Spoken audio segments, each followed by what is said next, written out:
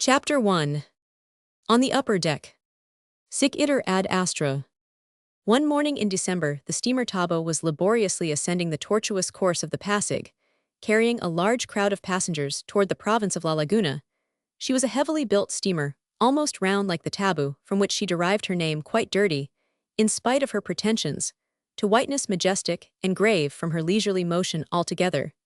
She was held in great affection, in that region perhaps from her Tagalog name, or from the fact that she bore the characteristic impress of things in the country representing something like a triumph over progress, a steamer that was not a steamer at all, an organism stolid, imperfect, yet unimpeachable, which when it wished to pose as being rankly progressive proudly contented itself with putting on a fresh coat of paint. Indeed, the happy steamer was genuinely Filipino.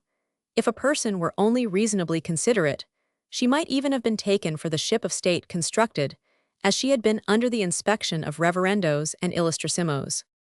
Bathed in the sunlight of a morning that made the waters of the river sparkle, and the breezes rustle in the bending bamboo on its banks, there she goes with her white silhouette, throwing out great clouds of smoketh ship of state. So the joke runs, also has the vice of smoking, the whistle shrieks, at every moment hoarse and commanding like a tyrant, who would rule by shouting, so that no one on board can hear his own thoughts. She menaces everything she meets now. She looks as though she would grind to bits the salambaw insecure fishing apparatus, which in their movements resemble skeletons of giants saluting an antediluvian tortoise. Now she speeds straight toward the clumps of bamboo, or against the amphibian structures karihan or wayside lunch stands, which amid gumamlas and other flowers look like indecisive bathers, who with their feet already in the water cannot bring themselves to make the final plunge, at times following a sort of channel marked out in the river by tree trunks. She moves along with a satisfied air, except when a sudden shock disturbs the passengers and throws them off their balance, all the result of a collision with a sandbar, which no one dreamed was there. Moreover, if the comparison with the ship of state is not yet complete, note the arrangement of the passengers on the lower deck. Appear brown faces and black heads, types of Indians, one Chinese and mestizos, wedged in between bales of merchandise and boxes, while there on the upper deck beneath an awning that protects them from the sun, are seated in comfortable chairs a few passengers, dressed in the fashion of Europeans, friars, and government clerks, each with his puro cigar, and gazing at the landscape, apparently, without heeding the efforts of the captain and the sailors to overcome the obstacles in the river. The captain was a man of kindly aspect, well along in years, an old sailor, who in his youth had plunged into far vaster seas, but who now in his age had to exercise much greater attention, care, and vigilance, to avoid dangers of a trivial character. And they were the same for each day, the same sandbars, the same hulk of unwieldy steamer, wedged into the same curves like a corpulent dame. 3 in a jammed throng, so at each moment, the good man had to stop to back up, to go forward at half speed, sending no to port now, to starboard the 5 sailors, equipped with long bamboo poles, to give force to the turn. The rudder had suggested he was like a veteran, who after leading men through hazardous campaigns, had in his age become the tutor of a capricious, disobedient, and lazy boy.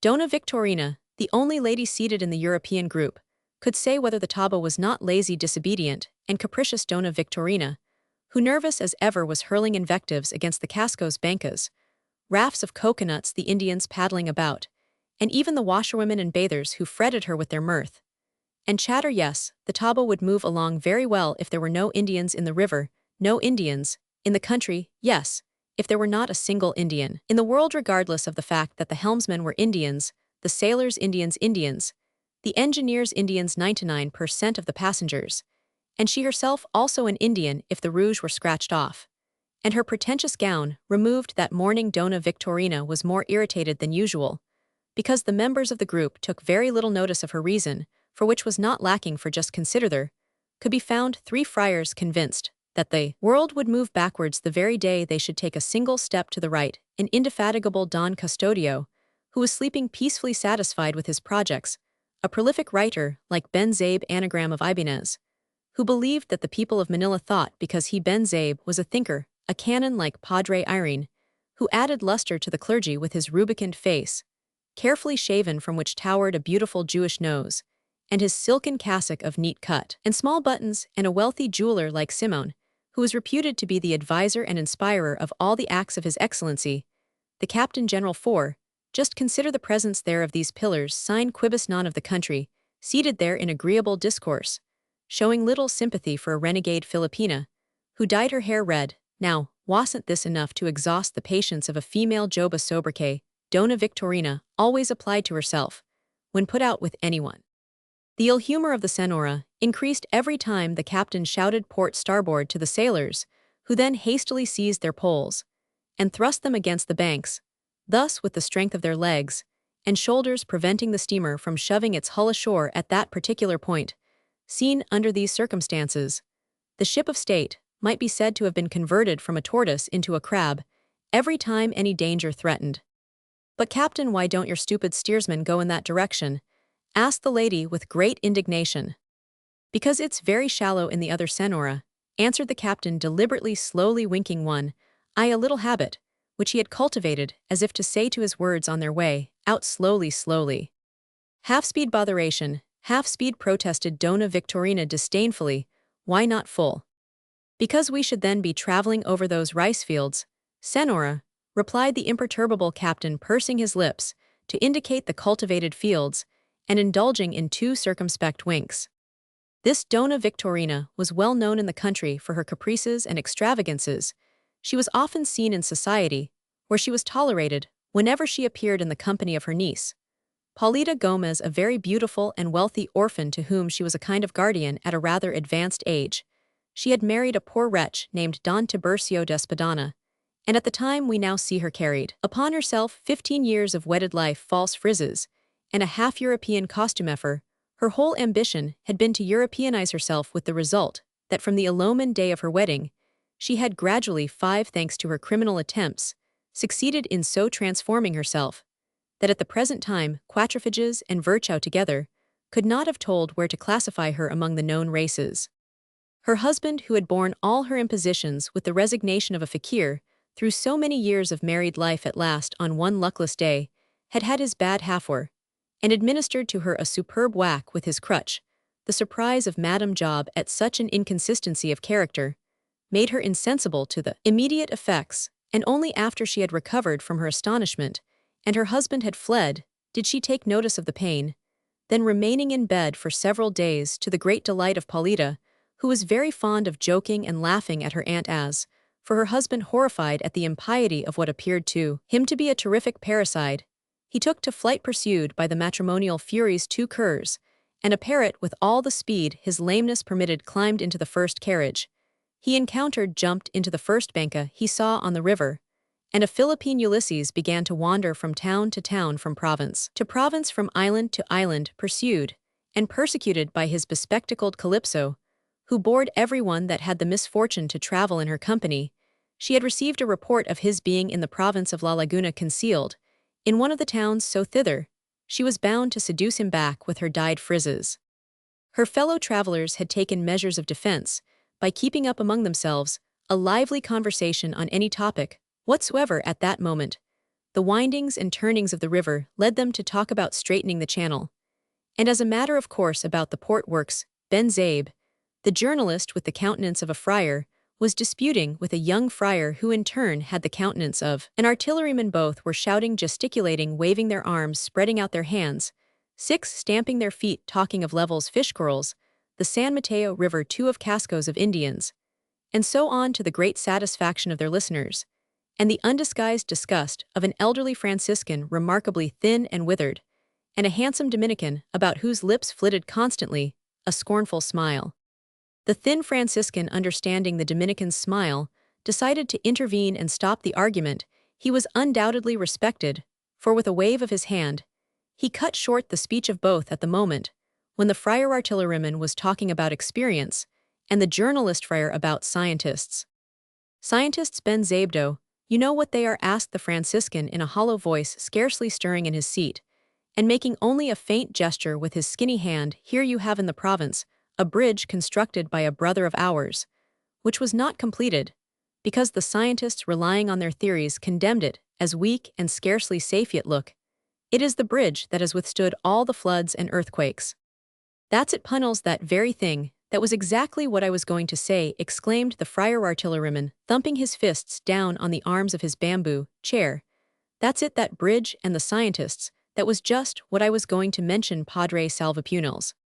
Ben-Zaib remained silent, half smiling, either out of respect, or because he really did not know what to reply, and yet his was the only thinking head in the Philippines. Padre Irene nodded his approval as he rubbed his long nose. Padre Salvi, the thin and withered cleric, appeared to be satisfied with such submissiveness, and went on in the seven midst of the silence. But this does not mean that you may not be as near right as Padre Camorra, the friar artilleryman. The trouble is in the lake. The fact is, there isn't a single decent lake in this country, interrupted Dona Victorina, highly indignant, and getting ready for a return to the assault upon the citadel. The besieged gazed at one another in terror, but with the promptitude of a general, the jeweler Simoun rushed in to the rescue. The remedy is very simple, he said, in a strange accent, a mixture of English and South American, and I really don't understand why it hasn't occurred to somebody.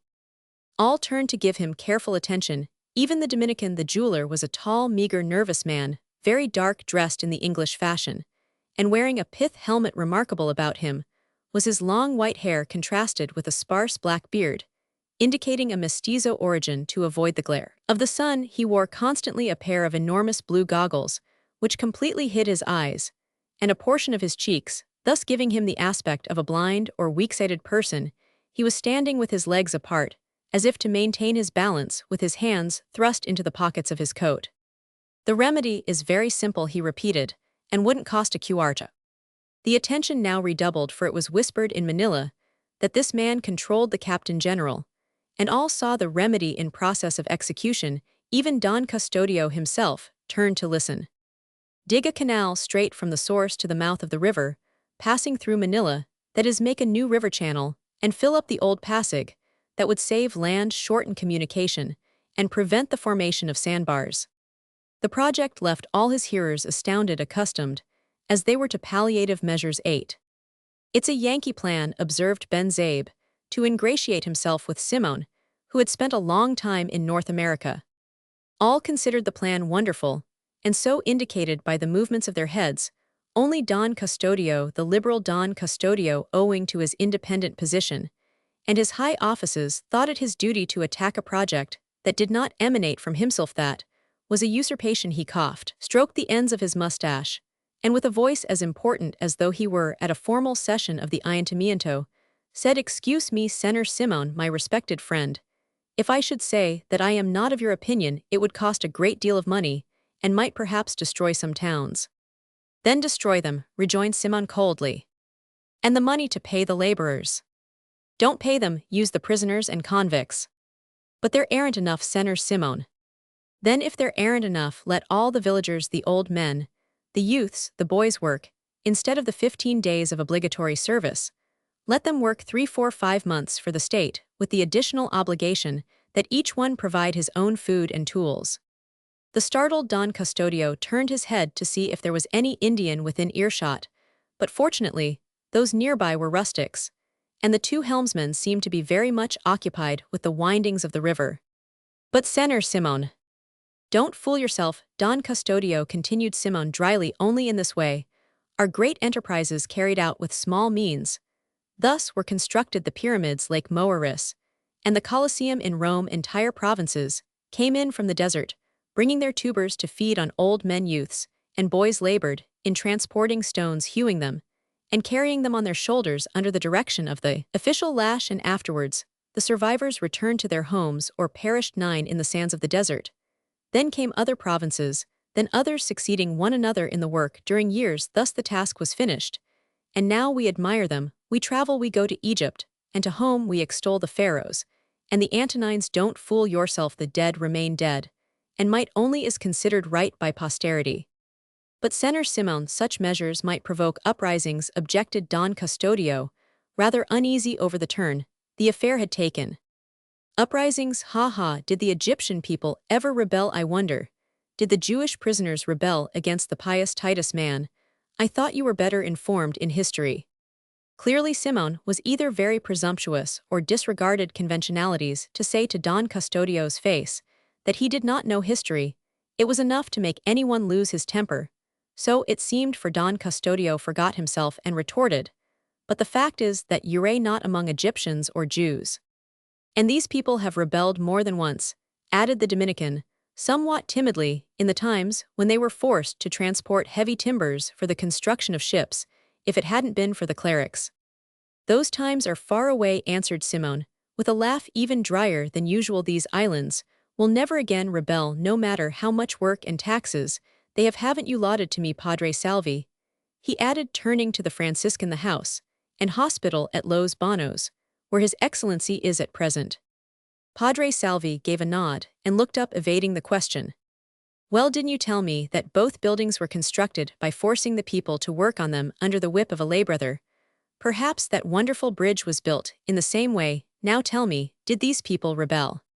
The fact is they have rebelled before, replied the Dominican, and ob actu, ad posse valet elatio. No, nothing of the kind, continued Simoun, starting down a hatchway to the cabin. What's said is said, and you Padre Sibylla, don't talk either Latin or nonsense. What are you friars good for if the people can rebel? Taking no notice of the replies and protests, Simoun descended the small companionway that led below, repeating disdainfully, bosh, bosh. Padre Sibylla turned pale. This was the first time that he, vice-rector of the university, had ever been credited with nonsense. Don Custodio turned green at no meeting in which he had ever found himself had he encountered such an adversary. An American mulatto, he fumed. A British Indian, observed Ben Zabe in a low tone. An American, I tell you, and shouldn't I know, retorted Don Custodio in ill humor. His Excellency has told me so. He's a jeweler whom the latter knew in Havana. And as I suspect the one who got him advancement by lending him money, so to repay him, he has had him come here to let him have a chance and increase his fortune by selling diamonds imitations. Who knows, and he's so ungrateful that, after getting money from the Indians, he wishes a. The sentence was concluded by a significant wave of the hand. No one dared to join in this diatribe. Don Custodio could discredit himself with His Excellency if he wished, but neither Ben Zabe, nor Padre Irene, nor Padre Salvi, nor the offended Padre Sibylla had any confidence in the discretion of the others. The fact is that this man, being an American, thinks no doubt that we are dealing with the Redskins to talk of these matters on a steamer, force the people, and he's the very person who advised the expedition to 11 the Carolines and the campaign in Mindanao, which is going to bring us to disgraceful ruin. He's the one who has offered to superintend the building of the cruiser. And I say, what does a jeweler, no matter how rich and learned he may be, know about naval construction? All this was spoken by Don Custodio in a guttural tone to his neighbor Ben Zabe, while he gesticulated, shrugged his shoulders, and from time to time with his looks, consulted the others who were nodding their heads ambiguously. The Canon Irene indulged in a rather equivocal smile, which he half hid with his hand, as he rubbed his nose. I tell you, Ben Zabe, continued Don Custodio, slapping the journalist on the arm, all the trouble comes from not consulting the old-timers. Here a project in fine words, and especially with a big appropriation, with an appropriation in round numbers, dazzles meets, with acceptance at once for this here. In further explanation, he rubbed the tip of his thumb against his middle and forefinger. There's something in that, Ben Zabe thought it his duty to remark, since, in his capacity of journalist, he had to be informed about everything. Now look here, before the port works, I presented a project, original, simple, useful, economical, and practicable for clearing away the bar in the lake, and it has been accepted because there wasn't any of that in it. He repeated the movement of his fingers, shrugged his shoulders, and gazed at the others, as though to say, have you ever heard of such a misfortune? May we know what it was? Asked several, drawing nearer, and giving him their attention. The projects of Don Custodio were as renowned as quack specifics. Don Custodio was on the point of refusing to explain it from resentment at not having found any supporters in his diatribe against Simoun. When there's no danger, 12, you want me to talk, eh? And when there is, you keep quiet, he was going to say, but that would cause the loss of a good opportunity, and his project, now that it could not be carried out, might at least be known and admired. After blowing out 2 or 3 puffs of smoke, coughing, and spitting through a scupper, he slapped Ben Zabe on the thigh and asked, you've seen ducks? I rather think so. Have hunted them on the lake, answered the surprised journalist. No, I am not talking about wild ducks. I am talking of the domestic ones, of those that are raised in pateros and Pasig. Do you know what they feed on? Ben Zabe, the only thinking head, did not know. was not engaged in that business. On snails, man, on snails, exclaimed Padre Camorra. One doesn't have to be an Indian to know that it's sufficient to have eyes. Exactly, so on snails, repeated Don Custodio, flourishing his forefinger. And do you know where they get them? Again the thinking head did not know. Well, if you had been in the country as many years as I have, you would know that they fish them out of the bar itself, where they abound mixed with the sand. Then your project. Well, I'm coming to that. My idea was to compel all the towns round about near the bar to raise ducks, and you'll see how they all by themselves will deepen the channel by fishing for the snails no more, and no less, no more and no less. Here Don Custodio extended his arms and gazed triumphantly at the stupefaction of his hearersto. None of them had occurred such an original idea. Will you allow me to write an article about that? Asked Ben Zabe. In this country, there is so little thinking done. But Don Custodio, exclaimed Dona Victorina with smirks and grimaces, if everybody takes to raising ducks, the ballot, 5 eggs will become abundant. How nasty! Rather let the bar close up entirely. 1. The Spanish designation for the Christianized Malay of the Philippines was Indio-Indian, a term used rather contemptuously, the name Filipino being generally applied, in a restricted sense, to the children of Spaniards born in the islands. Tr. 2. Now generally known as the Mariquina. Tr. 3. This bridge, constructed in Lucban under the supervision of a Franciscan friar, was jocularly referred to as the Puente de Capricho, being apparently an ignorant blunder in the right direction, since it was declared in an official report made by Spanish engineers in 1852 to conform to no known principle of scientific construction, and yet proved to be strong and durable. Tr. 4. Don Custodio's gesture indicates money. Tr. 5. Duck eggs that are allowed to advance well into the duckling stage, then boiled, and eaten. The Senora is sneering at a custom among some of her own people. Tr. Chapter 2. On the lower deck. There below, other scenes were being enacted seated on benches or small wooden stools among valises, boxes, and baskets, a few feet from the engines in the heat of the boilers, amid the human smells and the pestilential odor of oil, were to be seen the great majority of the passengers. Some were silently gazing at the changing scenes along the banks, others were playing cards or conversing in the midst of the scraping of shovels, the roar of the engine, the hiss of escaping steam, the swash of disturbed waters, and the shrieks of the whistle. In one corner, heaped up like corpses, slept or tried to sleep a number of Chinese peddlers, seasick, pale, frothing through half-opened lips, and bathed in their copious perspiration. Only a few youth students, for the most part easily recognizable from their white garments and their confident bearing, made bold to move about from stern to bow, leaping over baskets and boxes, happy in the prospect of the approaching vacation. Now they commented on the movements of the engines, endeavoring to recall forgotten notions of physics. Now they surrounded the young schoolgirl, or the red-lipped Byra, with her collar of sampaguitas, whispering into their ears words that made them smile and cover their faces with their fans.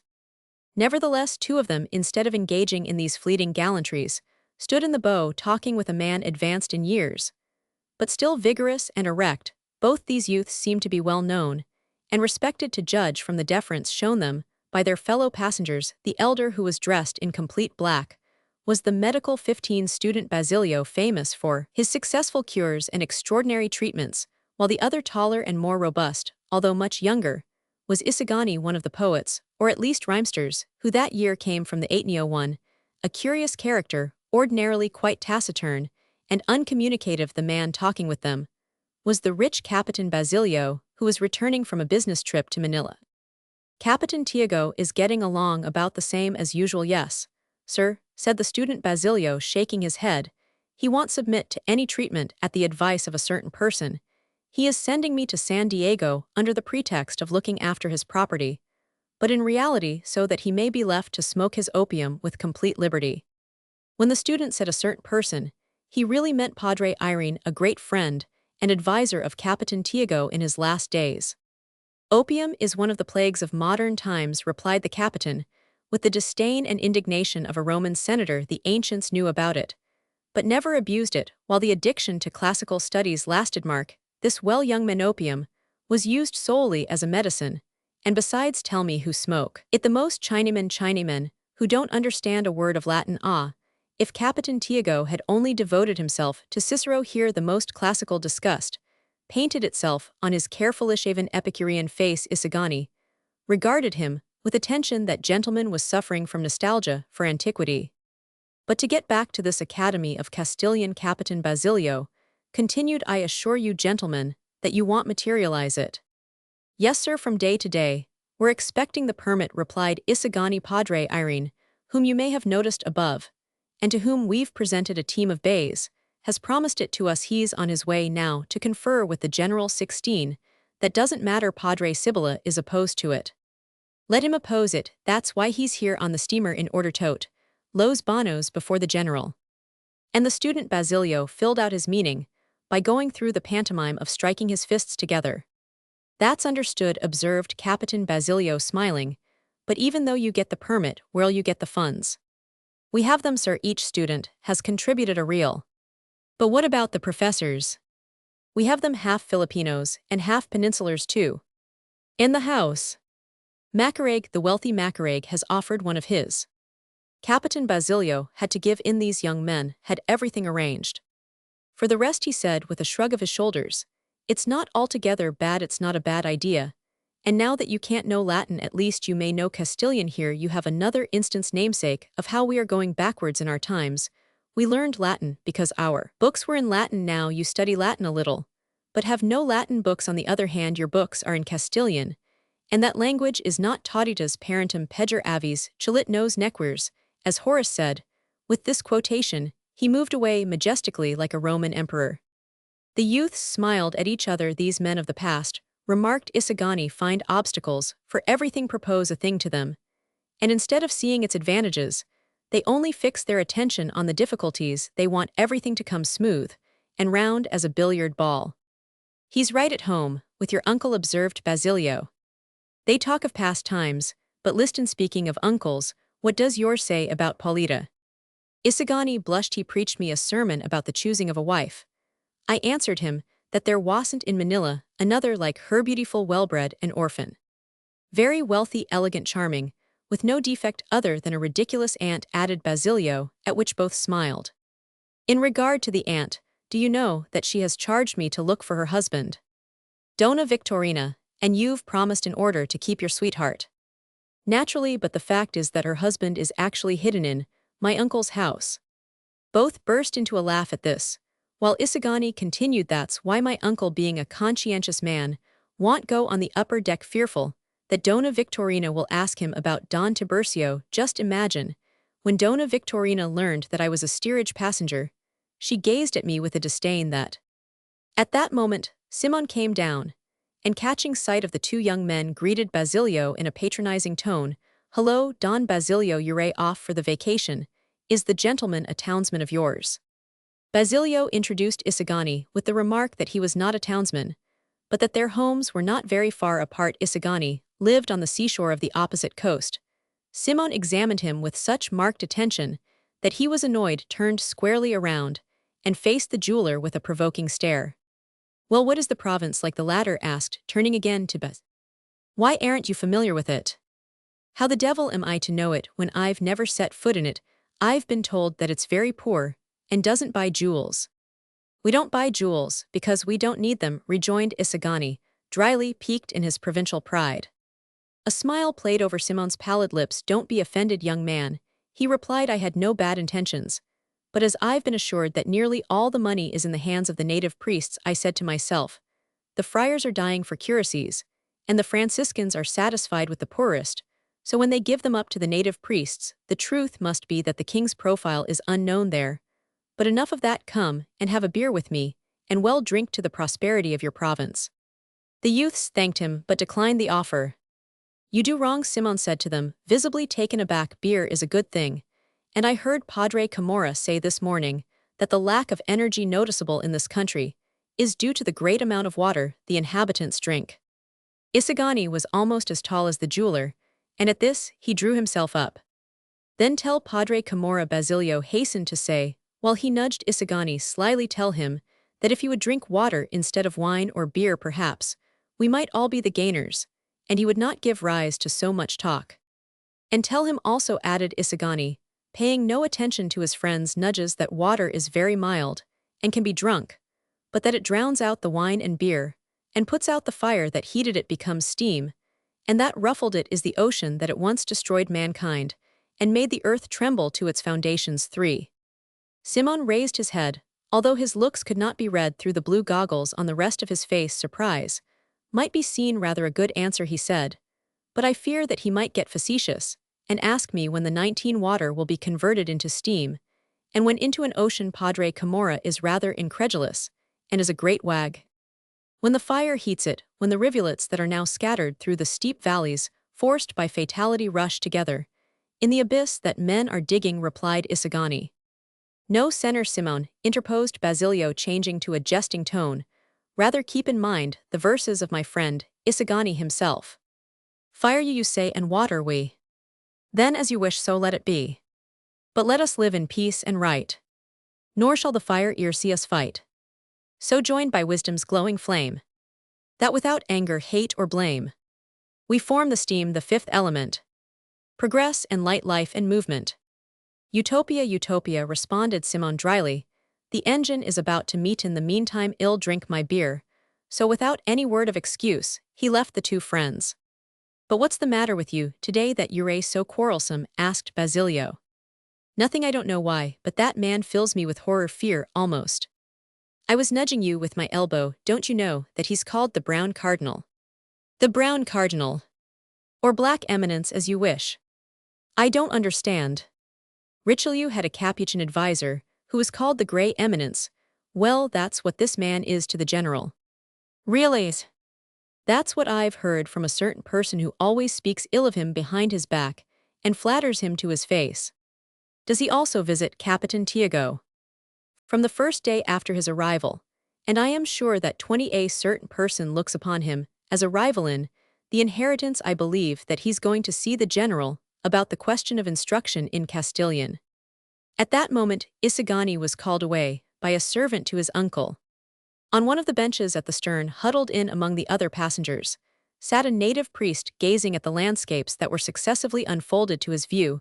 His neighbors made room for him, the men on passing taking off their hats, and the gamblers not daring to set their table near where he was. He said little, but neither smoked nor assumed arrogant airs, nor did he disdain to mingle with the other men, returning the salutes with courtesy and affability, as if he felt much honored and very grateful. Although advanced in years, with hair almost completely gray, he appeared to be in vigorous health, and even when seated held his body straight and his head erect, but without pride or arrogance.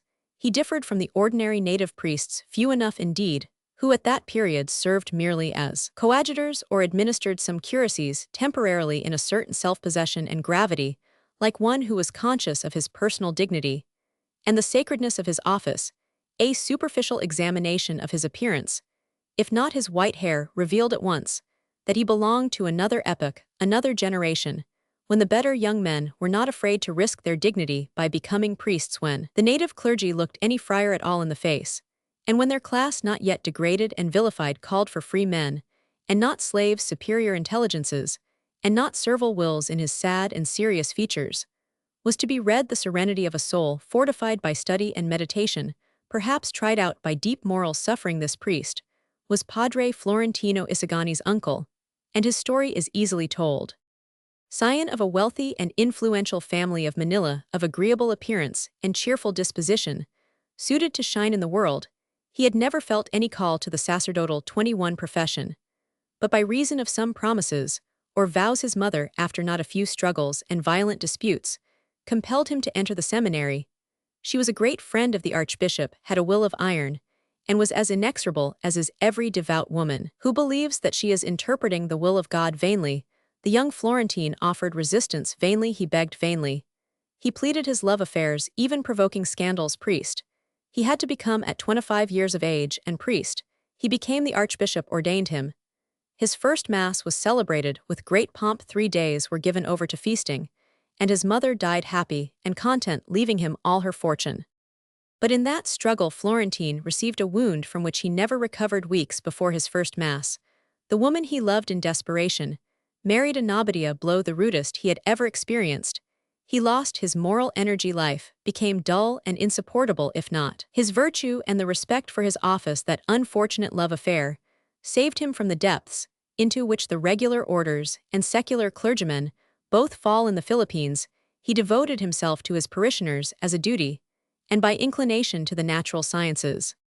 When the events of 7-2 occurred, for he feared that the large income his curacy yielded him would attract attention to him, so desiring peace above everything, he sought and secured his release, living thereafter as a private individual on his patrimonial estate situated on the Pacific coast. He there adopted his nephew Isagani, who was reported by the malicious to be his own son by his old sweetheart when she became a widow, and by the more serious and better informed the natural child of a cousin, a lady in Manila. The captain of the steamer caught sight of the old priest and insisted that he go to the upper deck, saying, "If you don't do so, the friars will think that you don't want to associate with them." Padre Florentino had no recourse but to accept, so he summoned his nephew in order to let him know where he was going and to charge him not to come near the upper deck. While he was there, if the captain notices you, he'll invite you also, and we should then be abusing his kindness. My uncle's way, thought Isagani, also, that I won't have any reason for talking with Dona Victorina. 1. The Jesuit College in Manila, established in 1859 tr. 2. Natives of Spain, to distinguish them from the Filipinos. Roman 1e Descendants of Spaniards, born in the Philippines. See Glossary Indian tr. 3. It was a common saying among the old Filipinos that the Spaniards' white men were fire activity, while they themselves were water passivity tr. 4. The liberal demonstrations in Manila and the mutiny in the Cavite arsenal, resulting in the garroting of the 3 native priests, to whom this work was dedicated, the first of a series of fatal mistakes, culminating in the execution of the author, that cost Spain the loyalty of the Filipinos tr. Chapter 3. Legends. Ich weiß nicht, was soll es bedeuten. Das ich so traurig bin.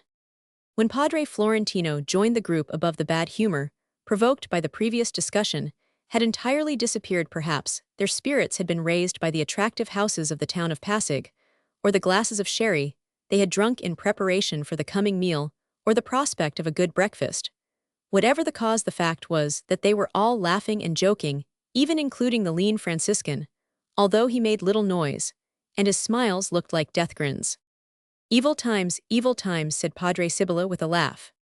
Get out, don't say that, Vice-Rector, responded the Canon Irene, giving the other's chair a shove. In Hong Kong you're doing a fine business, putting up every building. Thatha. Tut tut, was the reply. You don't see our expenses, and the tenants on our estates are beginning to complain. Here, enough of complaints, punnels, else ill fall to weeping, cried Padre Camorra gleefully. We're not complaining, and we haven't either estates or banking houses. You know that my Indians are beginning to haggle over the fees, and to flash schedules on me. Just look how they cite schedules to me now, and none other than those of the Archbishop Basilio Sancho, one as if from his time 24 up to now prices had not risen. Ha. Why should a baptism cost less than a chicken? But I play the deaf man, collect what I can, and never complain. We're not avaricious, are we, Padre Salvi? At that moment, Simoun's head appeared above the hatch. Well, where have you been keeping yourself? Don Custodio called to him, having forgotten all about their dispute. You're missing the prettiest part of the trip. Pshaw, retorted Simoun, as he ascended. I've seen so many rivers and landscapes that I am only interested in those that call up legends. As for legends, the Pasig has a few, observed the captain, who did not relish any depreciation of the river, where he navigated and earned his livelihood. Here you have that of Malapadnabato, a rock, sacred before the coming of the Spaniards, as the abode of spirits afterwards, when the superstition had been dissipated, and the rock profaned, it was converted into a nest of chalicines, since from its crest they easily captured the luckless bancas, which had to contend against both the currents and men. Later in our time, in spite of human interference, there are still told stories about wrecked bancas, and if on rounding it I didn't steer with my 6 senses, it'd be smashed against its sides. Then you have another legend, that of Dona Jeronima's cave, which Padre Florentino can relate to you. Everybody knows that, remarked Padre Sibylla disdainfully. But neither Simoun, nor Ben Zabe, nor Padre Irene, nor Padre Camorra knew it, so they begged for the story, some in jest, and others from genuine curiosity, the priest adopting the tone of burlesque, with which some had made their request, began like an old tutor relating a story to children. Once upon a time, there was a student who had made a promise of marriage to a young woman in his country 25. But it seems that he failed to remember her. She waited for him faithfully year after year. Her youth passed, she grew into middle age, and then one day she heard a report that her old sweetheart was the Archbishop of Manila. Disguising herself as a man, she came round the Cape and presented herself before his grace, demanding the fulfillment of his promise. What she asked was of course impossible. So the Archbishop ordered the preparation of the cave that you may have noticed, with its entrance covered and decorated with a curtain of vines. There she lived and died. And there, she is buried. The legend states that Dona Geronima was so fat that she had to turn sidewise to get into it. Her fame as an enchantress sprung from her custom of throwing into the river the silver dishes which she used in the sumptuous banquets that were attended by crowds of gentlemen. A net was spread under the water to hold the dishes, and thus they were cleaned. It hasn't been 20 years since the river washed the very entrance of the cave, but it has gradually been receding just as the memory of her is dying out among the people. A beautiful legend, exclaimed Ben Zabe. I am going to write an article about it. It's sentimental. Dona Victorina thought of dwelling in such a cave, and was about to say so when Simoun took the floor instead. But what's your opinion about that, Padre Salvi? He asked the Franciscan, who seemed to be absorbed in thought. Doesn't it seem to you as though His Grace, instead of giving her a cave, ought to have placed her in a nunnery in St. Clara's, for example? What do you say? There was a start of surprise on Padre Sibylla's part to notice that Padre Salvi shuddered and looked askance at Simoun. Because it's not a very gallant act, continued Simoun, quite naturally, to give a rocky cliff as a home to one with whose hopes we have trifled. It's hardly religious to expose her thus to temptation in a cave on the banks of a river. It smacks of nymphs and dryads. It would 26 have been more gallant, more pious, more romantic, more in keeping with the customs of this country, to shut her up in St. Clara's like a new Alois, in order to visit and console her from time to time. I neither can nor should pass judgment upon the conduct of archbishops, replied the Franciscan sourly. But you who are the ecclesiastical governor acting in the place of our archbishop, what would you do if such a case should arise? Padre Salvi shrugged his shoulders and calmly responded, it's not worth while thinking about what can't happen. But speaking of legends, don't overlook the most beautiful, since it is the truest, that of the miracle of St. Nicholas, the ruins of whose church you may have noticed. I am going to relate it to Senor Simoun, as he probably hasn't heard it. It seems that formerly the river as well as the lake was infested with caimans so huge and voracious that they attacked bancas and upset them with a slap of the tail. Our chronicles relate that one day an infidel Chinaman, who up to that time had refused to be converted, was passing in front of the church, when suddenly the devil presented himself to him in the form of a caiman, and upset the banca in order to devour him and carry him off to hell. Inspired by God, the Chinaman at that moment called upon St. Nicholas, and instantly the caiman was changed into a stone. The old people say that in their time the monster could easily be recognized in the pieces of stone that were left, and for my part, I can assure you that I have clearly made out the head to judge, from which the monster must have been enormously large.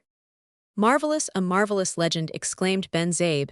It's good for an articleth description of the monster, the terror of the Chinaman. The waters of the river, the bamboo breaks also it'll do, for a study of comparative religions. Because look you, an infidel Chinaman in great distress invoked exactly the saint that he must know only by hearsay, and in whom he did not believe. Here there's 27 no room for the proverb that a known evil is preferable to an unknown good. If I should find myself in China and get caught in such a difficulty, I would invoke the obscurest saint in the calendar before Confucius or Buddha. Whether this is due to the manifest superiority of Catholicism, or to the inconsequential and illogical inconsistency in the brains of the yellow race, a profound study of anthropology alone will be able to elucidate. Ben Zabe had adopted the tone of a lecturer and was describing circles in the air with his forefinger, priding himself on his imagination, which from the most insignificant facts could deduce so many applications and inferences. But noticing that Simoun was preoccupied, and thinking that he was pondering over what Ben Zabe had just said, he inquired what the jeweler was meditating about. About 2 very important questions, answered Simoun. 2 questions that you might add to your article. First, what may have become of the devil on seeing himself suddenly confined within a stone? Did he escape? Did he stay there? Was he crushed? Second, if the petrified animals that I have seen in various European museums may not have been the victims of some antediluvian saint. The tone in which the jeweler spoke was so serious, while he rested his forehead on the tip of his forefinger, in an attitude of deep meditation, that Padre Camorra responded very gravely, "Who knows, who knows? Since we're busy with legends, and are now entering the lake," remarked Padre Sibylla, "the captain must know many." At that moment, the steamer crossed the bar, and the panorama spread out before their eyes was so truly magnificent that all were impressed. In front extended the beautiful lake, bordered by green shores and blue mountains, like a huge mirror, framed in emeralds and sapphires reflecting the sky in its glass. On the right were spread out the low shores, forming bays with graceful curves, and dim there, in the distance, the crags of Sungay, while in the 28 background rose Mackling, imposing and majestic, crowned with fleecy clouds. On the left lay Talum Island, with its curious sweep of hills. A fresh breeze rippled over the wide plain of water.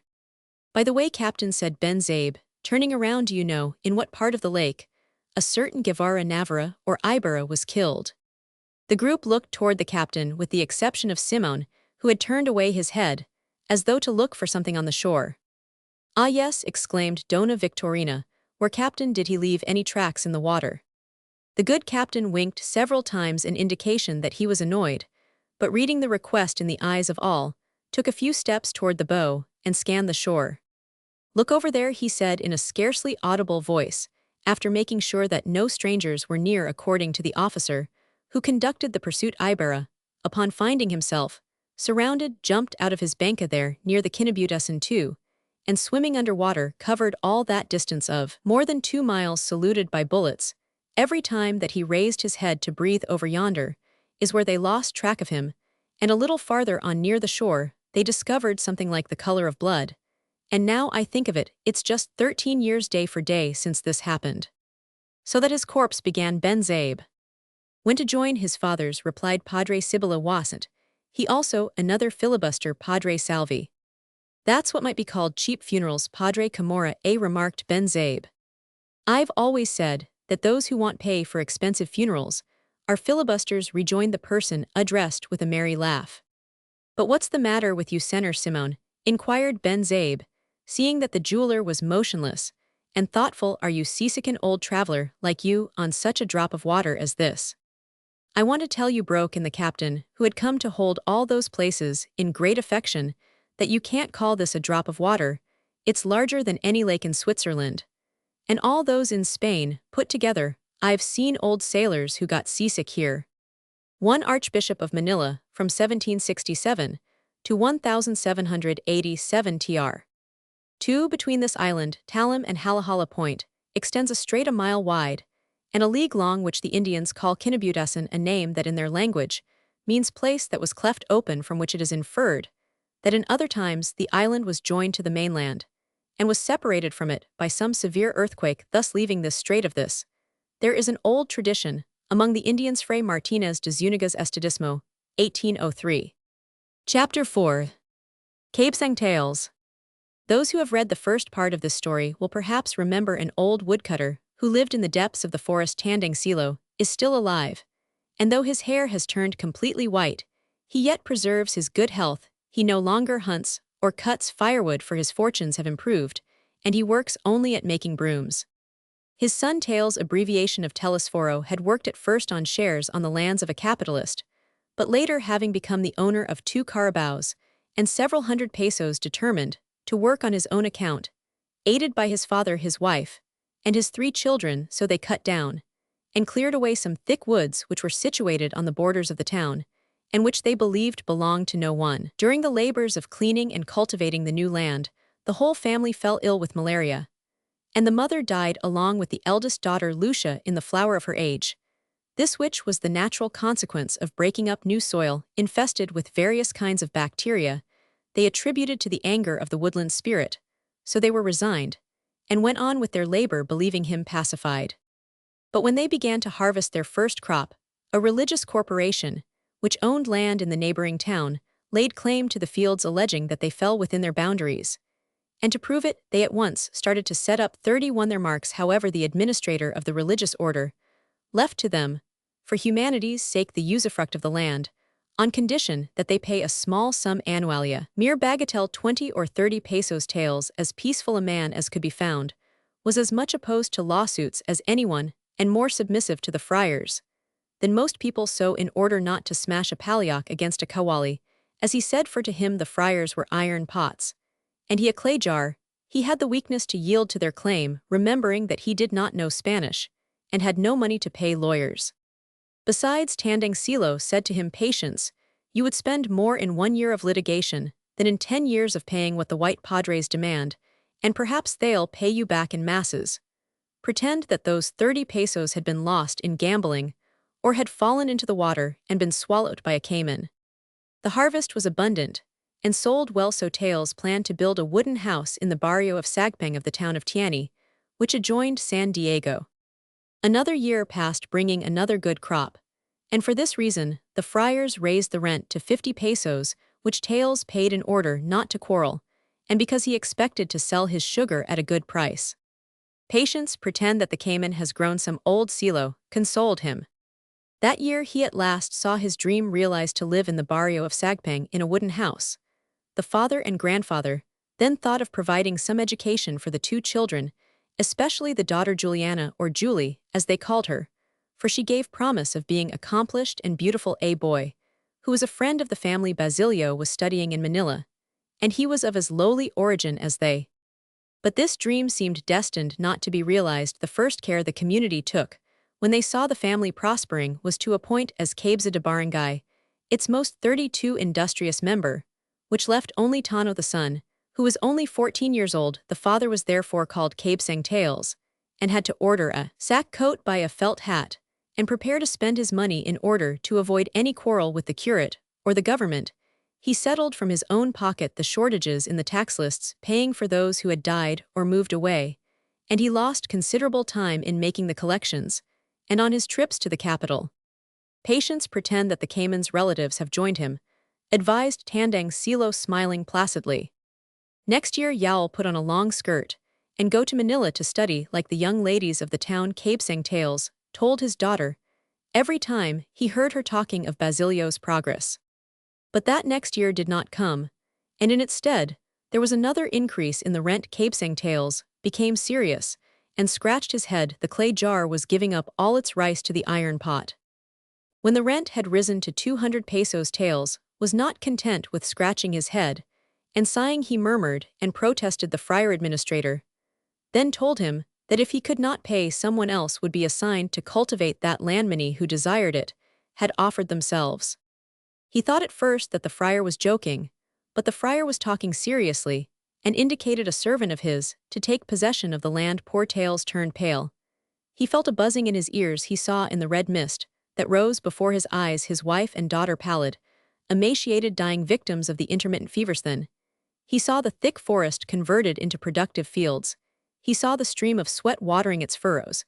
He saw himself plowing under the hot sun, bruising his feet against the stones and roots, while this friar had been driving about in his carriage with the wretch who was to get the land, following like a slave behind his master. No, 1,033 times, no, first let the fields sink into the depths of the earth, and bury them all. Who was this intruder, that he should have any right to his land? Had he brought from his own country a single handful of that soil? Had he crooked a single one of his fingers to pull up the roots that ran through it? Exasperated by the threats of the friar, who tried to uphold his authority at any cost, in the presence of the other tenants, Cabesang Tails rebelled, and refused to pay a single cuarto, having ever before himself that red mist, saying that he would give up his fields to the first man who could irrigate it with blood drawn from his own veins. Old Silo, on looking at his son's face, did not dare to mention the caiman, but tried to calm him by talking of clay jars, reminding him that the winner in a lawsuit was left without a shirt to his back. "We shall all be turned to clay, father, and without shirts we were born," was the reply. So he resolutely refused to pay or to give up a single span of his land, unless the friars should first prove the legality of their claim by exhibiting a title deed of some kind. As they had none, a lawsuit followed, and Cabesang Tails entered into it, confiding that some, at least if not all, were lovers of justice and respecters of the law. "I serve and have been serving the king with my money and my services," he said to those who remonstrated with him, I am asking for justice, and he is obliged to give it to me. Drawn on by fatality, and as if he had put into play in the lawsuit the whole future of himself and his children, he went on spending his savings to pay lawyers, notaries, and solicitors, not to mention the officials and clerks who exploited his ignorance and his needs. He moved to and fro between the village and the capital, passed his days without eating and his nights without sleeping. While his talk was always about briefs, exhibits, and appeals, there was then seen a struggle such as was never before carried on under the skies of the Philippines, that of a poor Indian, 34, ignorant and friendless, confiding in the justness and righteousness of his cause, fighting against a powerful corporation, before which justice bowed her head, while the judges let fall the scales, and surrendered the sword. He fought as tenaciously as the ant which bites when it knows that it is going to be crushed, as does the fly which looks into space only through a pane of glass.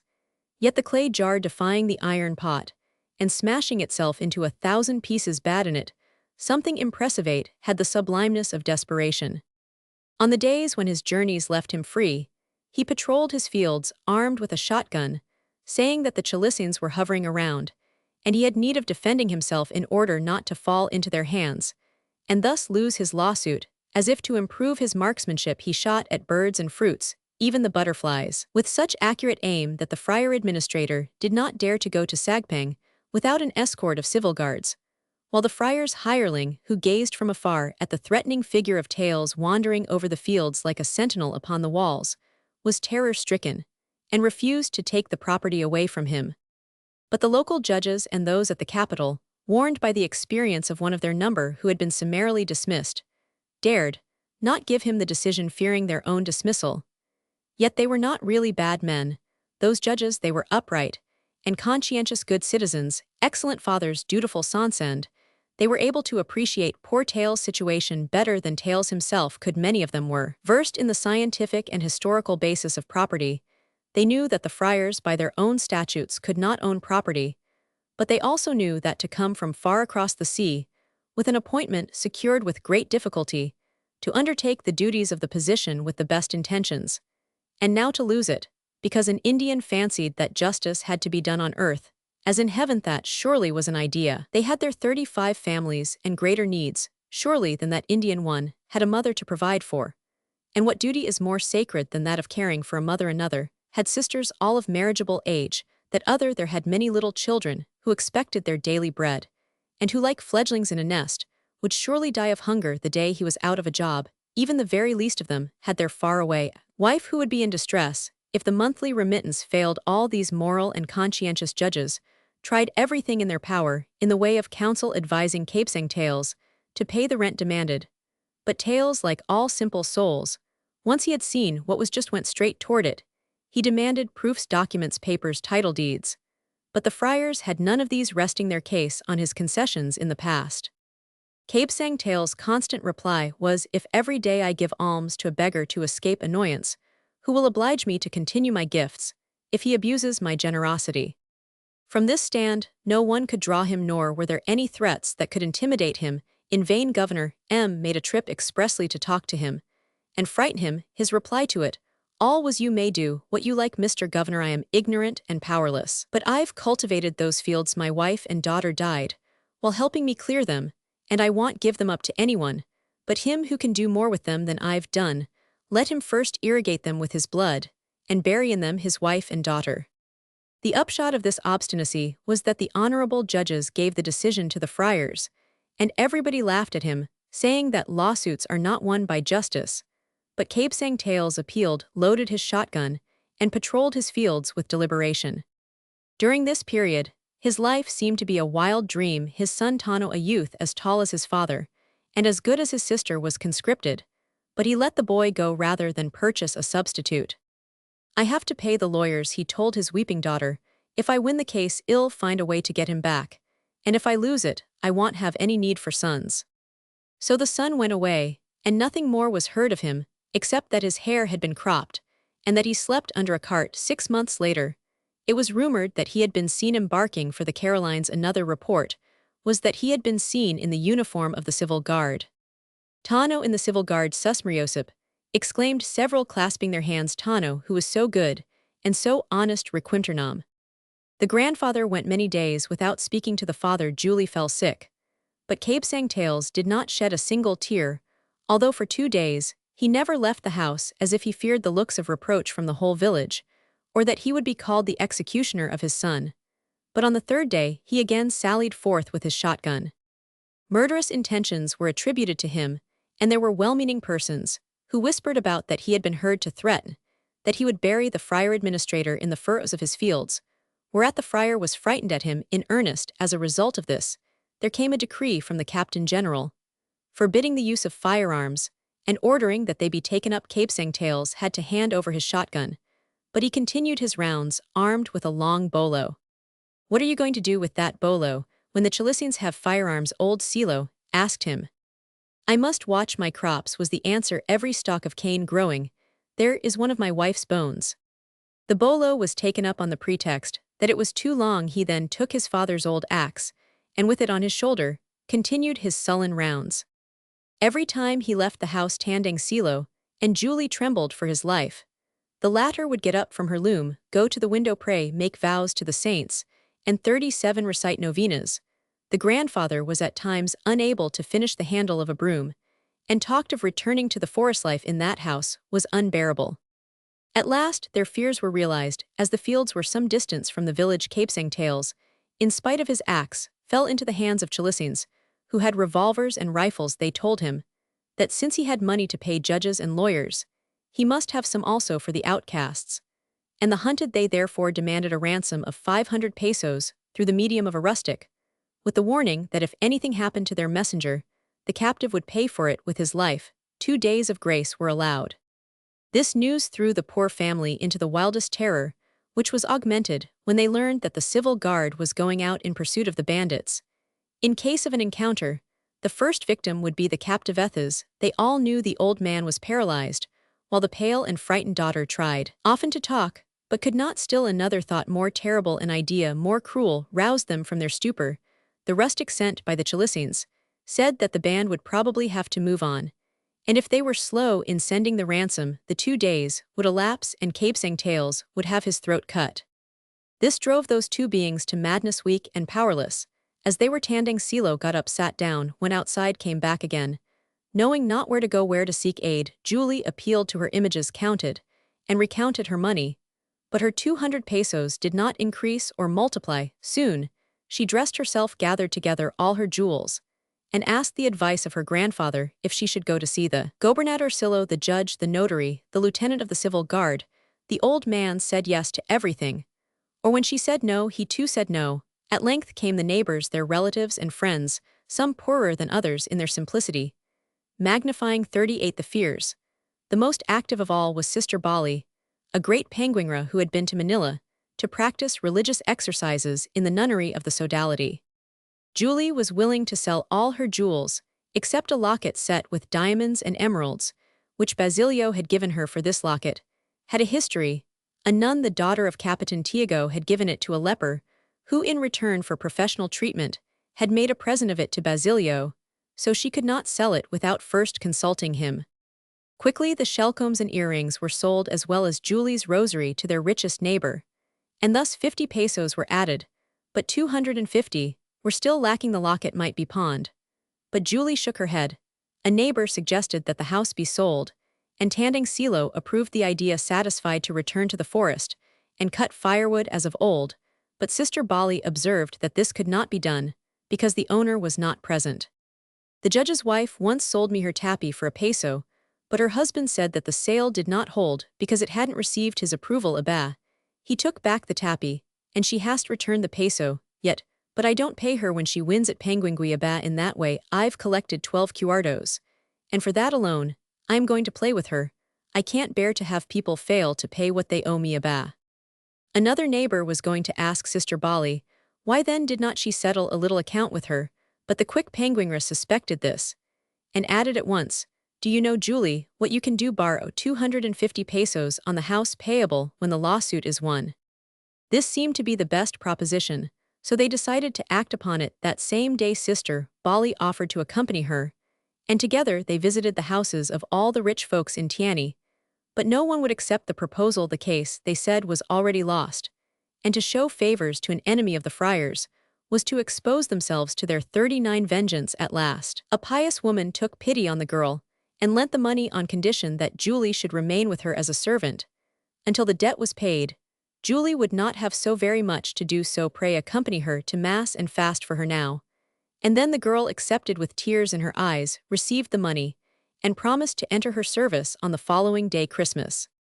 When the grandfather heard of that sale, he fell to weeping like a child. What that granddaughter, whom he had not allowed to walk in the sun lest her skin should be burned, Julie, she of the delicate fingers and rosy feet, what that girl the prettiest in the village, and perhaps in the whole town, before whose window many gallants had vainly passed the night, playing and singing, what his only granddaughter, the sole joy of his fading eyes, she whom he had dreamed of seeing dressed in a long skirt, talking Spanish, and holding herself erect, waving a painted fan, like the daughters of the wealthish, to become a servant, to be scolded and reprimanded, to ruin her fingers, to sleep anywhere, to rise in any manner whatsoever. So the old grandfather wept and talked of hanging or starving himself to death. If you go, he declared, I am going back to the forest, and will never set foot in the town. Julie soothed him by saying that it was necessary for her father to return, that the suit would be won, and they could then ransom her from her servitude. The night was a sad one, neither of the two could taste a bite, and the old man refused to lie down, passing the whole night seated in a corner, silent and motionless. Julie, on her part, tried to sleep, but for a long time could not close her eyes. Somewhat relieved about her father's fate, she now thought of herself and fell to weeping, but stifled her sobs, so that the old man might not hear them. The next day she would be a servant, and it was the very day Basilio was accustomed to come from Manila with presents for her. Henceforward, she would have to give up that love. Basilio, who was going to be a doctor, couldn't marry a pauper in fancy. She saw him going to the church in company with the prettiest and richest girl in the town, both well-dressed, happy and smiling, while she, Julie, followed her mistress carrying novenas, buyos, and the cuspidor. Here the girl felt a lump rise in her throat, a sinking at her heart, and begged the Virgin to let her die first. But, said her conscience, will at least know that I preferred to pawn myself rather than the locket he gave me. This thought consoled her a little and brought on empty dreams. Who knows but that a miracle might happen? She might find the 250 pesos under the image of the Virgin. Had read of many similar miracles. The sun might not rise nor morning come, and meanwhile the suit would be won. Her father might return, or Basilio put in his appearance. She might find a bag of gold in the garden. The Chalicines would send the bag of gold. The curate Padre Camorra, who was always teasing her, would come with the Chalicines. So her ideas became more and more confused, until at length, worn out by fatigue and sorrow, she went to sleep with dreams of her childhood in the depths of the forest. She was bathing in the torrent, along with her two brothers. There were little fishes of all colors that let themselves be caught like fools, and she became impatient, because she found no pleasure in catching such foolish little fishes. Basilio was under the water, but Basilio, for some reason, had the face of her brother Tano. Her new mistress was watching them from the bank. 1. The reference is to the novel Noli Me Tangere, the Social Cancer, the author's first work, of which the present is in a way a continuation. Tr. Chapter 5. A Cachero's Christmas Eve. Basilio reached San Diego just as the Christmas Eve procession was passing through the streets.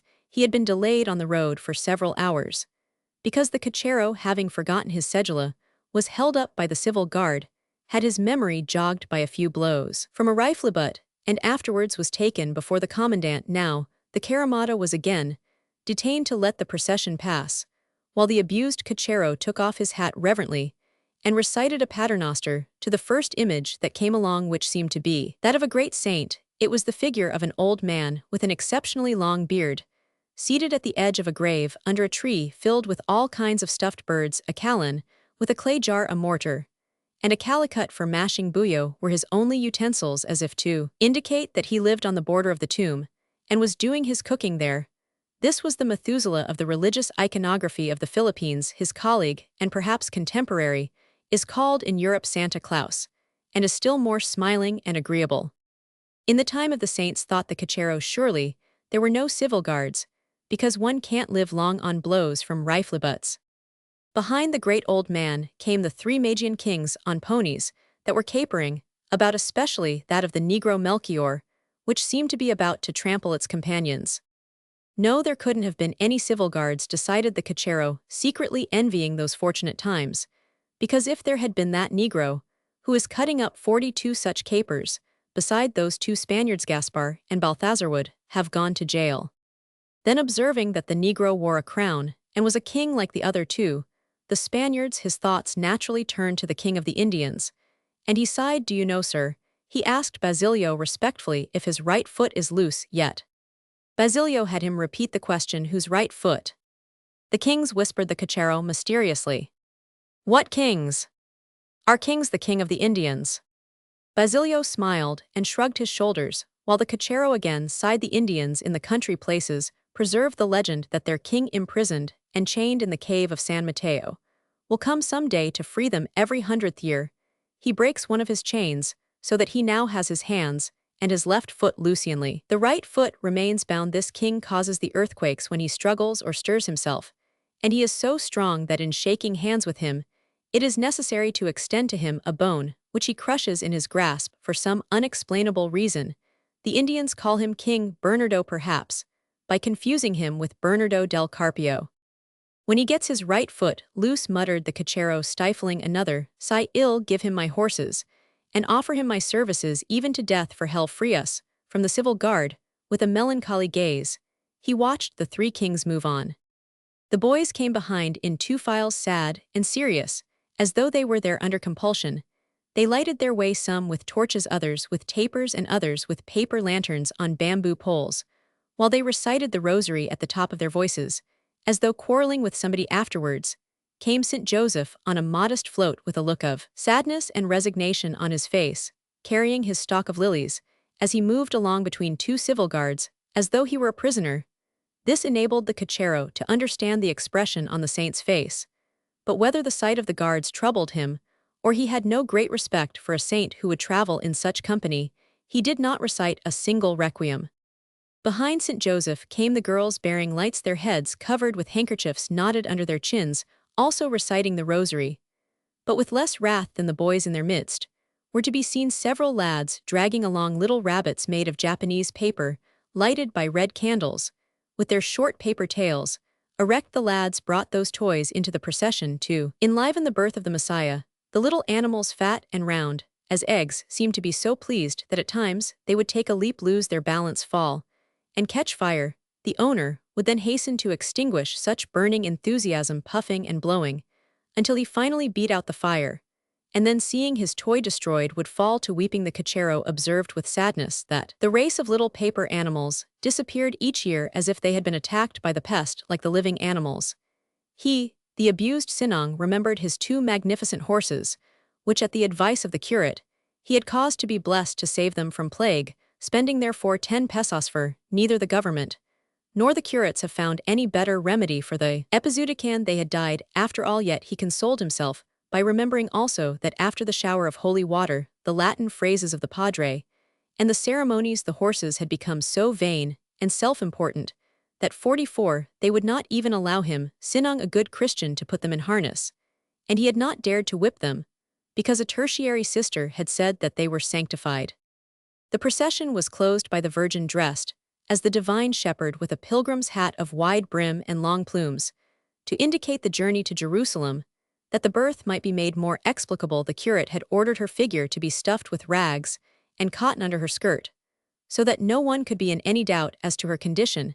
It was a very beautiful image, with the same sad expression of all the images that the Filipinos make, and a means somewhat ashamed doubtless at the way in which the curate had arranged her. In front came several singers, and behind some musicians with the usual civil guards. The curate, as was to be expected after what he had done, was not in his place for that year. He was greatly displeased at having to use all his diplomacy and shrewdness to convince the townspeople that they should pay 30 pesos for each Christmas Mass, instead of the usual 20 euro. Turning filibusters, he had said to them. The cochero must have been greatly preoccupied with the sights of the procession, for when it had passed, and Basilio ordered him to go on, he did not notice that the lamp on his caramata had gone out. Neither did Basilio notice it, his attention being devoted to gazing at the houses, which were illuminated inside and out with little paper lanterns of fantastic shapes and colors, stars surrounded by hoops with long streamers, which produced a pleasant murmur when shaken by the wind, and fishes of movable heads, and tails having a glass of oil inside, suspended from the eaves of the windows, in the delightful fashion of a happy and homelike fiesta. But he also noticed that the lights were flickering, that the stars were being eclipsed, that this year had fewer ornaments and hangings than the former, which in turn had had even fewer than the year preceding it. There was scarcely any music in the streets, while the agreeable noises of the kitchen were not to be heard in all 45 the houses, which the youth ascribed to the fact that for some time things had been going badly. The sugar did not bring a good price, the rice crops had failed, over half the livestock had died. But the taxes rose and increased for some inexplicable reason, while the abuses of the civil guard became more frequent to kill off the happiness of the people in the towns. He was just pondering over this when an energetic halt resounded. They were passing in front of the barracks, and one of the guards had noticed the extinguished lamp of the caramata, which could not go on without it. A hail of insults fell about the poor cochero, who vainly excused himself with the length of the procession. He would be arrested for violating the ordinances and afterwards advertised in the newspapers. So the peaceful and prudent Basilio left the caramata and went his way on foot, carrying his valise. This was San Diego, his native town, where he had not a single relative. The only house wherein there seemed to be any mirth was Capitan Basilio's. Hens and chickens cackled their death chant to the accompaniment of dry and repeated strokes, as of meat pounded on a chopping block, and the sizzling of grease in the frying pans. A feast was going on in the house, and even into the street there passed a certain draught of air saturated with the succulent odors of stews and confections in the entresol. Basilio saw Sinang, as small as when our readers knew her before too, although a little rounder and plumper since her marriage. Then, to his great surprise, he made out further in at the back of the room, chatting with Capitan Basilio, the curate, and the alferez of the civil guard, no less than the jeweler Simoun, as ever, with his blue goggles and his nonchalant "It's understood, Senor Simoun." Capitan Basilio was saying that, "Well, go to Tiani to see your jewels." "I would also go," remarked the alferez, "because I 46 need a watchchain, but I am so busy." If Capitan Basilio would undertake, Capitan Basilio would do so with the greatest pleasure, and as he wished to propitiate the soldier, in order that he might not be molested in the persons of his laborers, he refused to accept the money which the alferez was trying to get out of his pocket. "It's my Christmas gift." "I can't allow you, Capitan, I can't permit it." "All right, well, settle up afterwards," replied Capitan Basilio with a lordly gesture. Also, the curate wanted a pair of ladies' earrings, and requested the Capitan to buy them for him. "I want them first class later, well, fix up the account."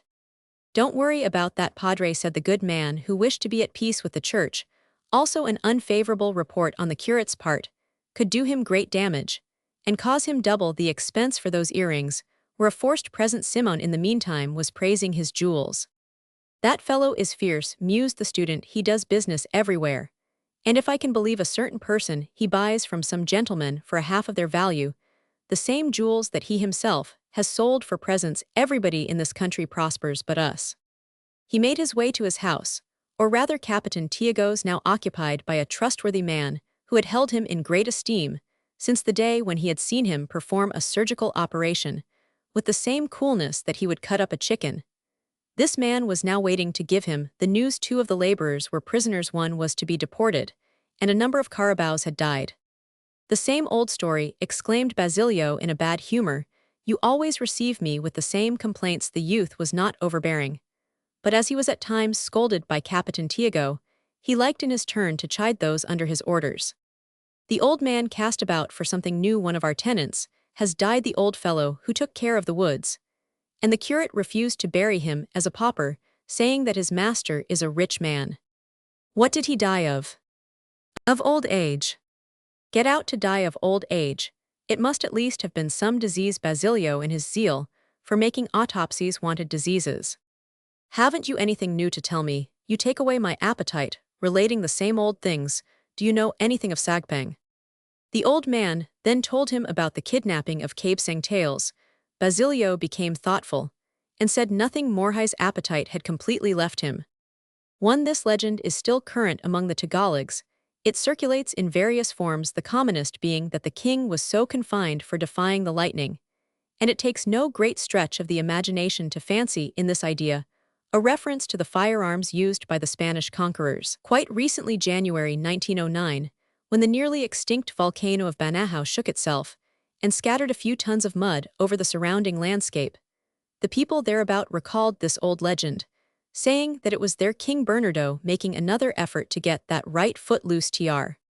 2. The reference is to Noli Me Tangere, in which Sinang appears. Chapter 6. Basilio. When the bells began their chimes for the midnight mass, and those who preferred a good sleep to fiestas and ceremonies arose grumbling at the noise and movement Basilio cautiously left, the house took 2 or 3 turns through the streets to see that he was not watched or followed, and then made his way by unfrequented paths to the road that led to the ancient wood of the Iberas, which had been acquired by Capitan Tiago when their property was confiscated and sold as Christmas fell under the waning moon that year.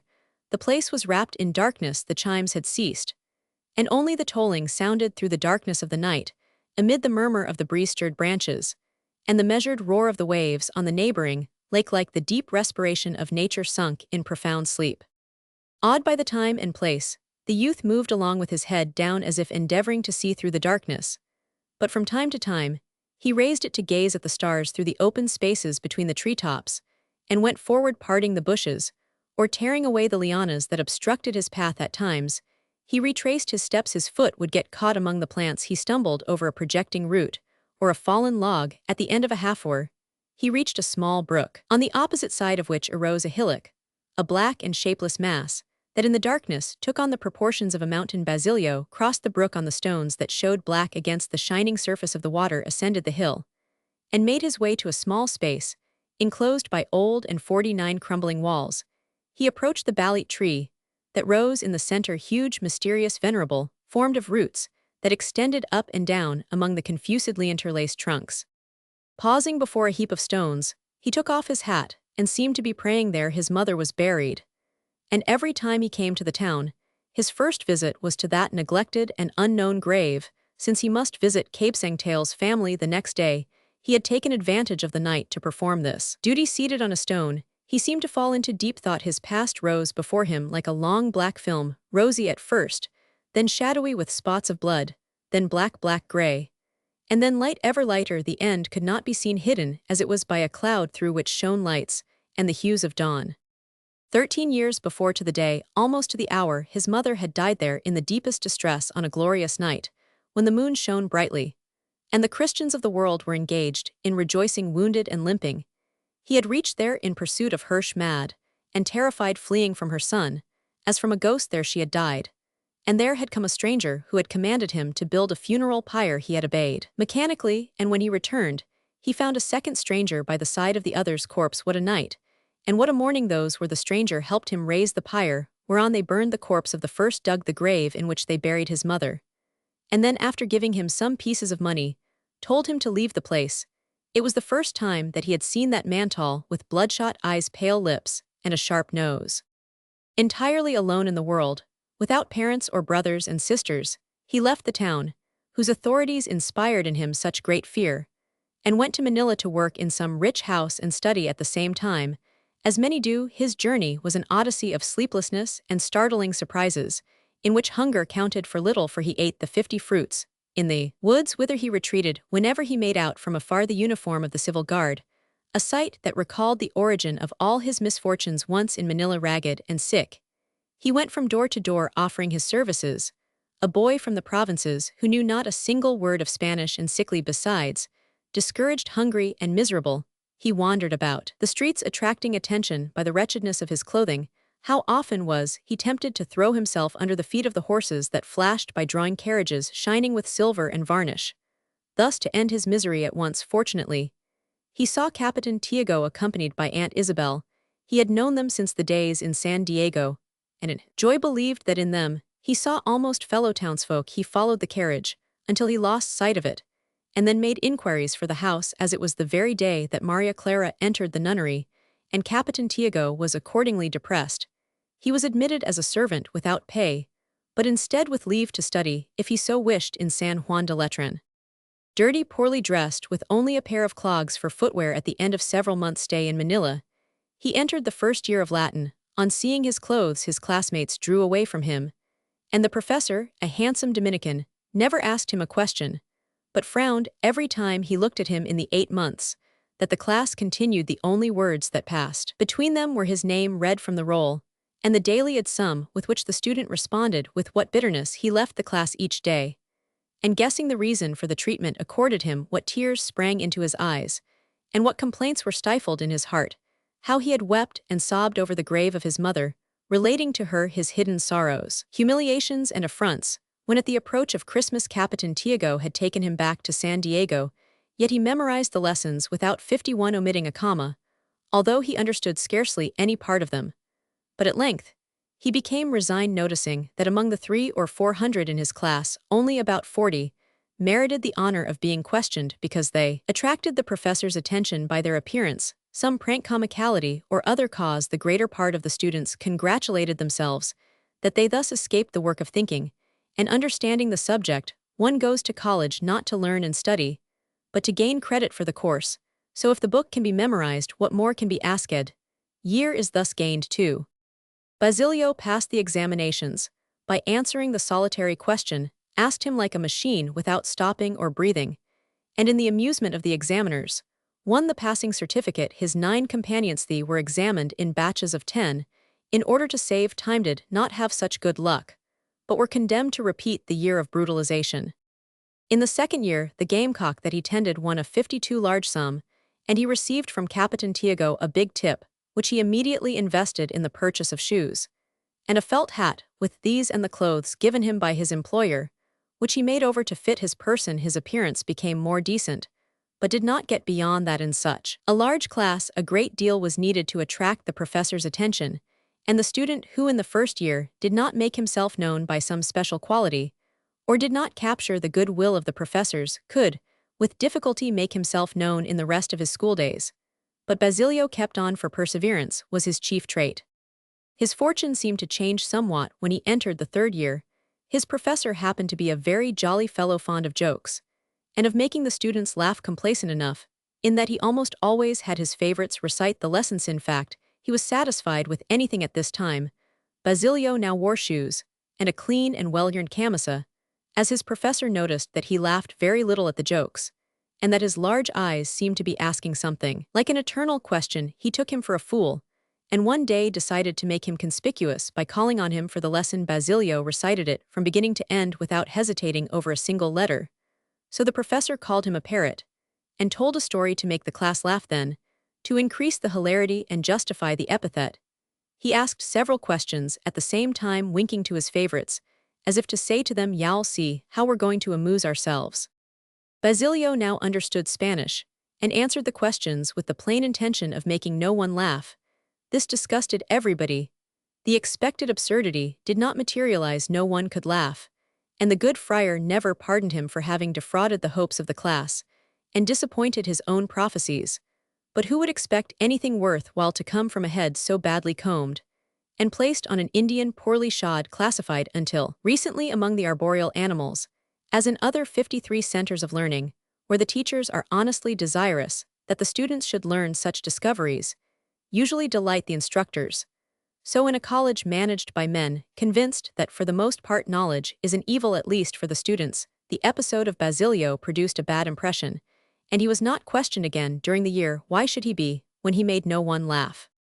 Quite discouraged and thinking of abandoning his studies, he passed to the 4th year of Latin. Why study at all? Why not sleep like the others and trust to luck? One of the 2 professors was very popular, beloved by all, passing for a sage, a great poet, and a man of advanced ideas. One day, when he accompanied the collegians on their walk, he had a dispute with some cadets, which resulted in a skirmish, and a challenge. No doubt, recalling his brilliant youth, the professor preached a crusade, and promised good marks to all who during the promenade on the following Sunday would take part in the fray. The week was a lively one. There were occasional encounters in which canes and sabers were crossed, and in one of these Basilio distinguished himself, borne in triumph by the students, and presented to the professor. He thus became known to him, and came to be his favorite, partly for this reason, and partly from his diligence. That year he received the highest marks, medals, included in view of which Capitan Tiago, who since his daughter had become a nun exhibited some aversion to the friars, in a fit of good humor, induced him to transfer to the Ateneo Municipal, the fame of which was then in its apogee. Here a new world opened before his ISA system of instruction that he had never dreamed of, except for a few superfluities and some childish things. He was filled with admiration for the methods there used, and with gratitude for the zeal of the instructors. His eyes at times filled with tears when he thought of the 4 previous years, during which from lack of means, he had been unable to study at that center. He had to make extraordinary efforts to get 54 himself to the level of those who had had a good preparatory course, and it might be said that in that 1 year, he learned the whole 5 of the secondary curricula. He received his bachelor's degree, to the great satisfaction of his instructors, who in the examinations showed themselves to be proud of him. Before the Dominican examiners sent there to inspect the school, one of these, as if to dampen such great enthusiasm, a little asked him where he had studied the first years of Latin. In San Juan de Letran, Padre, answered Basilio. Aha, of course he's not bad in Latin. The Dominican then remarked with a slight smile. From choice and temperament, he selected the course in medicine. Capitan Tiago preferred the law in order that he might have a lawyer free, but knowledge of the laws is not sufficient to secure clientage in the Philippines. It is necessary to win the cases, and for this friendships are required. Influence in certain spheres, a good deal of astuteness, Capitan Tiago finally gave in remembering that medical students get on intimate terms with corpses, and for some time he had been seeking a poison to put on the gaffs of his gamecocks, the best he had been able to secure, thus far being the blood of a Chinaman who had died of syphilis. With equal diligence, or more if possible, the young man continued this course, and after the 3rd year began to render medical services with such great success that he was not only preparing a brilliant future for himself, but also earning enough to dress well and save some money. This was the last year of the course, and in 2 months he would be a physician. He would come back to the town, he would marry Juliana, and they would be happy. The granting of his licentiateship was not only assured, but he expected it to be the crowning act of his school days, for he had been designated to deliver the valedictory at the graduation, and already he saw himself in the rostrum before the whole faculty, the object of public attention, all 55 those heads, leaders of Manila science, half hidden in their colored capes, all the women who came there out of curiosity, and who years before had gazed at him, if not with disdain at least with indifference, all those men whose carriages had once been about to crush him down in the mud like a dog. They would listen attentively, and he was going to say something to them that would not be trivial, something that had never before resounded in that place. He was going to forget himself in order to aid the poor students of the futurine. He would make his entrance on his work in the world with that speech. 1. The Dominican School of Secondary Instruction in Manila, Tr. 2. The studies of secondary instruction given in Santo Tomas, in the College of San Juan de Letran and of San Jose, and in the private schools, had the defects inherent in the plan of instruction, which the friars developed in the Philippines. It suited their plans that scientific and literary knowledge should not become general, nor very extensive, for which reason they took but little interest in the study of those subjects, or in the quality of the instruction. Their educational establishments were places of luxury for the children of wealthy and well-to-do families, rather than establishments in which to perfect and develop the minds of the Filipino youth. It is true, they were careful to give them a religious education, tending to make them respect the omnipotent power of the monastic corporations. The intellectual powers were made dormant by devoting a greater part of the time to the study of Latin, to which they attached an extraordinary importance, for the purpose of discouraging pupils from studying the exact and experimental sciences, and from gaining a knowledge of true literary studies. The philosophically system explained was naturally the scholastic one, with an exceedingly refined and subtle logic, and with deficient ideas upon physics. By the study of Latin and their philosophically systems, they converted their pupils into automatic machines, rather than into practical men, prepared to battle with life. Census of the Philippine Islands, Washington, 1905, Volume 3, pp. 600-602. Chapter 7. Simoun. Over these matters Basilio was pondering as he visited his mother's grave. He was about to start back to the town, when he thought he saw a light flickering among the trees, and heard the snapping of twigs, the sound of feet, and rustling of leaves. The light disappeared, but the noises became more distinct, coming directly toward where he was. Basilio was not naturally superstitious, especially after having carved up so many corpses and watched beside so many deathbeds. But the old legends about that ghostly spot, the hour, the darkness, the melancholy sighing of the wind, and certain tales heard in his childhood, asserted their influence over his mind and made his heart beat violently. The figure stopped on the other side of the ballet, but the youth could see it through an open space between two roots that had grown in the course of time to the proportions of tree trunks. It produced from under its coat a lantern with a powerful reflecting lens, which it placed on the ground, thereby lighting up a pair of riding boots, the rest of the figure remaining concealed in the darkness. The figure seemed to search its pockets, and then bent over to fix a shovel blade on the end of a stout cane. To his great surprise, Basilio thought he could make out some of the features of the jeweler Simoun, who indeed it was. The jeweler dug in the ground, and from time to time, the lantern illuminated his face, on which were not now the blue goggles that so completely disguised him. Basilio shuddered. That was the same stranger who 13 years before had dug his mother's grave there, only now he had aged somewhat. His hair had turned white, he wore a beard 57, and a mustache. But yet his look was the same, the bitter expression, the same cloud on his brow, the same muscular arms, though somewhat thinner now, the same violent energy. Old impressions were stirred in the boy. He seemed to feel the heat of the fire, the hunger, the weariness of that time, the smell of freshly turned earth. Yet his discovery terrified him. That jeweler Simoun, who passed for a British Indian, a Portuguese, an American, a mulatto, the brown cardinal, his black eminence, the evil genius of the Captain General, as many called him, was no other than the mysterious stranger, whose appearance and disappearance coincided with the death of the heir to that land. But of the two strangers who had appeared, which was Ibarra, the living or the dead? This question, which he had often asked himself whenever Ibarra's death was mentioned again, came into his mind. In the presence of the human enigma he now saw before him, the dead man had had 2 wounds which must have been made by firearms, as he knew from what he had since studied, and which would be the result of the chase on the lake. Then the dead man must have been Ibarra, who had come to die at the tomb of his forefathers, his desire to be cremated being explained by his residence in Europe, where cremation is practiced then. Who was the other, the living, this jeweler Simoun at that time, with such an appearance of poverty and wretchedness, but who had now returned loaded with gold and a friend of the authorities? There was the mystery, and the student with his characteristic cold-bloodedness determined to clear it up at the first opportunity. Simoun dug away for some time, but Basilio noticed that his old vigor had declined, panted, and had to rest every few moments, fearing that he might be discovered. The boy made a sudden resolution, rising from his seat and issuing from his hiding place. He asked in the most matter-of-fact tone, "Can I help you, sir?" Simoun straightened up with the spring of a tiger 58, attacked at his prey, thrust his hand in his coat pocket, and stared at the student with a pale and lowering gaze. 13 years ago, you rendered me a great service, sir, went on Basilio, unmoved, in this very place, by burying my mother, and I should consider myself happy if I could serve you now.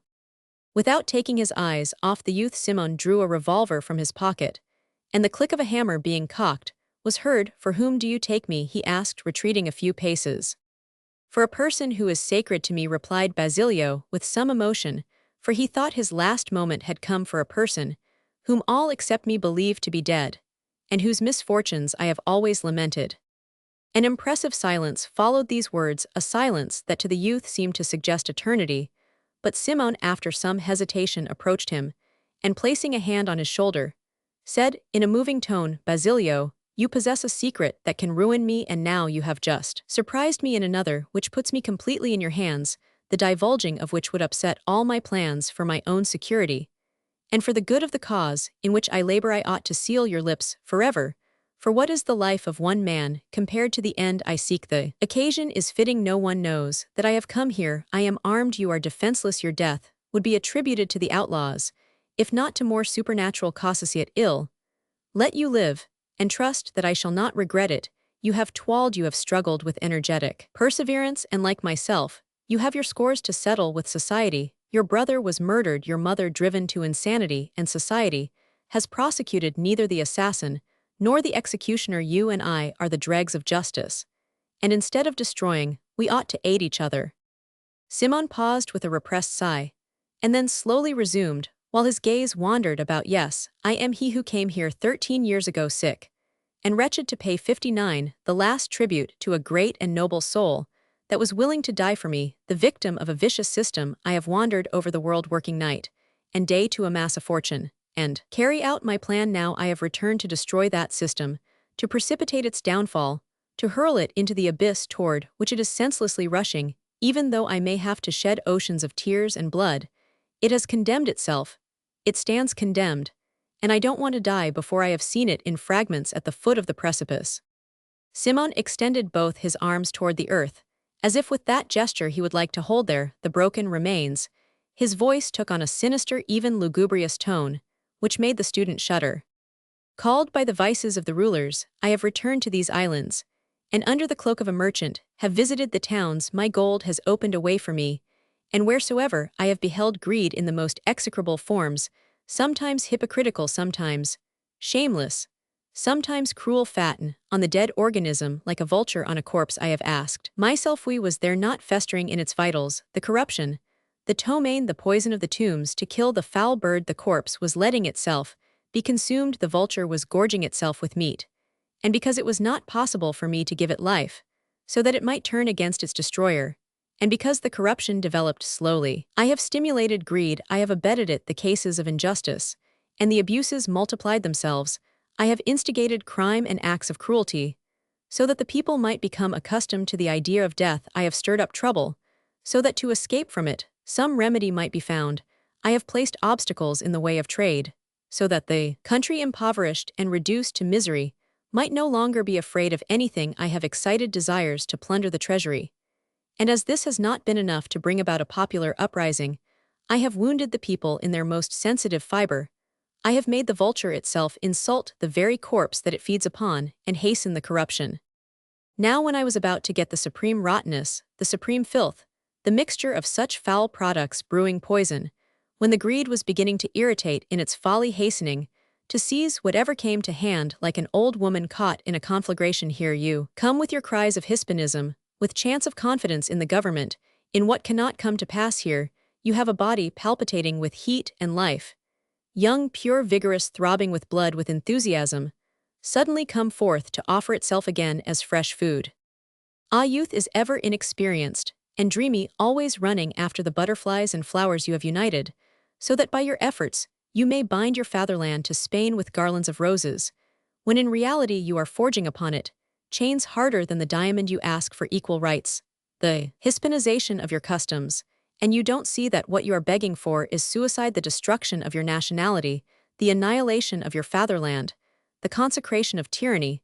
What will you be in the future? A people without character, a nation without liberty. Everything you have will be borrowed, even your very defects. You beg for Hispanization, and do not pale with shame when they deny it you.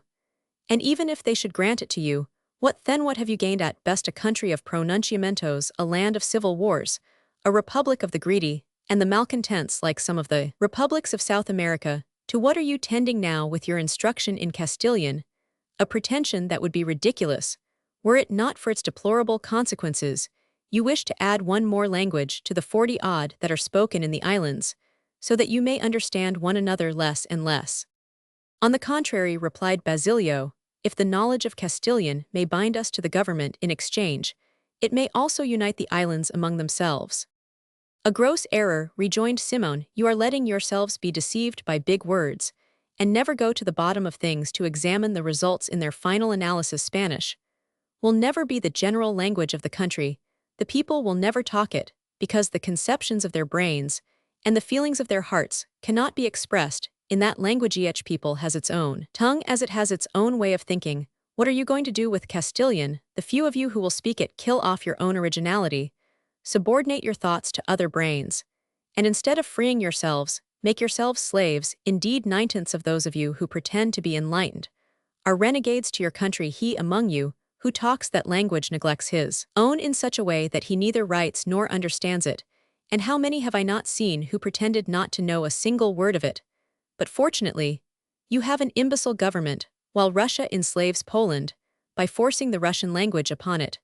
While Germany prohibits French in the conquered provinces, your government strives to preserve yours, and you in return a remarkable people. Under an incredible government, you are trying to despoil yourselves of your own nationality, one, and all you forget that while a people preserves its language, it preserves the marks of its liberty, as a man preserves his independence, while he holds to his own way of thinking language, is the thought of the people's luckily your independence is assured. Human passions are looking out for that. Simoun paused and rubbed his hand over his forehead. The waning moon was rising, and sent its faint light down through the branches of the trees, and with his white locks and severe features illuminated from below by the lantern, the jeweler appeared to be the fateful spirit of the wood, planning some evil. Basilio was silent before such bitter reproaches, and listened with bowed head, while Simoun resumed. I saw this movement started, and have passed whole nights of 62 anguish, because I understood that among those youths there were exceptional minds and hearts sacrificing themselves for what they thought to be a good cause, when in reality they were working against their own country. How many times have I wished to speak to you young men to reveal myself, and undeceive you, but in view of the reputation I enjoy my words would have been wrongly interpreted, and would perhaps have had a counter-effect. How many times have I not longed to approach your Macareg, your Isagani? Sometimes, I thought of their death, I wished to destroy them. Simoun checked himself. Here's why I let you live, Basilio, and by such imprudence, I expose myself to the risk of being some day betrayed by you. But you know who I am, you know how much I must have suffered, then believe in me. You are not of the common crowd which sees in the jeweler Simoun the traitor who incites the authorities to commit abuses in order that the abused may buy jewels. I am the judge who wishes to castigate this system, by making use of its own defects, to make war on it, by flattering it. I need your help, your influence among the youth, to combat these senseless desires, for Hispanization, for assimilation, for equal rights. By that road, you will become only a poor copy, and the people should look higher. It is madness to attempt to influence the thoughts of the rulers. They have their plan outlined, the bandage covers their eyes, and besides losing time uselessly, you are deceiving the people with vain hopes, and are helping to bend their necks before the tyrant. What you should do is to take advantage of their prejudices, to serve your needs. Are they unwilling that you be assimilated with the Spanish people? Good enough. Distinguish yourselves, then, by revealing yourselves in your own character. Try to lay the foundations of the Philippine fatherland. Do they deny you hope? Good, don't depend on them, depend upon yourselves, and work. Do they deny you representations? 63 in their Cortes. So much the better. Even should you succeed in sending representatives of your own choice, what are you going to accomplish there, except to be overwhelmed among so many voices and sanction, with your presence, the abuses and wrongs that are afterwards perpetrated? The fewer rights they allow you, the more reason you will have later to throw off the yoke and return evil for evil. If they are unwilling to teach you their language, cultivate your own, extend it, preserve to the people their own way of thinking. And instead of aspiring to be a province, aspire to be a nation. Instead of subordinate thoughts, think independently, to the end that neither by right nor custom, nor language, the Spaniard can be considered the master here, nor even be looked upon as a part of the country, but ever as an invader, a foreigner, and sooner or later you will have your liberty. Here's why I let you. Basilio breathed freely as though a great weight had been lifted from him, and after a brief pause replied, Sir, the honor you do me in confiding your plans to me is too great for me not to be frank with you, and tell you that what you ask of me is beyond my power. I am no politician, and if I have signed the petition for instruction in Castilian, it has been because I saw in it an advantage to our studies, and nothing more. My destiny is different. My aspiration reduces itself to alleviating the physical sufferings of my fellow men. The jeweler smiled. What are physical sufferings compared to moral tortures? What is the death of a man? In the presence of the death of a society, someday, you will perhaps be a great physician if they let you go your way in peace.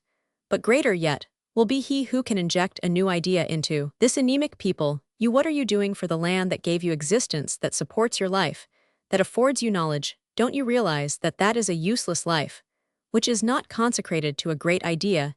It is a stone wasted in the fields, without becoming a part of any edifice.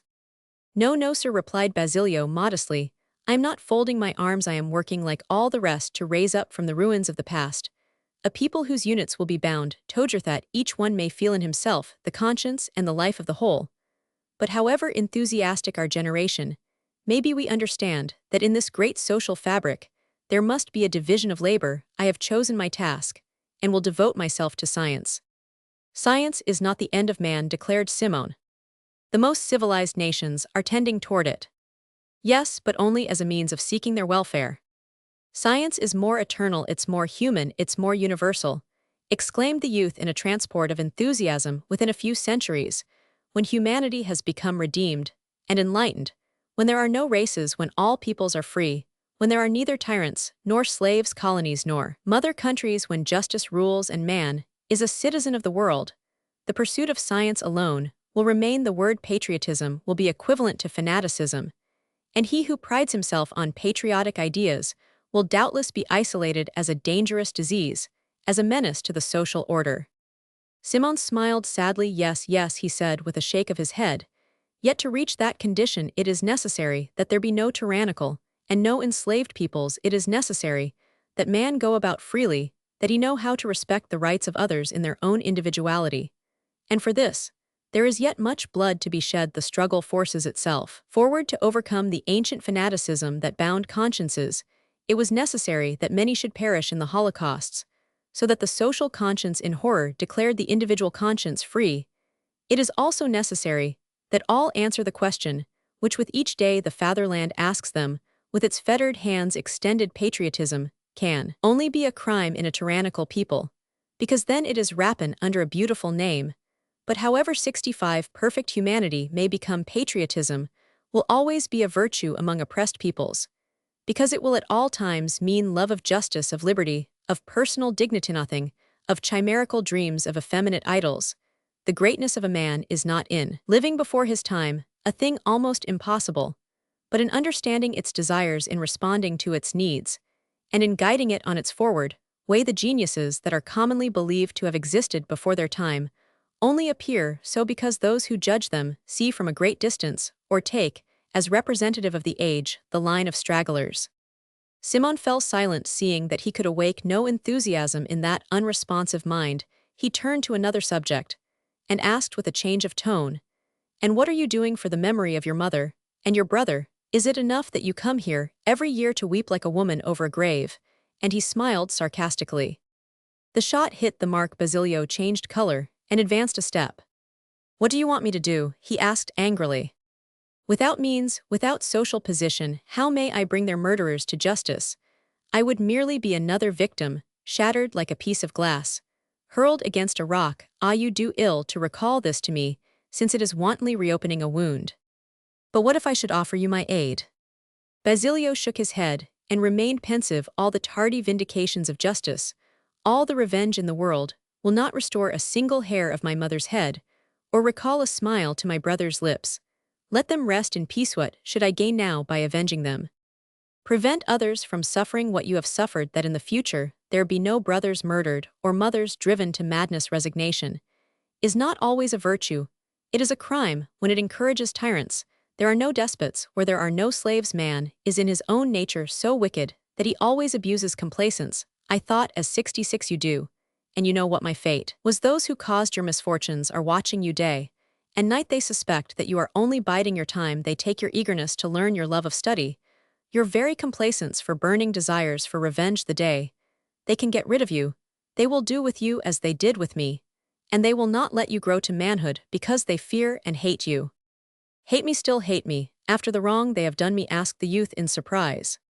Simoun burst into a laugh. "It is natural for man to hate those whom he has wronged," said Tacitus, confirming the quos licerunt et oderunt of Seneca. "When you wish to gauge the evil or the good that one people has done to another, you have only to observe whether it hates or loves. Thus is explained the reason why many who have enriched themselves here in the high offices they have filled on their return to the peninsula relieve themselves by slanders and insults against those who have been their victims. Proprium humani ingenii est odus quern liceris." But if the world is large, if one leaves them to the peaceful enjoyment of power, if I ask only to be allowed to work, to live, and to rear meek-natured sons, to send them afterwards to submit to the yoke, continued Simoun, cruelly mimicking Basilio's tone, "a fine future you prepare for them, and they have to thank you for a life of humiliation and suffering. Good enough, young man. When a body is inert, it is useless to galvanize it. 20 years of continuous slavery, of systematic humiliation, of constant prostration, finally create in the mind a twist that cannot be straightened by the labor of a day. Good and evil instincts are inherited and transmitted from father to son. Then, let your idyllic ideas live your dreams of a slave who asks only for a bandage to wrap the chain, so that it may rattle less, and not ulcerate his skin you hope for a little home, and some ease a wife and a handful of rice her, is your 67 ideal man of the Philippines well, if they give it to you consider yourself fortunate. Basilio, accustomed to obey and bear with the caprices and humors of Capitan Tiago, was now dominated by Simoun, who appeared to him terrible and sinister, on a background bathed in tears and blood.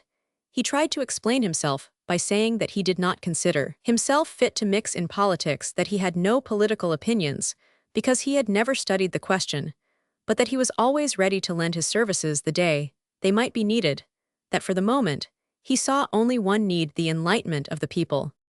Simoun stopped him with a gesture, and as the dawn was coming said to him, "Young man, I am not warning you to keep my secret, because I know that discretion is one of your good qualities, and even though you might wish to sell me, the jeweler Simoun, the friend of the authorities, and of the religious corporations, will always be given more credit than the student Basilio, already suspected of filibusterism, and being a native so much the more marked and watched, and because in the profession you are entering upon you will encounter powerful rivals.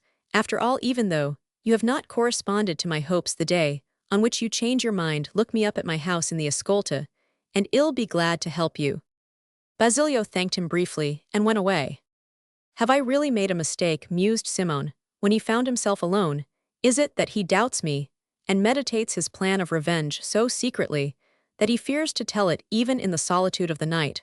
Or can it be that the years of servitude have extinguished in his heart every human sentiment, and there remain only the animal desires to live and reproduce? In that case, the type is deformed, and will have to be cast over again. Then the hecatomb is preparing, let the unfit perish, and only the strongest survive." Then he added sadly, as if apostrophizing some 168, "Have patience, you who left me a name, and a home, have patience, I have lost all country, future prosperity, your very tomb. But have patience, and thou noble spirit, great soul, generous heart, who didst live with only one thought and didst sacrifice thy life, without asking the gratitude or applause of anyone. Have patience, have patience. The methods that I use may perhaps not be thine, but they are the most direct. The day is coming, and when it brightens, I myself will come to announce it to you, who are now indifferent. Have patience." Chapter 8. Merry Christmas.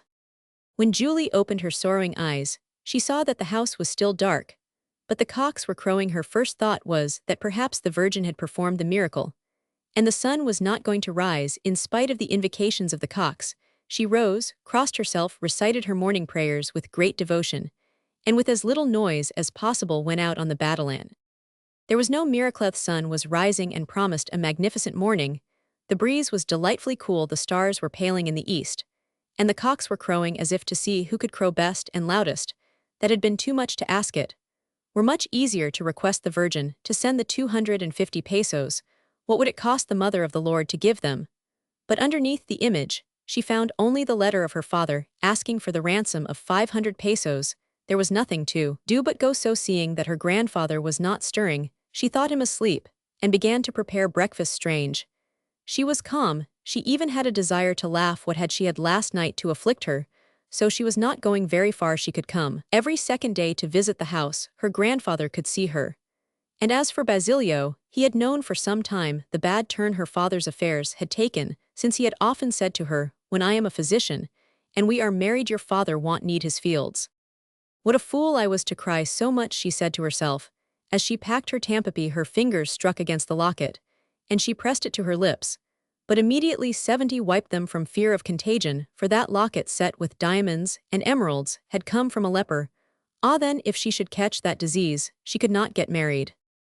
As it became lighter, she could see her grandfather seated in a corner, following all her movements with his eyes. So she caught up her tampapy of clothes, and approached him smilingly to kiss his hand. The old man blessed her silently, while she tried to appear merry. "When father comes back, tell him that I have at last gone to college. Me mistress talks Spanish, it's the cheapest college I could find." Seeing the old man's eyes fill with tears, she placed the tampapy on her head, and hastily went downstairs, her slippers slapping merrily on the wooden steps. But when she turned her head to look again at the house, wherein had faded her childhood dreams and her maiden illusions, when she saw it sad, lonely, deserted, with the windows half closed, vacant and dark like a dead man's eyes, when she heard the low rustling of the bamboos, and saw them nodding in the fresh morning breeze, as though bidding her farewell, Then her vivacity disappeared. She stopped, her eyes filled with tears, and letting herself fall in a sitting posture on a log by the wayside, she broke out into disconsolate tears.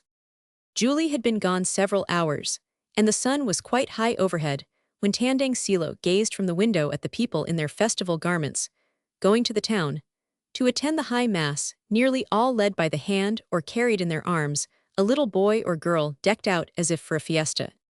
Christmas Day in the Philippines is, according to the elders, a fiesta for the children who are perhaps not of the same opinion, and who it may be supposed have for it an instinctive dread.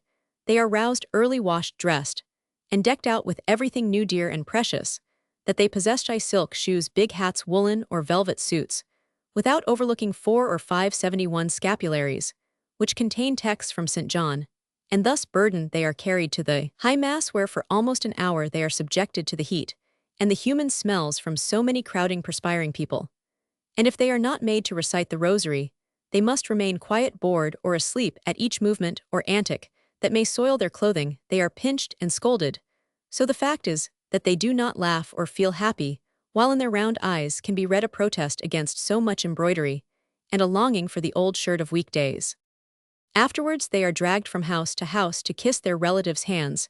There they have to dance, sing, and recite all the amusing things they know, whether in the humor or not, whether comfortable or not, in their fine clothes, with the eternal pinchings and scoldings. If they play any of their tricks, their relatives give them cuartos, which their parents seize upon and of which they hear nothing more. The only positive results they are accustomed to get from the fiesta are the marks of the aforesaid pinchings, the vexations, and at best an attack of indigestion from gorging themselves with candy and cake in the houses of kind relatives. But such is the custom, and Filipino children enter the world through these ordeals, which afterwards prove the least sad, the least hard of their lives. Adult persons who live independently also share in this fiesta, by visiting their parents and their parents' relatives, crooking their knees, and wishing them a Merry Christmas. Their Christmas gift consists of a sweetmeat, some fruit, a glass of water, or some insignificant present. Tandang Silo saw all his friends pass, and thought sadly that this year he had no Christmas gift for anybody, while his granddaughter had gone without hers, without wishing him a Merry Christmas. Was it delicacy on Julie's part, or pure forgetfulness? When he tried to greet the relatives who called on him bringing their children, he found to his great surprise that he could not articulate a word. Vainly he tried, but no 72 sound could he utter. He placed his hands on his throat, shook his head, but without effect. When he tried to laugh, his lips trembled convulsively, and the only noise produced was a hoarse wheeze like the blowing of bellows. The women gazed at him in consternation. He's dumb, they cried in astonishment, raising at once a literal pandemonium. Chapter 9. Pilates. When the news of this misfortune became known in the town, some lamented it, and others shrugged their shoulders. No one was to blame, and no one need lay it on his conscience. The lieutenant of the civil guard gave no sign. He had received an order to take up all the arms, and he had performed his duty. He had chased the Chilisans whenever he could, and when they captured Capesang Tales, he had organized an expedition, and brought into the town with their arms bound behind them 5 or 6 rustics, who looked suspicious. So if Capesang Tales did not show up, it was because he was not in the pockets, or under the skins of the prisoners, who were thoroughly shaken out. The friar administrator shrugged his shoulders. He had nothing to do with it. It was a matter of Chilisans, and he had merely done his duty. True it was that if he had not entered the complaint, perhaps the arms would not have been taken up, and poor Tales would not have been captured. But Fray Clement had to look after his own safety, and that Tales had a way of staring at him as if picking out a good target in some part of his body. Self-defense is natural. If there are Chilisans, the fault is not his. It is not his duty to run them down. That belongs to the civil guard. If Capesang Tales, instead of wandering about his fields, had stayed at home, he would not have been captured. In short, that was a punishment from heaven upon those who resisted the demands of his corporation. When Sister Penchang, the pious old woman in whose 74 service Julie had entered, learned of it, she ejaculated several susmeriosips, crossed herself, and remarked, often God sends these trials because we are sinners, or have sinning relatives to whom we should have taught piety, and we haven't done so. Those sinning relatives referred to Juliana, for to this pious woman Julie was a great sinner. Think of a girl of marriageable age, who doesn't yet know how to pray. Jesus, how scandalous, if the wretch doesn't say the Dios te salve Maria, without stopping at ease. Contigo and the Santa Maria, without a pause after peccadors, as every good Christian, who fears God ought to do. She doesn't know the Ormus Gratiam, and says mentibus for mentibus. Anybody hearing her would think she was talking about something else. Sus Mariosip. Greatly scandalized, she made the sign of the cross and thanked God, who had permitted the capture of the father, in order that the daughter might be snatched from sin, and learn the virtues which according to the curates should adorn every Christian woman. She therefore kept the girl constantly at work, not allowing her to return to the village to look after her grandfather. Julie had to learn how to pray, to read the books distributed by the friars, and to work until the 250 pesos should be paid. When she learned that Basilio had gone to Manila to get his savings and ransom Julie from her servitude, the good woman believed that the girl was forever lost, and that the devil had presented himself in the guise of the student. Dreadful as it all was, how true was that little book the curate had given her. Youths who go to Manila to study are ruined, and then ruin the others thinking to rescue Julie. She made her read and reread the book called Tandang Basio Machinat, one charging her always to go and see the 75 curate in the convento too, as did the heroine who is so praised by the author. A friar. Meanwhile the friars had gained their point. They had certainly won the suit, so they took advantage of Cabesangtail's captivity to turn the fields over to the one who had asked for them, without the least thought of honor, or the faintest twinge of shame. When the former owner returned, and learned what had happened, when he saw his fields in another's possession, those fields that had cost the lives of his wife and daughter, when he saw his father dumb and his daughter working as a servant, and when he himself received an order from the town council, transmitted through the headman of the village, to move out of the house within 3 days, he said nothing. He sat down at his father's side, and spoke scarcely once during the whole day. 1. The nature of this booklet in Tagalog is made clear in several passages. It was issued by the Franciscans, but proved too outspoken for even Latin refinement, and was suppressed by the order itself. Tr. 2. The Rectory or Parish House. Chapter 10. Wealth and Want.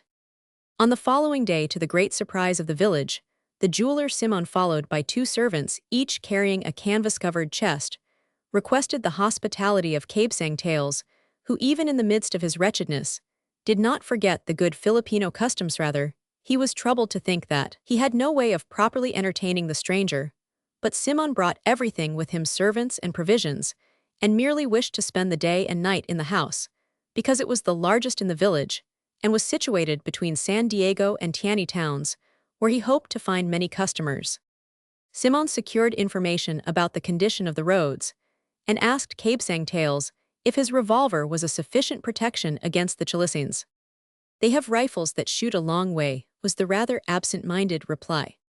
"This revolver does no less," remarked Simoun, firing at an aricapum some 200 paces away. Cabesangtails noticed that some nuts fell, but remained silent and thoughtful. Gradually, the families, drawn by the fame of the jewelers' wares, began to collect. They wished one another Merry Christmas. They talked of masses, saints' poor crops, but still were there to spend their savings for jewels and trinkets brought from Europe. It was known that the jeweler was the friend of the Captain General, so it wasn't lost labor to get on good terms with him, and thus be prepared for contingencies. Capitan Basilio came with his wife, daughter, and son-in-law 77, prepared to spend at least 3,000 pesos. Sister Penchang was there to buy a diamond ring she had promised to the Virgin of Antipolo. She had left Julie at home, memorizing a booklet the curate had sold her for 4 cuartos, with 40 days of indulgence, granted by the Archbishop, to everyone who read it or listened to it read. "Jesus," said the pious woman to Capitana Tika, "that poor girl has grown up like a mushroom, planted by the Tikbalang Ive, made her read the book at the top of her voice, at least 50 times, and she doesn't remember a single word of it. She has a head like a sieveful. When it's in the water, all of us hearing her, even the dogs and cats, have won at least 20 years of indulgence." Simoun arranged his 2 chests on the table, one being somewhat larger than the other. "You don't want plated jewelry or imitation gems?" This lady, turning to Sinang, "wants real diamonds." "That's it, yes sir, diamonds, old diamonds, antique stones. You know," she responded, "Papa will pay for them, because he likes antique things, antique stones." Sinang was accustomed to joke about the great deal of Latin her father understood, and the little her husband knew. "It just happens that I have some antique jewels," replied Simoun, taking the canvas cover from the smaller chest. a polished steel case, with bronze trimmings and stout locks. I have necklaces of Cleopatra's real and genuine, discovered in the pyramids rings of Roman senators and knights, found in the ruins of Carthage. Probably those that Hannibal sent back after the Battle of Cannae, exclaimed Capitan Basilio seriously. While he trembled with pleasure, the good man thought he had read much about the ancients, had never by reason of the lack of museums in Philippinas, seen any of the objects of those times. I have brought besides costly earrings of Roman ladies, 78, discovered in the villa of Annius Mutius Papilinus in Pompeii. Capitan Esilio nodded to show that he understood, and was eager to see such precious relics. The women remarked that they also wanted things from Rome, such as rosaries blessed by the Pope, holy relics that would take away sins, without the need of confessions, and so on. When the chest was opened, and the cotton packing removed, there was exposed a tray filled with rings, reliquaries, lockets, crucifixes, brooches, and such like the diamonds set in among variously colored stones, flashed out brightly, and shimmered among golden flowers of varied hues, with petals of enamel all of peculiar designs, and rare arabesque workmanship. Simoun lifted the tray, and exhibited another filled with quaint jewels, that would have satisfied the imaginations of 7 debutantes on the eves of the balls in their honor designs, one more fantastic than the other combinations of precious stones and pearls, worked into the figures of insects with azure backs, and transparent forewings, sapphires, emeralds, rubies, turquoises, diamonds joined to form dragonflies, wasps, bees, butterflies, beetles, serpents, lizards, fishes, sprays of flowers. There were diadems, necklaces of pearls and diamonds, so that some of the girls could not withhold a naku of admiration, and Sinang gave a cluck with her tongue, whereupon her mother pinched her to prevent her from encouraging the jeweler to raise his prices, for Capitana Tika still pinched her daughter, even after the latter was married. "Here you have some old diamonds," explained the jeweler. "This ring belonged to the Princess Lambel, and those earrings to one of Marie Antoinette's ladies. They consisted of some beautiful solitaire diamonds, as large as grains of corn, with somewhat bluish lights, and pervaded with a severe elegance, as though they still reflected in their sparkles the shuddering of the reign of terror." "Those 2 earrings," exclaimed Sinang, looking at her father, and instinctively covering the arm next to her mother. "Something more ancient, yet something Roman," said Capitan Basilio with a wink. The pious sister Pencheng thought that with such a gift the Virgin of Antipolo would be softened, and grant her most vehement desire. For some time she had begged for a wonderful miracle to which her name would be attached, so that her name might be immortalized on earth, and she then ascend into heaven like the Capitana Inez of the curates. She inquired the price, and Simoun asked 3,000 pesos, which made the good woman cross herself susmeriosip. Simoun now exposed the 3rd tray, which was filled with watches, cigar, and match cases, decorated with the rarest enamels, reliquaries, set with diamonds, and containing the most elegant miniatures. The 4th tray, containing loose gems, stirred a murmur of admiration. Sinang again clucked with her tongue. Her mother again pinched her, although at the same time herself, emitting a susmeria of wonder. No one there had ever before seen so much wealth in that chest lined with dark blue velvet, arranged in trays, were the wonders of the Arabian Nights, the dreams of Oriental fantasies. Diamonds, as large as peas, glittered there, throwing out attractive rays, as if they were about to melt or burn, with all the hues of the spectrum, emeralds from Peru of varied forms and shapes, rubies from India, red as drops of blood, sapphires from Ceylon, blue and white turquoises from Persia, oriental pearls, some rosy, some lead-colored, others black. Those who have at night seen a great rocket burst in the azure darkness of the sky into thousands of colored lights, so bright that they make the eternal stars look dim, can imagine the aspect the tray presented. As if to increase the admiration of the beholders, Simoun took the stones out with his tapering brown fingers, gloating over their crystalline hardness, their luminous stream as they poured from his hands like drops of water, reflecting the tints of the rainbow. The reflections from so many facets, the thought of their great value, fascinated the gaze of everyone. Capesang Tales, who had approached out of curiosity, closed his eyes and drew back hurriedly, as if to drive away an evil thought. Such great riches were an insult to his misfortunes. That man had come there to make an exhibition of his immense wealth on the very day that he, Tales, for lack of money, for lack of protectors, had to abandon the house raised by his own hands. "Here you have 2 black diamonds among the largest in existence," Explained the jeweler, they're very difficult to cut, because they're the very hardest. This somewhat rosy stone is also a diamond, as is this green one that many take for an emerald quiroga. The Chinaman offered me 6,000 pesos for it in order to present it to a very influential lady, and yet it is not the green ones that are the most valuable but these blue ones. He selected 3 stones of no great size, but thick and well-cut, of a delicate azure tint. For all that they are smaller than the green, he continued, they cost twice as much. Look at this one, the smallest of all, weighing not more than 2 carats, which cost me 20,000 pesos, and which I want sell for less than 30. I had to make a special trip to buy it. This other one from the mines of Golconda weighs 3.5 carats, and is worth over 70,000. The Viceroy of India, in a letter I received the day before yesterday, offers me 12,000 pounds sterling for it.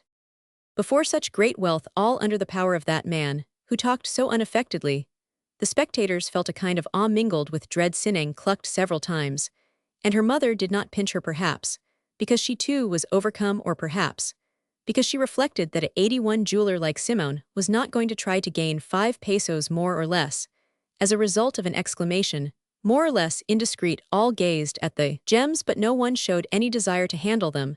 They were so awe-inspiring. Curiosity was blunted by wonder. Capesang Tales stared out into the field, thinking that with a single diamond, perhaps the very smallest there, he could recover his daughter, keep his house, and perhaps rent another farm. Could it be that those gems were worth more than a man's home, the safety of a maiden, the peace of an old man in his declining days? As if he guessed the thought, Simoun remarked to those about him, "Look herewith, one of these little blue stones, which appear so innocent and inoffensive, pure as sparks scattered over the arch of heaven. With one of these seasonably presented, a man was able to have his enemy deported, the father of a family, as a disturber of the peace, and with this other little one like it, red as one's heartblood, as the feeling of revenge, and bright as an orphan's tears, he was restored to liberty. The man was returned to his home, the father to his children, the husband to the wife, and a whole family saved from a wretched future." He slapped the chest, and went on in a loud tone in bad Tagalog, "Here I have, as in a medicinachist, life and death, poison and balm, and with this handful I can drive to tears all the inhabitants of the Philippines." The listeners gazed at him, awestruck, knowing him to be right in his voice. There could be detected a strange ring, while sinister flashes seemed to issue from behind the blue goggles. Then, as if to relieve the strain of the impression made by the gems on such simple folk, he lifted up the tray, and exposed at the bottom the sanctum sanctorum cases of Russian leather, separated by layers of cotton, covered a bottom lined with gray velvet. All expected wonders, and Simoun's husband thought he saw carbuncles, gems that 82 flashed fire, and shone in the midst of the shadows. Capitan Basilio was on the threshold of immortality. He was going to behold something real, something beyond his dreams. "This was a necklace of Cleopatra's," said Simoun, taking out carefully a flat case in the shape of a half-moon. "It's a jewel that can't be appraised, an object for a museum, only for a rich government." It was a necklace fashioned of bits of gold, representing little idols among green and blue beetles, with a vulture's head, made from a single piece of rare jasper, at the center between 2 extended wings, the symbol and decoration of Egyptian queens. Simoun turned up her nose, and made a grimace of childish depreciation, while Capitan Basilio, with all his love for antiquity, could not restrain an exclamation of disappointment. "It's a magnificent jewel, well preserved, almost 2,000 years old." Simoun made haste to exclaim, to prevent her father's falling into temptation. "Fool," he chided her after overcoming his first disappointment, "how do you know but that to this necklace is due the present condition of the world? With this Cleopatra may have captivated Caesar Mark Antony. This has heard the burning declarations of love from the greatest warriors of their time. It has listened to speeches in the purest and most elegant Latin, and yet you would want to wear it. I wouldn't give 3 pesos for it." "You could give 20, silly," said Capitana Tika in a judicial tone. "The gold is good, and melted down, would serve for other jewelry." "This is a ring that must have belonged to Sulla," continued Simoun, exhibiting a heavy ring of solid gold, with a seal on it. "With that he must have signed the death warrants during his dictatorship," exclaimed Capitan Basilio, pale. 83, with emotion he examined it, and tried to decipher the seal, but though he turned it over and over, he did not understand paleography, so he could not read it. What a finger, Sulla, had he observed finally. This would fit two of our Saz I've said were degenerating. I still have many other jewels. If they're all that kind, never mind, interrupted Sinning. I think I prefer the modern. Each one selected some piece of jewelry, one a ring, another a watch, another, a locket. Capitana Tika bought a reliquary that contained a fragment of the stone on which our Savior rested at his third fall, Sinning a pair of earrings, and Capitan Basilio, the watch-chain for the alferez, the ladies' earrings for the curate, and other gifts the families from the town of Tiani, not to be outdone by those of San Diego, in like manner emptied their purses. Simoun bought or exchanged old jewelry, brought there by economical mothers to whom it was no longer of use. You haven't you something to sell? He asked Capesang Tales, noticing the latter watching the sales and exchanges with covetous eyes. But the reply was that all his daughter's jewels had been sold, nothing of value remained. What about Maria Clara's locket? Inquired Sinning. True, the man exclaimed, and his eyes blazed for a moment. It's a locket set with diamonds and emeralds. Sinning told the jeweler my old friend wore it before she became a nun. Simoun said nothing, but anxiously watched Capesang Tales, who after opening several boxes found the locket. He examined it carefully, opening and shutting it repeatedly. It was the same locket that Maria Clara had worn during the fiesta in San Diego, and which she had in a moment of compassion given to a leper. I like the design, said Simoun. How much do you want for it? Capesang Tales scratched his head in perplexity, then his ear looked at the women. I've taken a fancy to this locket, Simoun went on. Will you take 500 pesos? Do you want to exchange it for something else? Take your choice here. Tales stared foolishly at Simoun, as if in doubt of what he heard. 500 pesos, he murmured. 500, repeated the jeweler in a voice shaking with emotion. Capesang Tales took the locket and made several turns about the room with his heart beating violently, and his hands trembling. Dared he ask more? That locket could save him. This was an excellent opportunity, such as might not again present itself. The women winked at him to encourage him to make the sale, excepting Pencheng, who, fearing that Julie would be ransomed, observed piously, I would keep it as a relic. Those who have seen Maria Clara in the nunnery say, she has got so thin and weak that she can scarcely talk, and it's thought that she'll die a saint. Padre Salvi speaks very highly of her, and he's her confessor. That's why Julie didn't want Ito give it up, but rather preferred to pawn herself. This speech had its effect. The thought of his daughter restrained Tales. If you will allow me, he said, I'll go to the town to consult my daughter. I'll be back before night. This was agreed upon, and Tales set out at once, but when he found himself outside of the village, he made out at a distance on a path that entered the woods the friar administrator, and a man whom he recognized as the usurper of his land. A husband seeing his wife enter a private room with another man could not feel more wrath or jealousy than Capesang Tales experienced when he saw them moving over his fields, the fields cleared by him, which he had thought to leave to his children. It seemed to him that 85 they were mocking him, laughing at his powerlessness. There flashed into his memory what he had said about never giving up his fields except to him who irrigated them with his own blood, and buried in them his wife and daughter. He stopped, rubbed his hand over his forehead, and shut his eyes. When he again opened them, he saw that the man had turned to laugh, and that the friar had caught his sides as though to save himself from bursting with merriment.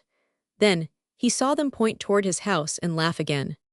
A buzz sounded in his ears, he felt the crack of a whip around his chest, the red mist reappeared before his eyes. He again saw the corpses of his wife and daughter, and beside them the usurper with the friar laughing and holding his sides, forgetting everything else.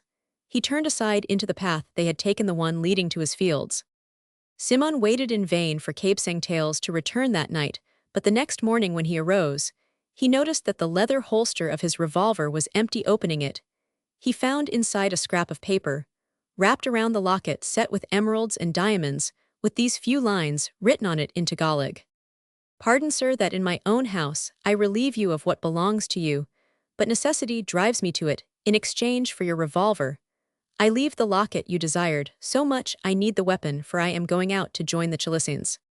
I advise you not to keep on your present road, because if you fall into our power, not then being my guest, we will require of you a large ransom. Telesforo Juan de Dios. At last I've found my man, muttered Simoun with a deep breath. He's somewhat scrupulous, but so much the better he'll keep his promises.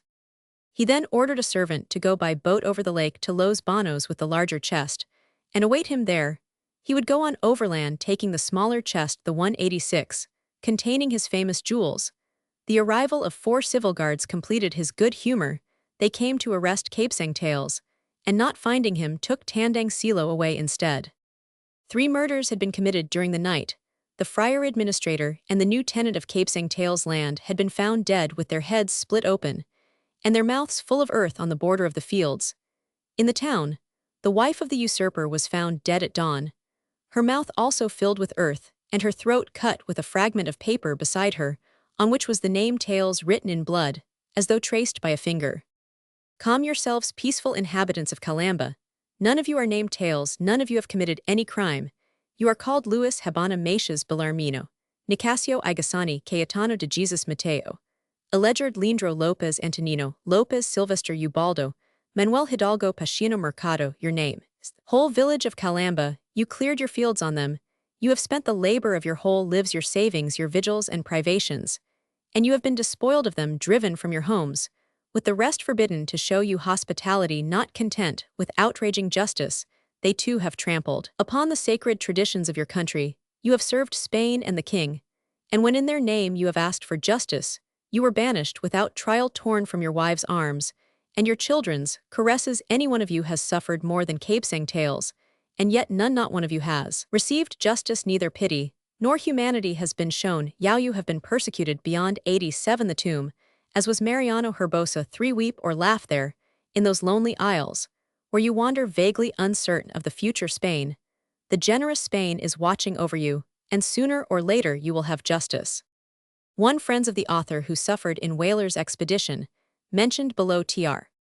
2 The Dominican Corporation, at whose instigation Captain General Valeriano Whaler sent a battery of artillery to Calamba to destroy the property of tenants who were contesting in the courts the friars' titles to land there. The author's family were the largest sufferers. Tr. 3 A relative of the author whose body was dragged from the tomb and thrown to the dogs on the pretext that he had died without receiving final absolution. Tr. Chapter 11. Los Banos. His Excellency, the Captain General and Governor of the Philippine Islands, had been hunting in Basa-Boso, but as he had to be accompanied by a band of musicians, such an exalted personage was not to be esteemed less than the wooden images carried in the procession. Sand as devotion to the divine art of St. Cecilia has not yet been popularized among the deer and wild boars of Basa-Boso. His Excellency, with the band of music and train of friars, soldiers and clerks, had not been able to catch a single rat or a solitary bird. The provincial authorities foresaw dismissals and transfers. The poor Gobernador Silos and Cabezas de Barangay were restless and sleepless, fearing that the mighty hunter in his wrath might have a notion to make up with their persons for the lack of submissiveness on the part of the beasts of the forest, as had been done years before by an alcalde who had traveled on the shoulders of impressed porters, because he found no horses gentle enough to guarantee his safety. There was not lacking an evil rumor that His Excellency had decided to take some action, since in this he saw the first symptoms of a rebellion, which should be strangled in its infancy, that a fruitless hunt hurt the prestige of the Spanish name, that he already had his eye on a wretch, to be dressed up as a deer, when His Excellency, with clemency that Ben Zabe lacked words to extol, sufficiently dispelled all the fears, by declaring that it pained him to sacrifice to his pleasure the beasts of the forest. But to tell the truth, His Excellency was secretly very well satisfied for what would have happened had he missed 89 shot at a deer, one of those not familiar with political etiquette. What would the prestige of the sovereign power have come to than a Captain General of the Philippines missing a shot, like a raw hunter? What would have been said by the Indians, among whom there were some fair huntsmen? The integrity of the fatherland would have been endangered. So it was that His Excellency, with a sheepish smile, and posing as a disappointed hunter, ordered an immediate return to Los Banos. During the journey, he related with an indifferent air his hunting exploits in this or that forest of the peninsula, adopting a tone somewhat depreciative as suited the case toward hunting in Filipinas, the bath in Dampilit, the hot springs on the shore of the lake, card games in the palace, with an occasional excursion to some neighboring waterfall, or the lake infested with caimans, offered more attractions and fewer risks to the integrity of the fatherland. Thus, on one of the last days of December, His Excellency found himself in the sala taking a hand at cards. While he awaited the breakfast hour, he had come from the bath with the usual glass of coconut milk and its soft meat. So he was in the best of humors, for granting favors and privileges, his good humor was increased by his winning a good many hands for Padre Irene and Padre Sibylla, with whom he was playing, were exercising all their skill in secretly trying to lose, to the great irritation of Padre Camorra, who on account of his late arrival, only that morning was not informed as to the game they were playing on the general. The friar artilleryman was playing in good faith, and with great care, so he turned red and bit his lip every time Padre Sibylla seemed inattentive or blundered, but he dared not say a word by reason of the respect he felt for the Dominican. In exchange, he took his revenge out on Padre Irene, whom he looked upon as a base fawner, and despised for his coarseness. Padre Sibylla let him scold, while the humbler Padre Irene tried to excuse himself by rubbing his long nose. Excellency was enjoying it, and took advantage, like the good tactician that the canon hinted. He was of all the mistakes of his opponents. Padre Camorra was ignorant of the fact that across the table they were playing for the intellectual development of the Filipinos the instruction in Castilian, but had he known it, he would doubtless have joyfully entered into that game. The open balcony admitted the fresh pure breeze, and revealed the lake whose waters murmured sweetly around the base of the edifice. As if rendering homage, on the right at a distance appeared Talim Island, a deep blue in the midst of the lake, while almost in front lay the green and deserted islet of Calamba, in the shape of a half-moon. To the left, the picturesque shores were fringed with clumps of bamboo, then a hill overlooking the lake with wide rice fields, beyond then red roofs amid the deep green of the traced town of Calambond, beyond the shoreline fading into the distance, with the horizon at the back, closing down over the water, giving the lake the appearance of a sea, and justifying the name the Indians give it of Dagat na Tabang, or freshwater sea. At the end of the sala, seated before a table covered with documents, was the secretary. His Excellency was a great worker, and did not like to lose time, so he attended to business in the intervals of the game, or while dealing the cards. Meanwhile the board secretary yawned, and despaired. That morning he had worked as usual over transfers, suspensions of employees, deportations, pardons, and the like, but had not yet touched the great question that had stirred so much interest, the petition of the students requesting permission to establish an Academy of Castilian, pacing from one end of the room to the other, and conversing animatedly, but in low tones, were to be seen Don Custodio, a high official, and a friar named Padre Fernandez, who hung his head with an air either of meditation or annoyance. From an adjoining room issued the 91 click of balls striking together, and bursts of laughter, amid which might be heard the sharp, dry voice of Simoun, who was playing billiards with Ben Zabe. Suddenly Padre Camorra arose. The devil with this game. Punils, he exclaimed, throwing his cards at Padre Irene's head. Punils, that trick, if not all the others, was assured, and we lost by default. Punils, the devil with this game. He explained the situation angrily to all the occupants of the sala, addressing himself especially to the three walking about, as if he had selected them for judges. The general played. Thus he replied with such a card. Padre Irene had a certain card he led, and then that fool of a Padre Irene didn't play his card. Padre Irene was giving the game away. It was a devil of a way to play. His mother's son had not come here to rack his brains for nothing and lose his money.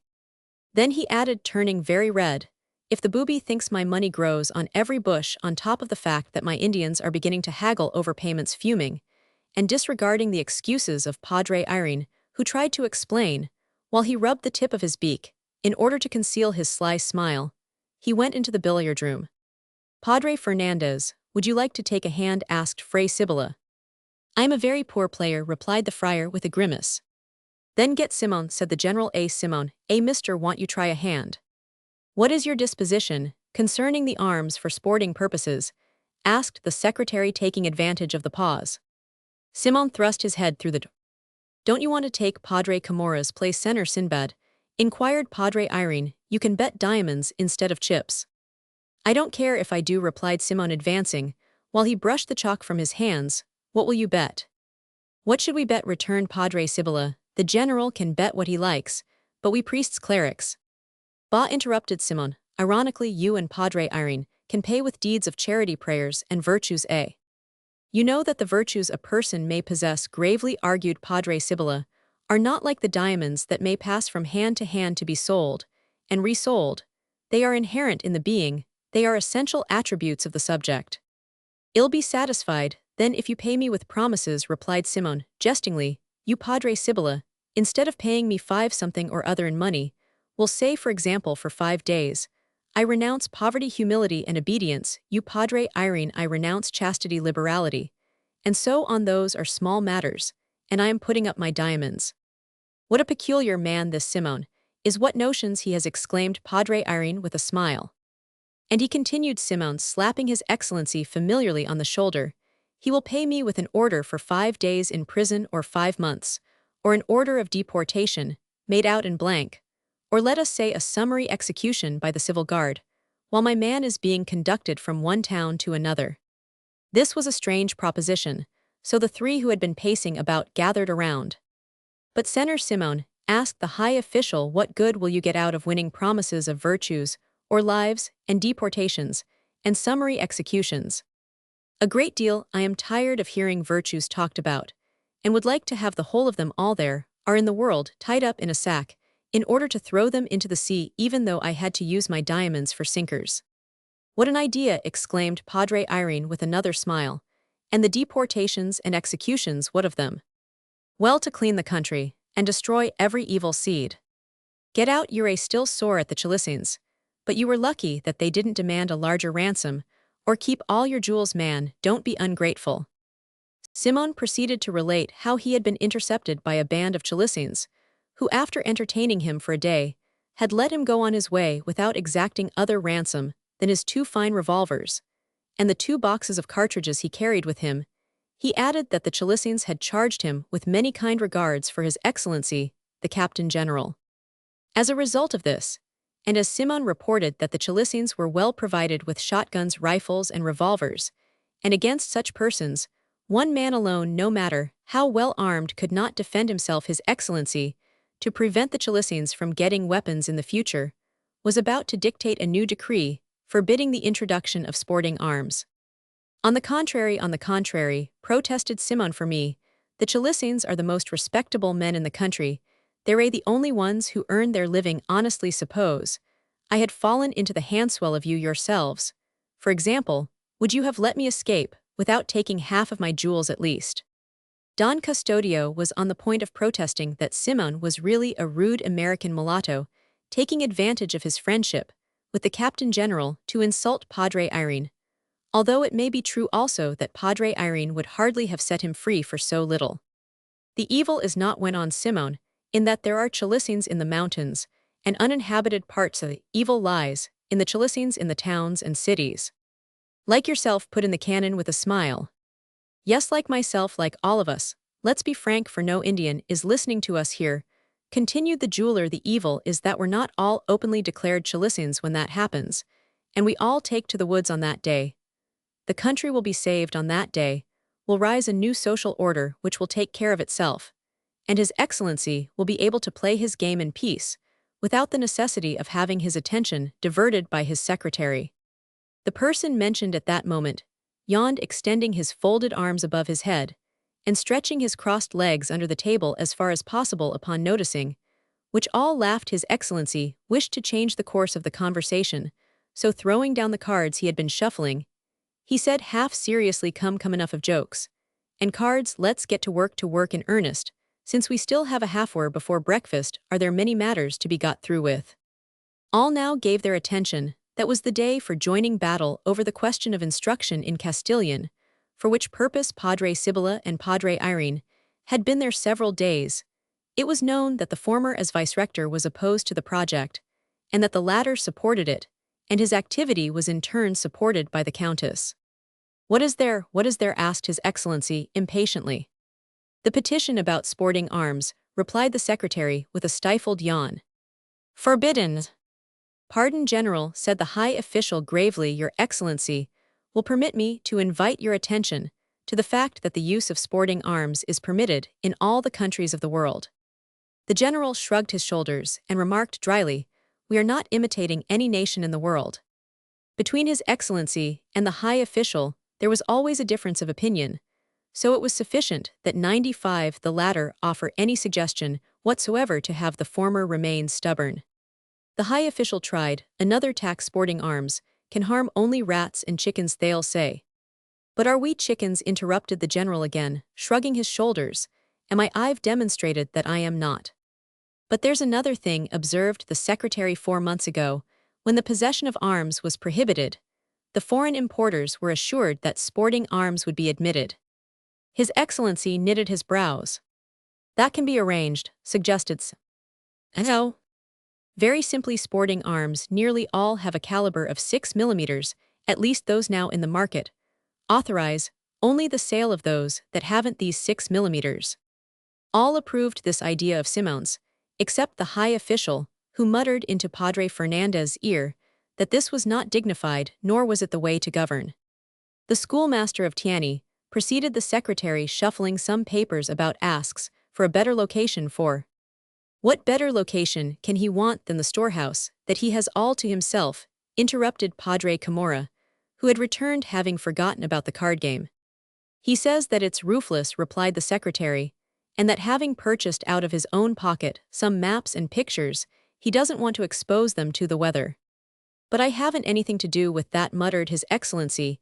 He should address the head secretary, the governor of the province, or the nuncio. I want to tell you, declared Padre Camorra, that this little schoolmaster is a discontented filibuster. Just imagineth heretic teaches that corpses rot just the same whether buried with great pomp, or without any. Some day, I am going to punch him here. He doubled up his fists. To tell the truth, observed Padre Sibylla, as if speaking only to Padre Irene, he who wishes to teach teaches everywhere in the open air. Socrates taught in the public streets, Plato in the gardens of the academy, even Christ among the mountains and lakes. I've heard several complaints against this schoolmaster, said His Excellency, exchanging a glance with Simoun. I think the best thing would be to suspend him. Suspended, repeated the secretary. The luck of that unfortunate who had asked for help and received his dismissal pained the high official, and he tried to do something for him. It's certain, he insinuated, rather timidly, that education is not at all well provided for. I've already decreed large sums for the purchase of supplies, exclaimed His Excellency haughtily, as if to say I've done more than I ought to have done. But since suitable locations are lacking, the supplies purchased get ruined. Everything can't be done at once, said His Excellency dryly. The schoolmasters here are doing wrong in asking for buildings, when those in Spain starve to death. It's great presumption to be better off here than in the mother country itself. Filibusterism. Before everything the fatherland, before everything else, we are Spaniards, added Ben Zabe, his eyes glowing with patriotism, but he blushed somewhat when he noticed that he was speaking alone. In the future, decided the general, all who complain will be suspended. If my project were accepted, Don Custodio ventured to remark, as if talking to himself.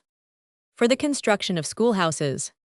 It's simple, practical, economical, and like all my projects derived from long experience and knowledge of the country, the towns would have schools without costing the government a quarto. That's easy, observed the secretary sarcastically. Compel the towns to construct them at their own expense, whereupon all laughed. No, sir, cried the exasperated Don Custodio, turning very red.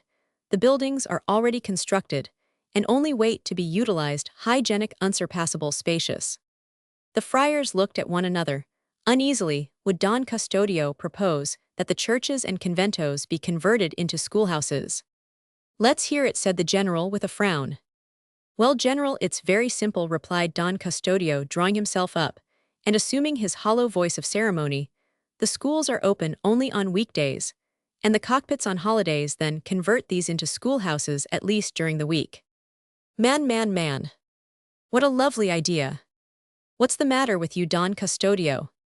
That's a grand suggestion. That beats them all.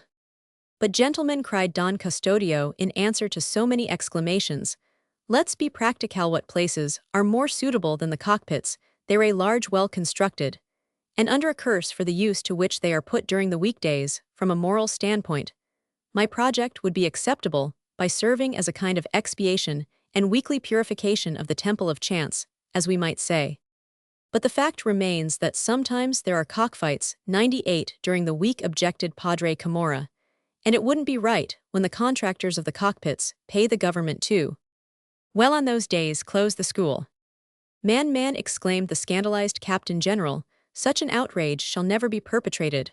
While I govern to close the schools in order to gamble, man, man, ill, resign first. His Excellency was really horrified. But General, it's better to close them for a few days than for months. It would be immoral, observed Padre Irene, more indignant even than His Excellency. It's more immoral that vice has good buildings and learning none. Let's be practical, gentlemen, and not be carried away by sentiment in politics. There's nothing worse than sentiment while from humane considerations we forbid the cultivation of opium in our colonies, we tolerate the smoking of it, and the result is that we do not combat the vice but impoverish ourselves. But remember that it yields to the government, without any effort, more than 450,000 pesos, objected Padre Irene, who was getting more and more on the governmental side. Enough, enough, enough, exclaimed His Excellency to end the discussion. I have my own plans in this regard, and will devote special attention to the matter of public instruction. Is there anything else? The secretary looked uneasily toward Padre Sibylla and Padre Irene. The cat was about to come out of the bag. Both prepared themselves. The petition of the students requesting authorization to open an Academy of Castilian, answered the secretary. A general movement was noted among those in the room. After glancing at one another, they fixed their eyes on the 99 general to learn what his disposition would be. For 6 months, the petition had lain there awaiting a decision, and had become converted into a kind of casus belli in certain circles. His Excellency had lowered his eyes, as if to keep his thoughts from being read. The silence became embarrassing as the general understood, so he asked the high official, "What do you think?" "What should I think, General?" responded the person addressed with a shrug of his shoulders and a bitter smile. "What should I think? But that the petition is just, very just, and that I am surprised that 6 months should have been taken to consider it. The fact is that it involves other considerations," said Padre Sibylla coldly, as he half closed his eyes. The high official again shrugged his shoulders like one who did not comprehend what those considerations could be. "Besides the intemperateness of the demand," went on the Dominican, "besides the fact that it is in the nature of an infringement on our prerogatives." Padre Sibylla dared not go on but looked at Simoun.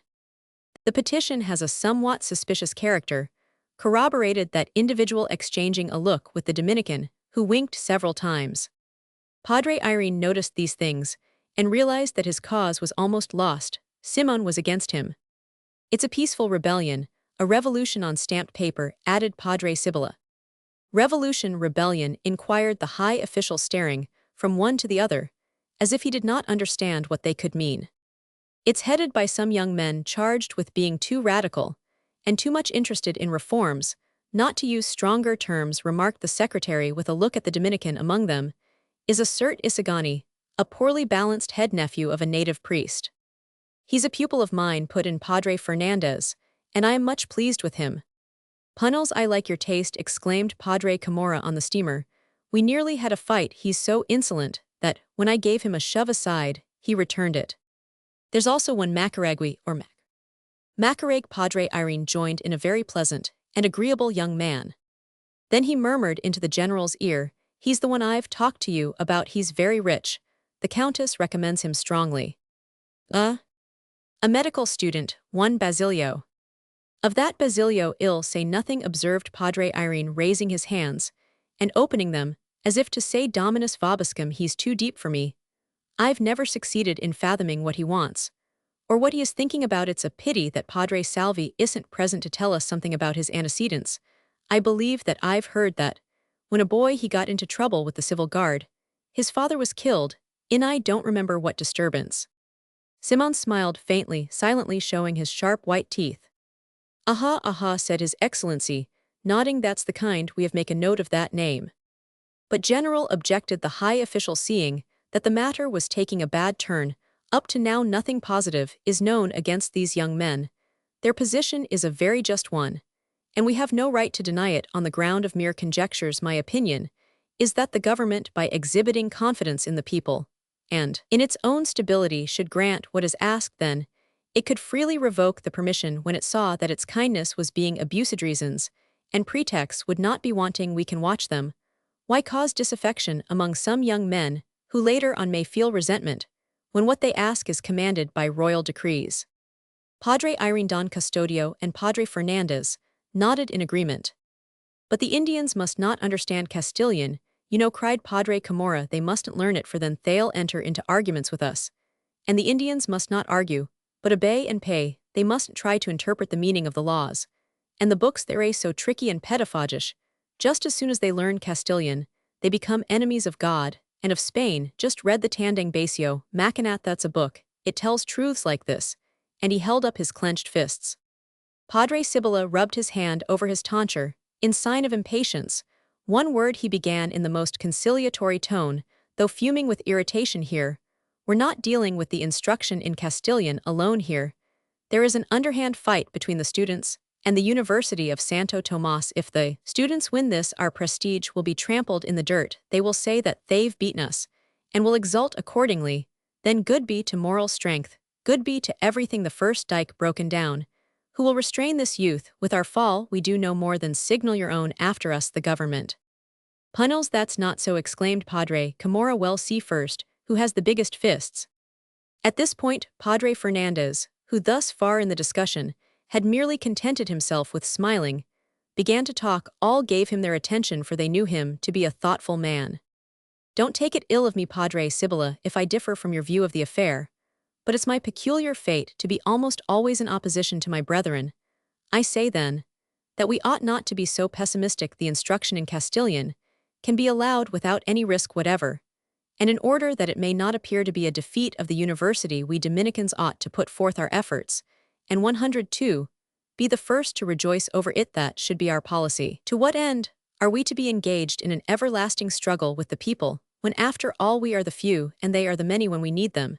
And they do not need us. Wait, Padre Camorra, wait. Admit that now the people may be weak and ignorant. I also believe that, but it will not be true tomorrow, or the day after tomorrow.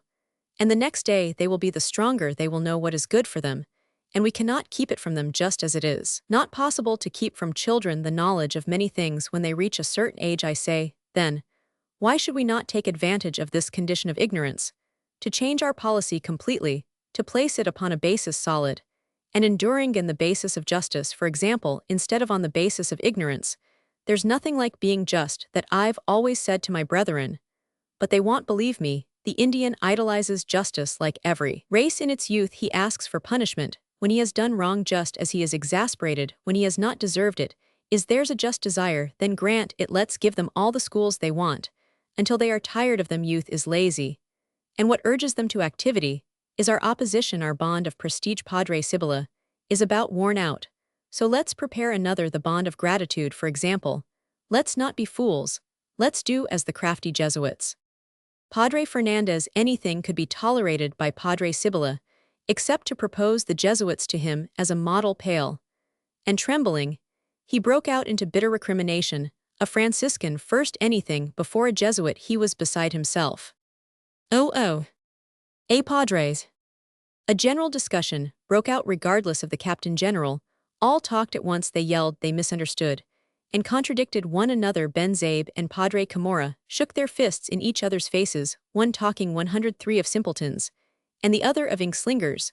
Padre Sibylla kept harping on the capitulum, and Padre Fernandez on the Summa of St. Thomas, until the curate of Los Banos entered to announce that breakfast was served. His Excellency arose, and so ended the discussion.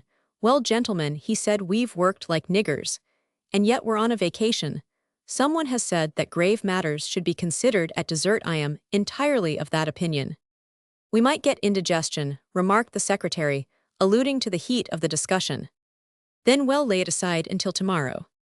As they rose, the high official whispered to the general, Your Excellency, the daughter of Cabesang Tales, has been here again, begging for the release of her sick grandfather, who was arrested in place of her father.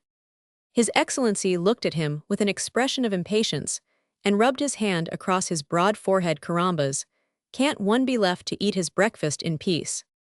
This is the third day she has come. She's a poor girl.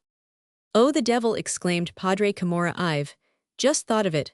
I have something to say to the general about that. That's what I came over for, to support that girl's petition. The general scratched the back of his ear and said, Oh, go along, have the secretary make out an order to the lieutenant of the civil guard, for the old man's release, they shan't say that we're not clement and merciful. He looked at Ben Zabe, the journalist winked.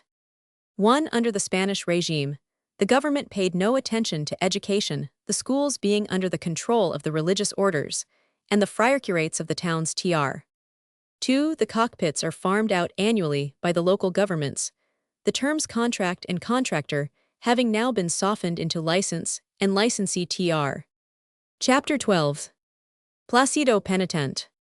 Reluctantly, and almost with tearful eyes, Placido Penitent was going along the Escolta on his way to the University of Santo Tomas. It had hardly been a week since he had come from his town, yet he had already written to his mother twice, reiterating his desire to abandon his studies and go back there to work. His mother answered that he should have patience, that at the least, he must be graduated as a Bachelor of Arts, since it would be unwise to desert his books after 4 years of expense and sacrifices on both their parts. Whence came to Penitent this aversion to study, when he had been one of the most diligent in the famous college conducted by Padre Valerio in Tanoan? Their Penitent had been considered one of the best Latinists, and the subtlest disputants, one who could tangle or untangle the simplest, as well as the most abstruse questions. His townspeople considered him very clever, and his curate, influenced by that opinion, already classified him as a filibusterismo. Proof that he was neither foolish nor incapable. His friends could not explain those desires for abandoning his studies and returning. He had no sweethearts, was not a gambler, hardly knew anything about Hunkian, and rarely tried his luck at the more familiar Rivasino. He did not believe in the advice of the curates, laughed at Tandang. Basio Macanat had plenty of money and good clothes, yet he went to school reluctantly, and looked with repugnance on his books. On the Bridge of Spain, a bridge whose name alone came from Spain, since even its ironwork came from foreign 105 countries, he fell in with the long procession of young men, on their way to the walled city to their respective schools. Some were dressed in the European fashion, and walked rapidly carrying books and notes. Absorbed in thoughts of their lessons and essays, these were the students of the Ateneo. Those from San Juan de Letran were nearly all dressed in the Filipino costume, but were more numerous and carried fewer books. Those from the university are dressed more carefully and elegantly, and saunter along carrying canes instead of books. The collegians of the Philippines are not very noisy or turbulent. They move along in a preoccupied manner, such that upon seeing them one would say that before their eyes shone no hope, no smiling future, even though here and there the line is brightened by the attractive appearance of the schoolgirls of the escuela municipal, one with their sashes across their shoulders, and their books in their hands, followed by their servants. Yet scarcely a laugh resounds or a joke can be heard, nothing of song or jest, at best a few heavy jokes or scuffles among the smaller boys. The older ones nearly always proceed seriously and composedly like the German students. Placido was proceeding along the Paseo de Magallanes, toward the breach, formerly the gate off Santo Domingo, when he suddenly felt a slap on the shoulder, which made him turn quickly in ill humor. "Hello, Penitent, hello, Penitent." It was his schoolmate Juanito Peles, the barbero or pet of the professors, as big a rascal as he could be, with a roguish look and a clownish smile, the son of a Spanish mestizo, a rich merchant in one of the suburbs, who based all his hopes and joys on the boy's talent, promised well with his roguery, and thanks to his custom of playing tricks on everyone and then hiding behind his companions. 106. He had acquired a peculiar hump, which grew larger whenever he was laughing over his deviltry. "What kind of time did you have, Penitent?" was his question, as he again slapped him on the shoulder. So answered Placido, rather bored. "And you?" "Well, it was great. Just imagineth curate of Tiani invited me to spend the vacation in his town, and I went. Old man, you know Padre Camorra, I suppose? Well, he's a liberal curate, very jolly, very frank, one of those like Padre Paco. As there were pretty girls, we serenaded them, all he with his guitar and songs, and I with my violin. I tell you, old man, we had a great time. There wasn't a house we didn't try." He whispered a few words in Placido's ear, and then broke out into laughter. As the latter exhibited some surprise, he resumed, "Ill swear to it, they can't help themselves, because with a governmental order you get rid of the father, husband or brother.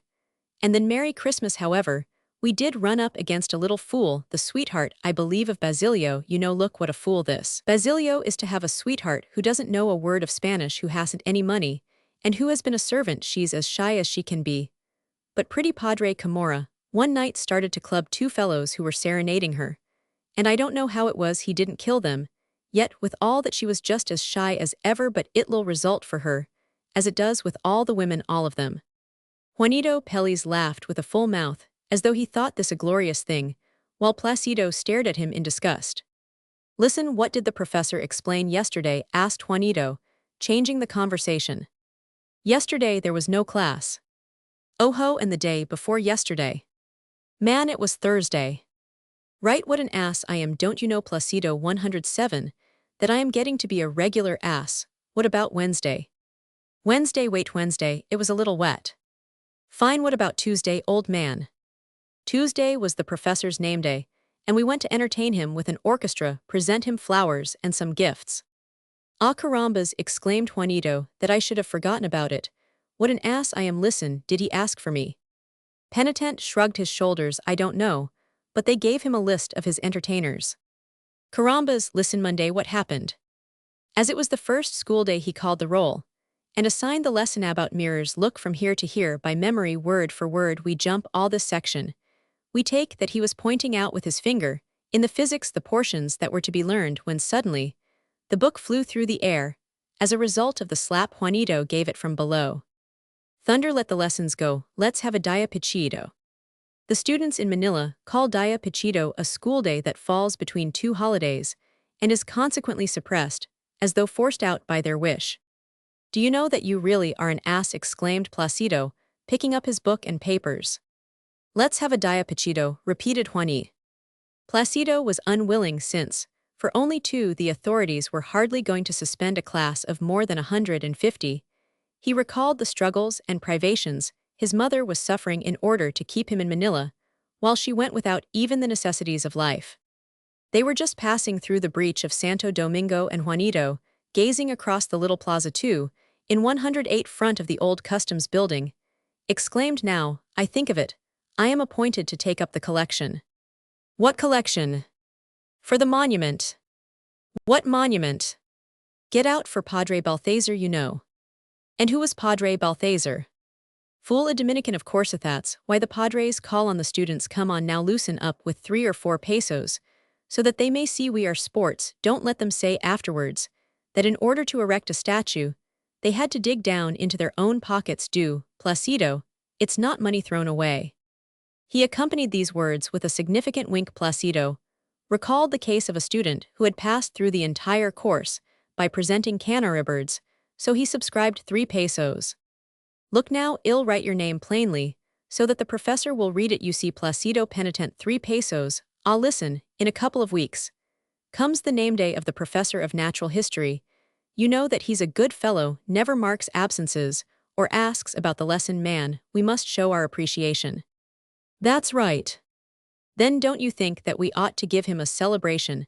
The orchestra must not be smaller than the one you had for the professor of physics. That's right. What do you think about making the contribution 2 pesos? Come, Placido, you start it, so you'll be at the head of the list. Then, seeing that Placido gave the 2 pesos without hesitation, he added, listen, put up 4, and afterwards I'll return you 2. They'll serve as a decoy. Well, if you're going to return them to me, why give them to you? It'll be sufficient for you to write 4. Ah, that's right, what an ass I am. Do you know 109 getting to be a regular ass, but let me have them anyhow so that I can show them. Placido, in order not to give the lie to the priest who christened him, gave what was asked just as they reached the university. In the entrance and along the walks on each side of it were gathered the students awaiting the appearance of the professor's students of the preparatory year of law, of the 5th of the secondary course of the preparatory in medicine, formed lively groups. The latter were easily distinguished by their clothing, and by a certain air that was lacking in the others, since the greater part of them came from the Ateneo Municipal. Among them could be seen the poet Isagani, explaining to a companion the theory of the refraction of light. In another group, they were talking, disputing, citing the statements of the professor, the textbooks and scholastic principles. In yet another, they were gesticulating and waving their books in the air, or making demonstrations with their canes, by drawing diagrams on the ground. Farther on, they were entertaining themselves in watching the pious women go into the neighboring church, all the students making facetious remarks. An old woman, leaning on a young girl, limped piously, while the girl moved along with downcast eyes, timid and abashed to pass before so many curious eyes, the old lady catching up her coffee-colored skirt of the Sisterhood of St. Rita, to reveal her big feet and white stockings, scolded her companion, and shot furious glances at the staring bystanders. "The rascals," she grunted, "don't look at them, keep your eyes down." Everything was noticed, everything called forth jokes and comments. Now it was a magnificent Victoria, which stopped at the door to set down a family of votaries on their way to visit the Virgin of the Rosary III on her favorite 110 day, while the inquisitive sharpened their eyes to get a glimpse of the shape and size of the young lady's feet. As they got out of the carriages now, it was a student who came out of the door with devotion still shining in his eyes, for he had passed through the church to beg the Virgin's help in understanding his lesson, and to see if his sweetheart was there to exchange a few glances with her, and go on to his class, with the recollection of her loving eyes. Soon there was noticed some movement in the groups, a certain air of expectancy, while Isigani paused and turned pale. A carriage drawn by a pair of well-known white horses had stopped at the door. It was that of Paulita Gomez, and she had already jumped down light as a bird, without giving the rascals time to see her foot. With a bewitching whirl of her body and a sweep of her hand, she arranged the folds of her skirt, shot a rapid and apparently careless glance toward Isigani, spoke to him, and smiled. Dona Victorina descended in her turn, gazed over her spectacles, saw Juanito Pelis, smiled, and bowed to him affably. Isigani, flushed with excitement, returned a timid salute, while Juanito bowed profoundly, took off his hat, and made the same gesture as the celebrated clown and caricaturist Panza when he received applause. "Heavens, what a girl!" exclaimed one of the students, starting forward. "Tell the professor that I am seriously Roman 99." So Taddeo, as this invalid youth was known, entered the church to follow the girl.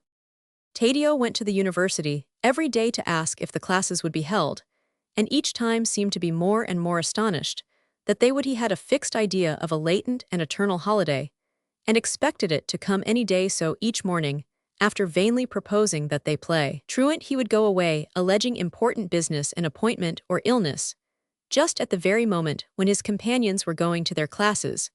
But by some occult thaumaturgic art, Taddeo passed the examinations, was beloved 111 by the professors, and had before him a promising future.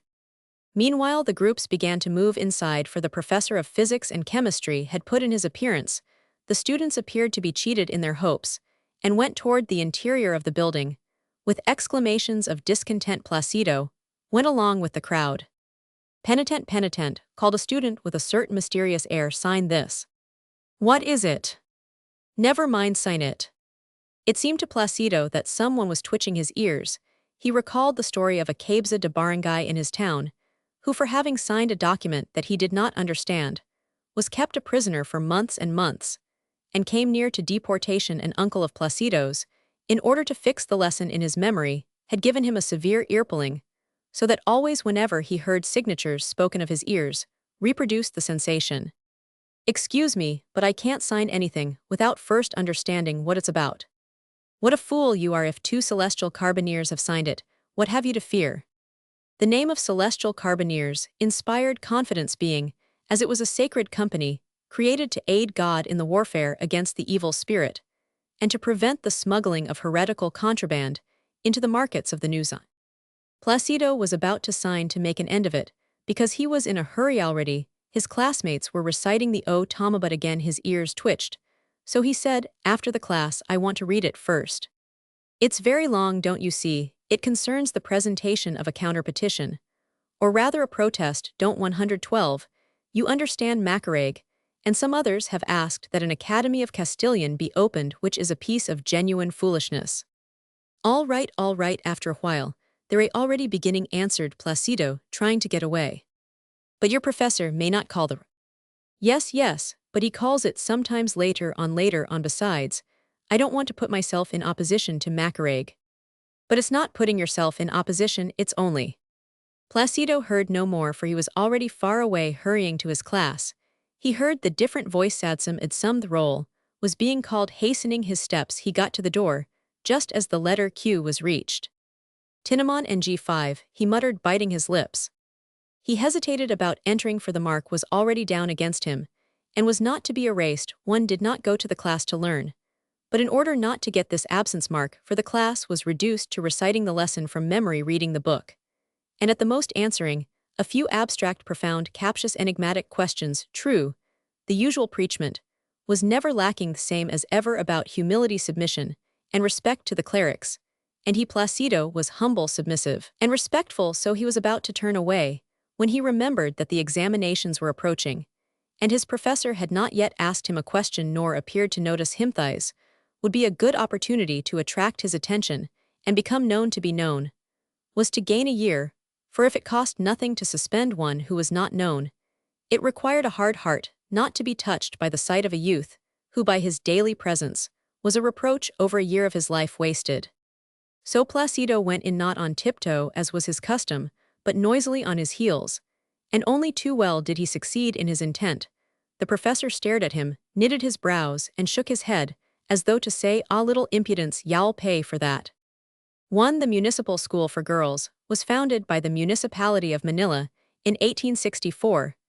The institution was in charge of the Sisters of Charity Census of the Philippine Islands Vol. Roman 3 p. 615. 2. Now known as Plaza Spana tr. 3. Patroness of the Dominican Order, she was formally and sumptuously recrowned a Queen of the Skies in 1907 tr. 4. A burlesque on an association of students known as the Militia Angelica, organized by the Dominicans to strengthen their hold on the people. The name used is significant carbineers, being the local revenue officers notorious in their later days for graft and abuse tr. 5. Tinamon ng Lintica, Tagalog exclamation of anger, disappointment, or dismay, regarded as a very strong expression, equivalent to profanity literally, may the lightning strike you tr. Chapter 13.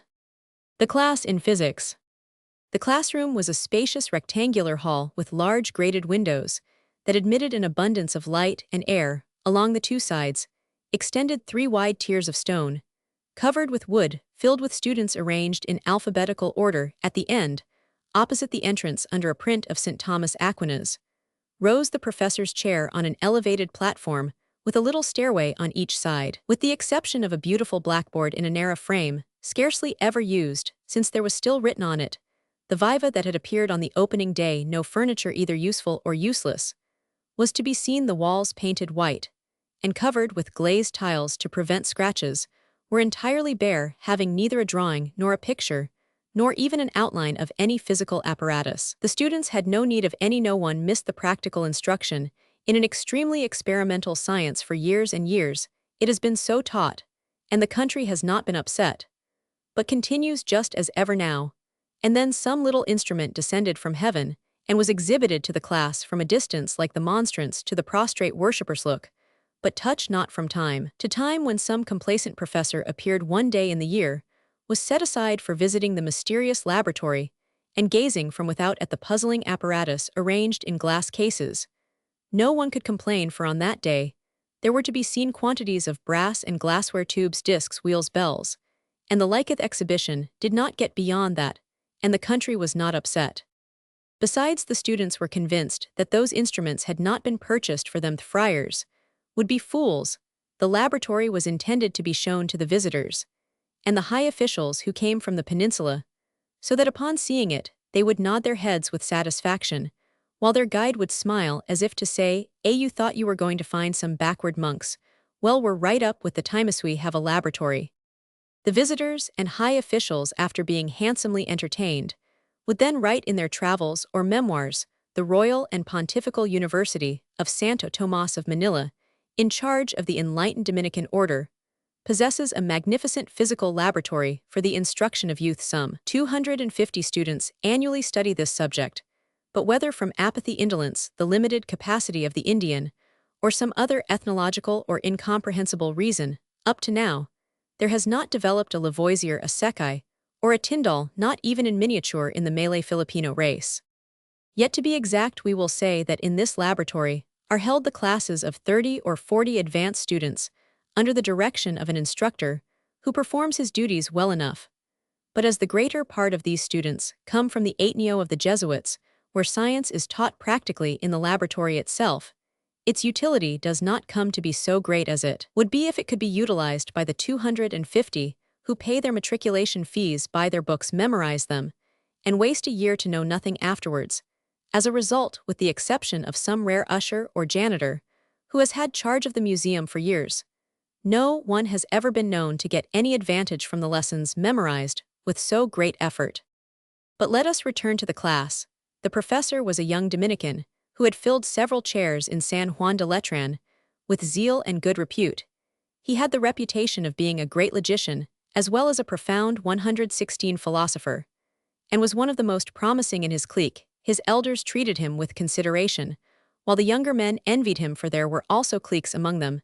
This was the third year of his professorship, and although the first in which he had taught physics and chemistry, he already passed for a sage, not only with the complacent students, but also among the other nomadic professors. Padre Millan did not belong to the common crowd, who each year change their subject in order to acquire scientific knowledge. Students, among other students, with the difference only that they follow a single course, that they quiz instead of being quizzed, that they have a better knowledge of Castilian, and that they are not examined at the completion of the course.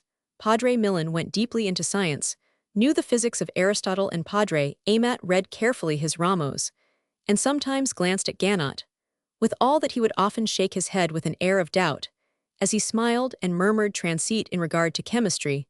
No common knowledge was attributed to him, after he had taken as a premise the statement of St. Thomas that water is a mixture, and proved plainly that the angelic doctor had long forestalled Berzelius Gay Lussac Bunsen, and other more or less presumptuous materialists. Moreover, in spite of having been an instructor in geography, he still entertained certain doubts as to the rotundity of the earth, and smiled maliciously when its rotation and revolution around the sun were mentioned as he recited the verses.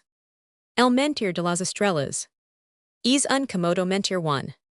He also smiled maliciously in the presence of certain physical theories, and considered visionary, if not actually insane, the Jesuit Sekai, to whom he imputed the making of triangulations on the host, as a result of his astronomical mania, for which reason it was said that he had been forbidden in 117 to celebrate Mass. Many persons also noticed in him some aversion to the sciences that he taught, but these vagaries were trifles, scholarly and religious prejudices that were easily explained not only by the fact that the physical sciences were eminently practical, of pure observation and deduction, while his forte was philosophy, purely speculative, of abstraction and induction, but also because, like any good Dominican jealous of the fame of his order, he could hardly feel any affection for a science in which none of his brethren had excelled. He was the first who did not accept the chemistry of St. Thomas Aquinas, and in which so much renown had been acquired by hostile, or rather, let us say rival orders. This was the professor who that morning called the roll, and directed many of the students to recite the lesson from memory word for word. The phonographs got into operation, some well, some ill, some stammering, and received their grades. He who recited without an error earned a good mark, and he who made more than 3 mistakes a bad mark.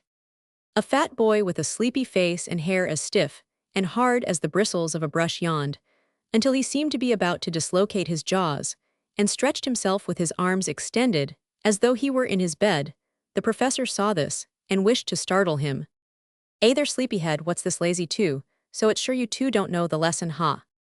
Padre Millan not only used the depreciative too with the students like a good friar, but he also addressed them in the slang of the markets, a practice that he had acquired from the professor of canonical law.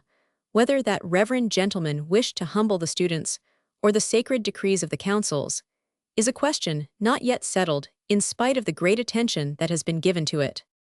This question, instead of offending the class, amused them, and many laugh at it, was a daily occurrence. But the sleeper did not laugh. He arose with a bound, rubbed his eyes, and as though a steam engine were turning, the phonograph began to recite. The name of mirror is applied to all polished surfaces, intended to produce, by the reflection of light, the images of the objects placed before said surfaces. From the substances that form these surfaces, they are divided into metallic mirrors and glass mirrors. Stop, stop, stop, interrupted the professor. Heavens, what a rattle! We are at the point where the mirrors are divided into metallic and glass. Now, if I should present to you a block of wood, a piece of camegan, for instance, well polished and varnished, or a slab of black marble, well burnished, or a square of jet, which would reflect the images of objects placed before them, how would you classify those mirrors? Whether he did not know what to answer or did not understand the question, the student tried to get out of the difficulty by demonstrating that he knew the lesson, so he rushed on like a torrent. The first are composed of brass or an alloy of different metals, and the second of a sheet of glass with its two sides, well polished, one of which has an amalgam of tin adhering to it. Tut tut tut, that's not it I say to you Dominus vobiscum, and you answer me with requiescat in pace. The worthy professor then repeated the question, in the vernacular of the markets, interspersed with causes, and a baz at every moment. The poor youth did not know how to get out of the quandary. He doubted whether to include the camegan with the metals, or the marble with glasses, and leave the jet as a neutral substance, until Juanito Pellis maliciously prompted him. The mirror of camegan among the wooden mirrors. The incautious youth repeated this aloud, and half the class was convulsed with laughter. A good sample of wood you are yourself, exclaimed the professor laughing in spite of himself.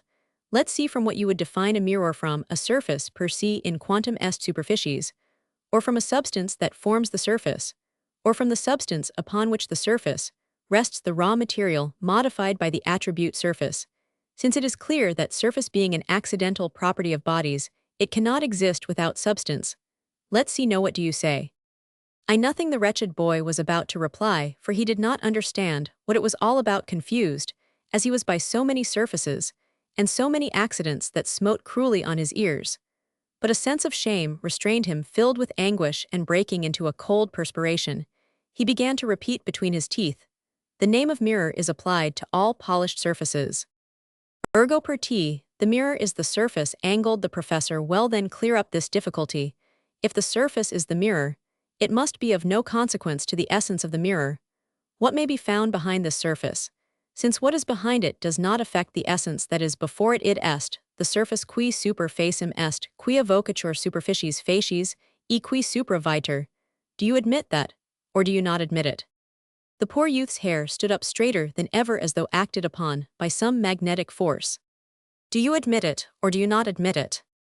Anything whatever you wish, padre, was his thought, but he did not dare to express it from fear of ridicule. That was a dilemma indeed, and he had never been in a worse one. He had a vague idea that the most innocent thing could not be admitted to the friars, but that they, or rather their estates and curacies, would get out of it all the results and advantages imaginable.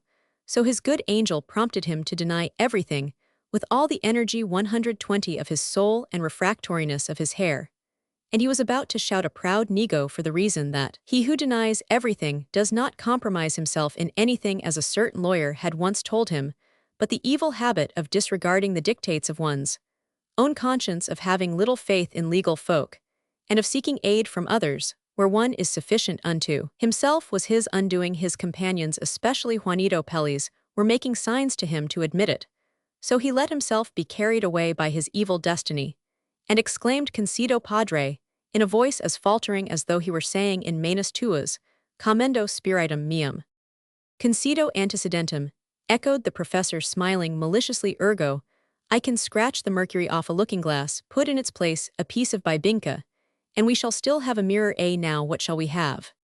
The youth gazed at his prompters, but seeing them surprised and speechless, contracted his features into an expression of bitterest reproach. Deus meus quer dereliquist, me said his troubled eyes, while his lips muttered linentic and vainly. He coughed, fumbled at his shirt-bosom, stood first on one foot, and then on the other, but found no answer. Come now, what have we? Urged the professor, enjoying the effect of his reasoning. Bibinca, whispered Juanito Pellis. Bibinca. Shut up, you fool, cried the desperate youth, hoping to get out of the difficulty by turning it into a complaint. Let's see, Juanito, if you can answer the question for me, the professor then said to Pellis, who was one of his pets. The latter rose slowly, not without first giving penitent, who followed him on the roll, a nudge that meant, don't forget to prompt me. Nego consequentium, padre, he replied resolutely.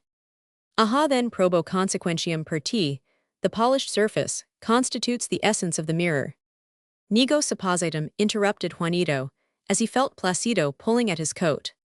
How per te? Nego. Ergo, you believe that what is behind affects what is in front. Nego, the student cried, with still more ardor, feeling another jerk at his coat. Juanito, or rather Placido, who was prompting him, was unconsciously adopting Chinese tactics, not to admit the most inoffensive foreigner in order not to be invaded. "Then where are we?" asked the professor, somewhat disconcerted, and looking uneasily at the refractory student. "Does the substance behind affect, or does it not affect the surface?" To this precise and categorical question, a kind of ultimatum, Juanito did not know what to reply, and his coat offered no suggestions. In vain, he made signs to Placido, but Placido himself was in doubt. Juanito then took advantage of a moment in which the professor was staring at a student, who was cautiously and secretly taking off the shoes that hurt his feet, to step heavily on Placido's toes, and whisper, "Tell me, hurry up, tell me." "I distinguish, get out, what an ass you are," yelled Placido unreservedly, as he stared with angry eyes, and rubbed his hand over his patent leather shoe. The professor heard the cry, stared at the pair, and guessed what had happened. "Listen, you meddler," he addressed Placido, "I wasn't questioning you, but since you think you can save others, let's see if you can save yourself, salva te ipsum, and decide this question." Juanito sat down in content, and as a mark of gratitude stuck out his tongue at his prompter, who had arisen blushing with shame and muttering incoherent excuses. For a moment Padre Millen regarded him as one gloating over a favorite dish. What a good thing it would be 122 to humiliate and hold up to ridicule that dudeish boy, always smartly dressed with head erect and serene look. It would be a deed of charity. So the charitable professor applied himself to it with all his heart, slowly repeating the question. "The book says that the metallic mirrors are made of brass and an alloy of different metals. Is that true, or is it not true?" "So the book says, Padre. Liber dixit ergo ita est." "Don't pretend that you know more than the book does. It then adds that the glass mirrors are made of a sheet of glass, whose two surfaces are well polished, one of them having applied to it an amalgam of tin. Nota bene, an amalgam of tin. Is that true?" "If the book says so, Padre." "Is tin a metal?" "It seems so, Padre, the book says so." It is, and the word amalgam means that it is compounded with mercury, which is also a metal. Ergo, a glass mirror is a metallic mirror. Ergo, the terms of the distinction are confused. Ergo, the classification is imperfecto. Do you explain that, meddler?" He emphasized the ergos and the familiar use with indescribable relish, at the same time winking, as though to say, "You're done for." It means that," stammered Placide. "It means that you haven't learned the lesson, you petty meddler. You don't understand it yourself, and yet you prompt your neighbor." The class took no offense, but on the contrary, many thought the epithet funny and laughed. Placido bit his lips. "What's your name?" the professor asked him. Placido was the curt reply. "Aha, Placido penitent, although you look more like Placido the prompterer, the prompted. But penitent, I am going to impose some penance on you for your promptings." Pleased with his play on words, he ordered the youth to recite the lesson, and the latter, in the state of mind to which he was reduced, made more than 3 mistakes, shaking his head up and down. The professor slowly opened the register and slowly scanned it while he called off the names in a low voice. "Palencia Palomo Panganiban Pedraza, Pelado Pelis penitents, aha Placido penitent, 15 unexcused absences." Placido started up. 15 absences. 15 unexcused absences, continued the professor, "so that you only lack one to be dropped from the roll." 15 absences, repeated Placido in amazement. "I've never been absent more than 4 times, and with today perhaps 5. Gesso Monsieur 3, replied the professor, examining the youth over his gold eyeglasses. "You confess that you have missed 5 times, and God knows, if you may have missed oftener. Atqui, as I rarely call the roll, every time I catch anyone, I put 5 marks against him. Ergo, how many are 5 times 5? Have you forgotten the multiplication table? 5 times 5. 25. Correct, thus you've still got away with 10, because I have caught you only 3 times. If I had caught you every time now, how many are 3 times 5? 15. 15 right, you are, concluded the professor, closing the register. "If you miss once more out of doors, with you get out now a mark for the failure in the daily lesson." He again opened the register, sought out the name, and entered the mark. "Come, only 1 mark," he said, "since you hadn't any before." "But Padre," exclaimed Placido, restraining himself, "if your reverence puts a mark against me for failing in the lesson, your reverence owes it to me to erase the one for absence that you have put against me for today." His reverence made no answer. First, he slowly entered the mark, then contemplated it with his head on one sideth, Mark must be artisticlos the register, and asked with great sarcasm and why so, sir? Because I can't conceive, padre, how one can be absent from the class, and at the same time recite the lesson in it. Your reverence is saying that to be is not to be. Naku a metaphysician, but a rather premature one, so you can't conceive of it, said patet experientia, and contra experientiam negentum, fusilibus est argendum. Do you understand? And can't you conceive with your philosophical head that one can be absent from the class, and not know the lesson at the same time? Is it a fact that absence necessarily implies knowledge? What do you say to that, philosophaster? This last epithet was the drop of water that made the full cup overflow. Placido enjoyed among his friends the reputation of being a philosopher. So he lost his patience, threw down his book, arose, and faced the professor. Enough, padre, enough. Your reverence can put all the marks against me that you wish, but you haven't the right to insult me. Your reverence may stay with the class. I can't stand any more without further farewell. He stalked away. The class was astounded. Such an assumption of dignity had scarcely ever been seen, and who would have thought it of Placido penitent? The surprised professor bit his lips and shook his head threateningly as he watched him depart. Then, in a trembling voice, he began his preachment on the same old theme, delivered, however, with more energy and more eloquence. It dealt with the growing arrogance, the innate ingratitude, the presumption, the lack of respect for superiors, the pride that the spirit of darkness infused in the 125 young, the lack of manners, the absence of courtesy, and so on. From this, he passed to coarse jests and sarcasm over the presumption which some good-for-nothing prompters had of teaching their teachers, by establishing an academy for instruction in Castilian. Aha, aha, he moralized those who the day before yesterday scarcely knew how to say yes, padre, no, padre, now want to know more than those who have grown gray, teaching them. He who wishes to learn will learn. Academies, or no academies, undoubtedly. That fellow who has just gone out is one of those in the Project Castilian, is in good hands with such guardians. When are you going to get the time to attend the academy, if you have scarcely enough to fulfill your duties in the regular classes? We wish that you may all know Spanish, and that you pronounce it well, so that you won't split our eardrums with your twist of expression and your PS4. But first business, and then pleasure. Finish your studies first and afterwards learn Castilian, and all become clerks if you so wish. So he went on with his harangue until the bell rang, and the class was over. The 234 students, after reciting their prayers, went out as ignorant as when they went in, but breathing more freely, as if a great weight had been lifted from them. Each youth had lost another hour of his life, and with it a portion of his dignity and self-respect. And in exchange, there was an increase of discontent, of aversion to study, of resentment in their hearts. After all this, ask for knowledge, dignity, gratitude. De nobis post hic tristis sententia fervor. Just as the 234 spent their class hours, so the thousands of students who preceded them have spent theirs.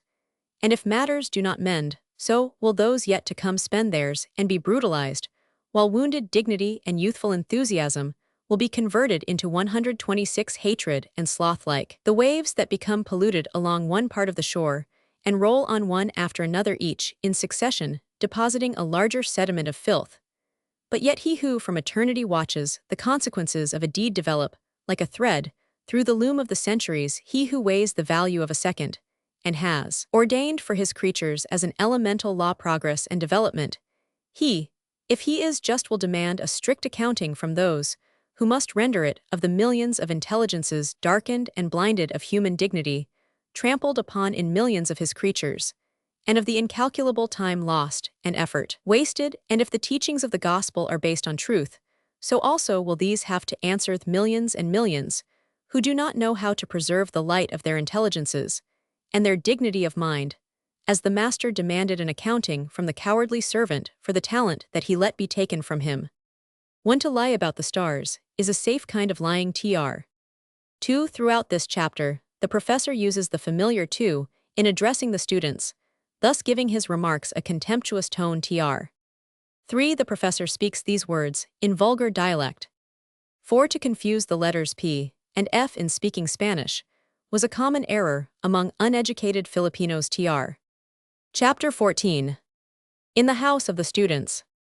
The house where Macareg lived was worth visiting, large and spacious, with 2 entresals provided with elegant gratings, It seemed to be a school during the first hours of the morning, and pandemonium from 10 o'clock on during the boarders' recreation hours from the lower hallway of the spacious entrance up to the main floor. There was a bubbling of laughter, shouts, and movement. Boys in scanty clothing played sipa or practiced gymnastic exercises on improvised trapezes, while on the staircase a fight was in progress between 8 or 9 armed with cane sticks and ropes, but neither attackers nor attacked did any great damage, their blows generally falling sidewise upon the shoulders of the Chinese peddler, who was there selling his outlandish mixtures and indigestible pastries. Crowds of boys surrounded him, pulled at his already disordered queue, snatched pies from him, haggled over the prices, and committed 1,000 deviltries. The Chinese yelled, swore in all the languages he could jabber, not omitting his own. He whimpered, laughed, pleaded, put on a smiling face when an ugly one would not serve, or the reverse. He cursed them as devils, savages, no Kilistanos one, but that mattered nothing. A whack would bring his face around smiling, and if the blow fell only upon his shoulders, he would calmly continue his business transactions, contenting himself with crying out to them that he was not in the game. But if it struck the flat basket on which were placed his wares, then he would swear never to come again, as he 128 poured out upon them all the imprecations and anathemas imaginable. Then the boys would redouble their efforts to make him rage the more, and when at last his vocabulary was exhausted, and they were satiated with his fearful mixtures, they paid him religiously, and sent him away happy, winking, chuckling to himself, and receiving as caresses the light blows from their canes that the students gave him as tokens of farewell. Concerts on the piano and violin, the guitar, and the accordion alternated with the continual clashing of blades from the fencing lessons. Around a long, wide table, the students of the Ateneo prepared their compositions, or solved their problems by the side of others, writing to their sweethearts on pink perforated notepaper, covered with drawings. Here, one was composing a melodrama at the side of another, practicing on the flute, from which he drew wheezy notes. Over there, the older boys, students in professional courses, who affected silk socks and embroidered slippers, amused themselves in teasing the smaller boys by pulling their ears already red from repeated fillips, while 2 or 3 held down a little fellow who yelled and cried, defending himself with his feet against being reduced to the condition in which he was born, kicking and howling. In one room around a small table 4 were playing rivasino with laughter and jokes, to the great annoyance of another, who pretended to be studying his lesson, but who was in reality waiting his turn to play. Still another came in with exaggerated wonder, scandalized, as he approached the table. How wicked you are so early in the morning, and already gambling. Let's see, you fool, take it. With the 3 of spades closing his book, he too joined in the game. Cries and blows were heard. 2 boys were fighting in the adjoining room, a lame student, who was very sensitive about his infirmity, and an unhappy newcomer from the provinces who was just commencing his studies. He was working over a treatise on philosophy, and reading innocently 129, in a loud voice with a wrong accent, the Cartesian principle cogito ergo. The little lame boy El Cogito took this as an insult, and the others intervened to restore peace, but in reality only to sow discord and come to blows themselves. In the dining room, a young man with a can of sardines, a bottle of wine, and the provisions that he had just brought from his town, was making heroic efforts to the end that his friends might participate in his lunch, while they were offering in their turn heroic resistance to his invitation. Others were bathing on the azotea, playing firemen with the water from the well, and joining in combats with pails of water, to the great delight of the spectators. But the noise and shouts gradually died away with the coming of leading students, summoned by Macareg to report to them the progress of the Academy of Castilian Isagani. Was cordially greeted, as was also the peninsular Sandoval, who had come to Manila as a government employee and was finishing his studies, and who had completely identified himself with the cause of the Filipino students. The barriers that politics had established between the races had disappeared in the schoolroom, as though dissolved by the zeal of science and youth. From lack of lyceums and scientific, literary, or political centers, Sandoval took advantage of all the meetings to cultivate his great oratorical gifts, delivering speeches and arguing on any subject, to draw forth applause from his friends and listeners. At that moment, the subject of conversation was the instruction in Castilian, but as Macareg had not yet arrived, conjecture was still the order of the day. What can have happened? What has the general decided? Has he refused the permit? Has Padre Irene or Padre Sibylla won? Such were the questions. They asked one another questions that could be answered only by Macarag. Among the young men gathered together, there were optimists like Isagani and Sandoval, who saw the thing already accomplished and talked of congratulations and praise from the government for the patriotism of the students' outbursts of optimism that led Juanito Pelis to claim for himself a large part of the glory of founding the society.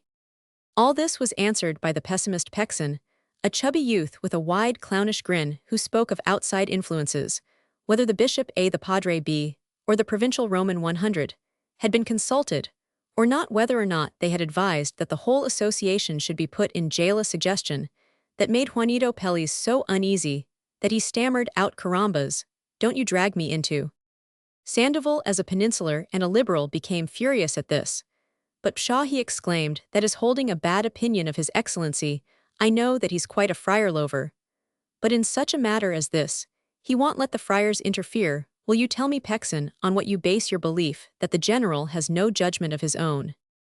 I didn't say that, Sandoval replied, Pexin grinning, until he exposed his wisdom tooth for me. The general has his own judgment. That is the judgment of all those within his reach, that's plain.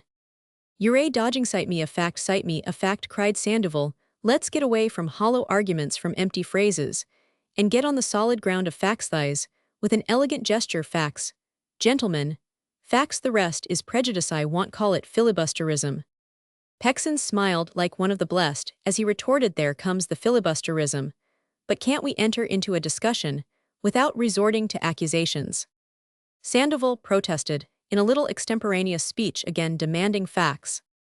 Well, not long ago, there was a dispute between some private persons and certain friars, and the acting governor 131 rendered a decision that it should be settled by the provincial of the order concerned, replied Pexin again, breaking out into a laugh, as though he were dealing with an insignificant matter. He cited names and dates, and promised documents that would prove how justice was dispensed. But on what ground, tell me this, on what ground can they refuse permission for what plainly appears to be extremely useful and necessary? Asked Sandoval. Pexin shrugged his shoulders. It's that it endangers the integrity of the fatherland, he replied, in the tone of a notary reading an allegation. That's pretty good. What has the integrity of the fatherland to do with the rules of syntax? The Holy Mother Church has learned doctors. What do I know? Perhaps it is feared that we may come to understand the laws so that we can obey them. What will become of the Philippines on the day when we understand one another? Sandoval did not relish the dialectic and jesting turn of the conversation. Along that path could rise no speech worth the while. Don't make a joke of things, he exclaimed. This is a serious matter. The Lord deliver me from joking when there are friars concerned. But on what do you base? On the fact that the hours for the classes having to come at night, continued Pexin in the same tone, as if he were quoting known and recognized formulas, there may be invoked as an obstacle the immorality of the thing, as was done in the case of the school at Malolos. Another, but don't the classes of the Academy of Drawing and the Novnaries, and the processions cover themselves with the mantle of night. The scheme affects the dignity of the university, went on the chubby youth, taking no notice of the question. Affects nothing. The university has to accommodate 132 itself to the needs of the students. And granting that, what is a university? Then, is it an institution to discourage study? Have a few men banded themselves together, in the name of learning and instruction, in order to prevent others from becoming enlightened? The fact is that movements initiated from below are regarded as discontent. What about projects that come from above? Interpolated one of the students. There's the School of Arts and Trades. Slowly, gentlemen, protested Sandoval. I am not a friar lover, my liberal views being well known, but render unto Caesar that which is Caesar's. Of that School of Arts and Trades, of which I have been the most enthusiastic supporter, and the realization of which I shall greet as the first streak of dawn, for these fortunate islands of that School of Arts and Trades, the friars have taken charge. Or the cat of the canary, which amounts to the same thing, added Pexin in his turn, interrupting the speech. Get out, cried Sandoval, enraged at the interruption, which had caused him to lose the thread of his long, well-rounded sentence. As long as we hear nothing bad, let's not be pessimists. Let's not be unjust, doubting the liberty and independence of the government. Here he entered upon a defense in beautiful phraseology of the government, and its good intentions, a subject that Pexin dared not break in upon. The Spanish government, he said among other things, has given you everything, it has denied you nothing. We had absolutism in Spain, and you had absolutism here. The friars covered our soil with conventos and conventos, occupy a third part of Manila. In Spain the garrote prevails, and here the garrote is the extreme punishment. We are Catholics, and we have made you Catholics. We were scholastics, and scholasticism sheds its light in your college halls. In short, gentlemen, we weep. When you weep we suffer. When 133 you suffer, we have the same altars, the same courts, the same punishments, and it is only just that we should give you our rights and our joys. As no one interrupted him, he became more and more enthusiastic, until he came to speak of the future of the Philippines. As I have said, gentlemen, the dawn is not far distant. Spain is now breaking the eastern sky for her beloved Philippines, and the times are changing, as I positively know, faster than we imagine. This government, which according to you is vacillating and weak, should be strengthened by our confidence, that we may make it see that it is the custodian of our hopes.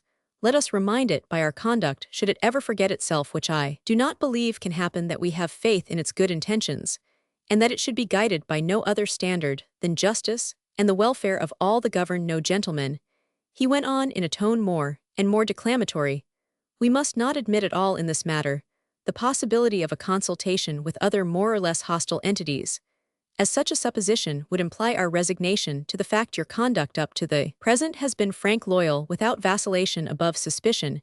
You have addressed it simply and directly. The reasons you have presented could not be more sound. Your aim is to lighten the labor of the teachers in the first years, and to facilitate study among the hundreds of students who fill the college halls, and for whom one solitary professor cannot suffice. If up to the present the petition has not been granted, it has been for the reason, as I feel sure, that there has been a great deal of material accumulated. But I predict that the campaign is one, that the summons of Macarag is to announce to us the victory, and tomorrow we shall see our efforts crowned with the applause and appreciation of the country, and who knows, gentlemen, but that the government may confer upon you some handsome decoration of merit, benefactors, as you are of the fatherland. Enthusiastic applause resounded. All immediately believed in the triumph, and many in the decoration.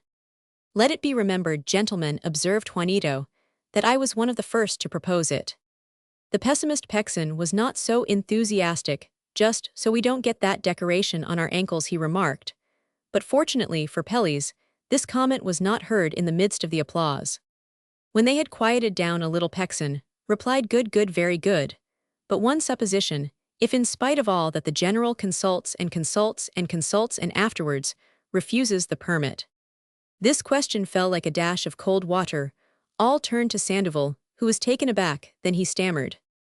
Then he exclaimed in a burst of enthusiasm, still excited by the applause, seeing that in writing and in printing it boasts of desiring your enlightenment, and yet hinders and denies it when called upon to make it a reality. Then, gentlemen, your efforts will not have been in vain. You will have accomplished what no one else has been able to do, make them drop the mask and fling down the gauntlet to you. Bravo, bravo, cried several enthusiastically. Good for Sandoval, hurrah for the gauntlet, added others.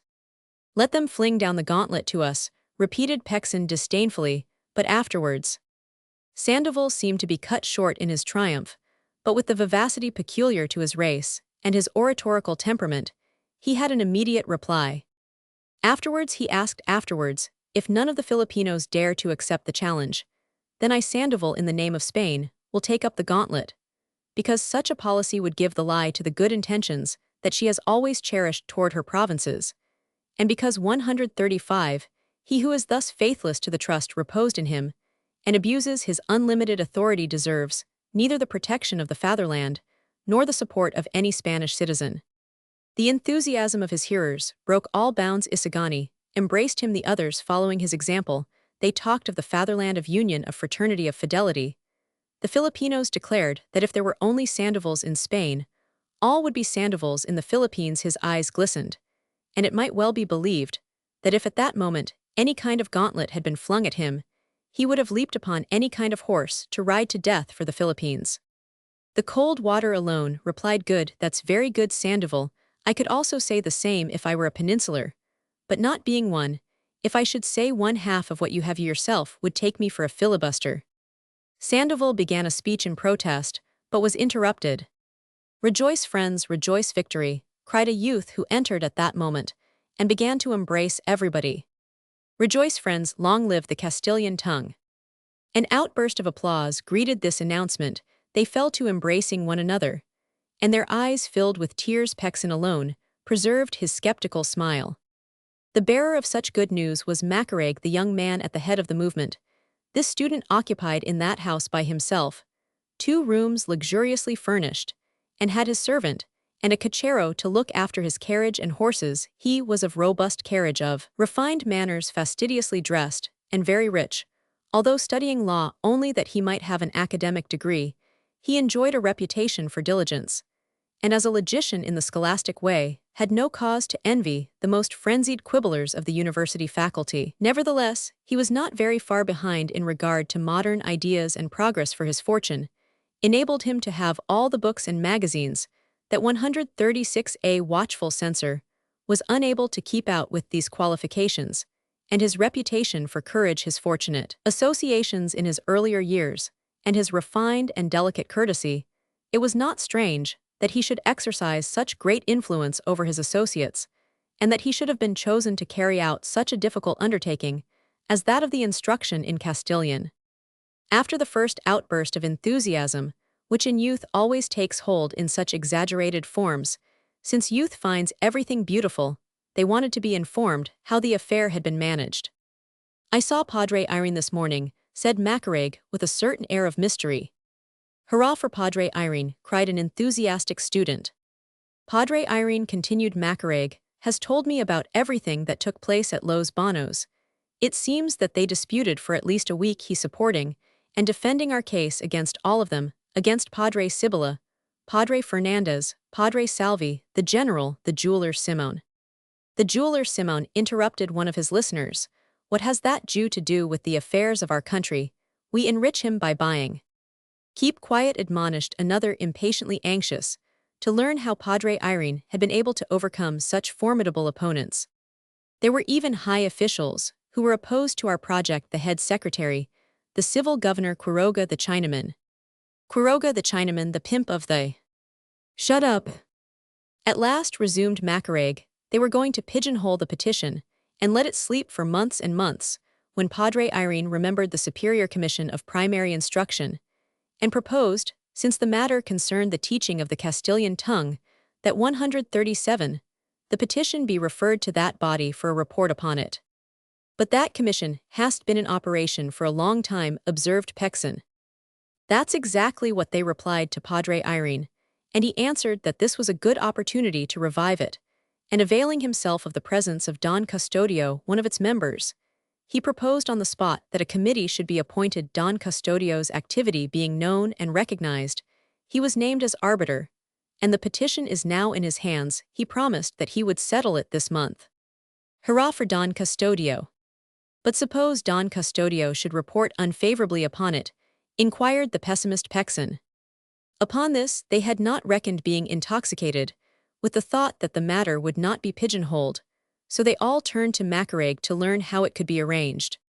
"The same objection I presented to Padre Irene, but with his sly smile, he said to me, 'We've won a great deal, we have succeeded in getting the matter on the road to a decision. The opposition sees itself forced to join battle. If we can bring some influence to bear upon Don Custodio, so that he, in accordance with his liberal tendencies, may report favorably, all is one.' For the general showed himself to be absolutely neutral." Macareg paused, and an impatient listener asked, "How can we influence him?" Padre Irene pointed out to me 2 ways. "Quiroga," someone suggested. "Pshaw, great use Quiroga. A fine present." "No, that won't do, for he prides himself upon being incorruptible." "Ah yes, I know," exclaimed Pexin with a laugh. "Pepe the dancing girl, 138. "Ah yes, Pepe, the dancing girl," echoed several. This Pepe was a showy girl, supposed to be a great friend of Don Custodio. To her resorted the contractors, the employees, the intriguers, when they wanted to get something from the celebrated Councilor Juanito Peles, who was also a great friend of the dancing girl, offered to look after the matter. But Isagani shook his head, saying that it was sufficient that they had made use of Padre Irene, and that it would be going too far to avail themselves of Pepe in such an affair. Show us the other way. The other way is to apply to his attorney, and advisor Sener Pasta the oracle, before whom Don Custodio bows. I prefer that said Isagani Sener Pasta is a Filipino, and was a schoolmate of my uncle's, but how can we interest him? There's the quid, replied Macarag, looking earnestly at Isagani Sener Pasta. Has a dancing girl I mean a seamstress? Isagani again shook his head. Don't be such a Puritan, Juanito Peles said to him. The end justifies the means. I know the seamstress Madia, for she has a shop where a lot of girls work. No, gentleman, declared Isagani. Let's first employ decent methods. I'll go to Sener Pasta, and if I don't accomplish anything then, you can do what you wish with the dancing girls and seamstresses. They had to accept this proposition, agreeing that Isagani should talk to Sener Pasta that very day, and in the afternoon report to his associates at the university the result of the interview. 1 No Cristianos, not Christians Rome, and 1 E Savages tr. Chapter 15. Sener Pasta. Isagani presented himself in the house of the lawyer, one of the most talented minds in Manila, whom the friars consulted in their great difficulties. The youth had to wait some time on account of the numerous clients, but at last his turn came, and he entered the office, or bufete, as it is generally called in the Philippines. The lawyer received him with a slight cough, looking down furtively at his feet, but he did not rise or offer a seat as he went on writing. This gave Isagani an opportunity for observation and careful study of the lawyer, who had aged greatly. His hair was gray, and his baldness extended over nearly the whole crown of his head. His countenance was sour and austere. There was complete silence in the study, except for the whispers of the clerks and understudies, who were at work in an adjoining room, their pens scratched, as though quarreling with the paper. At length the lawyer finished what he was writing, laid down his pen, raised his head, and recognizing the youth, let his face light up with a smile as he extended his hand affectionately. Welcome, young man, but sit down, and excuse me, for I didn't know that it was you. How is your uncle?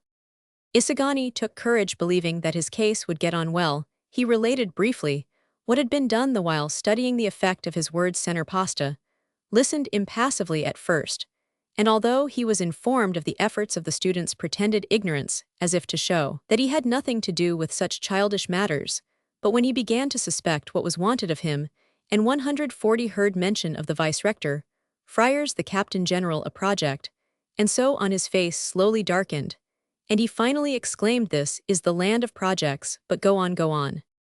Isagani was not yet discouraged. He spoke of the manner in which a decision was to be reached, and concluded, with an expression of the confidence which the young men entertained, that he, Sener Pasta, would intercede in their behalf in case Don Custodio should consult him, as was to be expected. He did not dare to say would advise, deterred by the wry face the lawyer put on.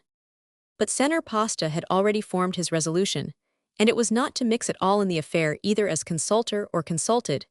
He was familiar with what had occurred at Los Banos. He knew that there existed two factions, and that Padre Irene was not the only champion on the side of the students, nor had he been the one who proposed submitting the petition to the Commission of Primary Instruction, but quite the contrary. Padre Irene, Padre Fernandez, the countess, a merchant who expected to sell the materials for the new academy, and the high official who had been citing royal decree after royal decree, were about to triumph, when Padre Sibylla, wishing to gain time, had thought of the commission. All these facts the great lawyer had present in his mind, so that when Isagani had finished speaking he determined to confuse him with evasions, tangle the matter up, and lead the conversation to other subjects. Yes, he said, pursing his lips and scratching his head, there is no one who surpasses me in love for the country, and in aspirations toward progress, but I can't compromise myself. I don't know whether you clearly understand my position, a position that is very delicate. I have so many interests I have to labor within the limits of strict prudence. It's a risk. The lawyer sought to bewilder the youth with an exuberance of words, so he went on speaking of laws and 141 decrees, and talked so much that instead of confusing the youth, he came very near to entangling himself in a labyrinth of citations. In no way do we wish to compromise you, replied Isagani, with great calmness. God deliver us from injuring in the least the persons whose lives are so useful to the rest of the Filipinos, but as little versed as I may be in the laws, royal decrees, writs, and resolutions that obtain in this country, I can't believe that there can be any harm in furthering the high purposes of the government. In trying to secure a proper interpretation of these purposes, we are seeking the same end, and differ only about the means. The lawyer smiled, for the youth had allowed himself to wander away from the subject, and there, where the former was going to entangle him, he had already entangled himself.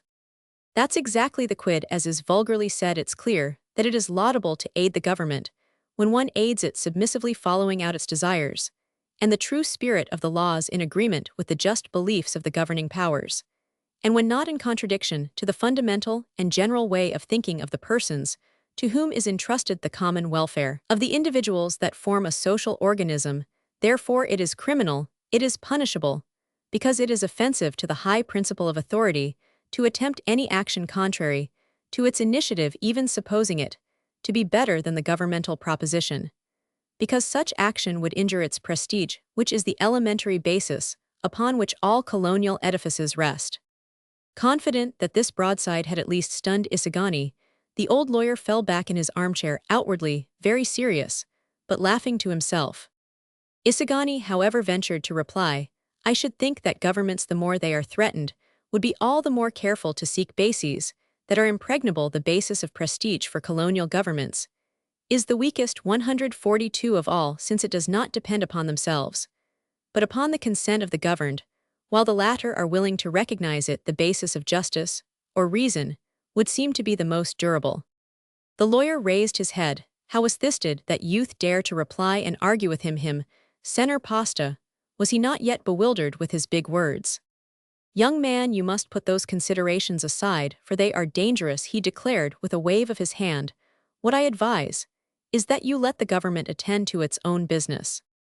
Governments are established for the welfare of the peoples, and in order to accomplish this purpose properly, they have to follow the suggestions of the citizens, who are the ones best qualified to understand their own needs.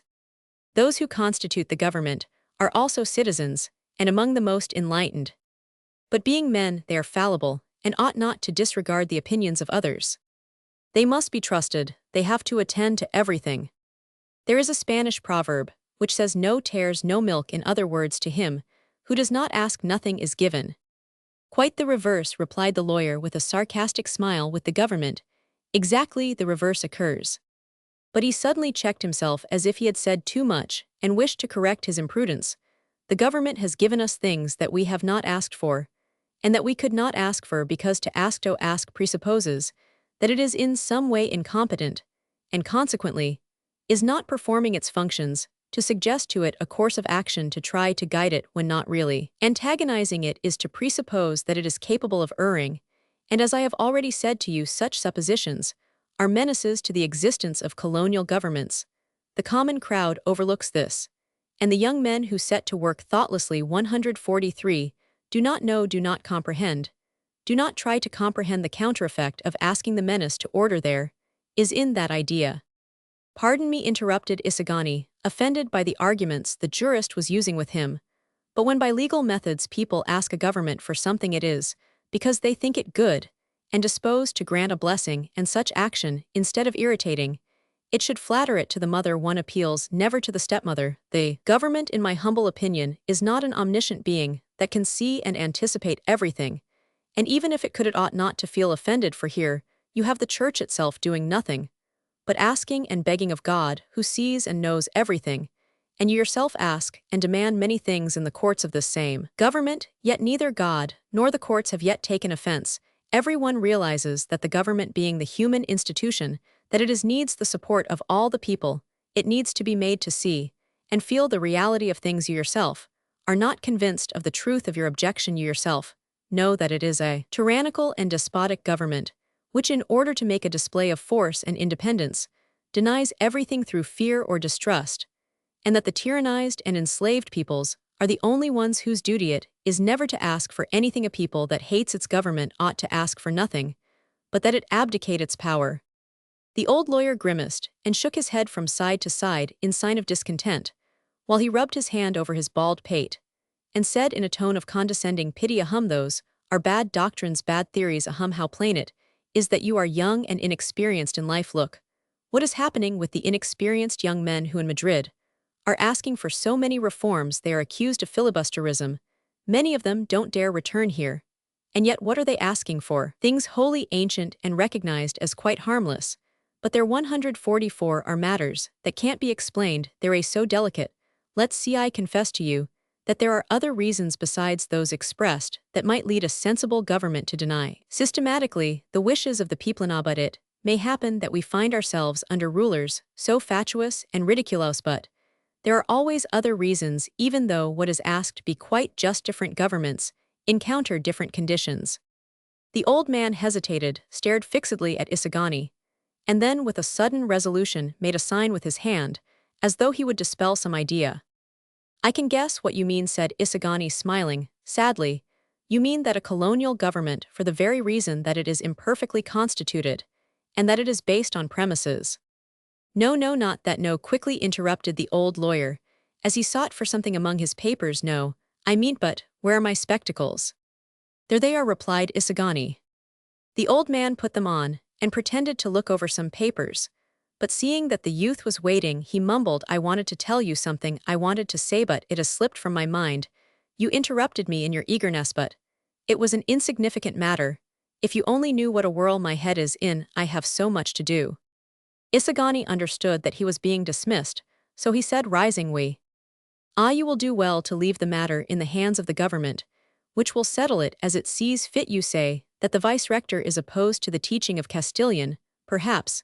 He may be, not as to the fact, but as to the form. It is said that the rector, who is on his way, will bring a project for reform in education. Wait a while, give time a chance, apply yourself to your studies, as the examinations are near. Ancarambus, you, who already speak Castilian, and express yourself easily.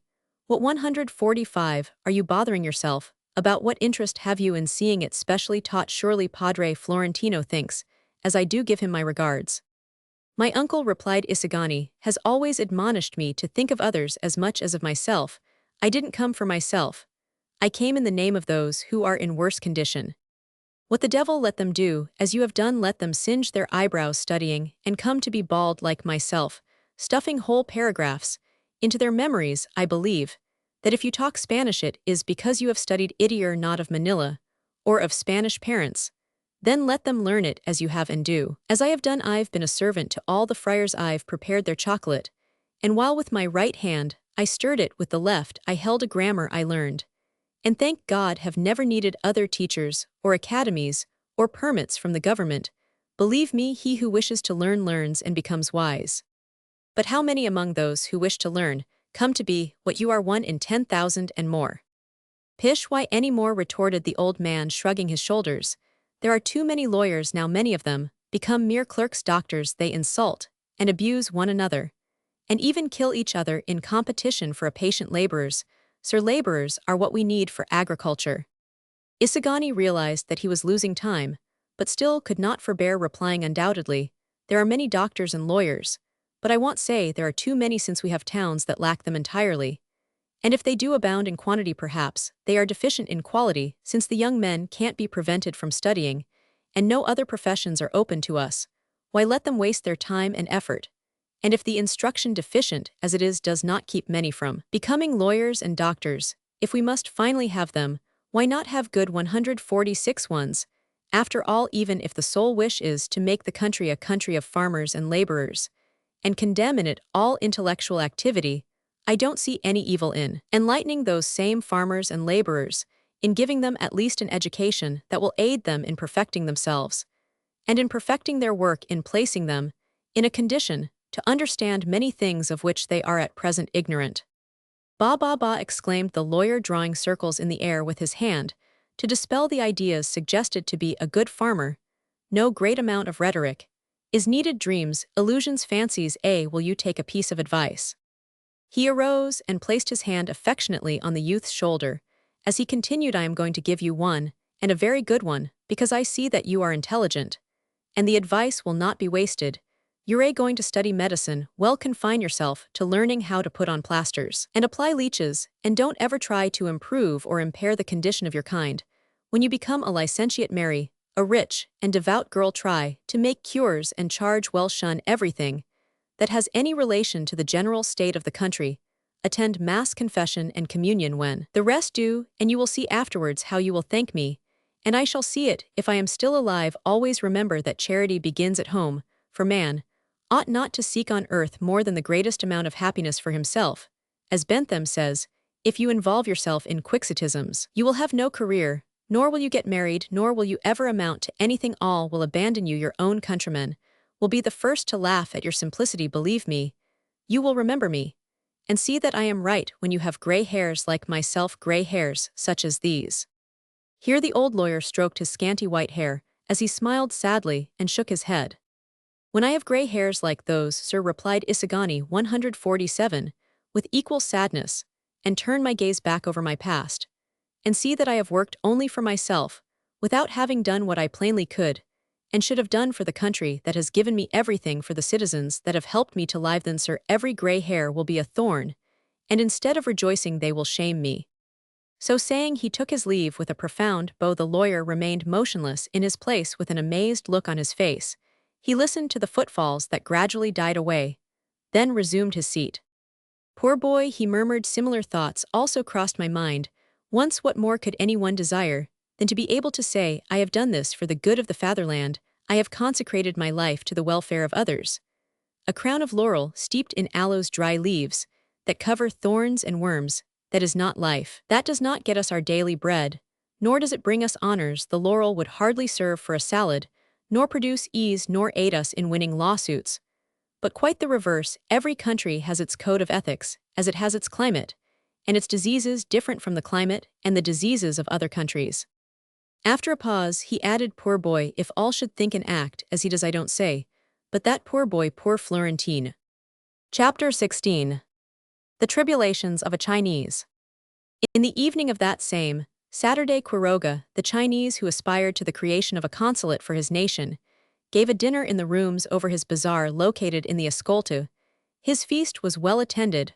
Friars, government, employees, soldiers, merchants, all of them, his customers, partners, or patrons were to be seen. Therefore, his store supplied the curates and the conventos with all their necessities.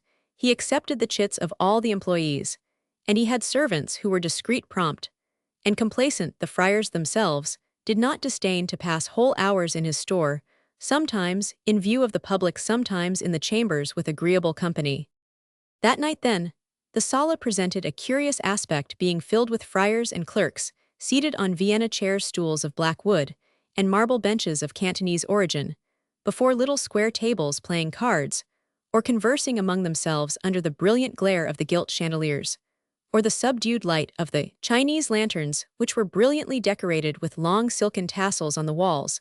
There was a lamentable medley of landscapes in dim and gaudy colors, painted in Canton or Hong Kong, mingled with tawdry chromos of odalisques, half-nude women, effeminate lithographs of Christ, the deaths of the just, and of the sinners, made by Jewish houses in Germany to be sold in the Catholic countries, nor were there lacking the Chinese prints on red paper representing a man seated of venerable aspect, with a calm smiling face, behind whom stood a servant, ugly, horrible, diabolical, threatening, armed with a lance having a wide 149 keen blade. Among the Indians some call this figure Mohammed, others Santiago. One we do not know why, nor do the Chinese themselves give a very clear explanation of this popular pair.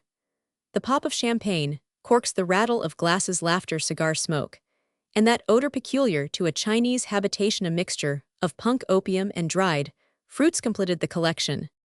Dressed as a Chinese mandarin in a blue-dustled cap, Quiroga moved from room to room, stiff and straight, but casting watchful glances here and there as though to assure himself that nothing was being stolen. Yet, in spite of this natural distrust, he exchanged handshakes with each guest, greeted some with a smile sagacious and humble, others with a patronizing air, and still others with a certain shrewd look that seemed to say, I know you didn't come on my account, you came for the dinner.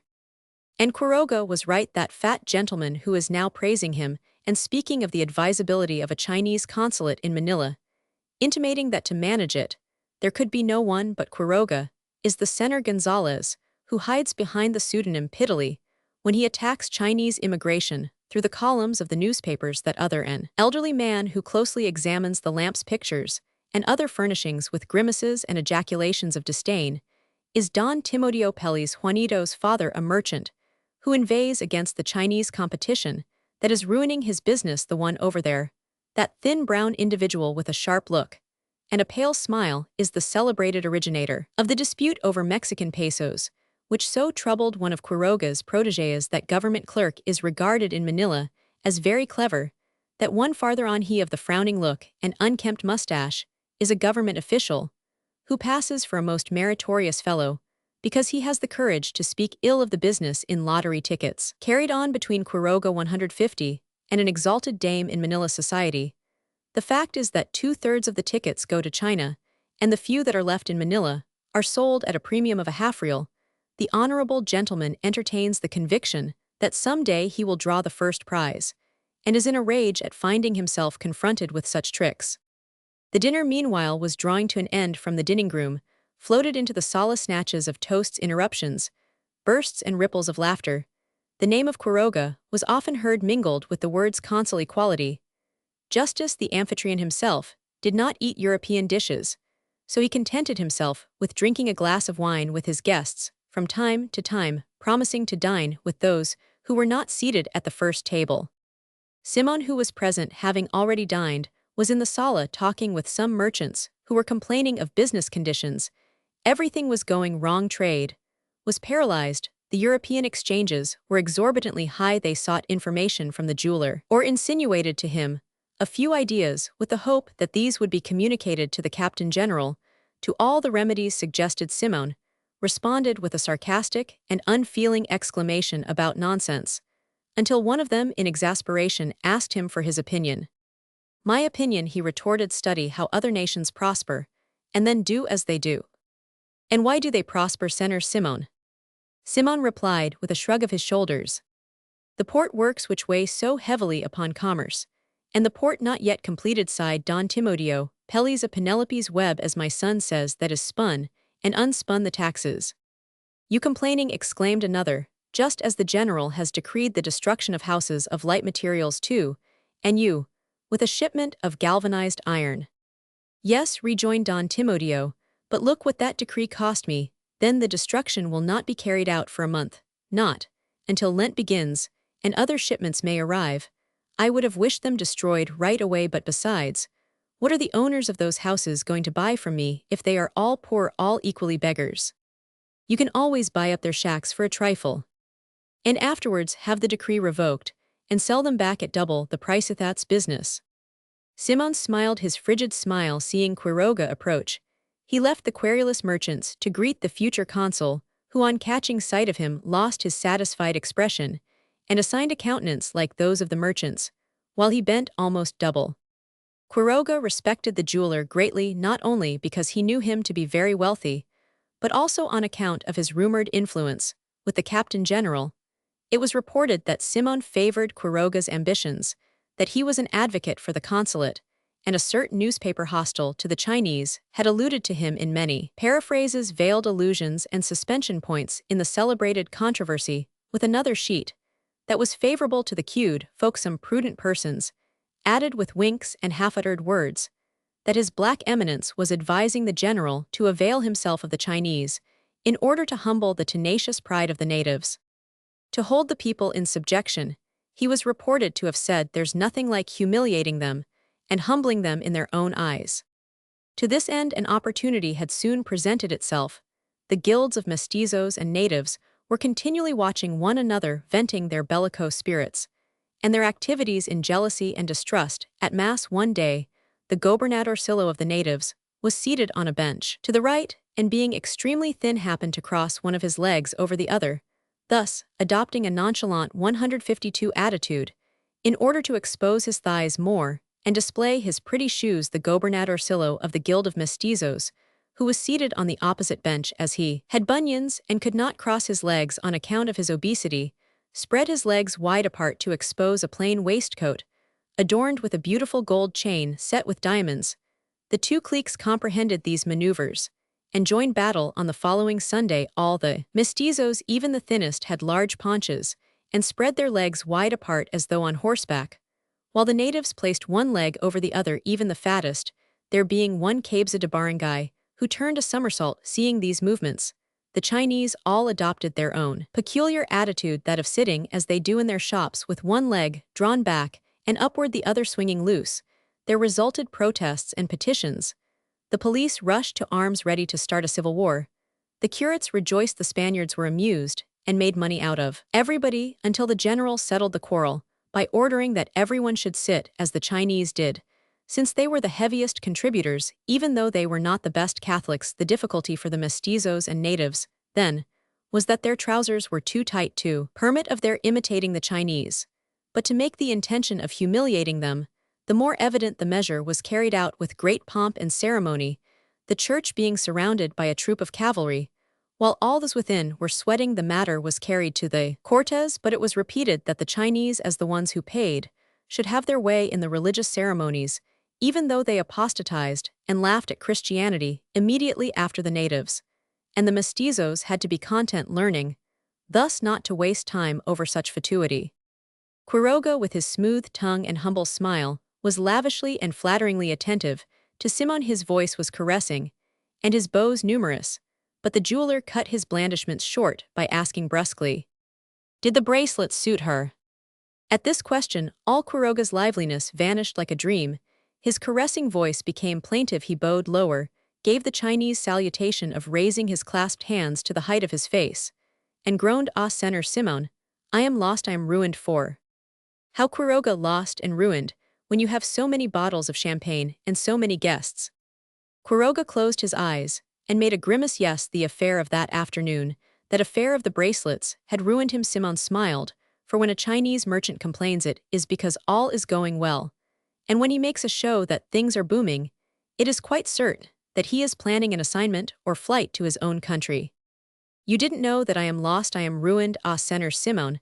I am busted." To make his condition 154 plainer, he illustrated the word by making a movement, as though he were falling in collapse. Simoun wanted to laugh, but restrained himself, and said that he knew nothing at all. As Quiroga led him to a room and closed the door, he then explained the cause of his misfortune.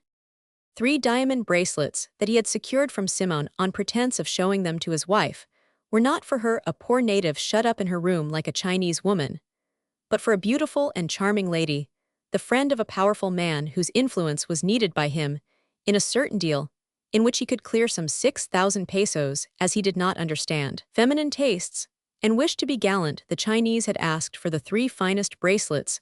The jeweler had each priced at 3,000 to 4,000 pesos, with affected simplicity, and his most caressing smile. Quiroga had begged the lady to select the one she liked best, and the lady, more simple and caressing still, had declared that she liked all 3 and had kept them.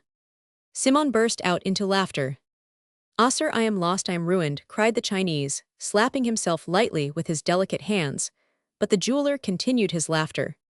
Bad people, surely not a real lady," went on the Chinaman, shaking his head in disgust. "What, she has no decency, while me a Chinaman, me always polite. Ah, surely, she not a real lady, a cigarera has more decency." They've caught you, exclaimed Simoun, poking him in the chest. "And everybody's asking for loans, and never pays. What about that clerks, officials, lieutenant, soldiers?" He checked them off on his long-nailed fingers. Senor Simoun, I am lost, I am busted. "Get out with your complaints," said Simoun. "I've saved you from many officials that wanted money from you. I've lent it to them, so that they wouldn't bother you even when I knew that they couldn't pay." "But Senor Simoun, you lend to officials, I lend to women, sailors, everybody. I bet you get your money back." "Me money back? Ah, surely you don't understand. When it's lost in gambling, they never pay. Besides, you have a consul, you can force them. But I haven't." Simoun became thoughtful. "Listen, Quiroga," he said somewhat abstractedly, "ill undertake to collect what the officers and sailors owe you. Give me their notes." Quiroga again fell to whining. They had never given him any notes. "When they come to you asking for money, send them to me. I want to help you." The grateful Quiroga thanked him, but soon fell to lamenting again about the bracelets. "A cigarera wouldn't be so shameless," he repeated. "The devil," exclaimed Simoun, looking askance at the Chinese, as though studying him. "Exactly when I need the money, and thought that you could pay me. But it can all be arranged, as I don't want you to fail for such a small amount. Come a favor and ill reduced to 7, the 9,000 pesos you owe me. You can get anything you wish through the customs, boxes of lamps, iron, copper, glassware, Mexican pesos, Furnish arms to the conventos, don't you? The Chinese nodded affirmation, but remarked that he had to do a good deal of bribing. I furnish the padres everything. Well then, added Simoun in a low voice, I need you to get in for me some boxes of rifles that arrived this evening. I want you to keep them in your warehouse. There isn't room for all of them in my house.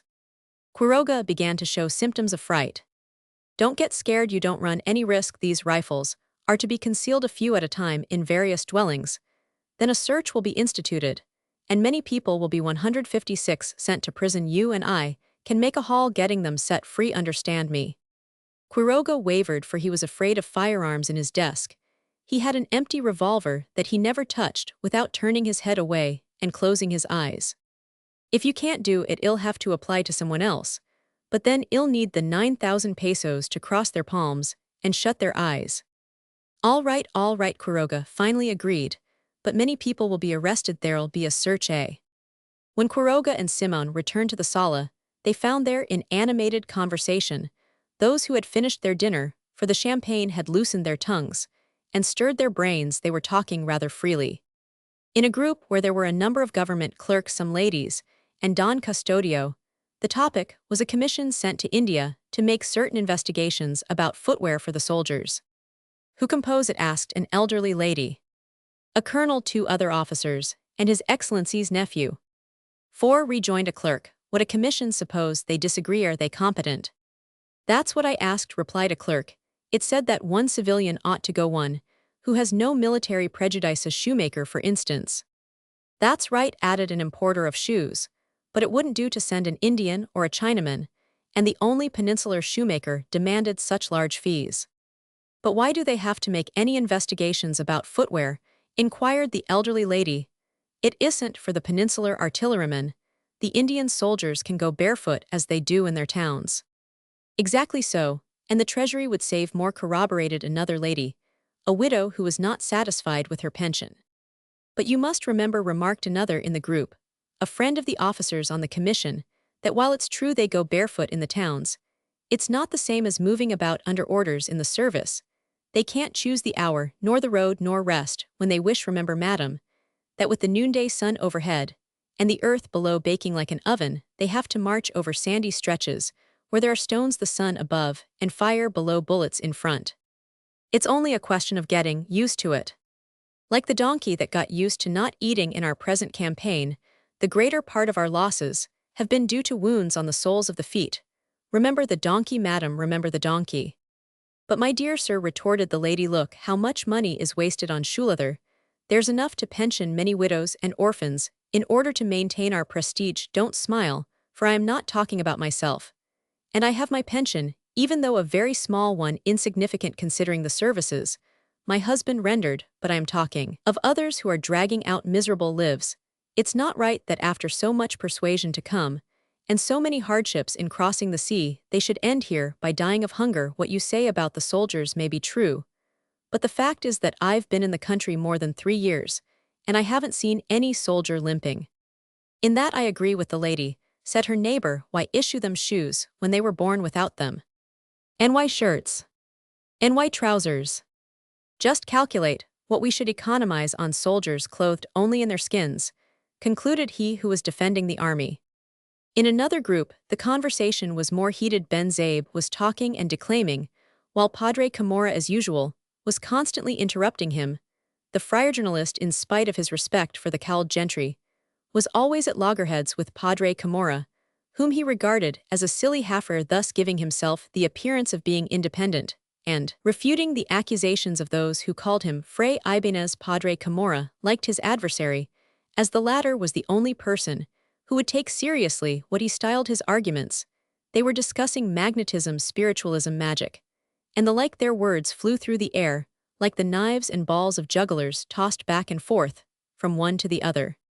That year great attention had been attracted in the Quiapo fair by a head, wrongly called a sphinx, exhibited by Mr. Leeds, and American glaring advertisements covered the walls of the houses, mysterious and funereal, to excite the curiosity of the public. Neither Ben Zabe nor any of the padres had yet seen it. Juanito Peles was the only one who had, and he was describing his wonderment to the party. Ben Zabe, as a journalist, looked for a natural explanation. Padre Camorra talked of the devil. Padre Irene smiled. Padre Salvi remained grave. But Padre, the devil doesn't need to come way, are sufficient to damn ourselves. It can't be explained any other way. If science, get out with science punnels.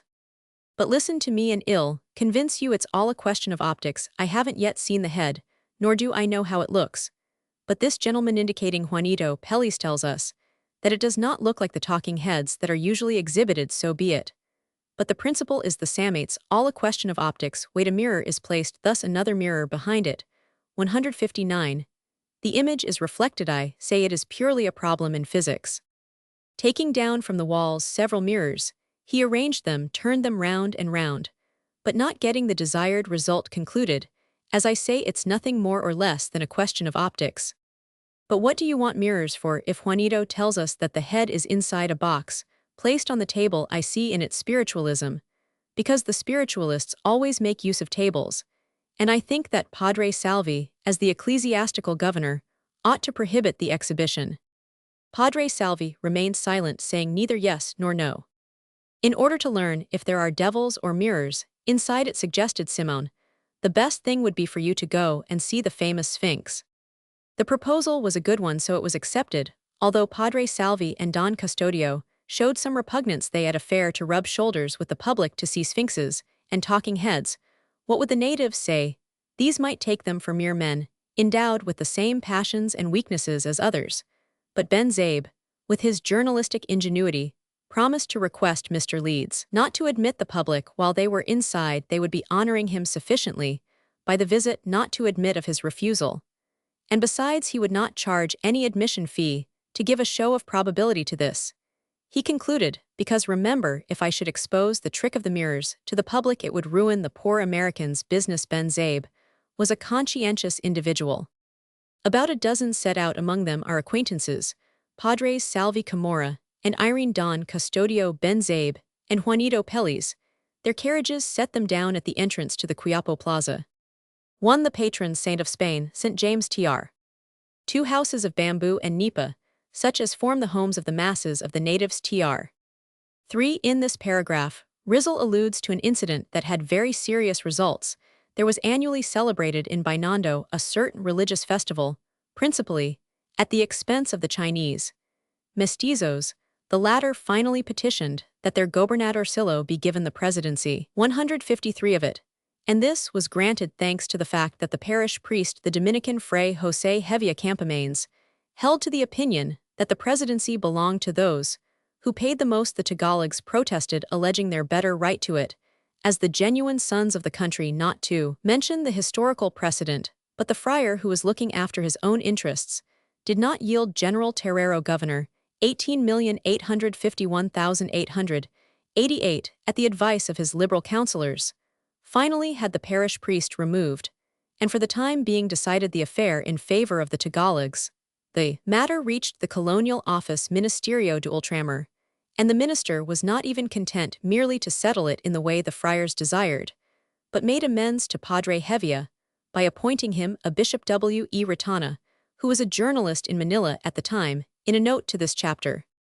Childish and ridiculous as this may appear now, it was far from being so at the time, especially in view of the supreme contempt with which the pugnacious Tagalog looks down upon the meek and complacent Chinese, and the mortal antipathy that exists between the two races. Tr. For it is regrettable that Quiroga's picturesque butchery of Spanish and Tagalog, the dialect of the Manila Chinesa, cannot be reproduced here.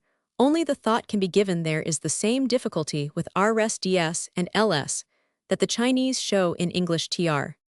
5. Up to the outbreak of the insurrection in 1896, the only genuinely Spanish troops in the islands were a few hundred artillerymen, the rest being natives with Spanish officers. Tr. Chapter 17. The Quiapo Fair. It was a beautiful night, and the plaza presented a most animated aspect, taking advantage of the freshness of the breeze and the splendor of the January moon.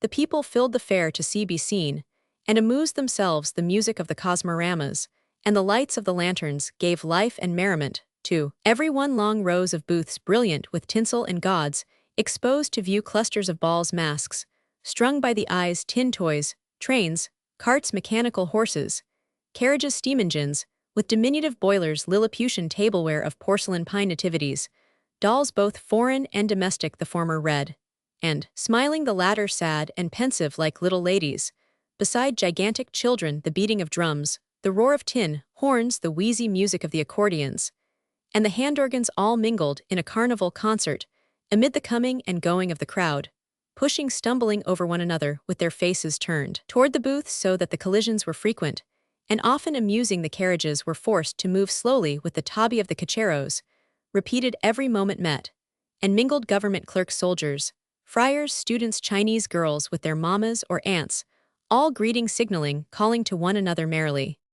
Padre Camorra was in the seventh heaven at the sight of so many pretty girls. He stopped, looked back, nudged Ben Zabe, chuckled, and swore, saying, and that one, my inkslinger, and that one over there, what say you?" In his contentment, he even fell to, using the familiar too toward his friend and adversary Padre 161. Salvi stared at him from time to time, but he took little note of Padre Salvi. On the contrary, he pretended to stumble, so that he might brush against the girls. He winked, and made eyes at them. "Punnels," he kept saying to himself, "when shall I be the curate of Quiapo?" Suddenly Ben Zabe let go an oath, jumped aside, and slapped his hand on his arm. Padre Camorra, in his excess of enthusiasm, had pinched him. They were approaching a dazzling senorita, who was attracting the attention of the whole plaza, and Padre Camorra, unable to restrain his delight, had taken Ben Zabe's arm as a substitute for the girls. It was Paulita Gomez, the prettiest of the pretty, in company with Isagani, followed by Dona Victorina.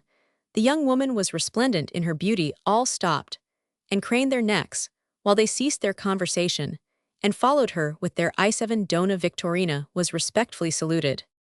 Paulita was arrayed in a rich camisa and panulo of embroidered pina, different from those she had worn that morning to the church. The gauzy texture of the pina set off her shapely head, and the Indians who saw her compared her to the moon, surrounded by fleecy clouds. A silk rose-colored skirt caught up in rich and graceful folds by her little hand gave majesty to her erect figure, the movement of which, harmonizing with her curving neck, displayed all the triumphs of vanity and satisfied coquetry. Isagani appeared to be rather disgusted, for so many curious eyes, fixed upon the beauty of his sweetheart, annoyed him. The stares seemed to him robbery, and the girls' smiles faithlessness.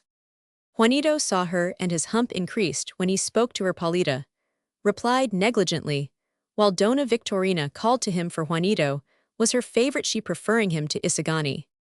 What a girl, muttered the entranced Padre Camorra. "Come, Padre, pinch yourself, and let me alone," said Ben Zabe fretfully. What a girl, repeated the friar, "and she has for a sweetheart a pupil of mine, the boy I had the quarrel with. Just my luck that she's not of my town," he added, after turning his head several times to follow her with his looks. He was even tempted to leave his companions, to follow the girl, and Ben Zabe had difficulty in dissuading him. Paulita's beautiful figure moved on her graceful little head, nodding with inborn coquetry.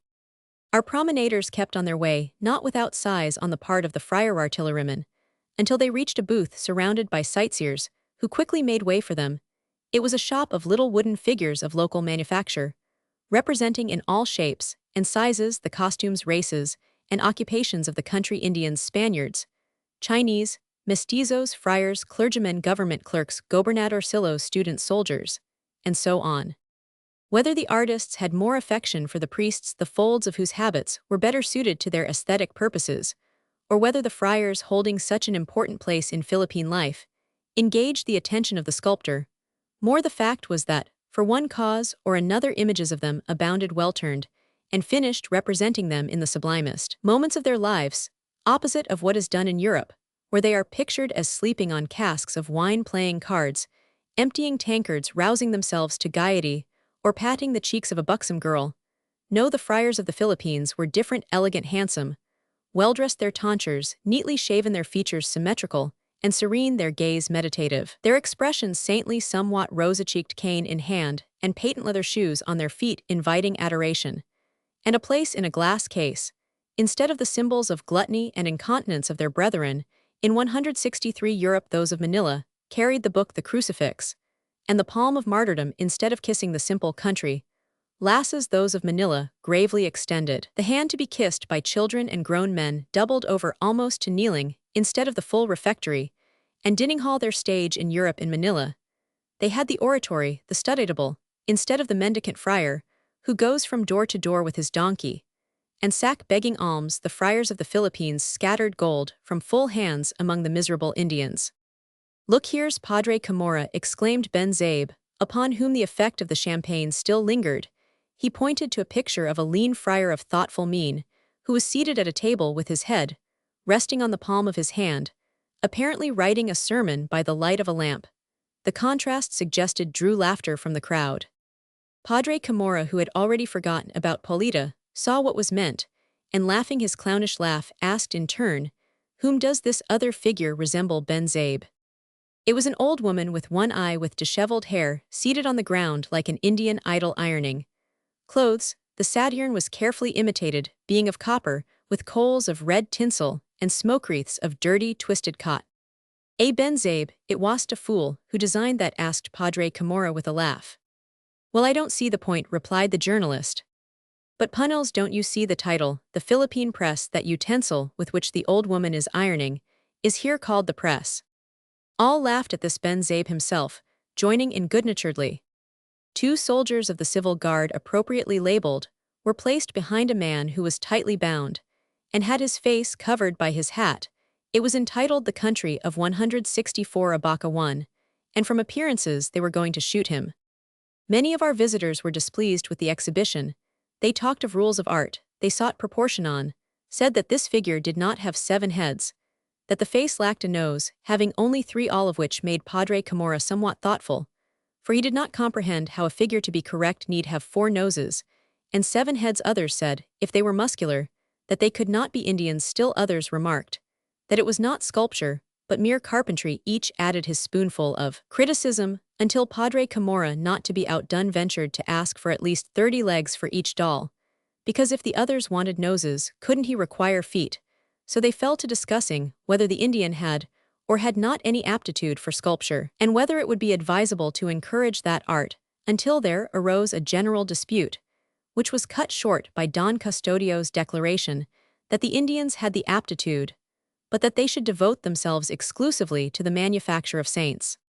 "One would say," observed Ben Zabe, who was full of bright ideas, "that night that this Chinaman is Quiroga, but on close examination it looks like Padre Irene, and what do you say about that British Indian? He looks like Simoun." Fresh peals of laughter resounded, while Padre Irene rubbed his nose. "That's right. It's the very image of him. But where is Simoun? Simoun should buy it." But the jeweler had disappeared, unnoticed by anyone. "Punnels," exclaimed Padre Camorra, "how stingy the American is. He's afraid we would make him pay the admission for all of us into Mr. Leeds' show." "No," rejoined Ben Zabe, "what he's afraid of is that he'll compromise himself. He may have foreseen the joke in store for his friend Mr. Leeds, and has got out of the way." Thus, without purchasing the least trifle, they continued on their way to see the famous Sphinx. Ben Zabe offered to manage the affair, for the American would not rebuff a journalist who could take revenge in an unfavorable article. "You'll see that it's all a question of mirrors," he said, "because you see." Again, he plunged into a long demonstration, and as he had no mirrors at hand to discredit his theory, he tangled himself up in all kinds of blunders, and wound up by not knowing himself what he was saying. In short, you'll see how it's all a question of optics. One abaca is the fiber obtained from the leaves of the Musa textiles, and is known commercially as Manila hemp. As it is exclusively a product of the Philippines, it may be taken here to symbolize the country. Tr. Chapter 18. Legerdemain.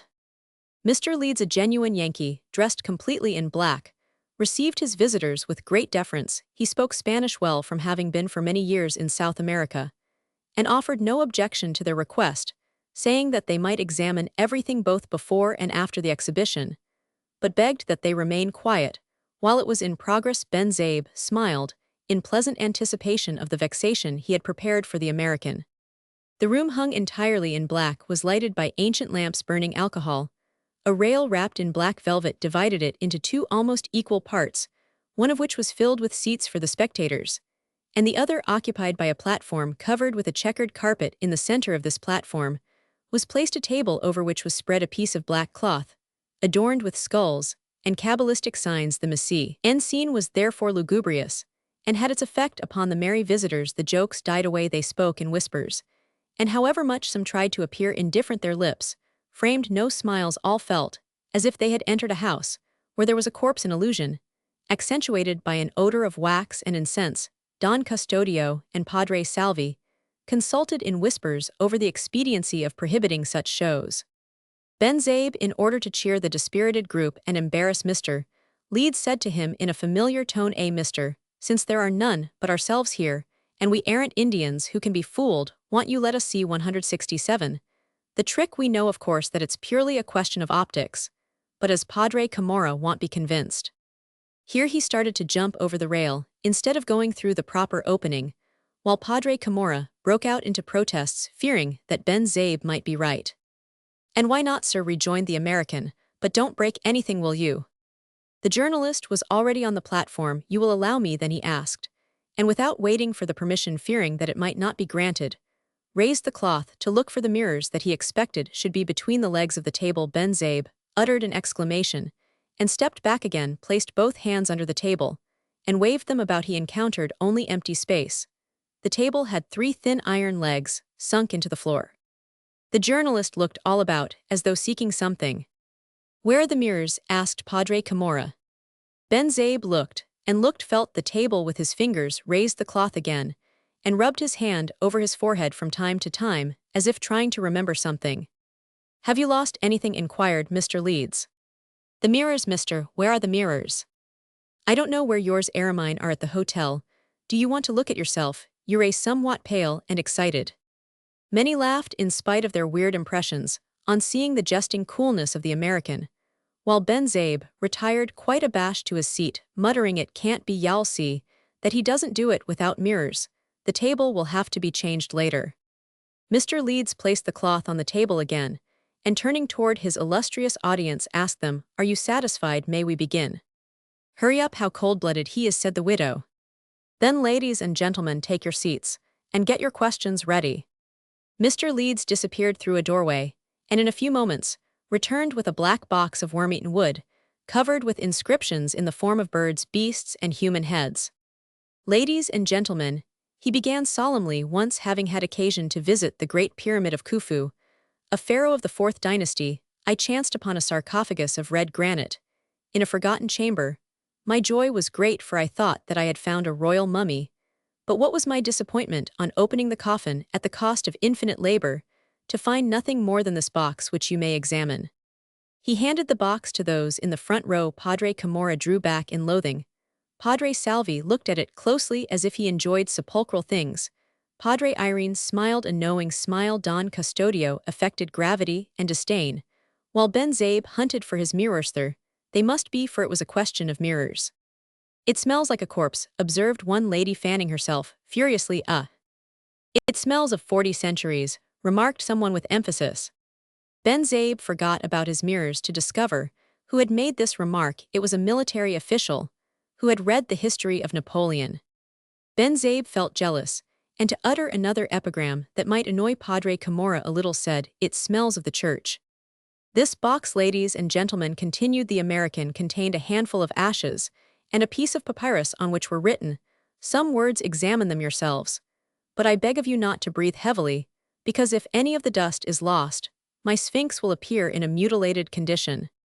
The humbug, described with such seriousness and conviction 169, was gradually having its effect, so much so that when the box was passed around no one dared to breathe. Padre Camorra, who had so often depicted from the pulpit of Tiani the torments and sufferings of hell, while he laughed in his sleeves at the terrified looks of the sinners, held his nose, and Padre Salvi, the same Padre Salvi who had on All Souls' Day prepared a phantasmagoria of the souls in purgatory with flames and transparencies, illuminated with alcohol lamps, and covered with tinsel on the high altar of the church in a suburb, in order to get alms and orders for masses. Lean and taciturn, Padre Salvi held his breath, and gazed suspiciously at that handful of ashes.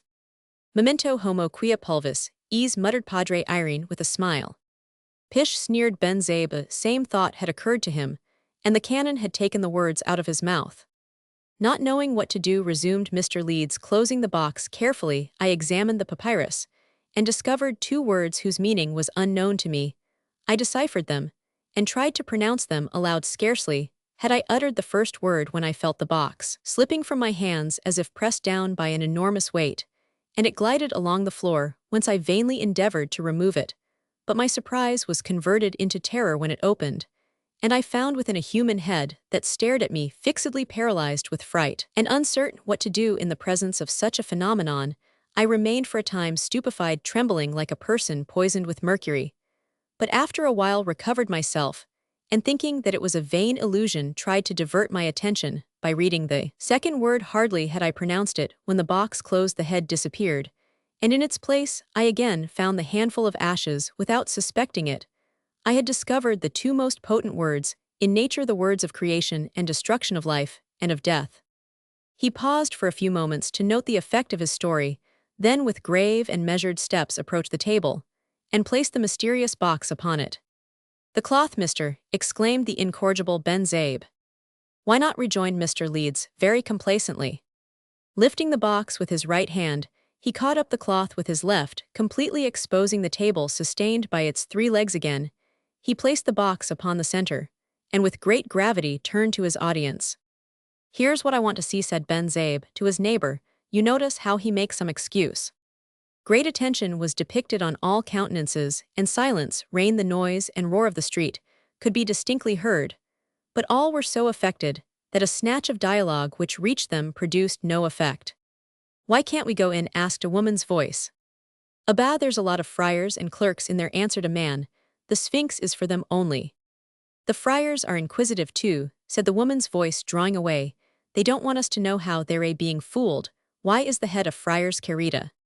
In the midst of a profound silence, the American announced in a tone of emotion, "Ladies and gentlemen, with a word, I am now going to reanimate the handful of ashes, and you will talk with a being that knows the past, the present, and much of the future."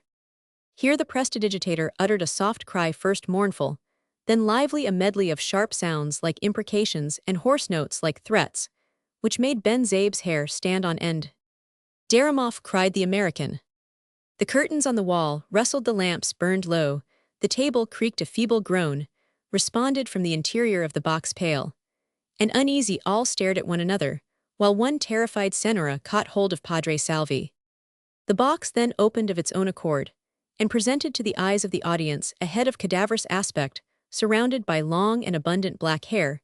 It slowly opened its eyes, and looked around the whole audience. Those eyes had a vivid radiance accentuated by their cavernous sockets, and as if deep were calling unto deep, fixed themselves upon the profound sunken eyes of the trembling Padre Salvi, who was staring unnaturally, as though he saw a ghost. "Sphinx," commanded Mr. Leeds, "tell the audience who you are." A deep silence prevailed, while a chill wind blew through the room, and made the blue flames of the sepulchral lamps flicker. The most skeptical shivered. "I am a Muthas," declared the head, in a funereal but strangely menacing voice. "I was born in the time of Amasis, and died under the Persian domination, when Cambyses was returning from his disastrous expedition into the interior of Libya.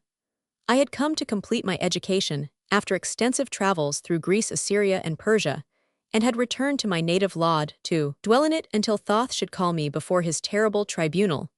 But to my undoing, on passing through Babylonia, I discovered an awful secret of the false Smyrtis, who usurped the throne, the bold Magian Gaumata, who governed as an impostor. Fearing that I would betray him to Cambyses, he determined upon my ruin through the instrumentality of the Egyptian priests who at that time ruled my native country. They were the owners of 2/3 of the land, the monopolizers of learning. They held the people down in ignorance and tyranny.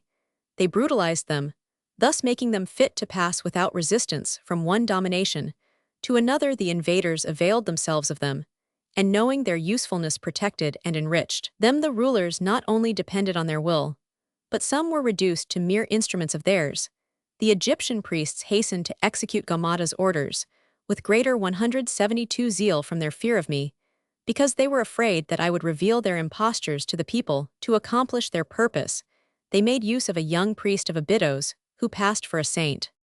A painful silence followed these words. That head was talking of priestly intrigues and impostures, And although referring to another age and other creeds, all the friars present were annoyed possibly, because they could see in the general trend of the speech some analogy to the existing situation. Padre Salvi was in the grip of convulsive shivering. He worked his lips, and with bulging eyes followed the gaze of the head, as though fascinated beads of sweat began to break out on his emaciated face. But no one noticed this, so deeply absorbed and affected were they. "What was the plot concocted by the priests of your country against you?" asked Mr. Leeds. The head uttered a sorrowful groan, which seemed to come from the bottom of the heart, and the spectators saw its eyes, those fiery eyes clouded and filled with tears. Many shuddered, and felt their hair rise. No, that was not an illusion, it was not a trick. The head was the victim, and what it told was its own story. It moaned, shaking with affliction. "I loved a maiden, the daughter of a priest, pure as light like the freshly opened lotus. The young priest of Abydos also desired her, and planned a rebellion using my name and some papyri that he had secured from my beloved. The rebellion broke out at the time when Cambyses was returning in rage over the disasters of his unfortunate campaign. I was accused of being a rebel, was made a prisoner, and having effected my escape was killed in the chase on Lake Moeris. From out of eternity, I saw the imposture triumph. I saw the priest of Abydos night and day persecuting the maiden who had taken refuge in a temple of Isis on the island of Philae. I saw him persecute and harass her even in the subterranean chambers. I saw him drive her mad with terror and suffering like a huge bat, pursuing a white dove. 173 priest of Abydos, I have returned to life to expose your infamy, and after so many years of silence I name the murderer, hypocrite, liar." A dry, hollow laugh accompanied these words, while a choked voice responded, "No mercy." It was Padre Salvi, who had been overcome with terror, and with arms extended, was slipping in collapse to the floor. "What's the matter with your reverence? Are you ill?" asked Padre Irene. "The heat of the room. This odor of corpses we're breathing here." "Murderer, slanderer, hypocrite," repeated the head. "I accuse Yamadura, murderer." Again the dry laugh, sepulchral and menacing, resounded, as though that head were so absorbed in contemplation of its wrongs that it did not see the tumult that prevailed in the room. "Mercy, she still lives," groaned Padre Salvi, and then lost consciousness. He was as pallid as a corpse. Some of the ladies thought it their duty to faint also, and proceeded to do so. "He is out of his head, Padre Salvi." "I told him not to eat that bird's soup," said Padre Irene. "It has made him sick." "But he didn't eat anything," rejoined Don Custodio, shivering, "as the head has been staring at him fixedly. It has mesmerized him." So disorder prevailed. The room seemed to be a hospital or a battlefield. Padre Salvi looked like a corpse, and the ladies, seeing that no one was paying them any attention, made the best of it by recovering. Meanwhile the head had been reduced to ashes, and Mr. Leeds, having replaced the cloth on the table, bowed his audience out. "This show must be prohibited," said Don Custodio, "on leaving it's wicked and highly immoral. And above all because it doesn't use mirrors," added Ben Zabe, who before going out of the room tried to assure himself finally, so he leaped over the rail, went up to the table, and raised the cloth. Nothing, absolutely nothing. On the following day, he wrote an article in which he spoke of occult sciences, spiritualism, and the like. An order came immediately from the ecclesiastical governor, prohibiting the show, but Mr. Leeds had already disappeared, carrying his secret with him to Hong Kong. Yet Ben Zabe was not very much mistaken. The three legs of the table have grooves in them in which slide the mirrors hidden below the platform and covered by the squares of the carpet. By placing the box upon the table, a spring is pressed, and the mirrors rise gently. The cloth is then removed with care to raise it instead of letting it slide off, and then there is the ordinary table of the talking heads. The table is connected with the bottom of the box. The exhibition ended, the prestidigitator again covers the table, presses another spring, and the mirrors descend. Author's note. Chapter 19. The Fuse. Placido Penitent left the class with his heart overflowing with bitterness and sullen gloom in his looks. He was worthy of his name when not driven from his usual course. But once irritated, he was a veritable torrent, a wild beast that could only be stopped by the death of himself or his foe. So many affronts, so many pinpricks day after day, had made his heart quiver, lodging in it to sleep the sleep of lethargic vipers, and they now were awaking to shake and hiss with fury. The hisses resounded in his ears with the jesting epithets of the professor, the phrases in the slang of the markets, and he seemed to hear blows and laughter 1,000 schemes for revenge, rushed into his brain, crowding one another only to fade immediately like phantoms in a dream. His vanity cried out to him with desperate tenacity that he must do something. Placido penitent, said the voice, show these youths that you have dignity, that you are the son of a valiant and noble province, where wrongs are washed out with blood. Ure abatangan Placido penitent, avenge yourself Placido penitent. The youth groaned and gnashed his teeth, stumbling against everyone in the street, and on the bridge of Spain, as if he were seeking a quarrel in the latter place. He saw a carriage in which was the vice-rector Padre Sibylla, accompanied by Don Custodio, and he had a great mind to seize the friar and throw him into the river. He proceeded along the Escolta, and was tempted to assault 2 Augustinians who were seated in the doorway 176 of Quiroga's, bazaar, laughing and joking with other friars, who must have been inside in joyous conversation, for their merry voices and sonorous laughter could be heard somewhat farther on. 2 cadets blocked up the sidewalk, talking with the clerk of a warehouse, who was in his shirt-sleeves penitence, moved toward them to force a passage, and they, perceiving his dark intention, good-humoredly made way for him. Placido was by this time under the influence of the amok, as the Malayists say. As he approached his hometh house of a silversmith, where he lived as a boarder, tried to collect his thoughts, and make a planto return to his town, and avenge himself by showing the friars that they could not with impunity insult a youth or make a joke of him, he decided to write a letter immediately to his mother Cabesang Andang to inform her of what had happened, and to tell her that the schoolroom had closed forever for him. Although there was the Ateneo of the Jesuits where he might study that year, yet it was not very likely that the Dominicans would grant him the transfer, and even though he should secure it in the following year, he would have to return to the university. They say that we don't know how to avenge ourselves, he muttered, let the lightning strike, and we'll see. But Placido was not reckoning upon what awaited him in the house of the silversmith. Cabesang Andang had just arrived from Batangas, having come to do some shopping to visit her son, and to bring him money, jerked venison, and silk handkerchiefs. The first greetings over the poor woman, who had at once noticed her son's gloomy look, could no longer restrain her curiosity, and began to ask questions. His first explanations Cabesang Andang regarded as some subterfuge, so she smiled and soothed her son, reminding him of their sacrifices and privations. She spoke of Capitana Simona's son, who, having entered the seminary now, carried himself in the town like a bishop, and Capitana Simona, already 177, considered herself a mother of God, clearly so, for her son was going to be another Christ.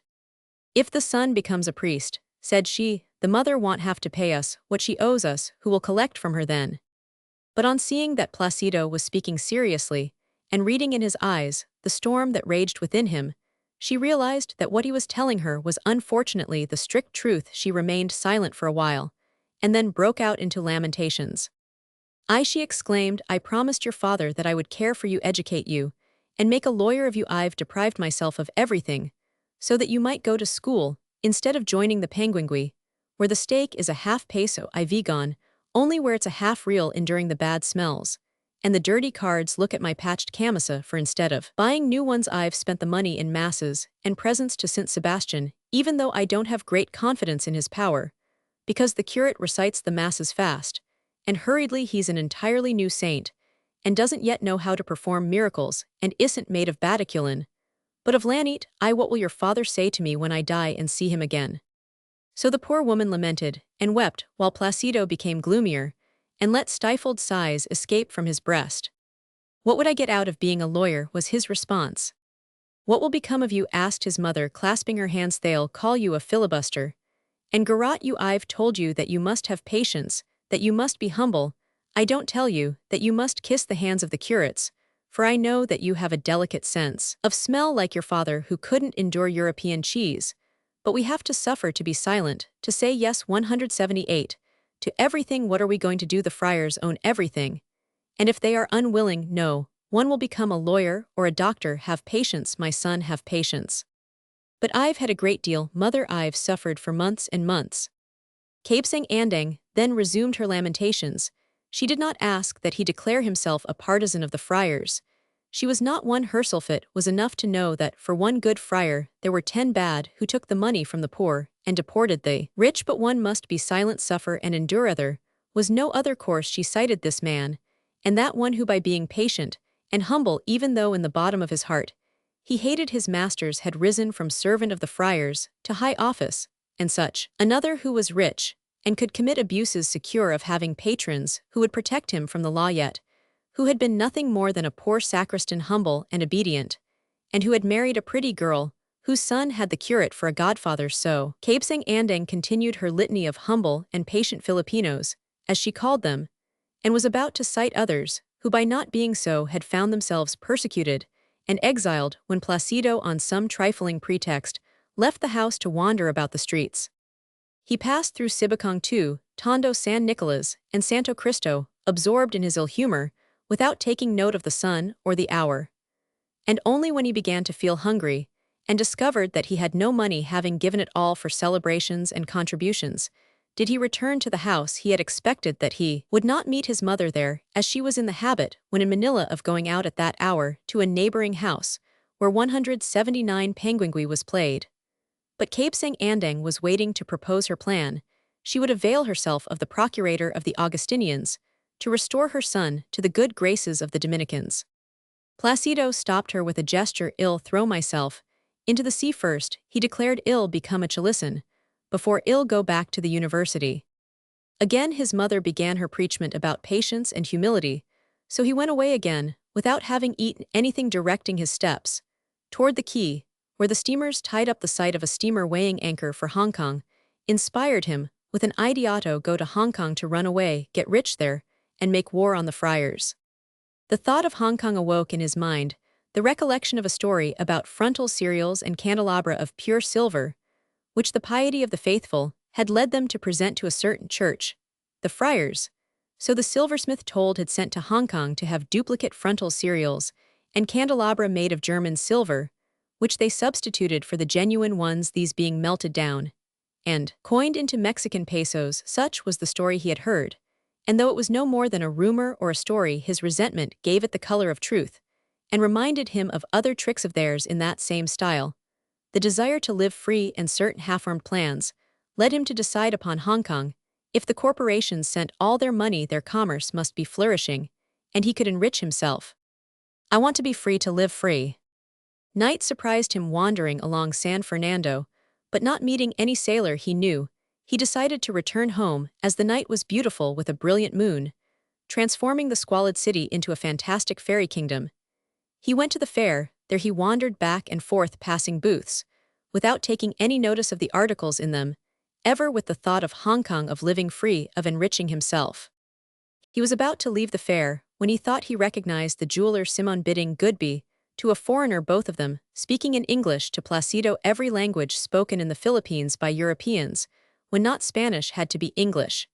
And besides, he caught the name Hong Kong. If only the jeweler would recommend him to that foreigner, who must be setting out for Hong Kong.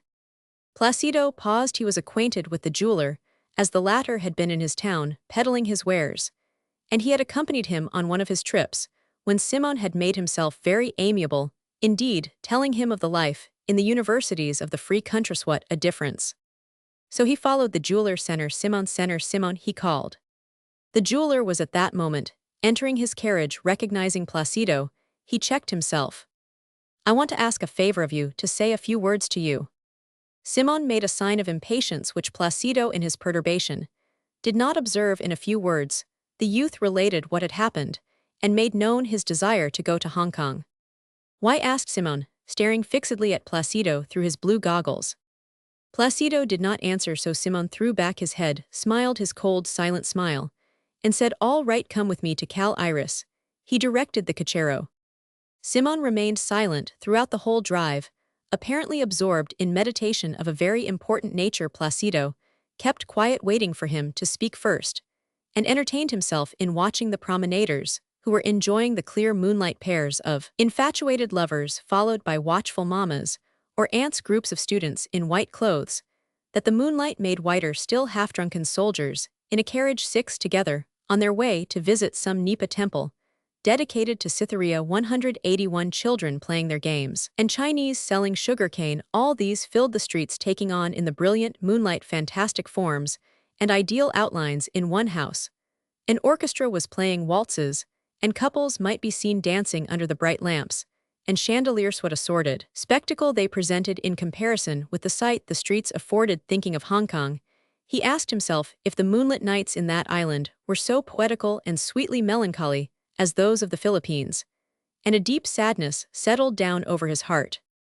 Simoun ordered the carriage to stop, and both alighted just at the moment when Isagani and Paulita Gomez passed them murmuring sweet inanities. Behind them came Dona Victorina with Juanito Peles, who was talking in a loud voice, busily gesticulating, and appearing to have a larger hump than ever in his preoccupation. Peles did not notice his former schoolmate. "There's a fellow who's happy," muttered Placido with a sigh, as he gazed toward the group, which became converted into vaporous silhouettes, with Juanito's arms plainly visible rising and falling like the arms of a windmill. "That's all he's good for," observed Simoun. "It's fine to be young." To whom did Placido and Simoun each allude? The jeweler made a sign to the young man, and they left the street to pick their way through a labyrinth of paths and passageways among various houses, at times leaping upon stones to avoid the mud holes, or stepping aside from the sidewalks that were badly constructed and still more badly tended. Placido was surprised to see the rich jeweler move through such places as if he were familiar with them. They at length reached an open lot where a wretched hut stood off by itself, surrounded by banana plants and aricapums. Some bamboo frames and sections of the same material led Placido to suspect that they were approaching the house of a pyrotechnist. Simoun rapped on the window, and a man's face appeared.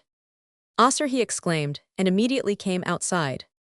"Is the powder here?" asked Simoun. "In sacks. I am waiting for the shells." "And the bombs?" "Are all readies." "All right then, this very night you must go and inform the lieutenant and the corporal. Then keep on your way, and in Lambian you will find a man in a banca. You will say Capsa, and he will answer tales. It's necessary that he be here tomorrow. There's no time to be lost." Saying this, he gave him some gold coins. "How's this, sir?" the man inquired in very good Spanish. "Is there any news?" "Yes, it'll be done within the coming week." "The coming week?" exclaimed the unknown, stepping backward. "The suburbs are not yet ready. They hope that the general will withdraw the decree. I thought it was postponed until the beginning of Lent." Simoun shook his head. "We won't need the suburbs," he said, "with cabsang tales, people the excarbineers, and a regiment have enough later. Maria Clara may be dead. Start at once." The man disappeared. Placido, who had stood by and heard all of this brief interview, felt his hair rise, and stared with startled eyes at Simoun, who smiled. "You're surprised," he said with his icy smile, "that this Indian so poorly dressed speaks Spanish well." He was a schoolmaster who persisted in teaching Spanish to the children, and did not stop until he had lost his position, and had been deported as a disturber of the public peace. "And for having been a friend of the unfortunate Ibarra, I got him back from his deportation, where he had been working as a pruner of coconut palms, and have made him a pyrotechnist." They returned to the street, and set out for Trozo. Before 183, a wooden house of pleasant and well-kept appearance, was a Spaniard on crutches enjoying the moonlight, when Simoun accosted him. His attempt to rise was accompanied by a stifled groan. "You're ready?" Simoun inquired of him. "I always am." "The coming week?" "So soon?" "At the first cannon shot." He moved away, followed by Placido, who was beginning to ask himself if he were not dreaming. "Does it surprise you?" Simoun asked him, "to see a Spaniard so young, and so afflicted with disease? 2 years ago, he was as robust as you are, but his enemies succeeded in sending him to Balabac to work in a penal settlement. And there, he caught the rheumatism and fever that are dragging him into the grave. The poor devil had married a very beautiful woman." As an empty carriage was passing, Simoun hailed it, and with Placido directed it to his house in the Escolta, just at the moment when the clocks were striking 10:30. 2 hours later, Placido left the jeweler's house and walked gravely and thoughtfully along the Escolta, then almost deserted, in spite of the fact that the cafes were still quite animated now, and then a carriage passed rapidly, clattering noisily over the worn pavement. From a room in his house that overlooked the passage, Simoun turned his gaze toward the walled city, which could be seen through the open windows, with its roofs of galvanized iron gleaming in the moonlight, and its somber towers showing dull and gloomy in the midst of the serene night. He laid aside his blue goggles, and his white hair, like a frame of silver, surrounded his energetic bronzed features, dimly lighted by a lamp, whose flame was dying out from lack of oil. Apparently wrapped in thought, he took no notice of the fading light and impending darkness. Within a few days, he murmured when on all sides that accursed city is burning den of presumptuous nothingness, and impious exploitation of the ignorant and the distressed when the tumults break out in the suburbs, and there rush into the terrorized streets my avenging hordes engendered by rapacity and wrongs. Then will I burst the walls of your prison, I will tear you from the clutches of fanaticism, and my white dove you will be the phoenix that will rise from the glowing embers. A revolution plotted by men in darkness tore me from your sight. Another revolution will sweep me into your arms, and revive me. That moon, before reaching the apogee of its brilliance, will light the Philippines cleansed of loathsome filth.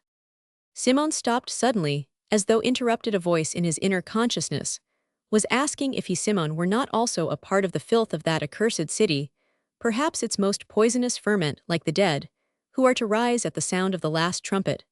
1,000 bloody specters, desperate shades of murdered men, women, violated fathers torn from their families' vices, stimulated and encouraged virtues mocked, now rose in answer to the mysterious question, for the first time in his criminal career since in Havana, he had by means of corruption and bribery set out to fashion an instrument for the execution of his plans. A man, without faith, patriotism, or conscience, for the first time in that life, something within rose up and protested against actions. He closed his eyes and remained for some time motionless, then rubbed his hand over his forehead, tried to be deaf to his conscience, and felt fear creeping over him. No, he must not analyze himself. He lacked the courage to turn his gaze toward his past. The idea of his courage, his conviction, his self-confidence failing him at the very moment when his work was set before him, as the ghosts of the wretches in whose misfortunes he had taken a hand continued to hover before his eyes, as if issuing from the shining surface of the river, to invade the room with appeals and hands extended toward 185 him, as reproaches and laments seemed to fill the air with threats and cries for vengeance. He turned his gaze from the window, and for the first time began to tremble. "No, I must be ill, I can't be feeling well," he muttered. "There are many who hate me, who ascribe their misfortunes to me, but—" He felt his forehead begin to burn, so he arose to approach the window and inhale the fresh night breeze below him. The passage dragged along its silvered stream, on whose bright surface the foam glittered, winding slowly about, receding and advancing, following the course of the little eddies. The city loomed up on the opposite bank, and its black walls looked fateful, mysterious, losing their sordidness in the moonlight that idealizes and embellishes everything. But again Simoun shivered. He seemed to see before him the severe countenance of his father dying in prison. But dying for having done good, then the face of another man, severer still, who had given his life for him, because he believed that he was going to bring about the regeneration of his country. "No, I can't turn back," he exclaimed, wiping the perspiration from his forehead. "The work is at hand, and its success will justify me. If I had conducted myself as you did, I should have succumbed. Nothing of idealism, nothing of fallacious theories, fire and steel to the cancer, chastisement to vice, and afterwards destroy the instrument if it be bad. No, I have planned well. But now I feel feverish, my reason wavers. It is natural if I have done ill, it has been, that I may do good, and the end justifies the means. What I will do is not to expose myself." With his thoughts thus confused, he lay down and tried to fall asleep. On the following morning, Placido listened submissively with a smile on his lips to his mother's preachment. When she spoke of her plan of interesting the Augustinian procurator, he did not protest or object, but on the contrary offered himself to carry it out in order to save trouble for 186 his mother, whom he begged to return at once to the province, that very day, if possible. Cabsang Andang asked him the reason for such haste. Because if the procurator learns that you are here, he won't do anything until you send him a present and order some masses. 1. The Malay method of kissing is quite different from the Occidental. The mouth is placed close to the object, and a deep breath taken, often 178, without actually touching the object, being more of a sniff than a kiss. Tr. 2. Now Calteduan, Santa Cruz, the other names are still in use. Tr. Chapter 20. The Arbiters. True it was that Padre Irene had said the question of the Academy of Castilian, so long before broached, was on the road to a solution. Don Custodio, the active Don Custodio, the most active of all the arbiters in the world, according to Ben Zabe, was occupied with it, spending his days reading the petition and falling asleep, without reaching any decision, waking on the following day to repeat the same performance, dropping off to sleep again, and so on continuously. How the good man labored the most active of all the arbiters in the world. He wished to get out of the predicament by pleasing everybody, the friars, the high official, the Countess Padre Irene, and his own liberal principles he had consulted with Senor Pasta, and Senor Pasta had left him stupefied and confused. After advising him to do a million contradictory and impossible things, he had consulted with Pepe the dancing girl, and Pepe, who had no idea what he was talking about, executed a pirouette, and asked him for 25 pesos to bury an aunt of hers, who had suddenly died for the 5th time, or the 5th aunt, who had suddenly died, according to fuller explanations at the same time, requesting that he get a cousin of hers, who could read, write, and play the violin, a job as assistant on the public works, all things that were far from inspiring Don Custodio with any saving idea. 2 days after the events in the Quiapo fair, Don Custodio was as usual busily studying the petition, without hitting upon the happy solution, while he yawns, coughs, smokes, and thinks about Pepe's legs, and her pirouettes. 188.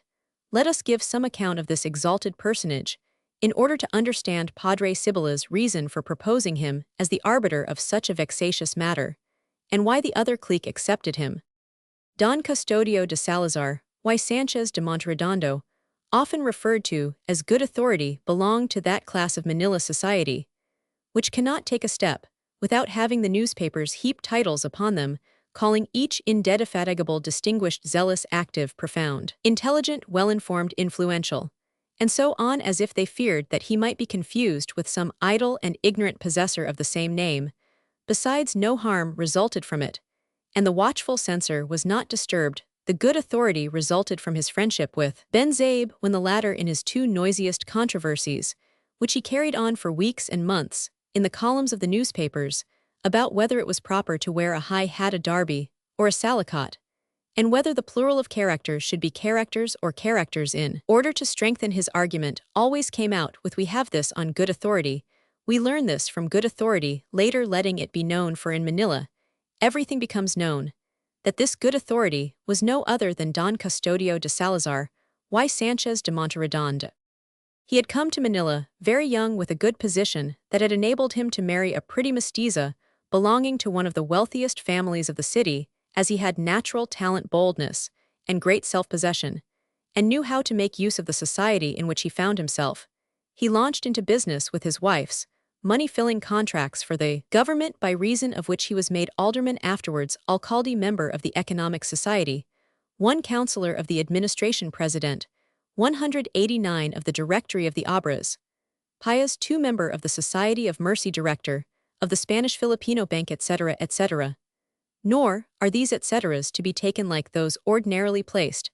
After a long enumeration of titles, Don Custodio, although never having seen a treatise on hygiene, came to be vice-chairman of the Board of Health. For the truth was that of the 8 who composed this board, only one had to be a physician, and he could not be that one, so also he was a member of the Vaccination Board, which was composed of 3 physicians and 7 laymen, among these being the Archbishop and 3 provincials. He was a brother in all the confraternities of the common, and of the most exalted dignity, and, as we have seen, director of the Superior Commission of Primary Instruction, which usually did not do anything all, these being quite sufficient reason for the newspapers to heap adjectives upon him, no less when he traveled than when he sneezed. In spite of so many offices, Don Custodio was not among those who slept through the sessions, contenting themselves, like lazy and timid delegates, in voting with the majority, the opposite of the numerous kings of Europe, who bear the title of King of Jerusalem. Don Custodio made his dignity felt, and got from it all the benefit possible, often frowning, making his voice impressive, coughing out his words, often taking up the whole session, telling a story, presenting a project, or disputing with a colleague who had placed himself in open opposition to him. Although not past 40, he already talked of acting with circumspection, of letting the figs ripen, adding under his breath pumpkins, of pondering deeply, and of stepping with careful tread, of the necessity for understanding the country, because the nature of the Indians, because the prestige of the Spanish name, because they were first of all Spaniards, because religion, and so on. Remembered yet in Manila is a speech of his, when for the first time it was proposed to 190 light the city with kerosene, in place of the old coconut oil.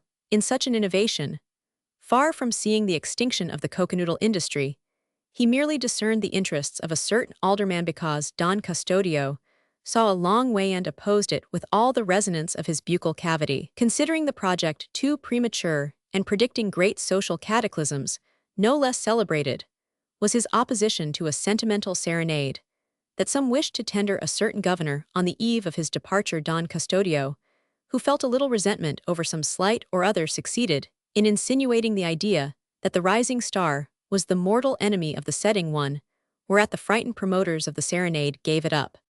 One day he was advised to return to Spain to be cured of a liver complaint, and the newspapers spoke of him as an Antaeus who had to set foot in the mother country to gain new strength. But the Manila Antaeus found himself a small and insignificant person at the capital. There he was nobody, and he missed his beloved adjectives. He did not mingle with the upper set, and his lack of education prevented him from amounting to much in the academies and scientific centers, while his backwardness and his parish house politics drove him from the clubs disgusted, vexed, seeing nothing clearly, but that there they were forever borrowing money and gambling heavily. He missed the submissive servants of Manila, who endured all his peevishness, and who now seemed to be far preferable. When a winter kept him between a fireplace and an attack of pneumonia, he sighed for the Manila winter during which a single quilt is sufficient, while in summer he missed the easy-chair and the boy to fan him. In short, in Madrid, he was only one among many, and in spite of his diamonds, he was once taken for a rustic who did not know how to comport himself, and at another time for an Indiano. His scruples were scoffed at, and he was shamelessly flouted by some borrowers whom he offended, disgusted with the conservatives, who took no great notice of his advice, as well as with the 191 sponges, who rifled his pockets. He declared himself to be of the Liberal party, and returned within a year to the Philippines, if not sound in his liver, yet completely changed in his beliefs.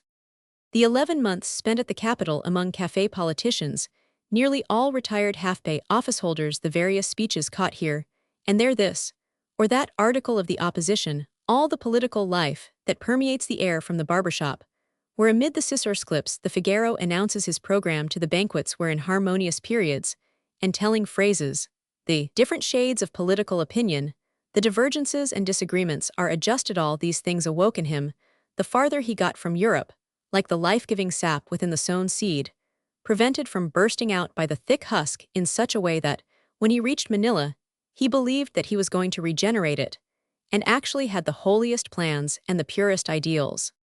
During the first months after his return, he was continually talking about the capital, about his good friends, about Minister Sound, so ex-minister Sucha, when the delegate Roman 100 the author B, and there was not a political event, a court scandal, of which he was not informed to the last detail, nor was there a public man the secrets of whose private life were unknown to him, nor could anything occur that he had not foreseen, nor any reform be ordered. But he had first been consulted. All this was seasoned with attacks on the conservatives, in righteous indignation, with apologies of the Liberal party, with a little anecdote here, a phrase there from some great man, dropped in, as one who did not wish offices and employments, which same he had refused in order not to be beholden to the conservatives.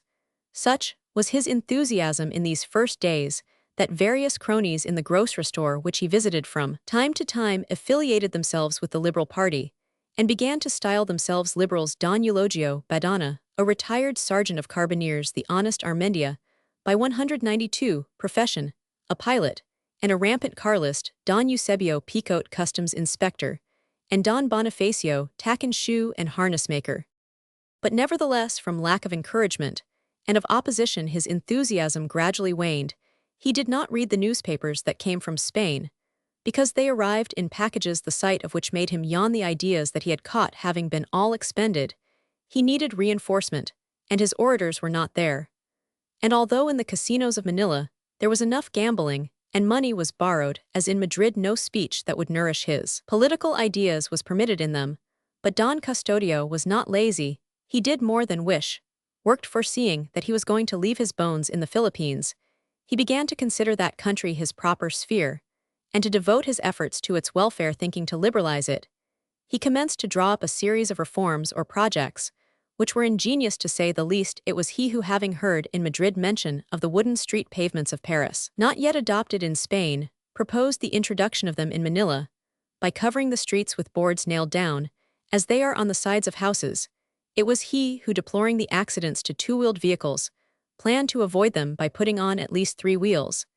It was also he who, while acting as vice president of the Board of Health, ordered everything fumigated, even the telegrams that came from infected places.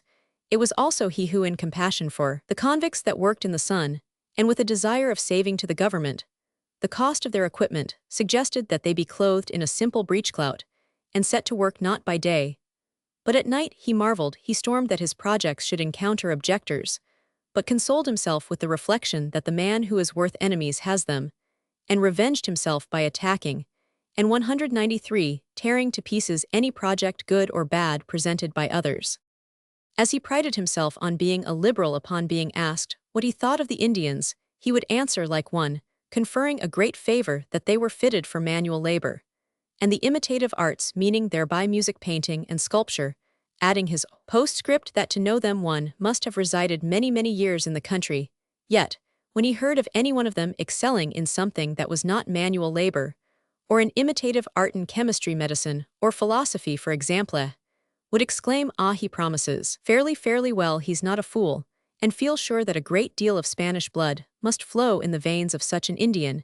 If unable to discover any in spite of his good intentions, he then sought a Japanese origin, for it was at that time the fashion began of attributing to the Japanese, or the Arabs, whatever good the Filipinos might have in them. For him, the native songs were Arabic music, as was also the alphabet of the ancient Filipinos, was certain of this, although he did not know Arabic nor had he ever seen that alphabet.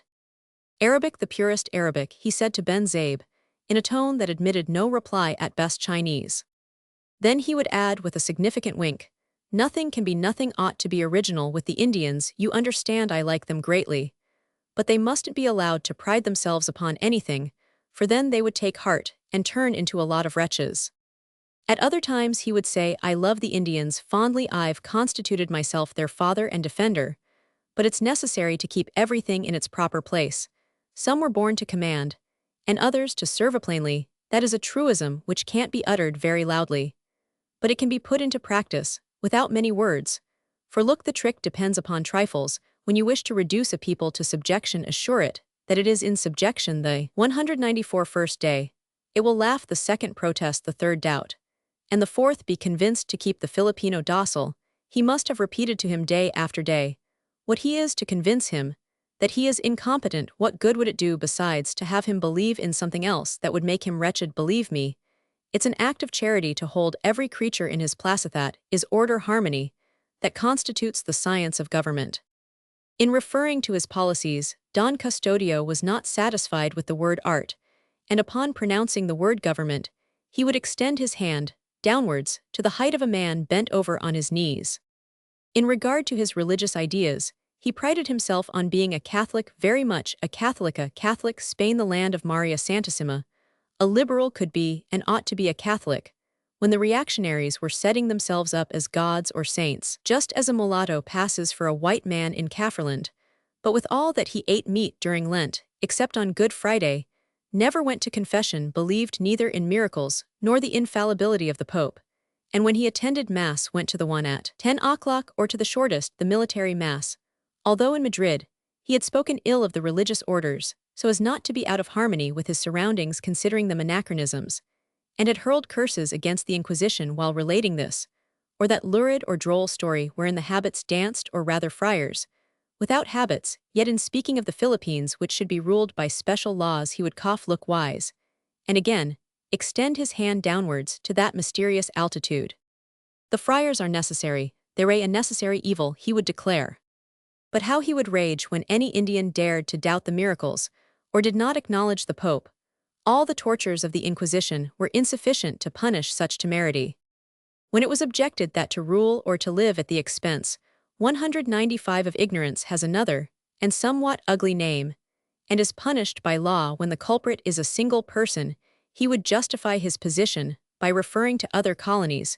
He would announce in his official tone, can speak out plainly, we're not like the British and the Dutch, who in order to hold people in subjection make use of the lash.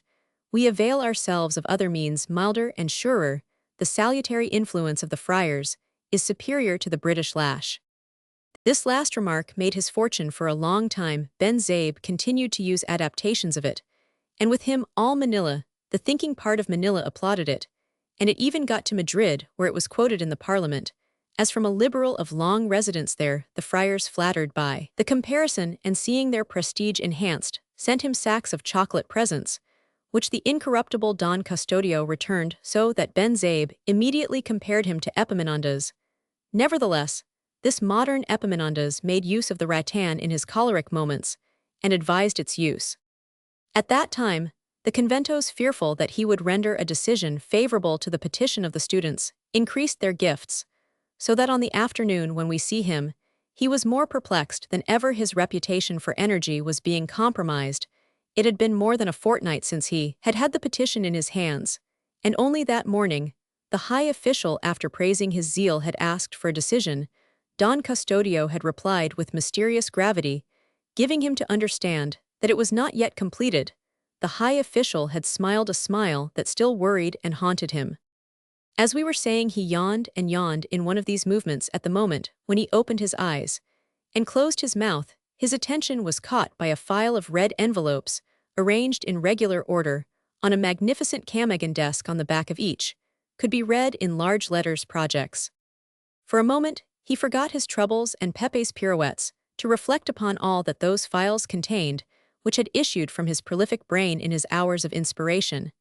How many original ideas, how many sublime thoughts, how many means of ameliorating the woes of the Philippines' immortality and the gratitude of the country were surely his. Like an old lover who discovers a moldy package of amorous epistles, Don Custodio arose and approached the desk. The first envelope, thick, swollen, and plethoric, bore the title Projects in Project. No, he murmured, they are excellent things, but it would take a year to read them over. The second, also quite voluminous, was entitled Projects Under Consideration. No, not those either. Then came the projects nearing completion, projects presented, projects rejected, projects approved, projects postponed. These last envelopes held little, but the least of all was that of the projects executed.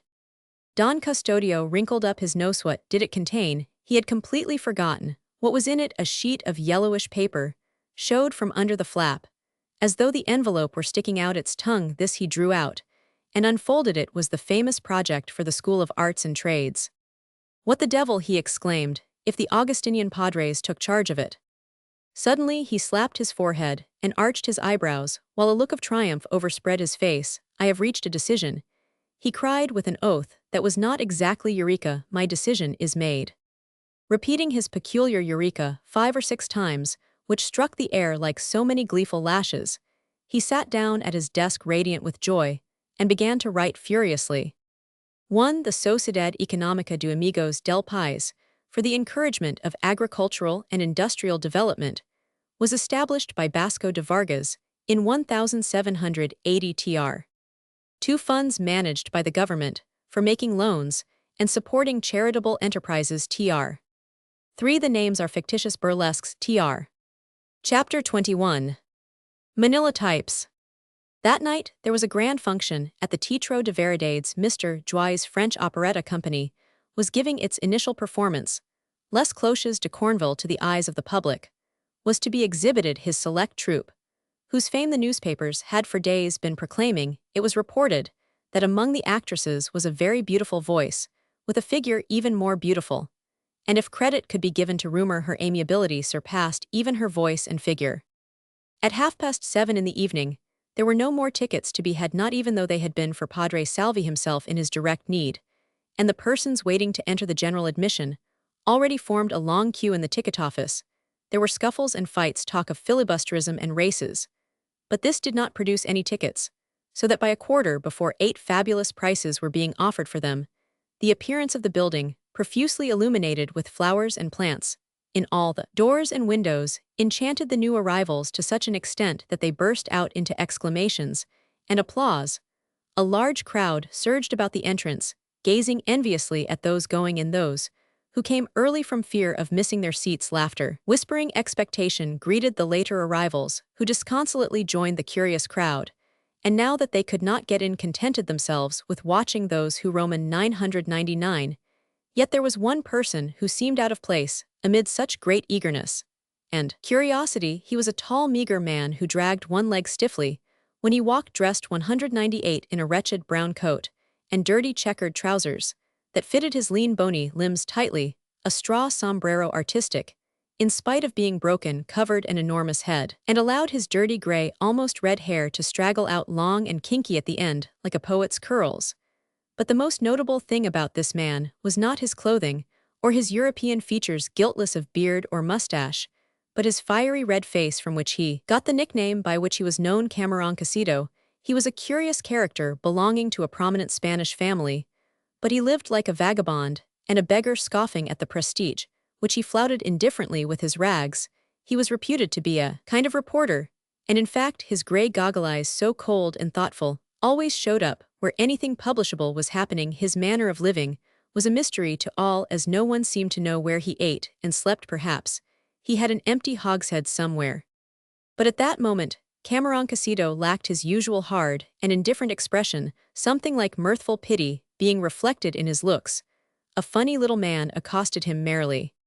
"Friend," exclaimed the latter in a raucous voice as hoarse as a frog's, while he displayed several Mexican pesos, which Camaroncasito merely glanced at, and then shrugged his shoulders. What did they matter to him?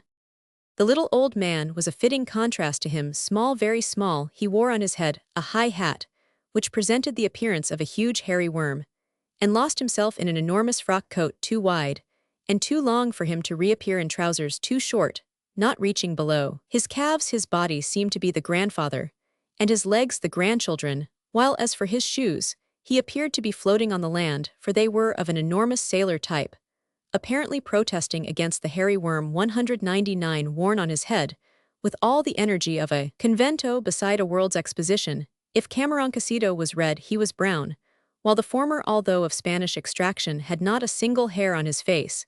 Yet he, an Indian, had a goatee and mustache, both long, white, and sparse. His expression was lively. He was known as Tio Quico too, and like his friend, lived on publicity, advertising the shows and posting the theatrical announcements, being perhaps the only Filipino who could appear with impunity in a silk hat and frock coat, just as his friend was the first Spaniard who laughed at the prestige of his race. "The Frenchman has paid me well," he said, smiling, and showing his picturesque gums, which looked like a street after a conflagration. "I did a good job in posting the bills." Camaroncasito shrugged his shoulders again. "Quico," he rejoined in a cavernous voice, "if they've given you 6 pesos for your work, how much will they give the friars?" Tio Quico threw back his head, in his usual lively manner, to the friars. "Because you surely know," continued Camaroncasito, "that all this crowd was secured for them by the conventos. The fact was that the friars, headed by Padre Salvi, and some lay brethren captained by Don Custodio, had opposed such shows. Padre Camorra, who could not attend, watered at the eyes and mouth, but argued with Ben Zabe, who defended them, feebly thinking of the free tickets they would send his newspaper. Don Custodio spoke of morality, religion, good manners, and the like. But, stammered the writer, if our own farces with their plays on words and phrases of double meaning. But at least there in Castilian, the virtuous counselor interrupted with a roar, inflamed to righteous wrath, obscenities in French. Man Ben Zabe, for God's sake, in French, never. He uttered this never with the energy of 3 Guzmans threatened with being killed like fleas if they did not surrender 20 tarifas. Padre Irene naturally agreed with Don Custodio, and execrated French operetta. He had been in Paris, but had never set foot in a theater. The Lord deliver him. Yet the French operetta also counted numerous partisans, the officers of the army and navy among them, the general's aides, the clerks, and many society people were anxious to enjoy the delicacies of the French language from the mouths of genuine Parisians. And with them were affiliated those who had traveled by the Roman 1000 and had jabbered a little French during the voyage, those who had visited Paris, and all those who wished to appear learned. Hence Manila society was divided into 2 factions, operettists and anti-operettists. The latter were supported by the elderly ladies' wives, jealous and careful of their husbands' love, and by those who were engaged, while those who were free, and those who were beautiful, declared themselves enthusiastic operettists. Notes, and then more notes were exchanged. There were goings and comings, mutual recriminations, Meetings, lobbyings, arguments even talk of an insurrection of the natives, of their indolence, of inferior and superior races, of prestige and other humbugs, so that after much gossip and more recrimination, the permit was granted Padre Salvi, at the same time publishing a pastoral that was read by no one. But the proofreader there were questionings whether the general had quarreled with the countess, whether she spent her time in the halls of pleasure, whether His Excellency was greatly annoyed, whether there had been presents exchanged, whether the French consul, and so on and on. Many names were bandied about Quiroga the Chinaman Simouns, and even those of many actresses. Thanks to these scandalous preliminaries, the people's 201 impatience had been aroused, and since the evening before when the troupe arrived there was talk of nothing but attending the first performance from the hour when the red posters announced Les Cloches de Cornville. The victors prepared to celebrate their triumph in some offices, instead of the time being spent in reading newspapers and gossiping, it was devoted to devouring the synopsis and spelling out French novels, while many feigned business outside to consult their pocket dictionaries on the sly, so no business was transacted. Callers were told to come back the next day. But the public could not take offense, for they encountered some very polite and affable clerks, who received and dismissed them with grand salutations in the French style. The clerks were practicing brushing the dust off their French, and calling to one another "Oui, monsieur, s'il vous plaît," and pardon at every turn, so that it was a pleasure to see and hear them. But the place where the excitement reached its climax was the newspaper office. Ben Zabe, having been appointed critic and translator of the synopsis, trembled like a poor woman accused of witchcraft, as he saw his enemies picking out his blunders and throwing up to his face his deficient knowledge of French.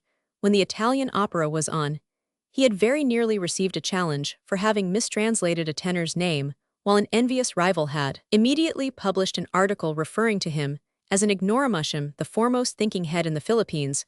All the trouble he had had to defend himself, he had had to write at least 17 articles and consult 15 dictionaries. So with these salutary recollections, the wretched Ben Zabe moved about with leaden hands, to say nothing of his feet, for that would be plagiarizing Padre Camorra, who had once intimated that the journalist wrote with them. "You see, Quico," said Cameroncasito, "one half of the people have come because the friars told them not to, making it a kind of public protest, and the other half because 202, they say to themselves, do the friars object to it?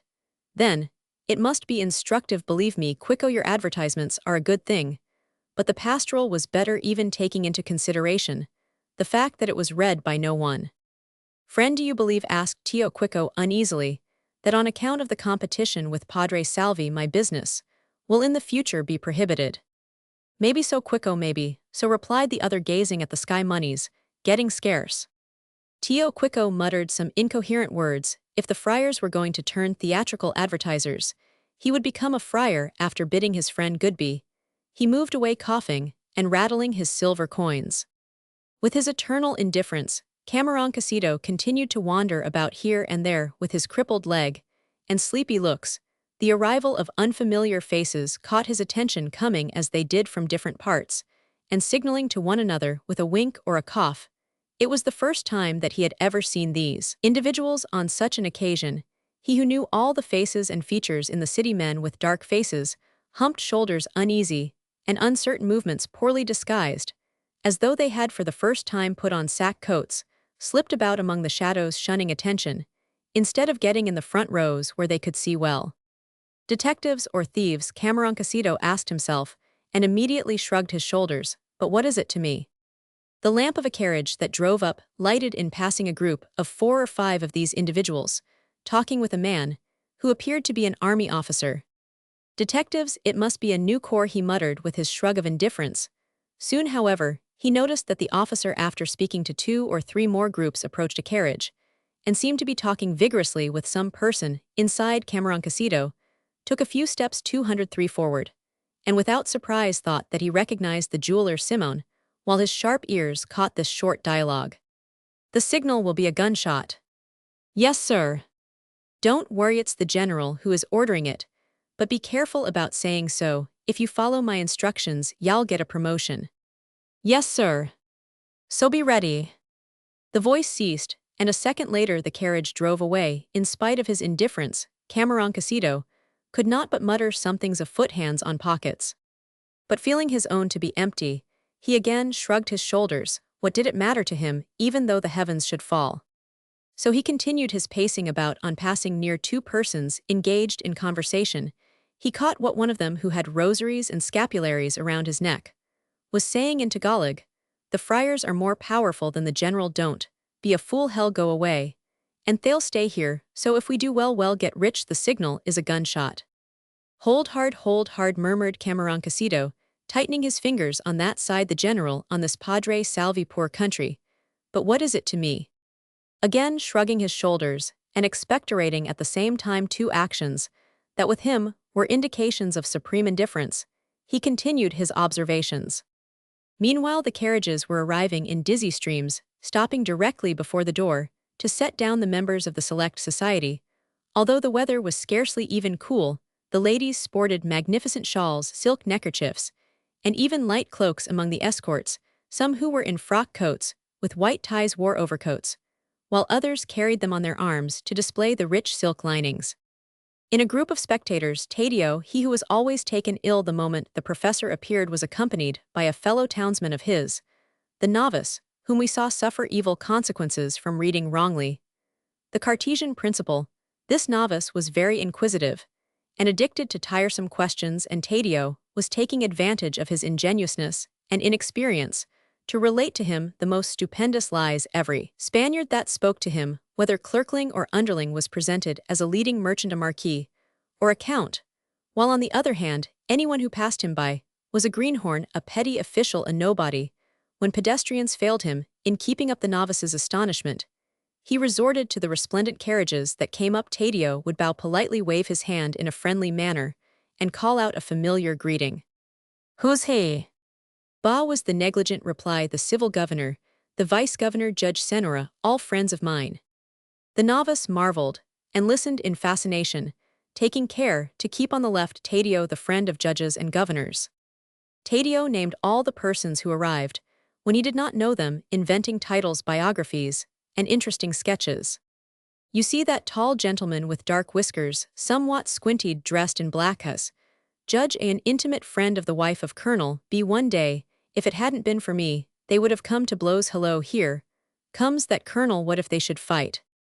The novice held his breath, but the colonel and the judge shook hands cordially. The soldier, an old bachelor, inquiring about the health of the judge's family. "Ah, thank heaven," breathed Taddeo. "I am the one who made them friends." "What if they should invite us to go in?" asked the novice timidly. "Get out, boy, I never accept favors," retorted Taddeo majestically. "I confer them but disinterestedly." The novice bit his lip, and felt smaller than ever while he placed a respectful distance between himself and his fellow townsmen. Taddeo resumed. "That is the musician H, that one the lawyer J, who delivered as his own a speech, printed in all the books, and was congratulated and admired for it. Dr. K, that man just getting out of a hansom, is a specialist in diseases of children, so he's called Herod. That's the banker L, who can talk only of his money and his hoards. The poet M, who is always dealing with the stars, and the beyond. There goes the beautiful wife of N, whom Padre Cheese accustomed to meet when he calls upon the absent husband. The Jewish merchant P, who came to the islands with 1,000 pesos, and is now a millionaire. That fellow with the long beard is the physician R, who has become rich by making invalids more than by curing them." "Making invalids?" "Yes, boy, in the examination of the conscript's attention, that finely dressed gentleman is not a physician, but a homeopathist. Sui generis professes completely the similes similibus. The young cavalry captain with him is his chosen disciple. That man in a light suit with his hat tilted back is the government clerk, whose maxim is never to be polite, and who rages like demon when he sees a hat on anyone else's head. They say that he does it to ruin the German hatters. The man just arriving with his family is the wealthy merchant C, who has an income of over 100,000 pesos. But what would you say if I should tell you that he still owes me 4 pesos 5 reals and 12 cuartos, but who would collect from a rich man like him? That gentleman in debt to you? Sure, one day I got him out of a bad fix. It was on a Friday at 6:30 in the morning. I still remember, because I hadn't breakfasted. That lady, who is followed by a duenna, is the celebrated Pepe, the dancing girl. But she doesn't dance any more now. That a very Catholic gentleman and a great friend of mine has forbidden it. There's the death's head Z, who's surely following her to get her to dance again. He's a good fellow and a great friend of mine, but has one defect, a Chinese mestiz, and yet calls himself a peninsular Spaniard. SSSH. Look at Ben Zabhim, with the face of a friar, who's carrying a pencil and a roll of paper in his hand. He's the great writer Ben Zabe. A good friend of mine has talent. You don't say, and that little man with white whiskers. He's the official who has appointed his daughters, those 3 little girls, assistants in his department, so as to get their names on the payroll. He's a clever man, very clever. When he makes a mistake, he blames it on somebody else. He buys things and pays for them out of the treasury. He's clever, very, very clever. Taddeo was about to say more, but suddenly checked himself. And that gentleman, who has a fierce air and gazes at everybody over his shoulders, inquired the novice, pointing to a man who nodded haughtily. But Taddeo did not answer. He was craning his neck to see Paulita Gomez, who was approaching with a friend, Dona Victorina, and Juanito Peles. The latter had presented her with a box, and was more humped than ever. Carriage after carriage drove up. The actors and actresses arrived and entered, by a separate door, followed by their friends and admirers. After Paulita had gone in, Taddeo resumed, "Those are the nieces of the rich Captain D, those coming up in a landau. You see how pretty and healthy they are. Well, 207, in a few years they'll be dead, or crazy. Captain D is opposed to their marrying, and the insanity of the uncle is appearing in the nieces. That's the Senorita E, the rich heiress, whom the world and the conventos are disputing over. Hello, I know that fellow, it's Padre Irene in disguise with a false mustache. I recognize him by his nose, and he was so greatly opposed to this." The scandalized novice watched a neatly cut coat disappear behind a group of ladies. The 3 fates went on Taddeo, watching the arrival of 3 withered, bony, hollow-eyed, wide-mouthed, and shabbily dressed women. They're called Atropos, ventured the novice, who wished to show that he also knew somebody at least in mythology. "No, boy, they're called the weary, waiter-souled, censorious, and dull. They pretend to hate everybody, men, women, and children.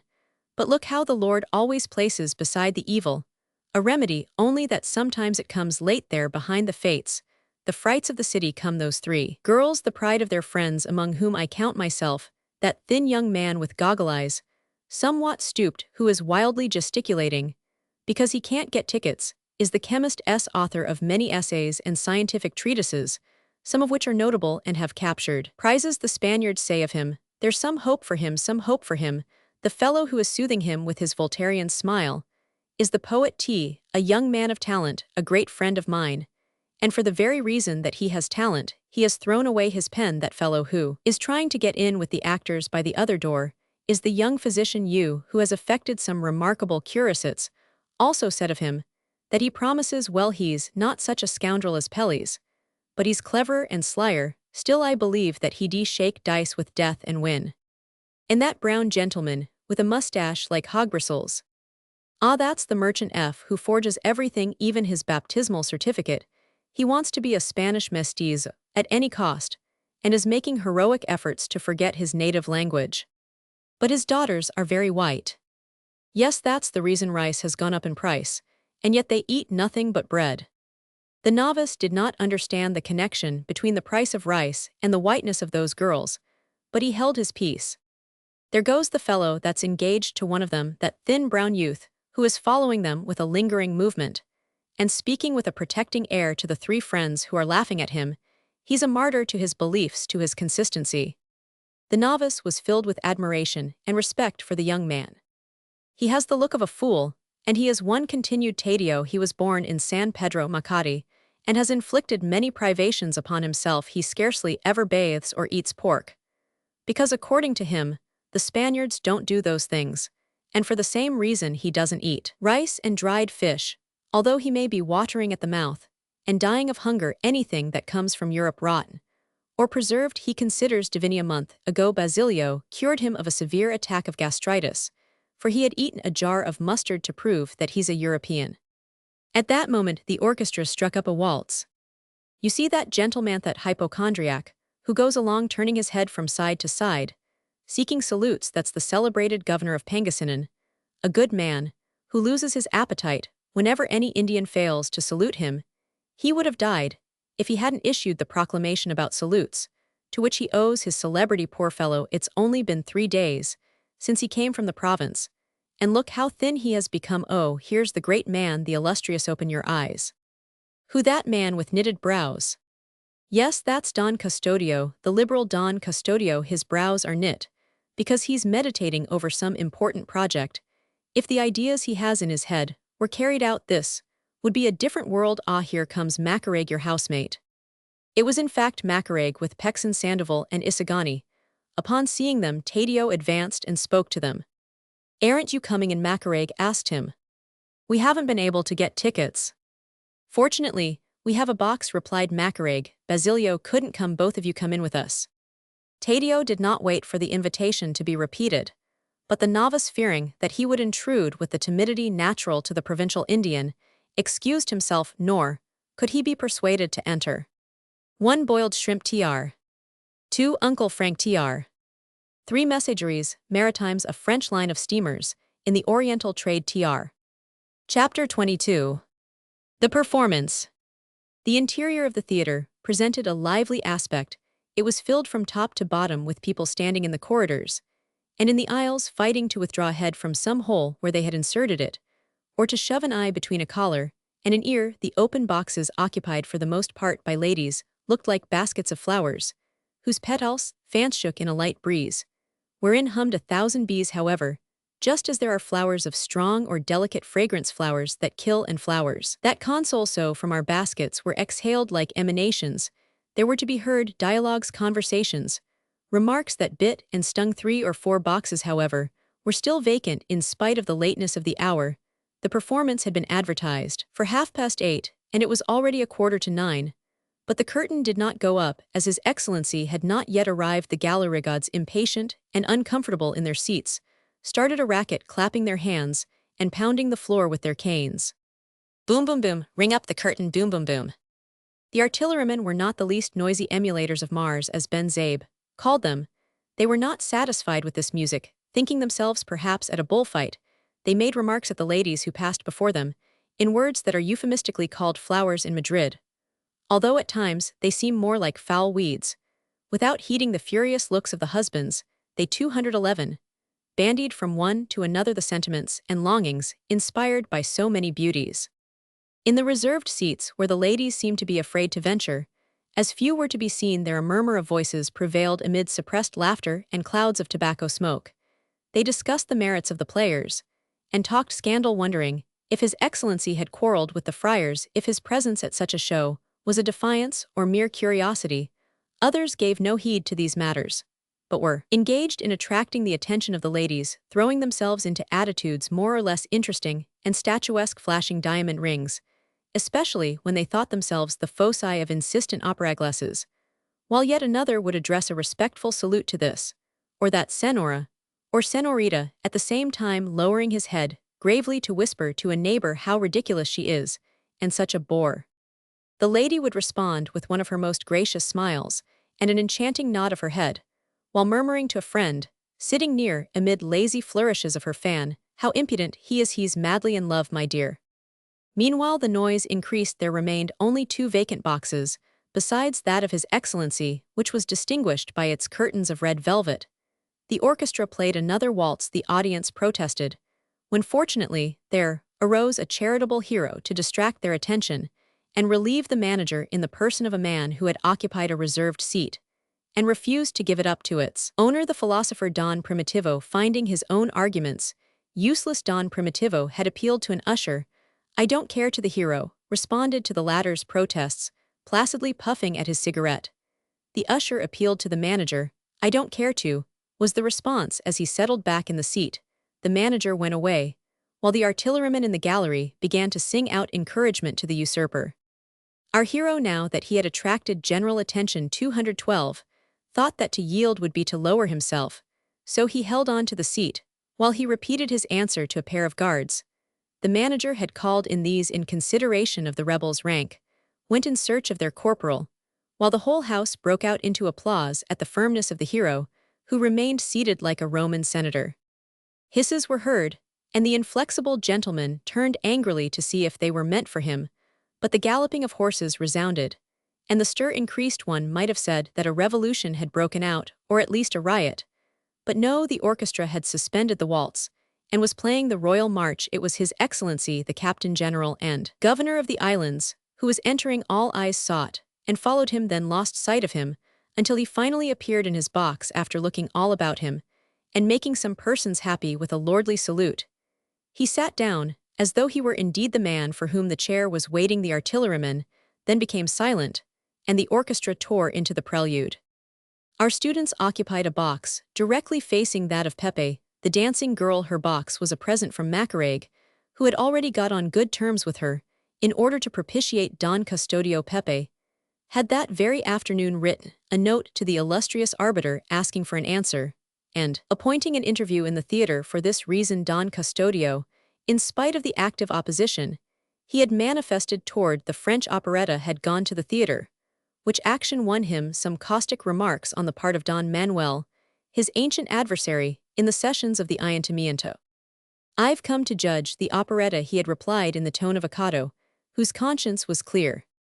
So Macareg was exchanging looks of intelligence with Pepe, who was giving him to understand that she had something to tell him, as the dancing girl's face wore a happy expression.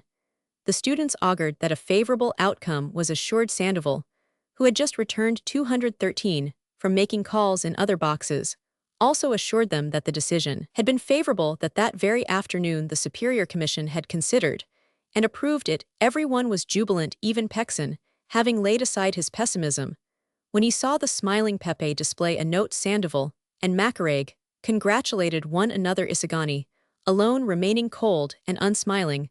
What had happened to this young man? Upon entering the theater, Isagani had caught sight of Paulita, in a box with Juanito Pelis talking to her. He had turned pale, thinking that he must be mistaken. But no, it was she herself, she who greeted him with a gracious smile, while her beautiful eyes seemed to be asking pardon and promising explanations. The fact was that they had agreed upon Isagani's going first to the theater to see if the show contained anything improper for a young woman. But now he found her there, and in no other company than that of his rival. What passed in his mind is indescribable. Wrath, jealousy, humiliation, resentment raged within him, and there were moments, even when he wished that the theater would fall in. He had a violent desire to laugh aloud, to insult his sweetheart, to challenge his rival to make a scene, but finally contented himself with sitting quiet and not looking at her at all. He was conscious of the beautiful plans Macareg and Sandoval were making, but they sounded like distant echoes, while the notes of the waltz seemed sad and lugubrious, the whole audience stupid and foolish. And several times he had to make an effort to keep back the tears of the trouble stirred up by the hero, who refused to give up the seat of the arrival of the Captain General. He was scarcely conscious. He stared toward the drop curtain, on which was depicted a kind of gallery, with sumptuous red hangings, affording a view of a garden, in which fountain played. Yet how sad the gallery looked to him, and how melancholy the painted landscape! 1,000 vague recollections surged into his memory, like distant echoes of music, heard in the night. 214 like songs of infancy, the murmur of lonely forests, and gloomy rivulets. Moonlit nights, on the shore of the sea, spread wide before his eyes. So, the enamored youth considered himself very wretched, and stared fixedly at the ceiling so that the tears should not fall from his eyes. A burst of applause drew him from these meditations. The curtain had just risen, and the merry chorus of peasants of Cornville was presented, all dressed in cotton caps, with heavy wooden sabots on their feet, some 6 or 7 girls well rouged on the lips, and cheeks with large black circles around their eyes. To increase their brilliance, displayed white arms, fingers covered with diamonds round and shapely limbs, while they were chanting the Norman phrase, "Allez marche, allez marche." They smiled at their different admirers in the reserved seats, with such openness that Don Custodio, after looking toward Pepe's box to assure himself that she was not doing the same thing with some other admirer, set down in his notebook this indecency, and to make sure of it, lowered his head a little to see if the actresses were not showing their knees.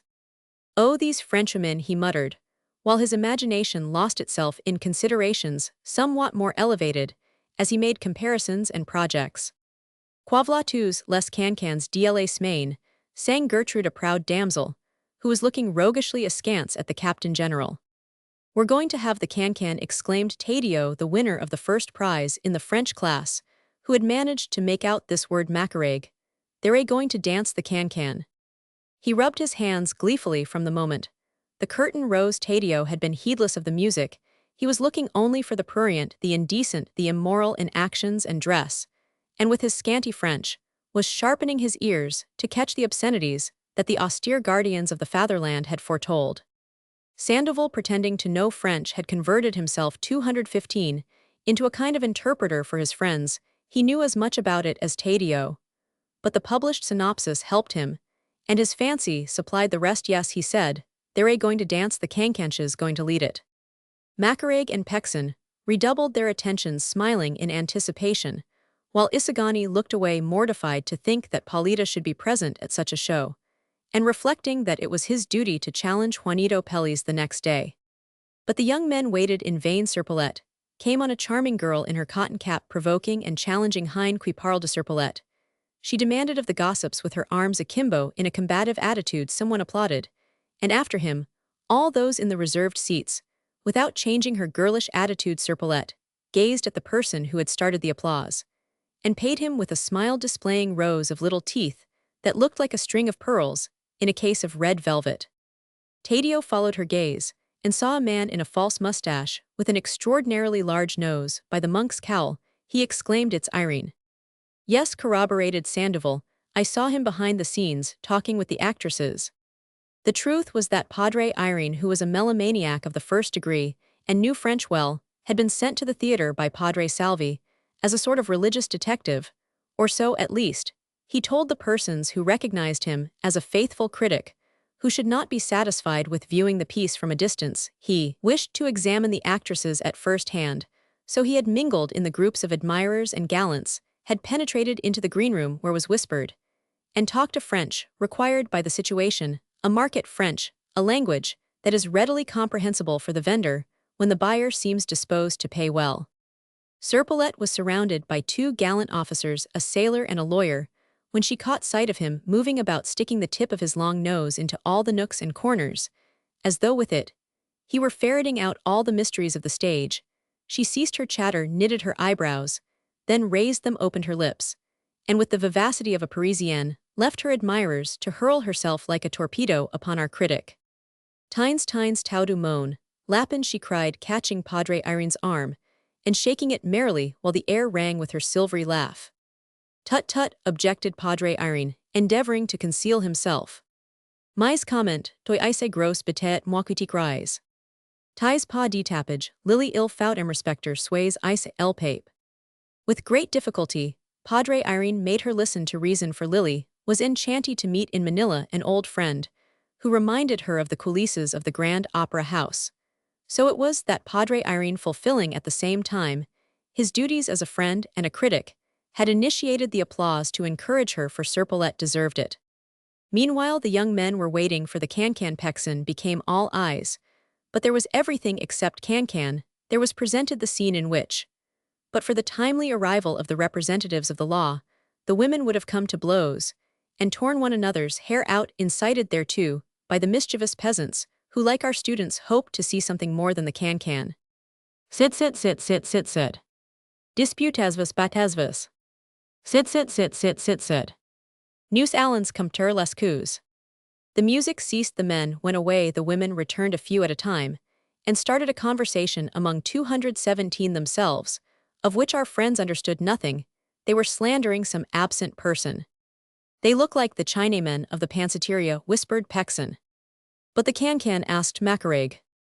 They're talking about the most suitable place to dance it, gravely responded Sandoval. They look like the Chinamen of the Pansiteria, repeated Pexon in disgust. A lady accompanied by her husband entered at that moment, and took her place in one of the two vacant boxes. She had the air of a queen, and gazed disdainfully at the whole house, as if to say, I've come later than all of you, you crowd of upstarts and provincials.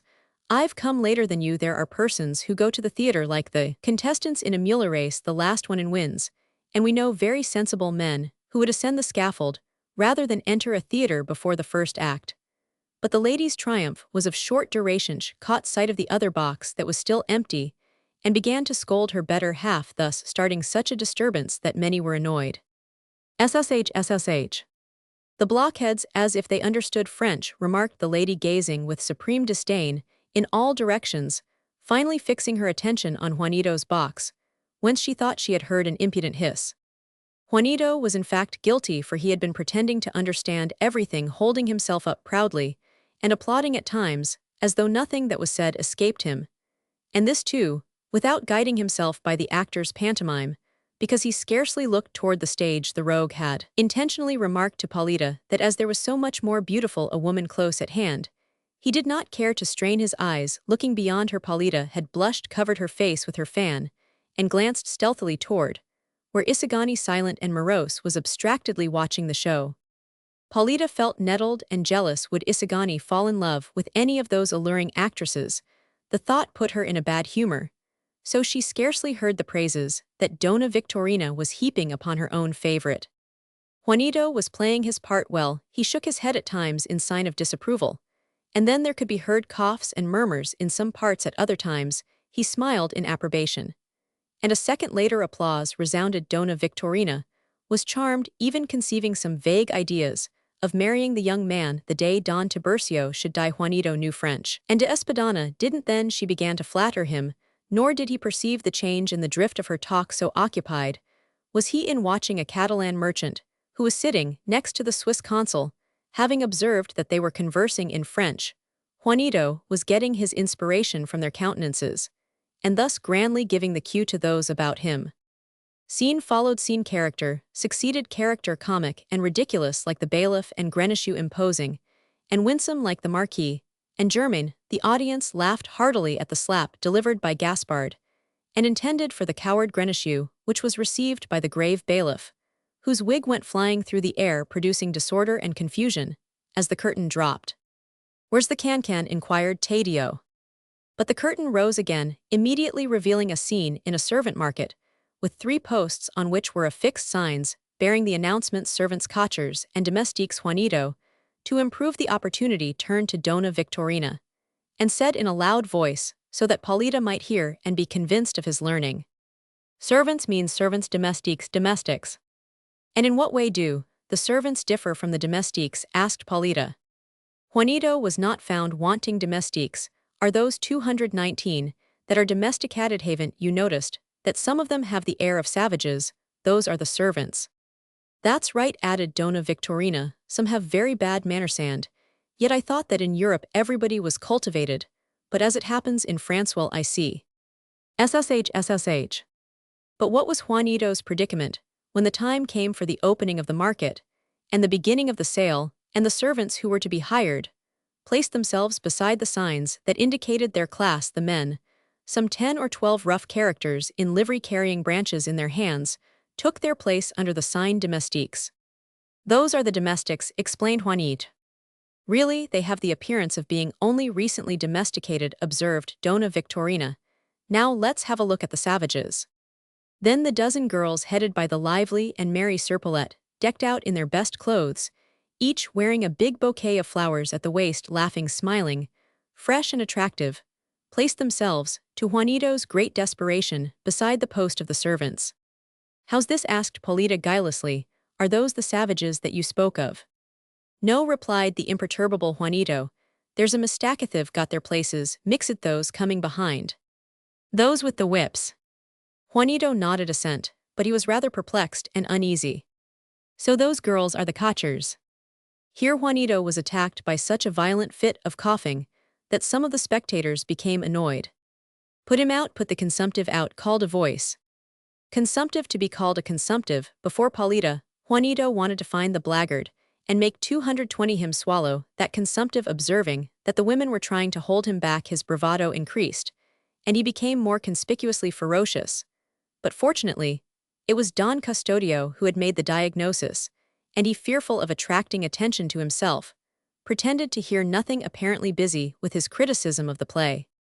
"If it weren't that I am with you," remarked Juanito, rolling his eyes like some dolls that are moved by clockwork, and to make the resemblance more real, he stuck out his tongue occasionally. Thus that night he acquired in Donna Victorina's eyes the reputation of being brave and punctilious. So she decided in her heart that she would marry him just as soon as Don Tiburcio was out of the way.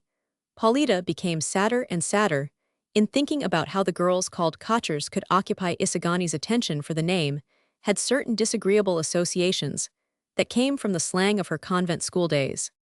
At length the first act was concluded, the Marquis taking away, as servants, Serpollet and Germain, the representative of timid beauty in the troupe.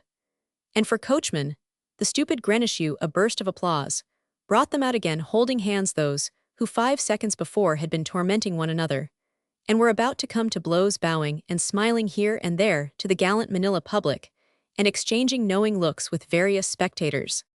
While there prevailed the passing tumult, occasioned by those who crowded one another to get into the green room and felicitate the actresses, and by those who were going to make calls on the ladies in the boxes, some expressed their opinions of the play and the players.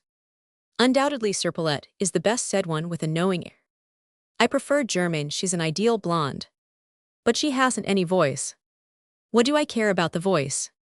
Well, for shape, the tall one. Pshaw, said Ben Zabe, not a one is worth a straw, not a one is an artist. Ben Zabe was the critic for El Grito de la Integridad, and his disdainful air gave him great importance in the eyes of those who were satisfied with so little.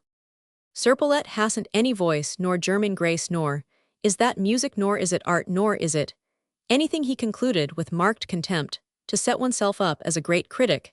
There is nothing like appearing to be discontented with everything. Besides, the management had sent only 2 seats for the newspaper staff.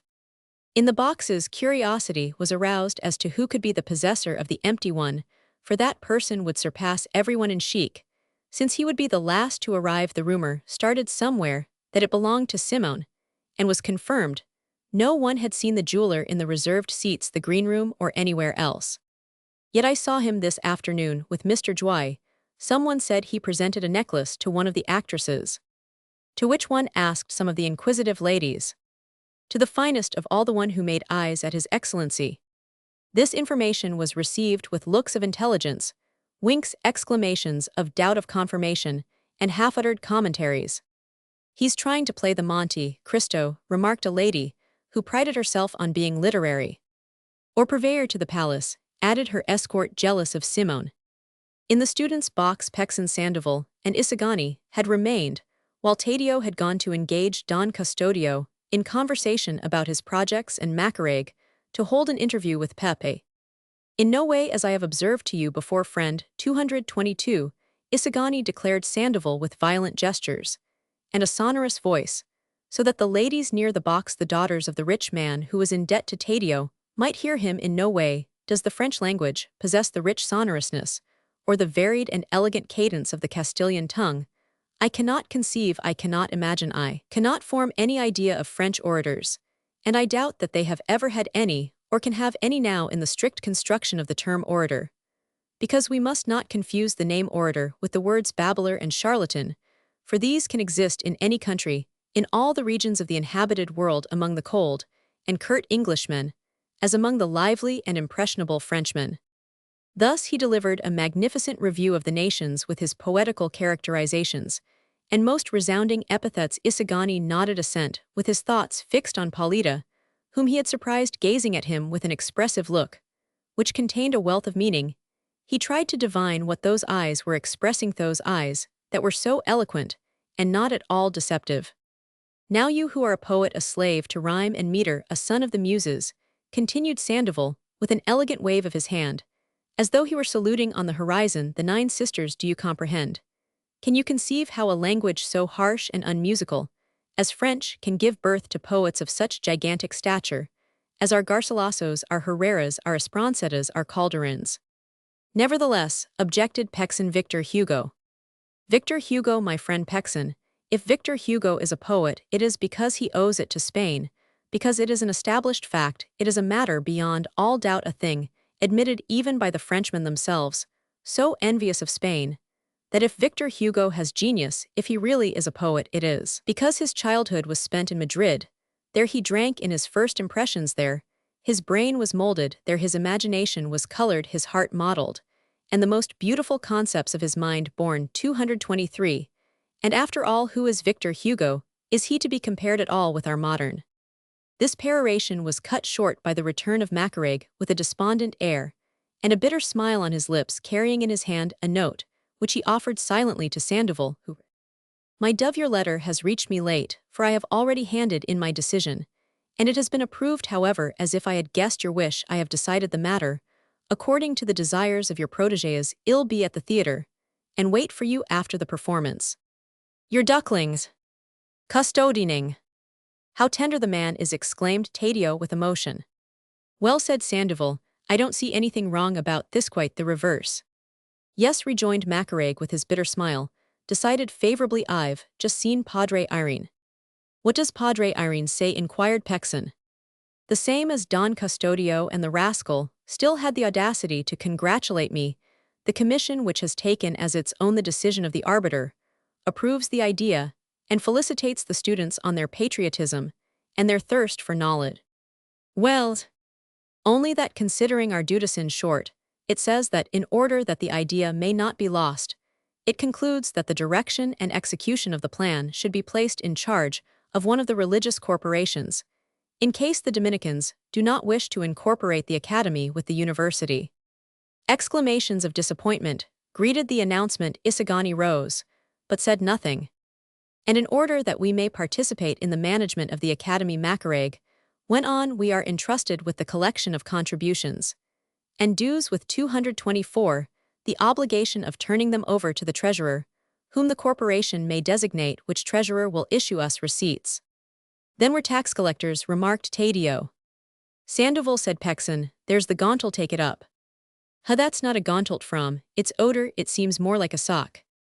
The funniest part of it, Macareg added, is that Padre Irene has advised us to celebrate the event with a banquet, or a torchlight procession, a public demonstration of the students, en masse, to render thanks to all the persons who have intervened in the affair. Yes, after the blow let's sing, and give thanks super flumina Babylonus sedimus. Yes, a banquet like that of the convicts, said Tate. A banquet at which we all wear mourning and deliver funeral orations, added Sandoval. A serenade with the Marseillaise and funeral marches, proposed Isagani. No, gentleman, observed Pexon with his clownish grin, to celebrate the event. There's nothing like a banquet in a pansiteria, served by the Chinamen, without camises, I insist, without camises. The sarcasm and grotesqueness of this idea won it ready acceptance, Sandoval being the first to applaud it, for he had long wished to see the interior of one of those establishments, which at night appeared to be so merry and cheerful.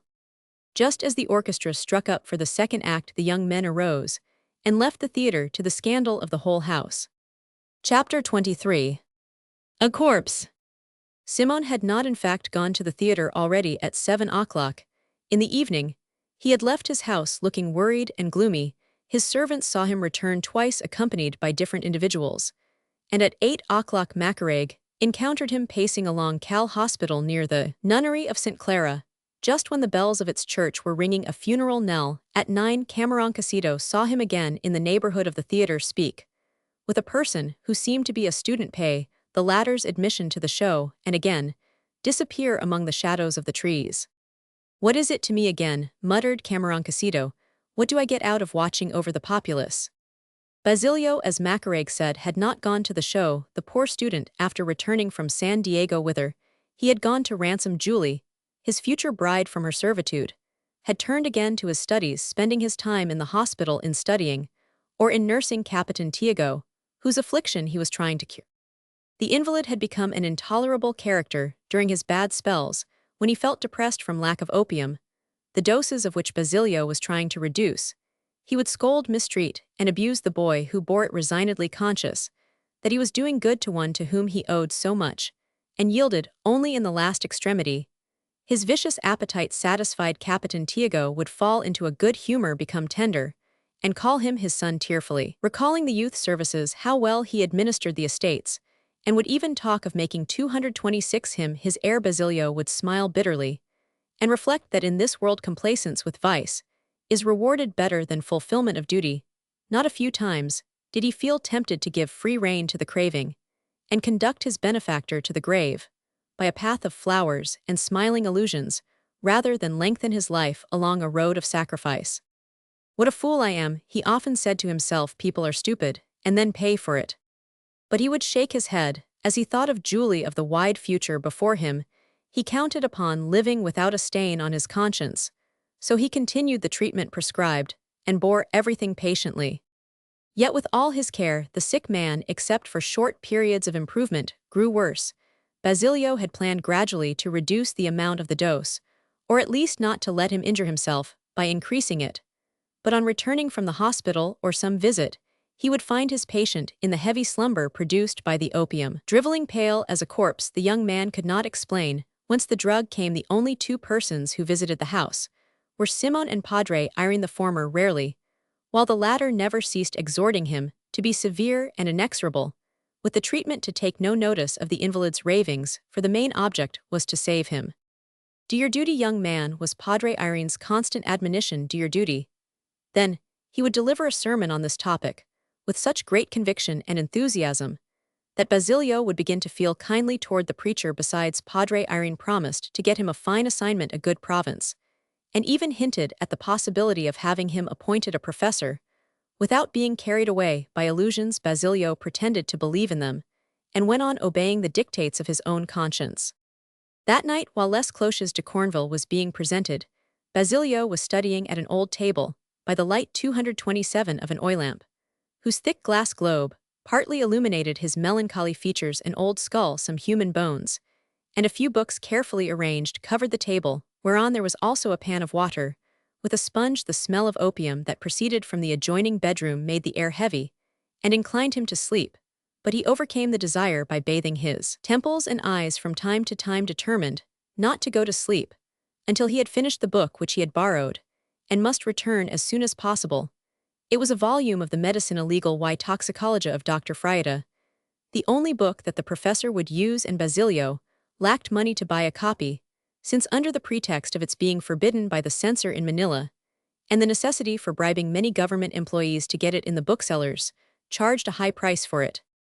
So absorbed was the youth in his studies that he had not given any attention at all to some pamphlets that had been sent to him from some unknown source, pamphlets that treated of the Philippines, among which figured those that were attracting the greatest notice at the time, because of their harsh and insulting manner of referring to the natives of the country. Basilio had no time to open them, and he was perhaps restrained also by the thought that there is nothing pleasant about receiving an insult or a provocation without having any means of replying or defending oneself. The censorship, in fact, permitted insults to the Filipinos, but prohibited replies on their part.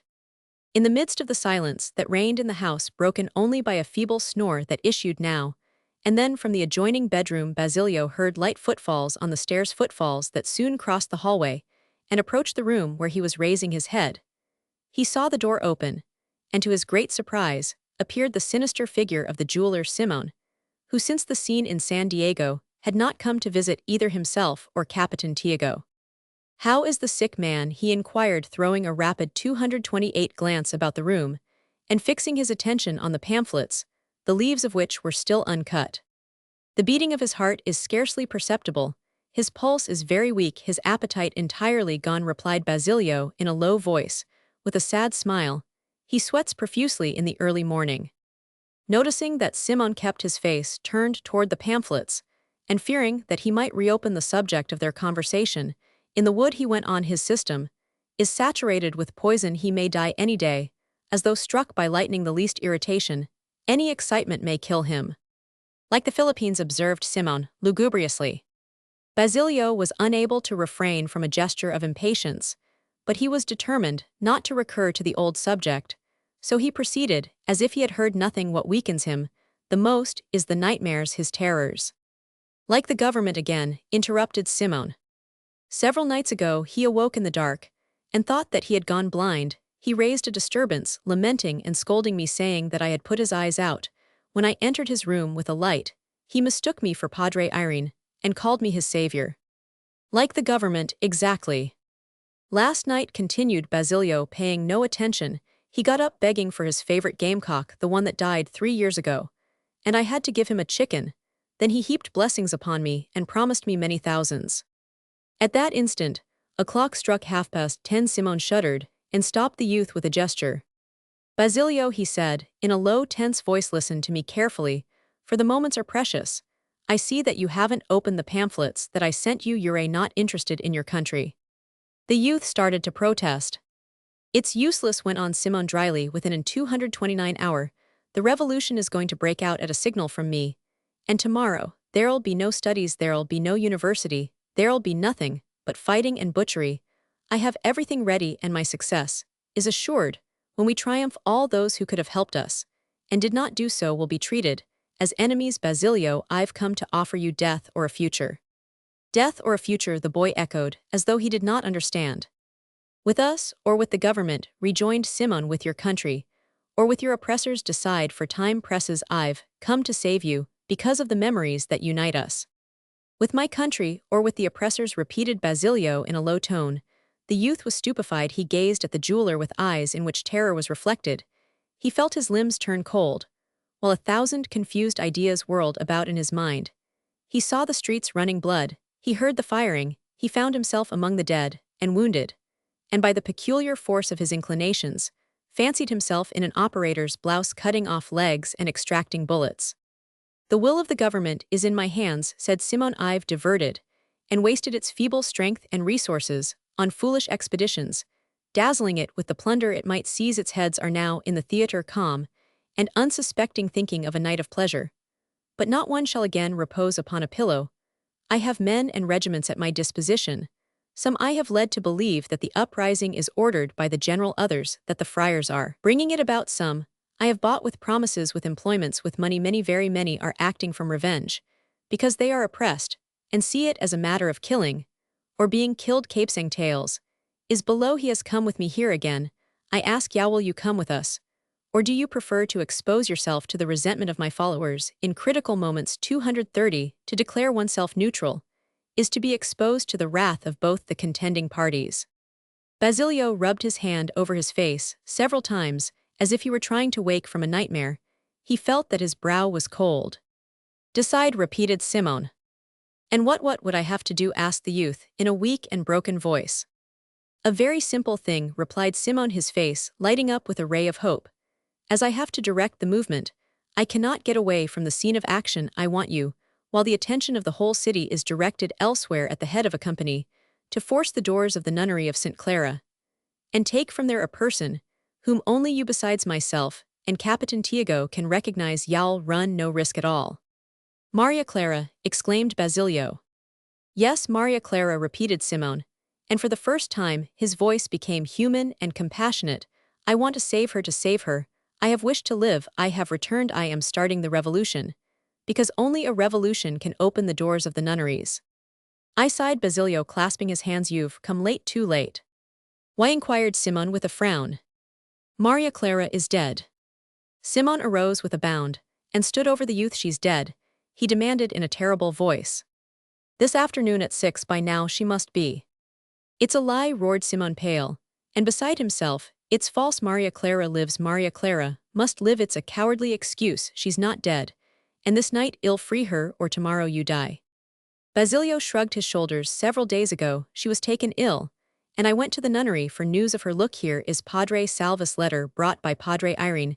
Capitan Tiago wept all the evening, kissing his daughter's 231 picture and begging her forgiveness, until at last he smoked an enormous quantity of opium. This evening her knell was tolled. Ah, exclaimed Simoun, pressing his hands to his head and standing motionless.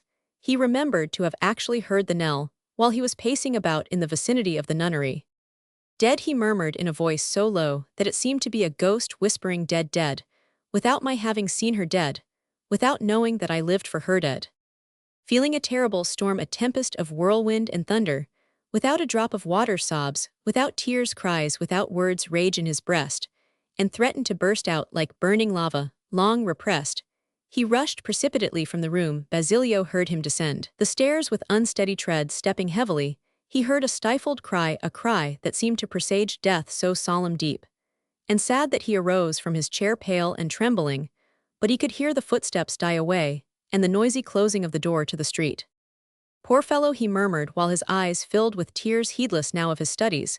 He let his gaze wander into space, as he pondered over the fate of those two beings, a young, rich, educated master of his fortunes, with a brilliant future before him, chef heir, as a dream pure, full of faith and innocence, nurtured amid love and laughter, destined to a happy existence, to be adored in the family, and respected in the world. And yet of those two beings, filled with love, with illusions and hopes, by a fatal destiny he wandered over the world, dragged ceaselessly through a whirl of blood and tears, sowing evil, instead of doing good, undoing virtue and encouraging vice, while she was dying in the mysterious shadows of the cloister, where she had sought peace and perhaps found suffering, where she entered pure and stainless, and expired like a crushed flower. Sleep in peace, ill-starred daughter of my hapless fatherland, bury in the grave. The enchantments of youth faded in their prime, when a people cannot offer its daughters a tranquil home under the protection of sacred liberty, when a man can only leave to his widow blushes tears to his mother and slavery to his children. You do well to condemn yourself to perpetual chastity, stifling within you the germ of a future generation. Accursed well for you that you have not to shudder in your grave, hearing the cries of those who groan in darkness, of those who feel that they have wings and yet are fettered, of those who are stifled from lack of liberty. Go with your poets' dreams into the regions of the infinite spirit of woman.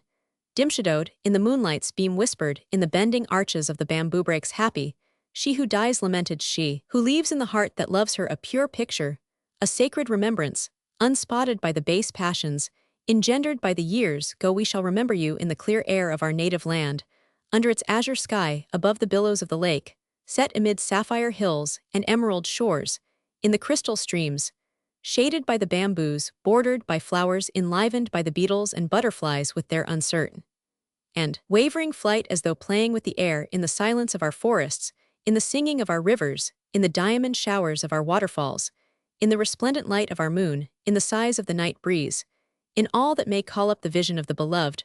We must eternally see you, as we dreamed of you, fair, beautiful, radiant, with hope pure, as the light, yet still sad and melancholy, in the contemplation of our woes. Chapter 24. Dreams. Amorque astro airs. On the following day, Thursday, at the hour of sunset, Isagani was walking along the beautiful promenade of Maria Cristina, in the direction of the Milken, to keep an appointment which Paulita had that morning given him. The young man had no doubt that they were to talk about what had happened on the previous night, and as he was determined to ask for an explanation, and knew how proud and haughty she was, he foresaw an estrangement. In view of this eventuality, he had brought with him the only 2 letters he had ever received from Paulita, 2 scraps of paper whereon were merely a few hurriedly written lines with various blots, but in an even handwriting, things that did not prevent the enamored youth from preserving them with more solicitude than if they had been the autographs of Sappho and the muse Polyhymnia. This decision to sacrifice his love on the altar of dignity, the consciousness of suffering in the discharge of duty, did not prevent a profound melancholy from taking possession of Isagani, and brought back into his mind the beautiful days, and nights more beautiful still, when they had whispered sweet nothings through the flowered gratings of the entresol, nothings that to the youth took on such a character of seriousness and importance that they seemed to him the only matters worthy of meriting the attention of the most exalted human understanding. He recalled the walks on moonlit nights, the dark December mornings, after the Mass of Nativity, the holy water that he used to offer her, when she would thank him with a look, charged 234, with a whole epic of love, both of them trembling as their fingers touched heavy sighs like small rockets issued from his breast, and brought back to him all the verses, all the sayings of poets and writers about the inconstancy of woman. Inwardly, he cursed the creation of theaters, the French operetta, and vowed to get revenge on Pellies at the first opportunity. Everything about him appeared under the saddest and somberest colors. The bay, deserted and solitary, seemed more solitary still on account of the few steamers that were anchored in it. The sun was dying behind Mariveles, without poetry or enchantment, without the capricious and richly tinted clouds of happier evenings. The Anda monument, in bad taste, mean and squat, without style, without grandeur, looked like a lump of ice cream, or at best a chunk of cake. The people who were promenading along the Milken, in spite of their complacent and contented air, appeared distant, haughty, and vain, mischievous, and bad-mannered. The boys that played on the beach, skipping flat stones over the surface of the water, or searching in the sand for mollusks and crustaceans, which they caught for the mere fun of catching and killed, without benefit to themselves. In short, even the eternal port works, to which he had dedicated more than 3 odes, looked to him absurd, ridiculous child's play. The port of Manila, a bastard that since its conception had brought tears of humiliation and shame to all, if only after so many tears there were not being brought forth a useless abortion. Abstractedly, he saluted 2 Jesuits, former teachers of his, and scarcely noticed a tandem in which an American rode, and excited the envy of the gallants who were in calaces only near the Anda monument. He heard Ben Zabe talking with another person about Simoun, learning that the latter had on the previous night been taken suddenly ill, that he refused to see anyone, even the very aides of the general. Yes, exclaimed Isagani, with a bitter smile for him attentions. Because he is rich, the soldiers return 235 from their expeditions sick and wounded, but no one visits them. Musing over these expeditions, over the fate of the poor soldiers, over the resistance offered by the islanders to the foreign yoke, he thought that death for death, if that of the soldiers was glorious, because they were obeying orders, that of the islanders was sublime, because they were defending their homes. A strange destiny that of some peoples, he mused, because a traveler arrives at their shores, they lose their liberty and become subjects and slaves, not only of the traveler, not only of his heirs, but even of all his countrymen, and not for a generation, but for all time. A strange conception of justice, such a state of affairs, gives ample right to exterminate every foreigner as the most ferocious monster that the sea can cast up. He reflected that those islanders against whom his country was waging war, after all, were guilty of no crime other than that of weakness. The travelers also arrived at the shores of other peoples, but finding them strong, made no display of their strange pretension. With all their weakness, the spectacle they presented seemed beautiful to him, and the names of the enemies, whom the newspapers did not fail to call cowards and traitors, appeared glorious to him, as they succumbed with glory amid the ruins of their crude fortifications, with greater glory even than the ancient Trojan heroes, for those islanders had carried away no Philippine Helen. In his poetic enthusiasm, he thought of the young men of those islands, who could cover themselves with glory in the eyes of their women, and in his amorous desperation, he envied them because they could find a brilliant suicide. "Ah, I should like to die," he exclaimed, "be reduced to nothingness, leave to my native land a glorious name, perish in its cause, defending it from foreign invasion, and then let the sun afterwards illumine my corpse like a motionless sentinel on the rocks of the sea." The conflict with the Germans, too, came into his mind, and he almost felt sorry that it had been adjusted. He would gladly have died for the Spanish-Filipino banner before submitting to the foreigner. Because after all, he mused, with Spain, we are united by firm bonds of past history, religion, language. Language, yes, language. A sarcastic smile curled his lips. That very night they would hold a banquet in the Pansiteria to celebrate the demise of the Academy of Castilian. "I," he sighed, "provided the liberals in Spain are like those we have here, in a little while the mother country will be able to count the number of the faithful."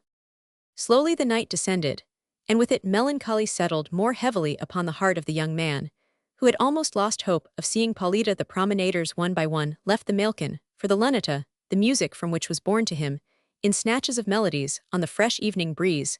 The sailors on a warship anchored in the river performed their evening drill, skipping about among the slender ropes like spiders.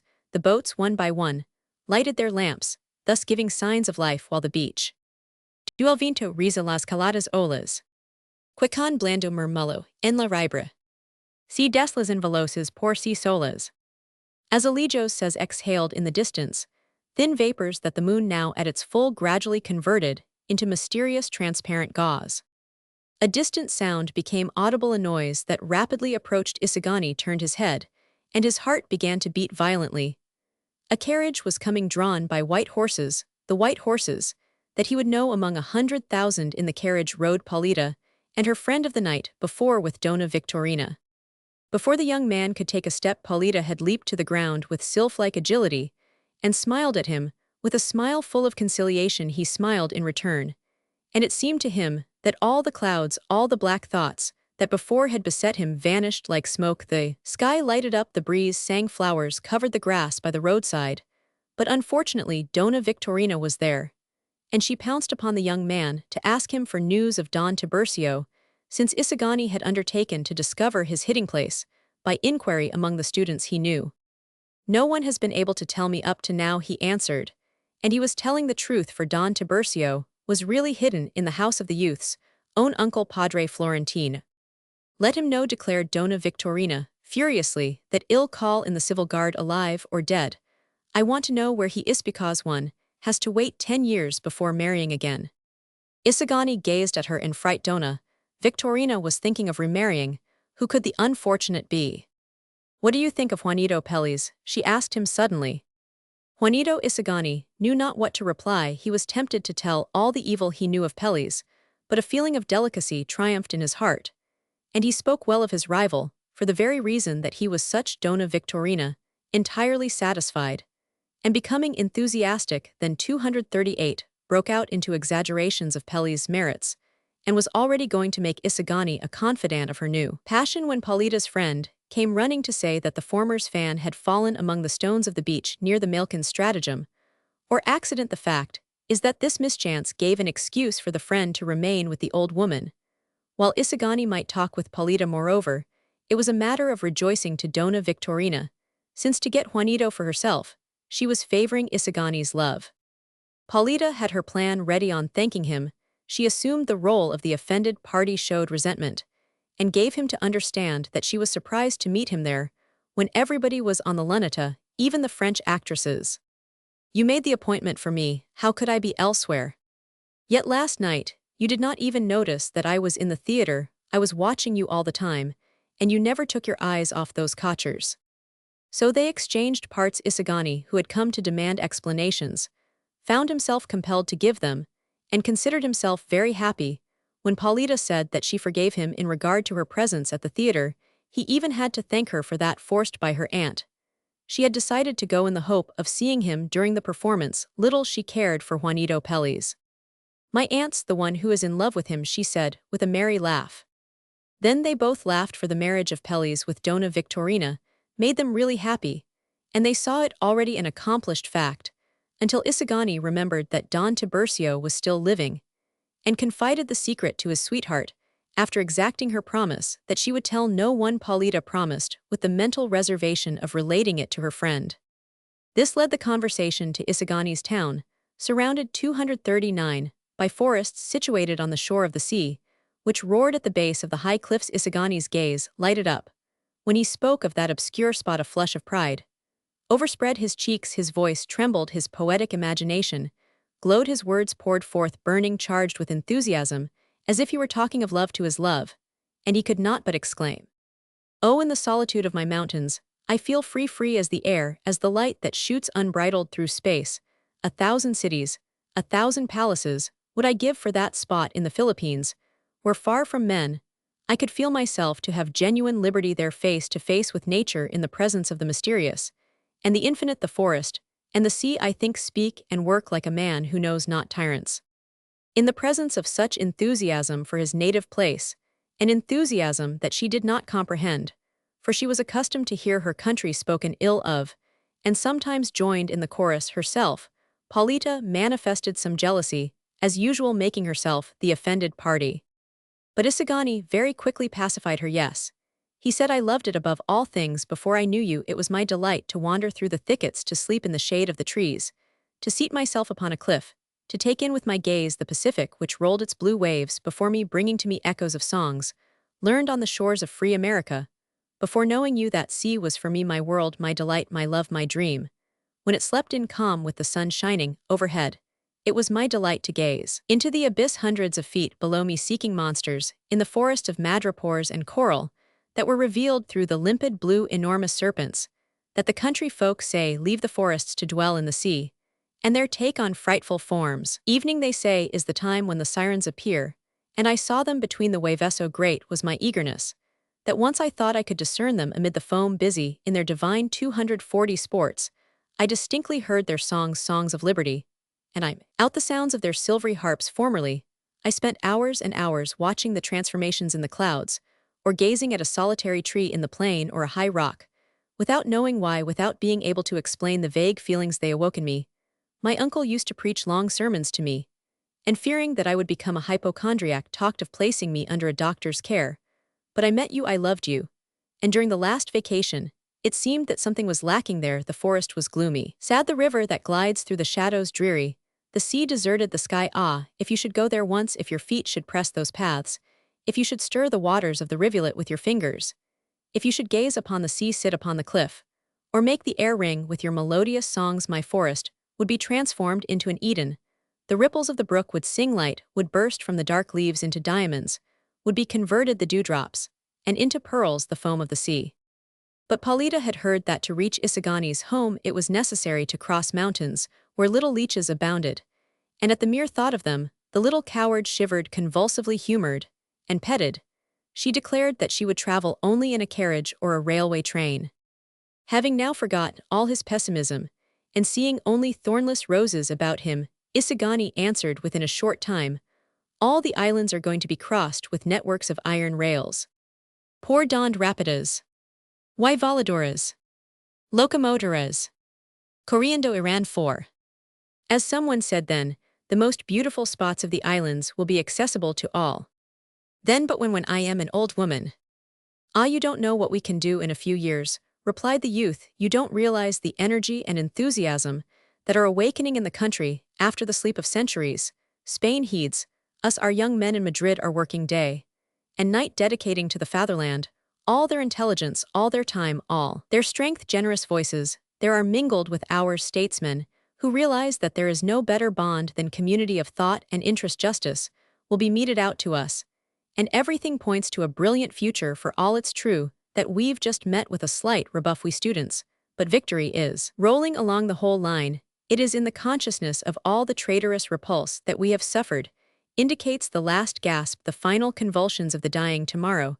We shall be citizens of the Philippines whose destiny will be a glorious one, because it will be in loving hands.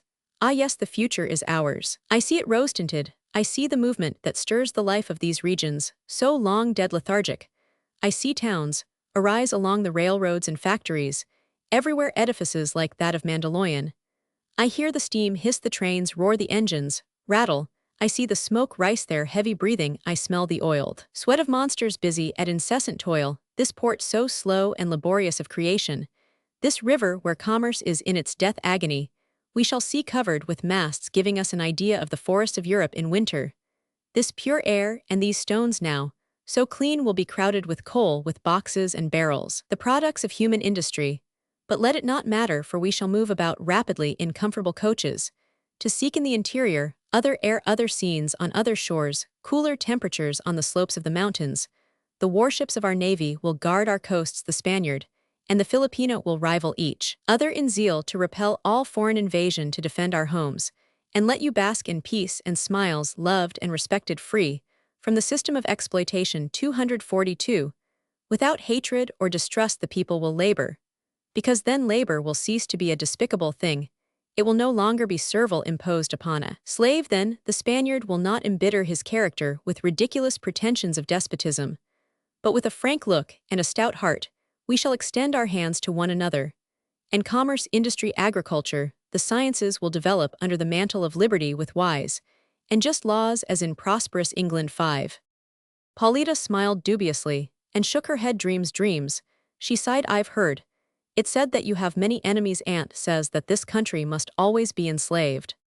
Because your aunt is a fool, because she can't live without slaves when she hasn't them, she dreams of them in the future. And if they are not obtainable, she forces them into her imagination. True, it is that we have enemies, that there will be a struggle, but we shall conquer the old system, may convert the ruins of its castle into formless barricades, but we will take them singing hymns of liberty, in the light of the eyes of you women, to the applause of your lovely hands.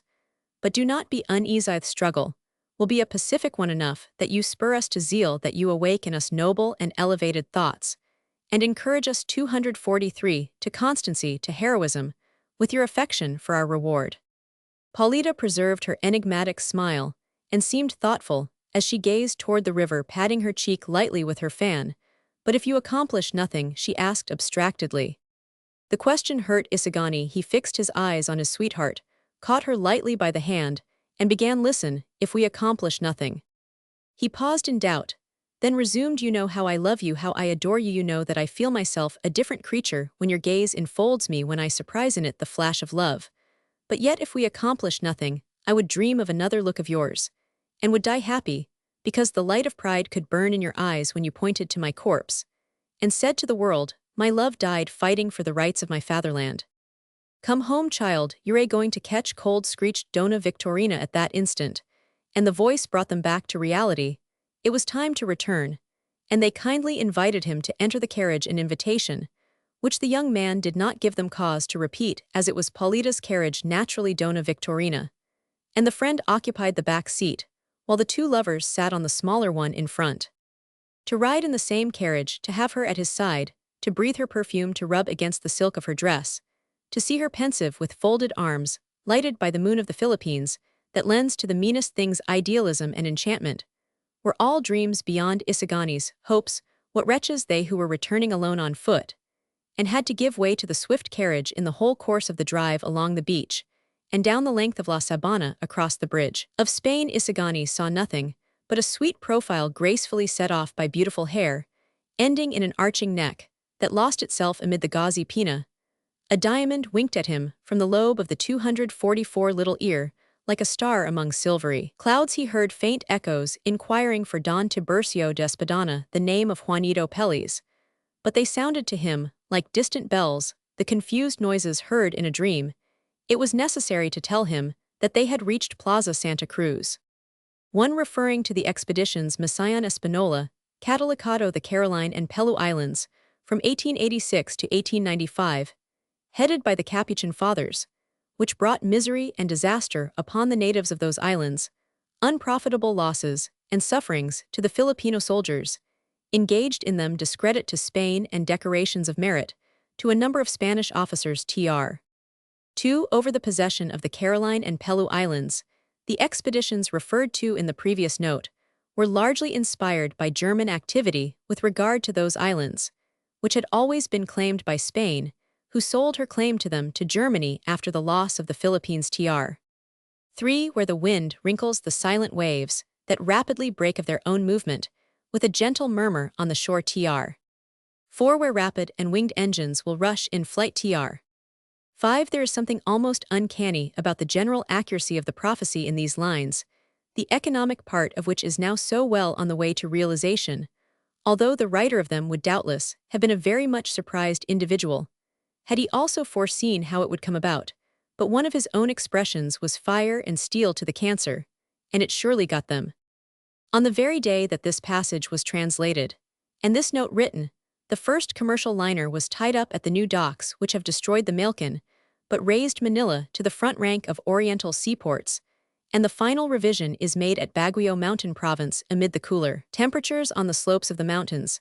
As for the political portion, it is difficult even now to contemplate calmly the blundering fatuity of that bigoted medieval brand of patriotism, which led the decrepit Philippine government to play the ancient mariner and shoot the albatross that brought this message. Tr. Chapter 25. Smiles and Tears.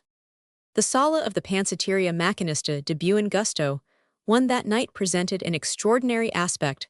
14 young men of the principal islands of the archipelago, from the pure Indian, if there be pure ones to the peninsular Spaniard, were met to hold the banquet. Advised by Padre Irene, in view of the happy solution of the affair about instruction in Castilian, they had engaged all the tables for themselves, ordered the lights to be increased, and had posted on the wall beside the landscapes and Chinese Kakamonos this strange versicle: Glory to Custodio for his cleverness, and Pansit on Ebth to the youths of good will. In a country where everything grotesque is covered with a mantle of seriousness, where many rise by the force of wind and hot air, in a country where the deeply serious and sincere may do damage on issuing from the heart, and may cause trouble probably, this was the best way to celebrate the ingenious inspiration of the illustrious Don Custodio. The mocked replied to the mockery, with a laugh to the governmental joke, with a plate of Pansit, and yet they laughed and jested, but it could be seen that the merriment was forced. The laughter had a certain nervous ring. Eyes flashed, and in more than one of these a tear glistened. Nevertheless, these young men were cruel, they were unreasonable. It was not the first time that their most 246 beautiful ideas had been so treated, that their hopes had been defrauded with big words and small actions. Before this Don Custodio, there had been many, very many others. In the center of the room, under the red lanterns, were placed 4 round tables, systematically arranged to form a square. Little wooden stools, equally round, served as seats in the middle of each table. According to the practice of the establishment, were arranged 4 small colored plates, with 4 pies on each one and 4 cups of tea, with the accompanying dishes. All of red porcelain before each seat was a bottle and 2 glittering wineglasses. Sandoval was curious and gazed about, scrutinizing everything, tasting the food, examining the pictures, reading the bill of fare. The others conversed on the topics of the day, about the French actresses, about the mysterious illness of Simoun, who, according to some, had been found wounded in the street, while others averred that he had attempted to commit suicide, As was natural, all lost themselves in conjectures. Taddeo gave his particular version, which according to him came from a reliable source. Simoun had been assaulted by some unknown person in the old Plaza Vivac II, the motive being revenge, in proof of which was the fact that Simoun himself refused to make the least explanation from this. They proceeded to talk of mysterious revenges, and naturally of monkish pranks, each one relating the exploits of the curate of his town. A notice in large black letters crowned the frieze of the room with this warning: De Estefonda el Cabe Silla. Al publico advirt. Que nada digen absolutamente. Sobre alguna mesa o silla. What a notice, exclaimed Sandoval, as if he might have confidence in the police, and what verses Don Tiburcio converted into a quatrainto feet, one longer than the other between two crutches. If Isagani sees them, hell present them to his future aunt. Here's Isagani, called a voice from the stairway. The happy youth appeared radiant with joy, followed by two Chinese, without camises, who carried on enormous waiters' tureens that gave out an appetizing odor. Merry exclamations greeted them. Juanito Peles was missing, but the hour fixed had already passed, so they sat down happily to the tables. Juanito was always unconventional. If in his place we had invited Basilio, said Taddeo, we should have been better entertained. We might have got him drunk, and drawn some secrets from him. What does the prudent Basilio possess? Secrets? I should say so, replied Taddeo, of the most important kind. There are some enigmas to which he alone has the key. The boy who disappeared, the nun. Gentlemen, the pancit langlang is the soup par excellence, cried Macaraigue. As you will observe, Sandoval, it is composed of vermicelli crabs or shrimps, egg paste, scraps of chicken, and I don't know what else. As first fruits, let us offer the bones to Don Custodio to see if he will project something with them. A burst of merry laughter greeted this sally. If he should learn. He'd come Araning, concluded Sandoval. This is excellent soup. What is it called? Pancit langlang, that is Chinese pancit, to distinguish it from that which is peculiar to this country. Bah, that's a hard name to remember. In honor of Don Custodio, I christen it the Soup Project. Gentlemen, said Macaraigue, who had prepared the menu, there are 3 courses, yet Chinese stew made of pork, which should be dedicated to Padre Irene.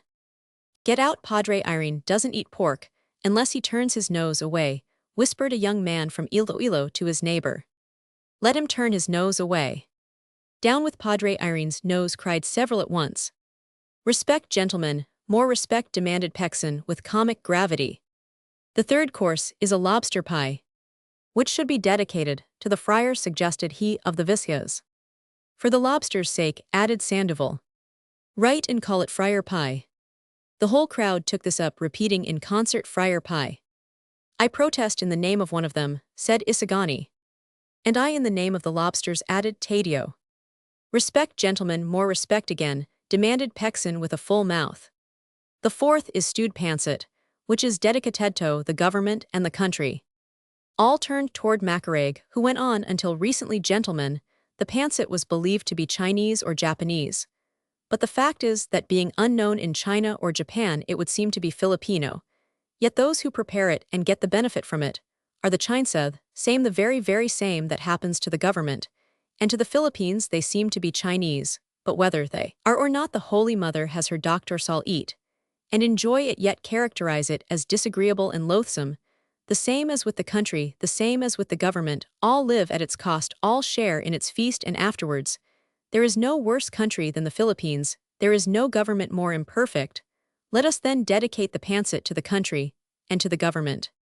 Agreed, many exclaimed. I protest, cried Isagani. Respect for the weaker, respect for the victims, called Pexon, in a hollow voice, waving a chicken bone in the air. Let's dedicate the pancit to Quiroga, the Chinaman, one of the 4 powers of the Filipino world, proposed Isagani. No, to his Black Eminence. Silence, cautioned one mysteriously.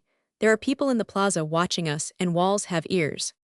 True it was that curious groups were standing by the windows, while the talk and laughter in the adjoining houses had ceased altogether, as if the people there were giving their attention to what was occurring at the banquet. There was something extraordinary about the silence. Taddeo, deliver your speech, Macaraigue whispered to him. It had been agreed that Sandoval, who possessed the most oratorical ability, should deliver the last toast as a summing up. Taddeo, lazy as ever, had prepared nothing, so he found himself in a quandary while disposing of a long string of vermicelli. He meditated how to get out of the difficulty until he recalled a speech learned in school and decided to plagiarize it with adulterations. Beloved brethren in project, he began gesticulating with 2 Chinese chopsticks. "Brute, keep that chopstick out of my hair," cried his neighbor. "Called by you to fill the void that has been left in." Plagiarism. Sandoval interrupted him. "That speech was delivered by the president of our lyceum." "Called by your election," continued the imperturbable Taddeo, "to fill the void that has been left in my mind." Pointing to his stomach, be a man famous for his Christian principles, and for his inspirations and projects worthy of some little remembrance. What can one like myself say of him, I who am very hungry, not having breakfasted? "Have a neck," my friend called a neighbor, offering that portion of a chicken. "There is one coarse gentleman, the treasure of a people who are today a tale and a mockery in the world, wherein have thrust their hands the greatest gluttons of the western regions of the earth." Here, he pointed with his chopsticks to Sandoval, who was struggling with a refractory chicken wing. "And eastern," retorted the latter, describing a circle in the air with his spoon, in order to include all the banqueters. "No interruptions. I demand the floor." "I demand pickles," added Isagani. "Bring on the stew." All echoed this request, so Taddeo sat down contented with having got out of his quandary. The dish consecrated to Padre Irene did not appear to be extra good, as Sandoval cruelly demonstrated, thus, shining with grease outside, and with pork inside. "Bring on the third course, the friar pie." The pie was not yet ready, although the sizzling of the grease in the frying pan could be heard. They took advantage of the delay to drink, begging Pexin to talk. Pexin crossed himself gravely and arose, restraining his clownish laugh, with an effort at the same time mimicking a certain Augustinian preacher, then famous and beginning in a murmur as though he were reading a text. "Si tripa plena laudal diem tripa famelica, laudabit fratricif." The full stomach praises God, the hungry stomach will praise the friar's words spoken by the Lord Custodio through the mouth of Ben Zabe. In the journal El Grito de la Integridad, the second article, absurdity, the 157th. Beloved brethren in Christ, evil blows its foul breath over the verdant shores of Freylandia, commonly called the Philippine archipelago. No day passes but the attack is renewed. But there is heard some sarcasm against the reverend, venerable, infallible corporations, defenseless and unsupported. 251. Allow me, brethren, on this occasion to constitute myself a knight-errant to sally forth in defense of the unprotected of the holy corporations that have reared us thus again, confirming the saving idea of the adagia, full stomach praises God, which is to say a hungry stomach will praise the friars. "Bravo, bravos." "Listen," said Isagani seriously, "I want you to understand that, speaking of friars, I respect one." Sandoval was getting merry, so he began to sing a shady couplet about the friars. "Hear me, brethren," continued Pexin, "turn your gaze toward the happy days of your infancy, endeavor to analyze the present, and ask yourselves about the future. What do you find? Friars, friars, and friars. A friar baptized you, confirmed you, visited you in school with loving zeal. A friar heard your first secret. He was the first to bring you into communion with God, to set your feet upon the pathway of life. Friars were your first, and friars will be your last teachers. A friar it is who opens the hearts of your sweethearts, disposing them to heed your sighs. A friar marries you, makes you travel over different islands, to afford you changes of climate and diversion. He will attend your deathbed, and even though you mount the scaffold, there will the friar be to accompany you with his prayers and tears, and you may rest assured that he will not desert you until he sees you thoroughly dead, nor does his charity end there dead. He will then endeavor to bury you with all pomp. He will fight that your corpse pass through the church to receive his supplications, and he will only rest satisfied when he can deliver you into the hands of the Creator, purified here on earth, thanks to temporal punishments, tortures, and humiliations learned in the doctrines of Christ, who closes heaven against the rich. They are redeemers and genuine ministers of the Savior. Seek every means to lift away our sins, and bear them far, far off there, where the accursed Chinese and Protestants 252 dwell, to leave us this air limpid, pure, healthful, in such a way that even should we so wish afterwards, we could not find a reel to bring about our condemnation. If then their existence is necessary to our happiness, if wheresoever we turn, we must encounter their delicate hands, hungering for kisses that every day smooth the marks of abuse from our countenances, Why not adore them? And fatten them? Why demand their impolitic expulsion? Consider, for a moment, the immense void that their absence would leave in our social system. Tireless workers, they improve and propagate the races divided, as we are thanks to our jealousies and our susceptibilities. The friars unite us in a common lot, in a firm bond so firm that many are unable to move their elbows. Take away the friar gentleman, and you will see how the Philippine edifice will totter, lacking robust shoulders and hairy limbs to sustain it. Philippine life again become monotonous, without the merry note of the playful and gracious friar, without the booklets and sermons that split our sides with laughter, without the amusing contrast between grand pretensions and small brains, without the actual daily representations of the tales of Boccaccio and La Fontaine, without the girdles and scapularies. What would you have our women do in the future? Save that money and perhaps become miserly and covetous, without the masses, novenaries, and processions. Where will you find games of penguingui to entertain them in their hours of leisure? They would then have to devote themselves to their household duties, and instead of reading diverting stories of miracles, we should then have to get them works that are not extant. Take away the friar and heroism will disappear, the political virtues will fall under the control of the vulgar. Take him away, and the Indian will cease to exist. For the friar is the father, the Indian is the word, the former is the sculptor, the latter the statue, because all that we are, think, or do we owe to the friardo, his patience, his toil, his perseverance of 3 centuries to modify the form. 253 Nature gave us the Philippines without the friar, and without the Indian. What then would become of the unfortunate government in the hands of the Chinamen? It will eat lobster pie, suggested Isagani, whom Peckson's speech bored. And that's what we ought to be doing. Enough of speeches. As the Chinese who should have served the courses did not put in his appearance, one of the students arose and went to the rear, toward the balcony that overlooked the river, but he returned at once, making mysterious signs. We're watched. I've seen Padre Sibylla's pet. Yes, ejaculated Isagani, rising. It's no use now. When he saw me, he disappeared. Approaching the window, he looked toward the plaza, then made signs to his companions to come nearer. They saw a young man leave the door of the pansiteria, gaze all about him. Then, with some unknown person, enter a carriage that waited at the curb. It was Simoun's carriage. Ah, exclaimed Macarag, the slave of the vice-rector, attended by the master of the general. These establishments are still a notable feature of native life in Manila, whether the author adopted a title already common or popularized one of his own invention. The fact is that they are now invariably known by the name used here. The use of Macanista was due to the presence in Manila of a large number of Chinese from Macao. Tr. 2. Originally Plaza San Gabriel from the Dominican Mission, for the Chinese established there later, as it became a commercial center, Plaza Vivac, and now known as Plaza Cervantes, being the financial center of Manila. Tr. 3. The manager of this restaurant warns the public to leave absolutely nothing on any table or chair. Tr. Chapter 26. Pasquinades. Very early the next morning Basilio arose to go to the hospital. He had his plans made to visit his patients, to go afterwards to the university, to see about his licentiateship, and then have an interview with Macarag about the expense this would entail, for he had used up the greater part of his savings in ransoming Julie and in securing a house where she and her grandfather might live, and he had not dared to apply to Capitan Tiago, fearing that such a move would be construed as an advance on the legacy so often promised him.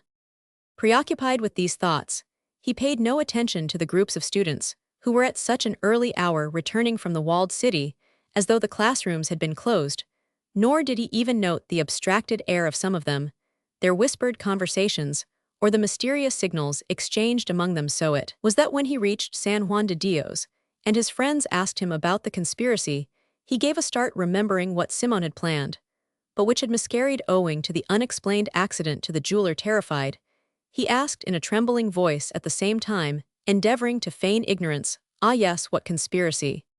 "It's been discovered," replied one, "and it seems that many are implicated in it." With an effort Basilio controlled himself. "Many implicated," he echoed, trying to learn something from the looks of the others. "Who?" "Students, a lot of students." Basilio did not think it prudent to ask more, fearing 255 that he would give himself away so on the pretext of visiting his patients. He left the group. One of the clinical professors met him, and placing his hand mysteriously on the youth's shoulder. The professor was a friend of his. Asked him, in a low voice, "Were you at that supper last night?" In his excited frame of mind, Basilio thought the professor had said night before last, which was the time of his interview with Simoun. He tried to explain. "I assure you," he stammered, "that as Capitan Tiago was worsened. Besides, I had to finish that book." "You did well not to attend it," said the professor, "but you're a member of the Students' Association." "I pay my dues." "Well then, a piece of advice: go home at once, and destroy any papers you have that may compromise you." Basilio shrugged his shoulders. Had no papers, nothing more than his clinical notes. "Has Senor Simoun?" "Simoun has nothing to do with the affair, thank God," interrupted the physician. "He was opportunely wounded by some unknown hand, and is now confined to his bed. No other hands are concerned in this, but hands no less terrible." Basilio drew a breath of relief. Simoun was the only one who could compromise him, although he thought of capesang tales. "Are there Chalisanes?" "No man, nothing more than students." Basilio recovered his serenity. "What has happened?" Then he made bold to ask. "Seditious pasquinades have been found. Didn't you know about them?" "Where?" "In the university." "Nothing more than that." "Hugh, what more do you want?" asked the professor. 256. Almost in a rage, "The pasquinades are attributed to the students of the association, but keep quiet." The professor of pathology came along, a man who had more the look of a sacristan than of a physician appointed by the powerful mandate of the vice-rector. Without other merit than unconditional servility to the corporation, he passed for a spy and an informer in the eyes of the rest of the faculty. The first professor returned his greeting coldly and winked to Basilio as he said to him, "Now, I know that Capitan Tiago smells like a corpse. Crows and vultures have been gathering around him."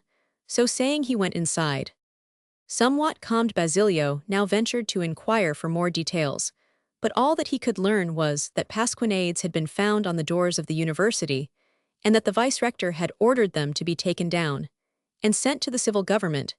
It was said that they were filled with threats of assassination, invasion, and other braggadocio. The students made their comments on the affair. Their information came from the janitor, who had it from a servant in Santo Tomas, who had it from an usher.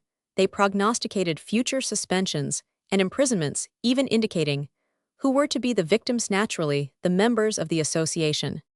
Basilio then recalled Simoun's words, "The day in which they can get rid of you, you will not complete your course." Could he have known anything? He asked himself. Well, see, who is the most powerful? Recovering his serenity, he went on toward the university to learn what attitude it behooved him to take, and at the same time to see about his licentiateship.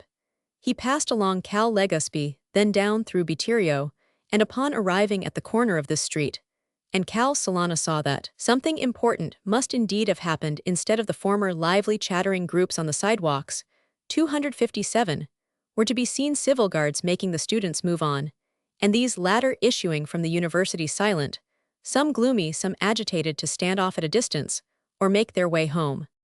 The first acquaintance he met was Sandoval, but Basilio called to him in vain. He seemed to have been smitten deaf. Effect of fear on the gastrointestinal juices, thought Basilio. Later he met Taddeo, who wore a Christmas face. At last, that eternal holiday seemed to be realized. "What has happened, Taddeo?"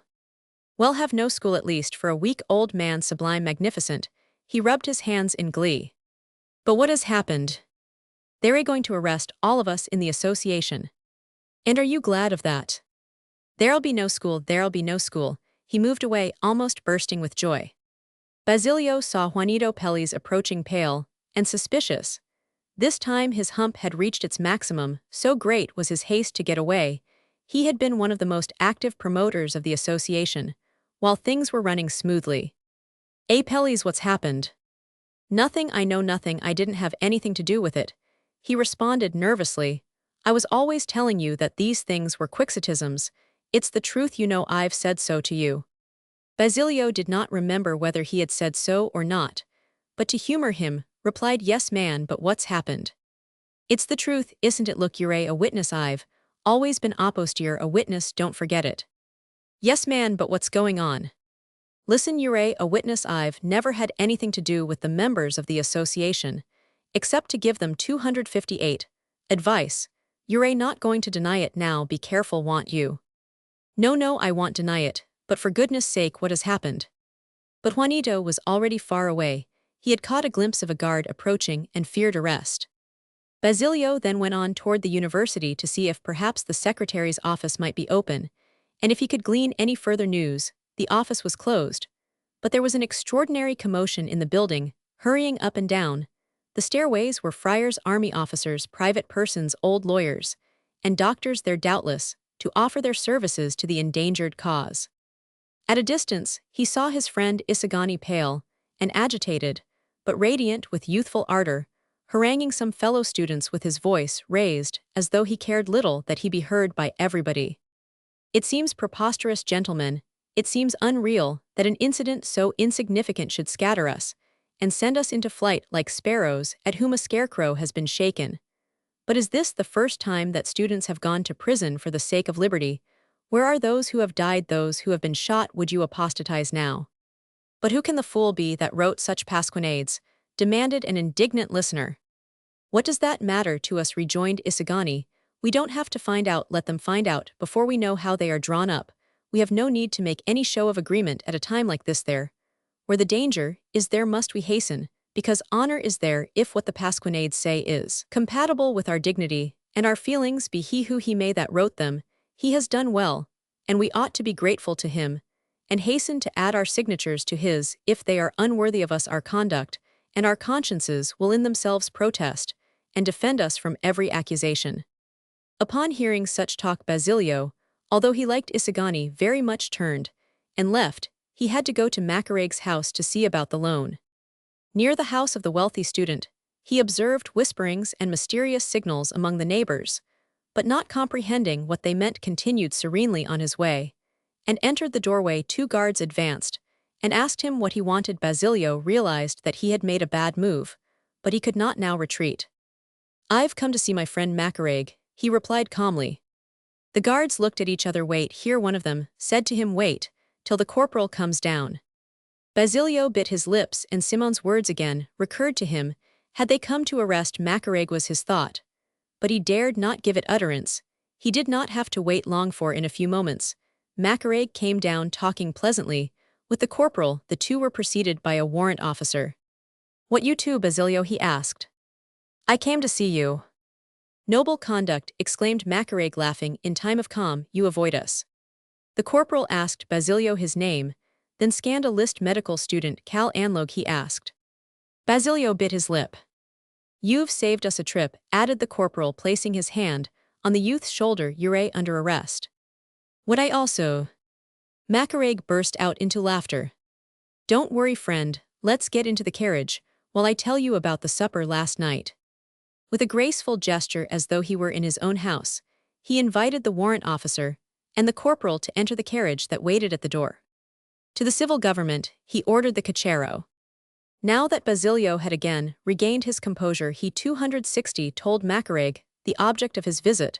The rich student did not wait for him to finish, but seized his hand. Count on me, and to the festivities celebrating our graduation, well, invite these gentlemen, he said, indicating the corporal and the warrant officer. Chapter 27. The Friar and the Filipina. Vox Populi Vox Dei. We left Isagani haranguing his friends in the midst of his enthusiasm. An usher approached him to say that Padre Fernandez, one of the higher professors, wished to talk with him. Isagani's face fell. Padre Fernandez was a person greatly respected by him, being the one always accepted by him whenever the friars were attacked. What does Padre Fernandez want? He inquired. The usher shrugged his shoulders, and Isagani reluctantly followed him. Padre Fernandez, the friar whom we met in Los Banos, was waiting in his cell, grave and sad, with his brows knitted as if he were in deep thought. He arose as Isagani entered, shook hands with him, and closed the door. Then he began to pace from one end of the room to the other. Isagani stood waiting for him to speak. Senor Isagani, he began at length with some emotion from the window. I've heard you speaking, for though I am a consumptive, I have good ears, and I want to talk with you. I have always liked the young men who express themselves clearly and have their own way of thinking and acting, no matter that their ideas may differ from mine. You young men, from what I have heard, had a supper last night. Don't excuse yourself. I don't intend to excuse myself, interrupted Isagani. So much the better it shows that you accept the consequences of your actions, besides you would do ill in 262 retracting. And I don't blame you, I take no notice of what may have been said there last night. I don't accuse you, because, after all you're free to say of the Dominicans, what seems best to you you are not a pupil of Arsenly this year have we had the pleasure of having you, and we shall probably not have you longer don't think that I am going to invoke considerations of gratitude, no. I am not going to waste my time in stupid vulgarisms. I've had you summoned here, because I believe that you are one of the few students who act from conviction, and as I like men of conviction, I am going to explain myself to Señor Isagani. Padre Fernandez paused, then continued his walk with bowed head, his gaze riveted on the floor. You may sit down, if you wish, he remarked. It's a habit of mine to walk about, while talking, because my ideas come better then. Isagani remained standing with his head erect, waiting for the professor to get to the point of the matter.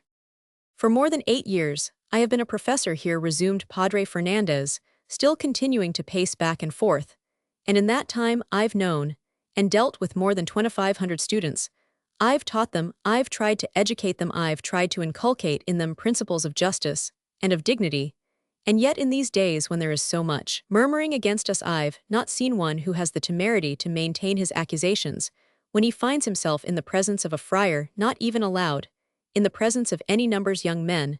There are who behind our backs calumniate us, and before us kiss our hands with a base smile, begging, kind looks from us. Bah, what do you wish that we should do with such creatures?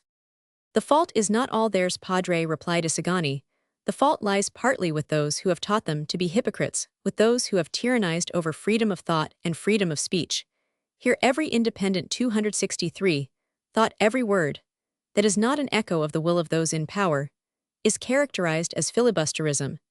And you know well enough what that means. A fool would he be who, to please himself, would say aloud what he thinks, who would lay himself liable to suffer persecution. What persecution have you had to suffer? Asked Padre Fernandez, raising his head. Haven't I let you express yourself freely in my class?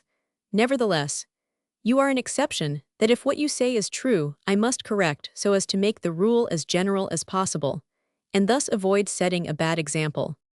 Isagani smiled. I thank you, but I will not discuss with you whether I am an exception. I will accept your qualification, so that you may accept mine. You also are an exception.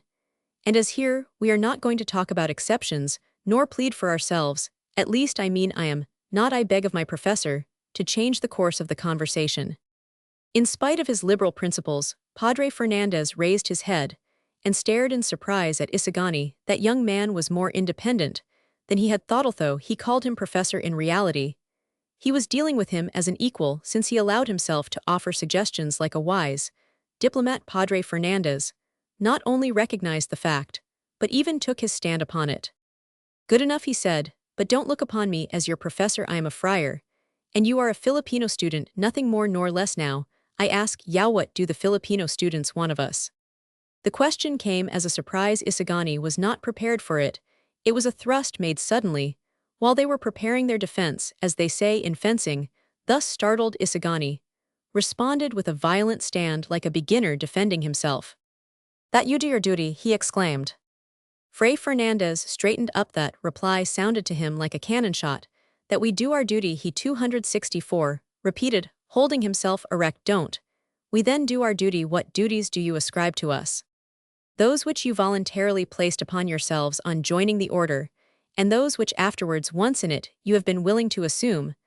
But as a Filipino student, I don't think myself called upon to examine your conduct with reference to your statutes, to Catholicism, to the government, to the Filipino people, and to humanity in general. Those are questions that you have to settle with your founders, with the Pope, with the government, with the whole people, and with God. As a Filipino student, I will confine myself to your duties toward us, the friars in general, being the local supervisors of education in the provinces, and the Dominicans in particular, by monopolizing in their hands all the studies of the Filipino youth, have assumed the obligation to its 8 millions of inhabitants, to Spain, and to humanity, of which we form a part, of steadily bettering the young plant, morally and physically, of training it toward its happiness, of creating a people honest, prosperous, intelligent, virtuous, noble, and loyal. Now, I ask you in my turn, have the friars fulfilled that obligation of theirs? We're fulfilling. Ah, Padre Fernandez, interrupted Isagani, you with your hand on your heart, can say that you are fulfilling it, but with your hand on the heart of your order, on the heart of all the orders you cannot say, that without deceiving yourself. Ah, Padre Fernandez, when I find myself in the presence of a person whom I esteem and respect, I prefer to be the accused, rather than the accuser. I prefer to defend myself, rather than take the offensive. But now that we have entered upon the discussion, let us carry it to the end. How do they fulfill their obligation, those who look after education in the towns by hindering it, and those who here monopolize education, those who try to mold the mind of youth to the exclusion of all others whomsoever? How do they carry out their mission?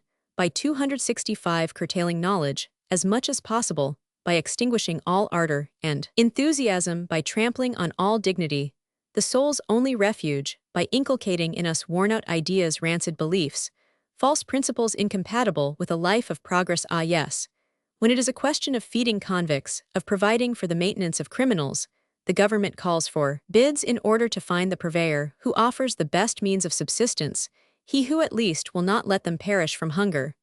But when it is a question of morally feeding a whole people, of nourishing the intellect of youth, the healthiest part, that which is later to be the country and the all, the government not only does not ask for any bid, but restricts the power to that very body, which makes a boast of not desiring education, of wishing no advancement. What should we say if the purveyor for the prisons, after securing the contract by intrigue, should then leave the prisoners to languish in want, giving them only what is stale and rancid, excusing himself afterwards by saying that it is not convenient for the prisoners to enjoy good health, because good health brings merry thoughts, because merriment improves the man, and the man ought not to be improved, because it is to the purveyor's interest that there be many criminals? What should we say if afterwards the government and the purveyor should agree between themselves that of the 10 or 12 cuartos, which one received for each criminal, the other should receive 5? Padre Fernandez bit his lip. Those are grave charges, he said, and you are overstepping the limits of our agreement. No, Padre, not if I continue to deal with the student question. The friars, and I do not say you friars, since I do not confuse you with the common herd. Friars of all the orders have constituted themselves our mental purveyors, yet they say, and shamelessly proclaim, that it is not expedient for us to become enlightened because some day we shall declare ourselves free. That is just the same 266 as not wishing the prisoner to be well-fed, so that he may improve and get out of prison liberty, is to man what education is to the intelligence, and the friar's unwillingness that we have it is the origin of our discontent. Instruction is given only to those who deserve it, rejoined Padre Fernandez dryly. To give it to men without character and without morality is to prostitute it. Why are there men without character and without morality? The Dominican shrugged his shoulders. Defects that they imbibe with their mother's milk, that they breathe in the bosom of the family. How do I know? Ah no, Padre Fernandez, exclaimed the young man impetuously, you have not dared to go into the subject deeply, you have not wished to gaze into the depths from fear of finding yourself there. In the darkness of your brethren, what we are you have made us a people tyrannized over, is forced to be hypocritical a people, denied the truth must resort to lies, and he who makes himself a tyrant breeds slaves. There is no morality, you say, so let it be. Even though statistics can refute you in that here are not committed crimes like those among other peoples, blinded by the fumes of their moralizers. But without attempting now to analyze what it is that forms the character, and how far the education received determines morality, I will agree with you that we are defective. Who is to blame for that? You who for 3 centuries and a half have had in your hands our education, or we who submit to everything if, after 3 centuries and a half, the artist has been able to produce only a caricature? Stupid, indeed he must be. Or bad enough the material he works upon. Stupider still then, when knowing it to be bad, he does not give it up, but goes on wasting time. Not only is he stupid, but he is a cheat and a robber because he knows that his work is useless, yet continues to draw his salary. Not only is he stupid, and a thief, he is a villain. In that 267, he prevents any other workman from trying his skill to see if he might not produce something worth, while the deadly jealousy of the incompetent. The reply was sharp, and Padre Fernandez felt himself caught to his gaze. Isagani appeared gigantic, invincible, convincing, and for the first time in his life, he felt beaten by a Filipino student. He repented of having provoked the argument, but it was too late to turn back in this quandary, Finding himself confronted with such a formidable adversary, he sought a strong shield and laid hold of the government. "You impute all the faults to us, because you see only us who are near," he said in a less haughty tone. "It's natural, and doesn't surprise me. A person hates the soldier or policeman who arrests him, and not the judge who sends him to prison. You and we are both dancing to the same measure of musicif, at the same note. You lift your foot in unison with us. Don't blame us for it. It's the music that is directing our movements. Do you think that we friars have no consciences, and that we do not desire what is right? Do you believe that we do not think about you, that we do not heed our duty, that we only eat to live and live to rule? Would that it were so. But we like you follow the cadence, finding ourselves between Scylla and Charybdis. Either you reject us, or the government rejects us. The government commands, and he who commands commandsend must be obeyed." From which it may be inferred, remarked Isagani, with a bitter smile, that the government wishes our demoralization. "Oh no, I didn't mean that. What I meant to say is that there are beliefs, there are theories, there are laws which, dictated with the best intention, produce the most deplorable consequences. Explain myself better by citing an example to stamp out a small evil.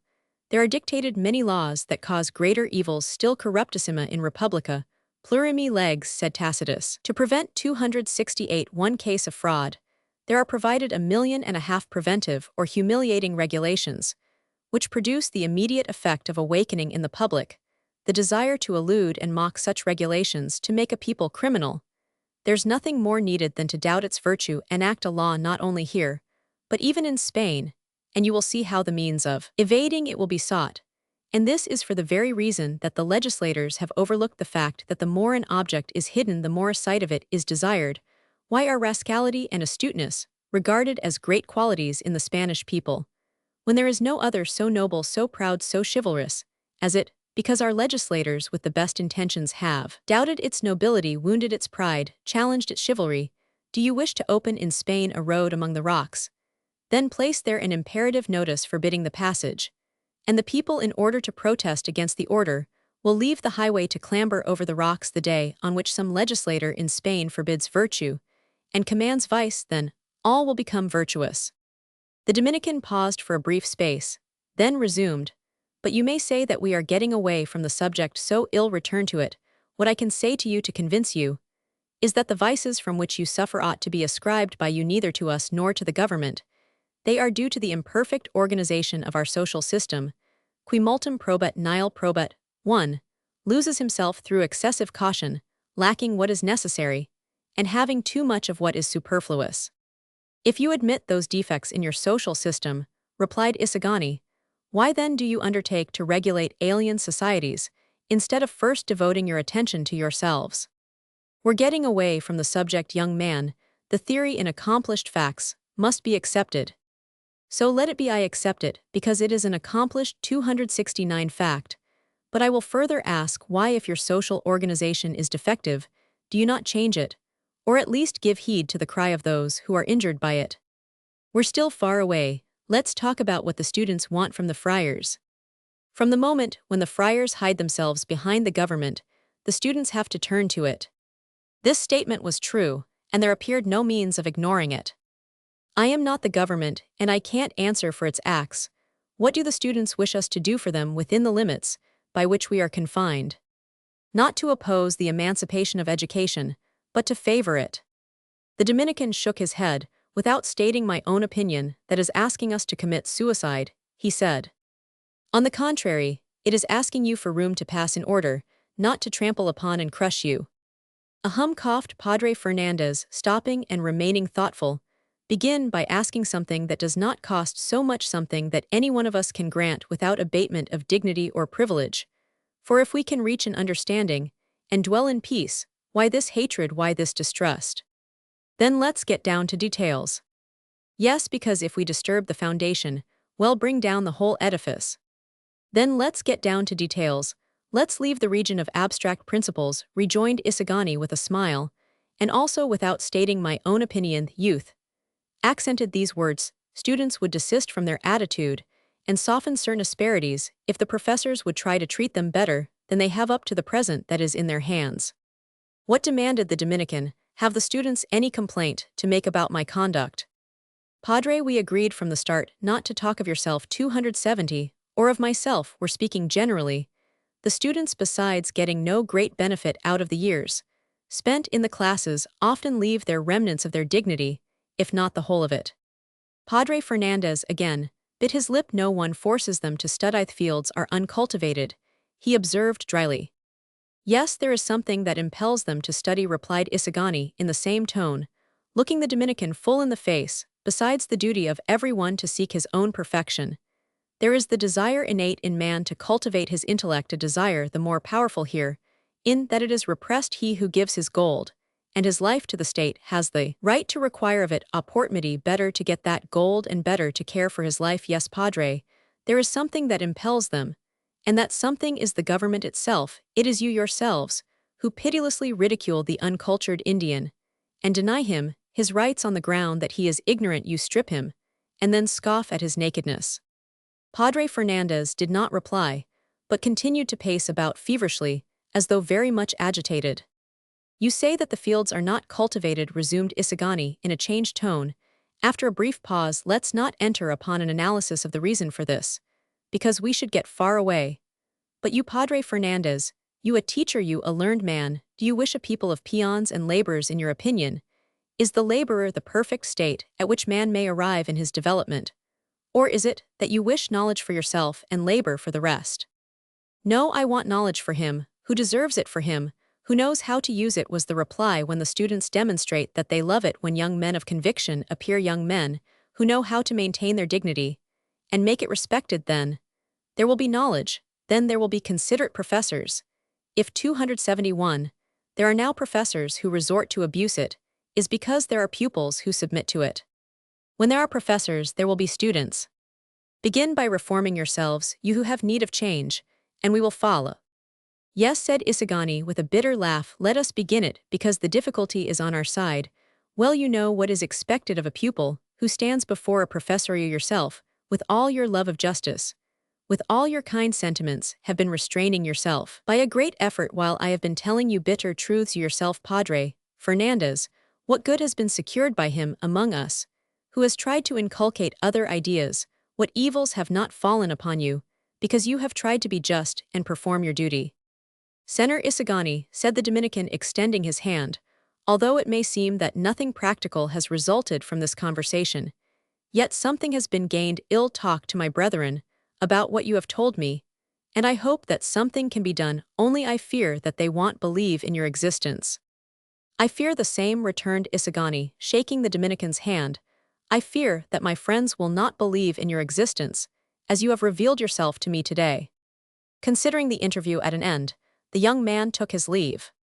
Padre Fernandez opened the door and followed him with his gaze, until he disappeared around a corner in the corridor. For some time, he listened to the retreating footsteps, then went back into his cell, and waited for the youth to appear in the street. He saw him, and actually heard him say to a friend who asked where he was going, to the civil government, I am going to see the Pasquinades, and join the others. His startled friend stared at him, as one would look at a person who is about to commit suicide, then moved away from him hurriedly. Poor boy, murmured Padre Fernandez, feeling his eyes moisten, I grudge you to the Jesuits who educated you. But Padre Fernandez was completely mistaken. The Jesuits repudiated Isagani too, when that afternoon they learned that he had been arrested, saying that he would compromise them. That young man has thrown himself away. He's going to do us harm. Let it be understood that he didn't get those ideas here. Nor were the Jesuits wrong. No, those ideas come only from God, through the medium of nature. 1. We do not believe in the verisimilitude of this dialogue, fabricated by the author, in order to refute the arguments of the friars, whose pride was so great that it would not permit any Isagani to tell them these truths face to face the invention of Padre Fernandez as a Dominican professor is a stroke of generosity on Rizal's part in conceding that there could have existed any friar capable of talking frankly with an Indian. W.E. Retana, in note to this chapter, in the edition published by him at Barcelona in 1908, Retana ought to know of what he is writing, for he was in the employ of the friars for several years and later in Spain, wrote extensively for the journal supported by them. To defend their position in the Philippines, He has also been charged with having strongly urged Rizal's execution in 1896.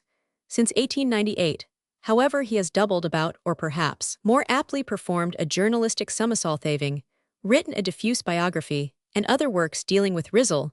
He is strong in unassorted 272 facts, but his comments, when not inane and wearisome, approach a maudlin wail over spilt milk.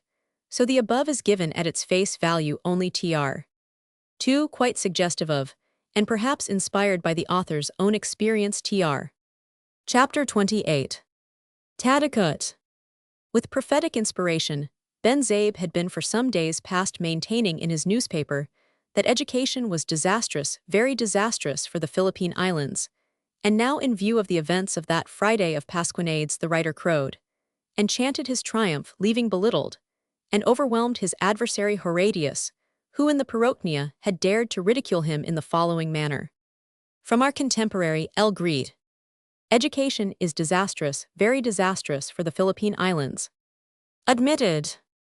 For some time, El Grito has pretended to represent the Filipino Piplirgo, as Fray Ibanez would say if he knew Latin.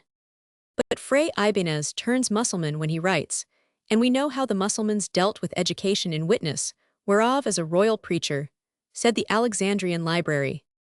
Now he was right, he Ben Zabe, he was the only one in the islands, who thought the only one who foresaw events.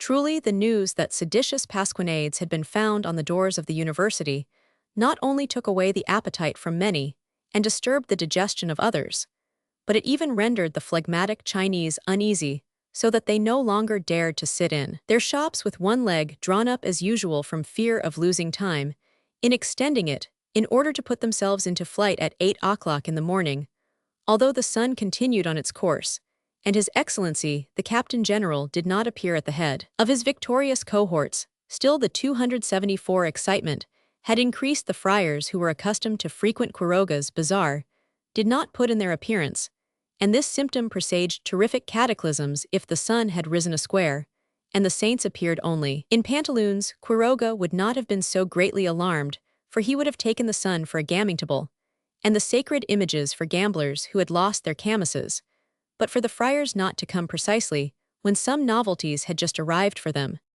By means of a provincial friend of his, Quiroga forbade entrance into his gaming houses to every Indian who was not an old acquaintance, as the future Chinese consul feared that they might get possession of the sums that the wretches lost there, after arranging his bazaar in such a way that he could close it quickly in case of need.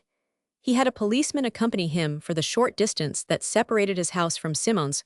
Quiroga thought this occasion the most propitious for making use of the rifles and cartridges that he had in his warehouse in the way the jeweler had pointed out, so that on the following days there would be searches made, and then how many prisoners, how many terrified people would give up their savings.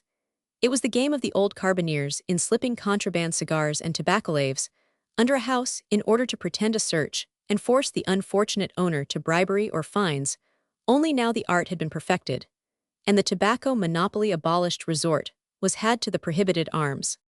But Simoun refused to see anyone, and sent word to the Chinese that he should leave things as they were, whereupon he went to see Don Custodio to inquire whether he should fortify his bazaar, but neither would Don Custodio receive him, being at the time engaged in the study of a project for defense in case of a siege. He thought of Ben Zabe as a source of information, but finding the writer armed to the teeth, and using 2 loaded revolvers for paperweights, took his leave in the shortest possible 275 time to shut himself up in his house, and take to his bed under pretense of illness. At 4 in the afternoon, the talk was no longer of simple Pasquinades. There were whispered rumors of an understanding between the students and the outlaws of San Mateo.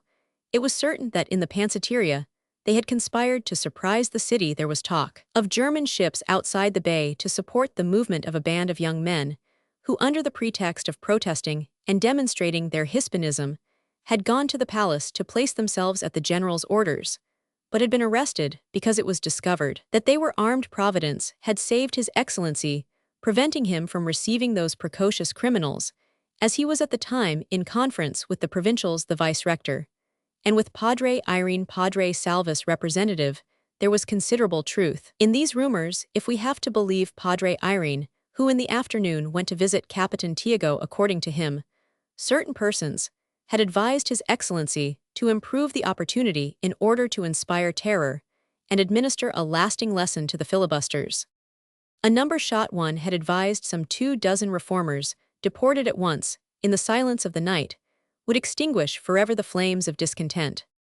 No, rejoined another, who had a kind heart sufficient that the soldiers parade through the streets.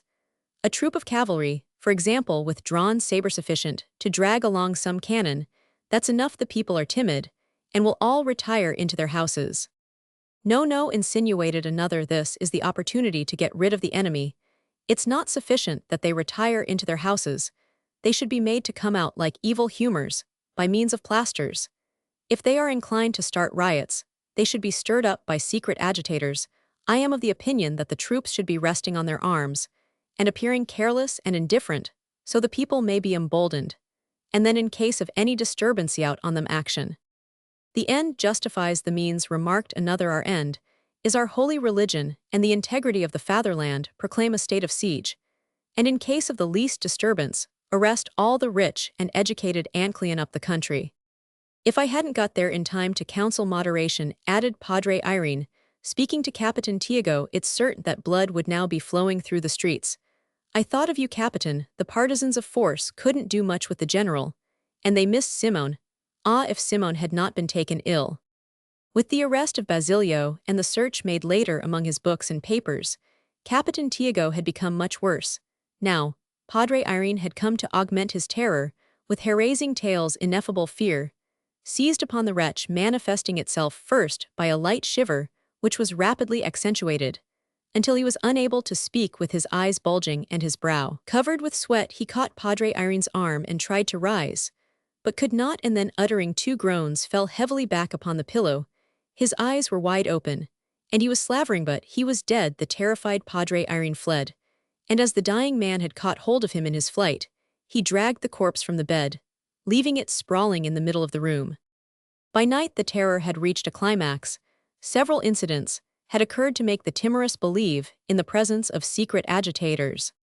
During a baptism, some cuartos were thrown to the boys, and naturally there was a scramble at the door of the church. It happened that at the time there was passing a bold soldier, who, somewhat preoccupied, mistook the uproar for a gathering of filibusters, and hurled himself sword in hand upon the boys. He went into the church, and had he not become entangled in the curtains, suspended from the choir, he would not have left a single head on shoulders.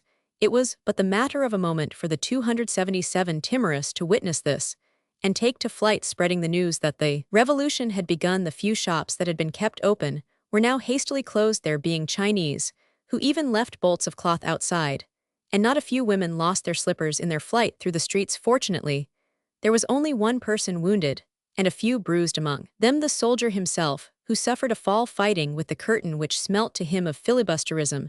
Such prowess gained him great renown, and a renown so pure that it is to be wished all fame could be acquired in like manner. Mothers would then weep less, and earth would be more populous.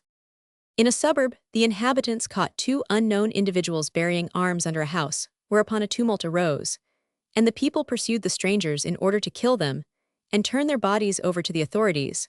But someone pacified the excited crowd by telling them that it would be sufficient to hand over the corpora delictorum, which proved to be some old shotguns that would surely have killed the first person who tried to fire them. "All right," exclaimed one braggart, "if they want us to rebel, let's go ahead." But he was cuffed and kicked into silence, the women pinching him as though he had been the owner of the shotguns. In Ermita, the affair was more serious, even though there was less excitement, and that when there were shots fired, a certain cautious government employee, armed to the teeth, saw at nightfall an object near his house, and taking it for nothing less than a student, fired at it twice. With a revolver, the object proved to be a policeman, and they buried him Pax Christi Mutis. In Dulimbayan, various shots also resounded, from which there resulted the death of a poor old deaf man who had not heard the sentinel's quin vive, and of a hog that had heard it, and had not answered Espana. The old man was buried, with difficulty, since there was no money to pay for the obsequies, but the hog was eaten. In Manila, one in a confectionery, near the university, much frequented by the students, the arrests were thus commented upon. "And have they arrested Taddeo too?" asked the proprietress. "Abat," answered a student who lived in Parian, "he's already shot." Shot Naku he has paid what he owes me. I don't mention that or y'all be taken for an accomplice. I've already burnt the book 3 you lent me. There might be a search, and it would be found. Be careful. Did you say that Isagani is a prisoner? Crazy fool too, that Isagani, replied the indignant student. They didn't try to catch him, but he went and surrendered. Let him bust himself. He'll surely be shot. The Senora shrugged her shoulders. He doesn't owe me anything. And what about Paulita? She won't lack a husband. Sure, shall cry a little, and then marry a Spaniard.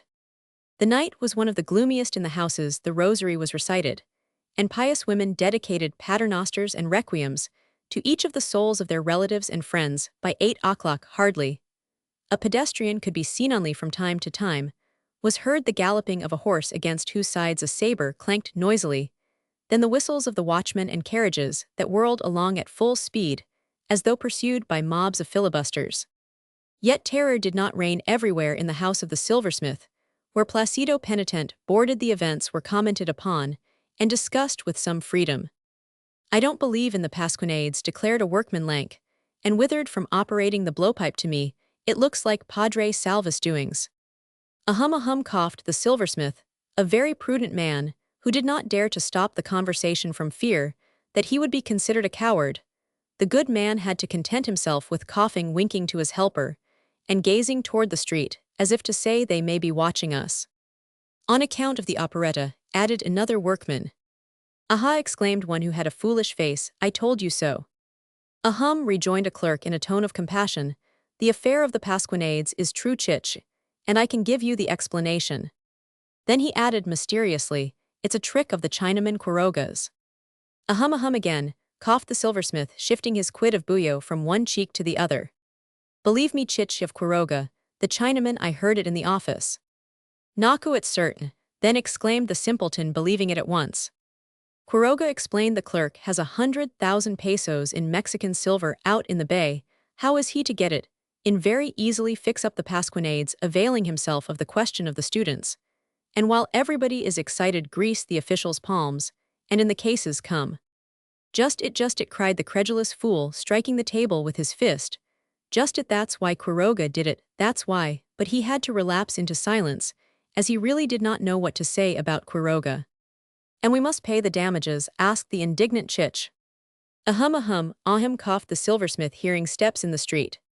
The footsteps approached, and all in the shop fell silent. St. Pascual Balon is a great saint, declared the silversmith hypocritically in a loud voice, at the same time winking to the others. St. Pascual Balon. At that moment, there appeared the face of Placido Penitent, who was accompanied by the pyrotechnician that we saw receiving orders from Simoun. The newcomers were surrounded and importuned for news. I haven't been able to talk with the prisoners, explained Placido. There are some 30 of them.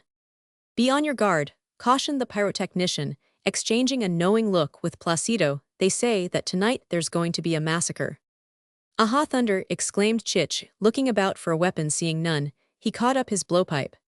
The silversmith sat down, trembling in every limb. The credulous simpleton already saw himself beheaded, and wept in anticipation over the fate of his family.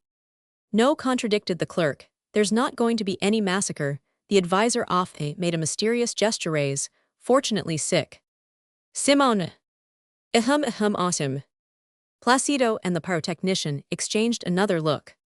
If he hadn't got sick, it would look like a revolution, added the pyrotechnician negligently, as he lighted a cigarette in the lamp chimney. And what should we do then? Then we'd start a real one now, that they're going to massacre us anyhow. The violent fit of coughing that seized the silversmith prevented the rest of the speech from being heard. But Chich must have been saying terrible things to judge from his murderous gestures with the blowpipe and the face of a Japanese tragedian that he put on. Rather say that he's playing off sick, because he's afraid to go out, as may be seen. The silversmith was attacked by another fit of coughing so severe that he finally asked all to retire. Nevertheless, get ready, warned the pyrotechnician, if they want to force us to kill or be killed. Another fit of coughing on the part of the poor silversmith prevented further conversation, so the workmen and apprentices retired to their homes, carrying with them hammers and saws, and other implements more or less cutting, more or less bruising, disposed to sell their lives dearly. Placido and the pyrotechnician went out again.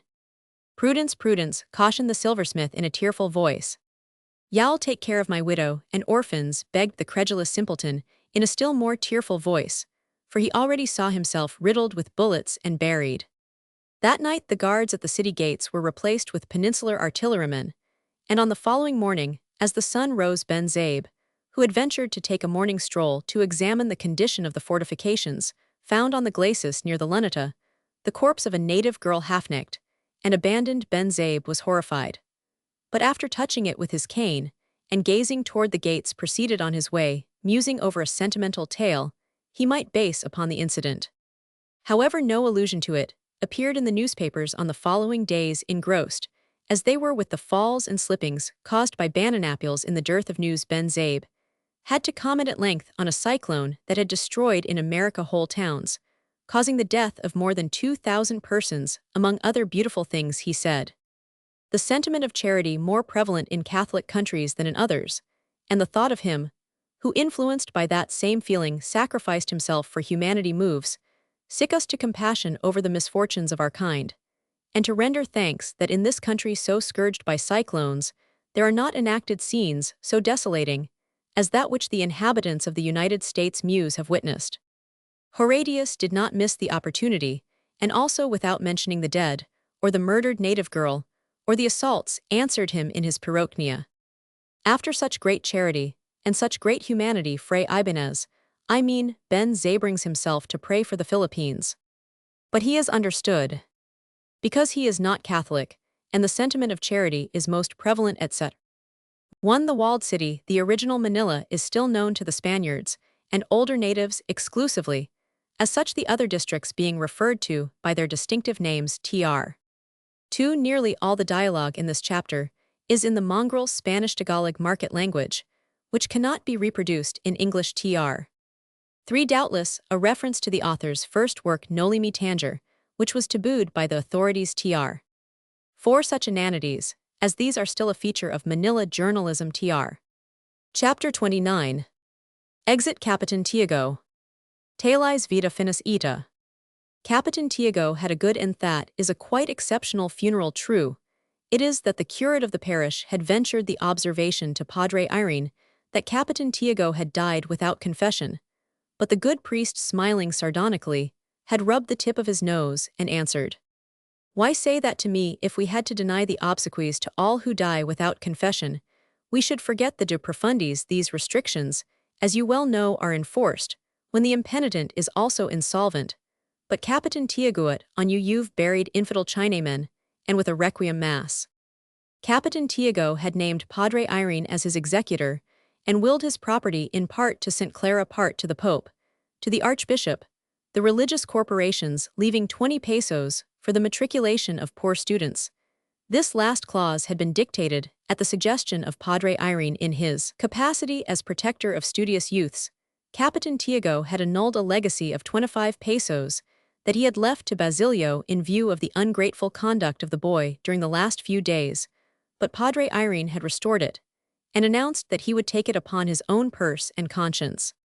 In the dead man's house, where were assembled on the following day many old friends and acquaintances, considerable comment was indulged in over a miracle. It was reported that at the very moment when he was dying, the 284 soul of Capitan Tiago had appeared to the nuns surrounded by a brilliant light. God had saved him thanks to the pious legacies, and to the numerous masses he had paid for. The story was commented upon, it was recounted vividly, it took on particulars and was doubted by no one. The appearance of Capitan Tiago was minutely described. Of course, the frock coat, the cheek bulged out by the quid of buyo, without omitting the gamecock, and the opium pipe. The senior sacristan who was present gravely affirmed these facts with his head, and reflected that after death he would appear with his cup of white taju, for without that refreshing breakfast he could not comprehend happiness either on earth or in heaven. On this subject, because of their inability to discuss the events of the preceding day, and because there were gamblers present, many strange speculations were developed. They made conjectures as to whether Capitan Tiago would invite St. Peter to a soltata, whether they would place bets, whether the gamecocks were immortal, whether invulnerable, and in this case, who would be the referee, who would win, and so on. Discussions quite to the taste of those who found science's theories and systems based on a text which they esteem infallible, revealed, or dogmatic. Moreover, there were cited passages from Novena's books of miracles, sayings of the curate's descriptions of heaven, and other embroidery. Don Primitivo the philosopher was in his glory quoting opinions of the theologians. Because no one can lose, he stated with great authority, to lose would cause hard feelings, and in heaven there can't be any hard feelings. But someone has to win, rejoined the gambler Aristornes. The fun lies in winning. Well, both win, that's easy. This idea of both winning could not be admitted by Aristornes, for he had passed his life in the cockpit, and had always seen one cock lose, and the other win at best. There was a tie. Vainly Don Primitivo argued in Latin 285. Aristornes shook his head, and that too when Don Primitivo's Latin was easy to understand, for he talked of in Gallus Talisanus acuto tari armatus, and Gallus bedi petri bulicus sassabungus, sit one, and so on, until at length he decided to resort to the argument, which many used to convince and silence their opponents. You're going to be damned, friend Martin, you're falling into heresy. Cave ni cadas, I'm not going to play Monty with you anymore, and well, not set up a bank together. You deny the omnipotence of God, peccatum mortal. You deny the existence of the Holy Trinity. Three are one, and one is three. Take care, you indirectly deny that two natures, two understandings, and two wills can have only one memory. Be careful, quickumc. Non crederit anathema sit. Martin Aristornes shrank away pale and trembling, while Quiroga, who had listened with great attention to the argument with marked deference, offered the philosopher a magnificent cigar, at the same time asking in his caressing voice, "Surely one can make a contract for a cockpit with Callisto too, ha? When I die ill, be the contractor, ha?" Among the others, they talked more of the deceased. At least they discussed what kind of clothing to put on him. Capitan Tinong proposed a Franciscan habitant. Fortunately, he had one old threadbare and patched a precious object, which according to the friar who gave it to him as alms in exchange for 36 pesos, would preserve the corpse from the flames of hell, and which, reckoned in its 286, support various pious anecdotes, taken from the books distributed by the curates. Although he held this relic in great esteem, Capitan Tinong was disposed to part with it for the sake of his intimate friend, whom he had not been able to visit during his illness. But a tailor objected with good reason, that since the nuns had seen Capitan Tiago ascending to heaven in a frock coat, he should be dressed here on earth, nor was there any necessity for preservatives and fireproof garments. The deceased had attended balls and fiestas in a frock coat, and nothing else would be expected of him in the skisend. Wonderful to relate, the tailor accidentally happened to have one ready which he would part with for 32 pesos, 4 cheaper than the Franciscan habit, because he didn't want to make any profit on Capitan Tiago, who had been his customer in life, and would now be his patron in heaven. But Padre Irene, trustee and executor, rejected both proposals, and ordered that the Capitan be dressed in one of his old suits of clothes, remarking with holy unction that God paid no attention to clothing. The obsequies were therefore of the very first class. There were responsories in the house, and in the street 3 friars officiated, as though one were not sufficient for such a great soul.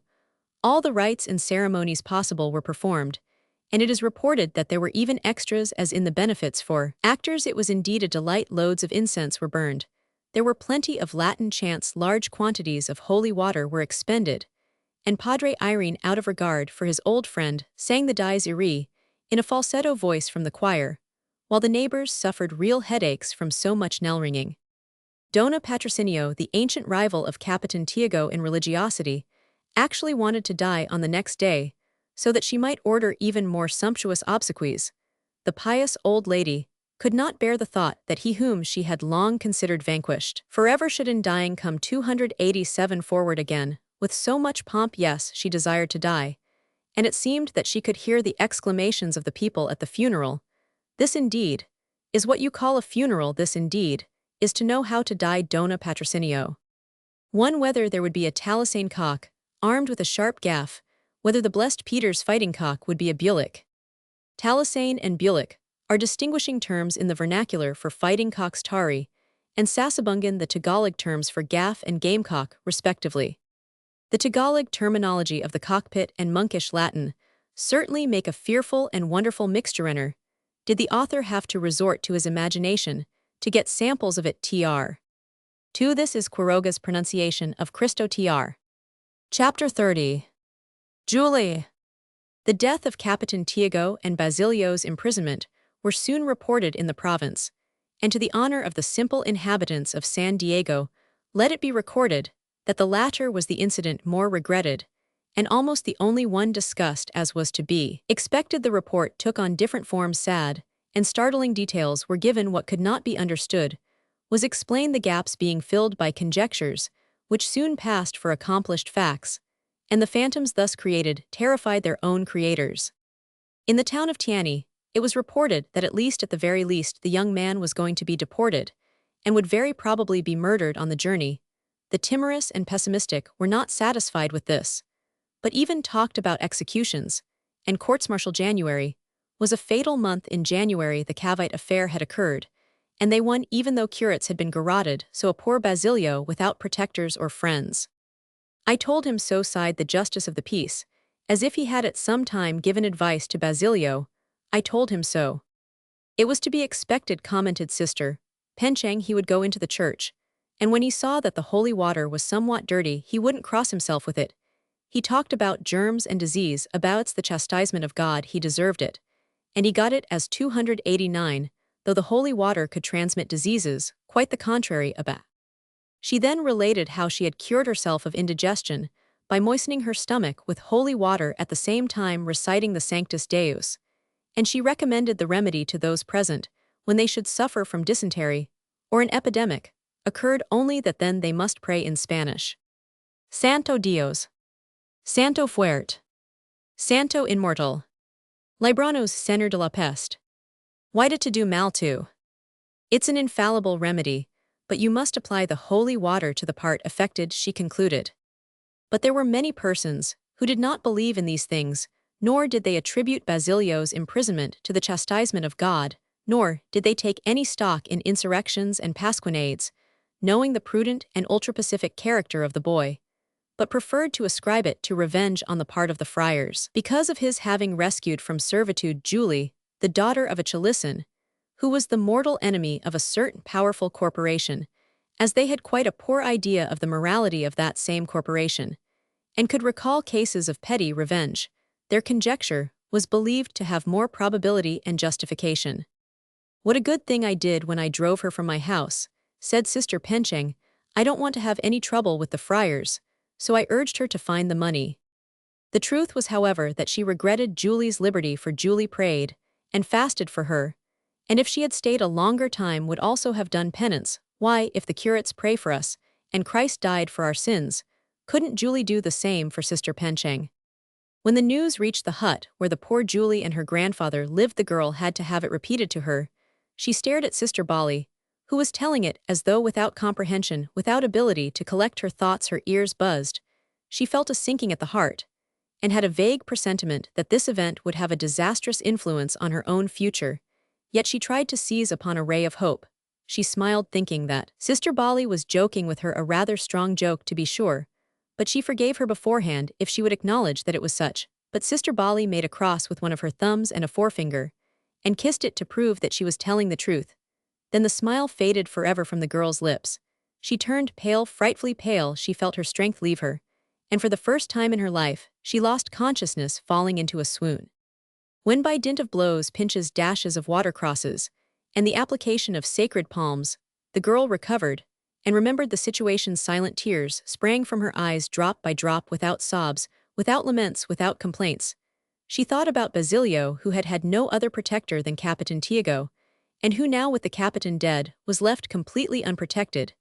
And in prison in the Philippines, it is a well-known fact that patrons are needed for everything from the time one is christened until one dies, in order to get justice, to secure a passport, or to develop an industry. As it was said that his imprisonment was due to revenge on account of herself and her father, the girl's sorrow turned to desperation. Now it was her duty to liberate him, as he had done in rescuing her from servitude, and the inner voice which suggested the idea offered to her imagination a horrible means. Padre Camorra, the curate, whispered the voice. Julie gnawed at her lips and became lost in gloomy meditation. As a result of her father's crime, her grandfather had been arrested, in the hope that by such means the son could be made to appear the only one who could get him 291. His liberty was Padre Camorra, and Padre Camorra had shown himself to be poorly satisfied with her words of gratitude, having with his usual frankness asked for some sacrifices since, which time Julie had tried to avoid meeting him, but the curate made her kiss his hand. He twitched her nose, and patted her cheeks. He joked with her, winking and laughing and laughing.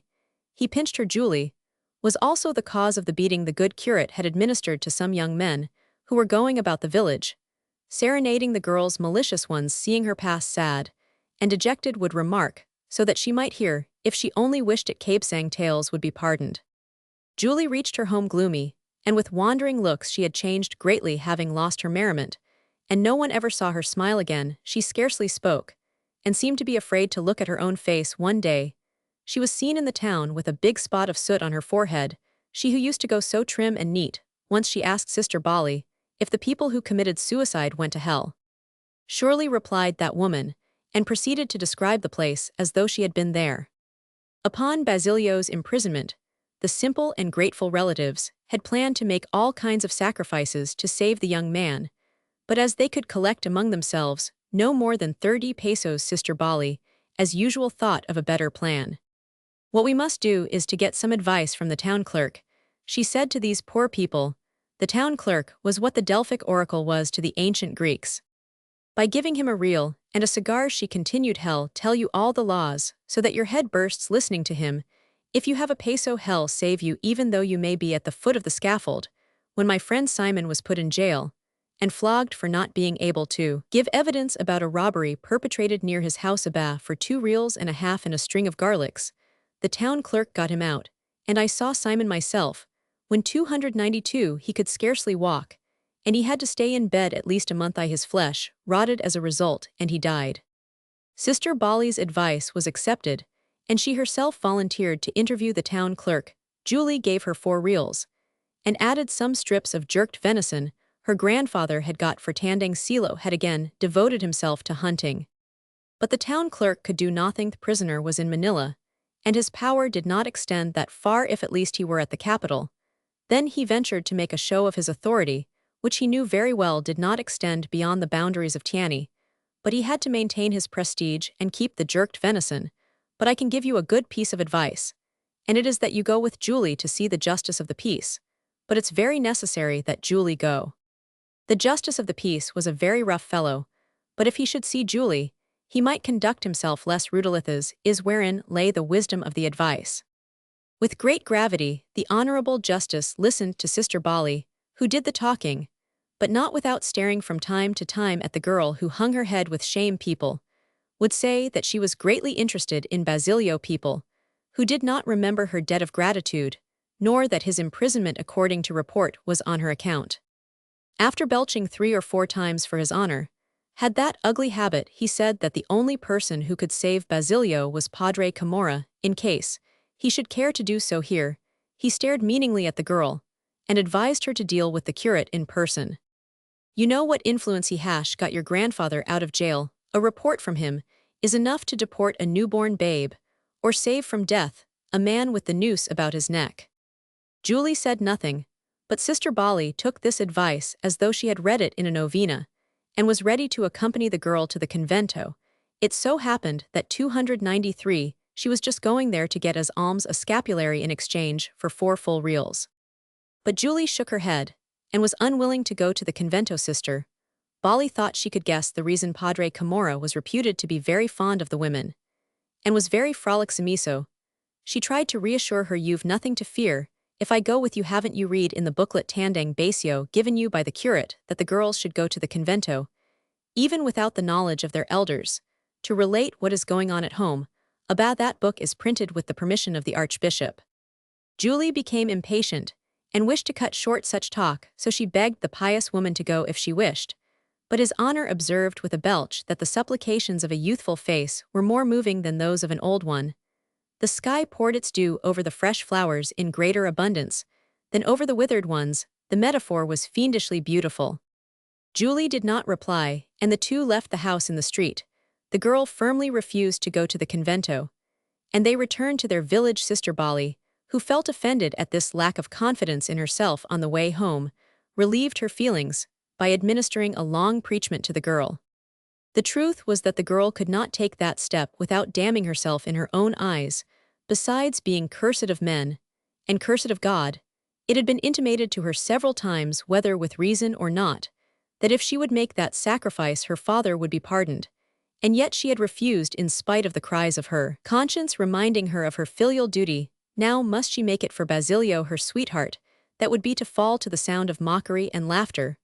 From all creation, Basilio himself would despise her. No, never. She would first hang herself, or leap from some precipice. At any rate, she was already damned for being a wicked daughter.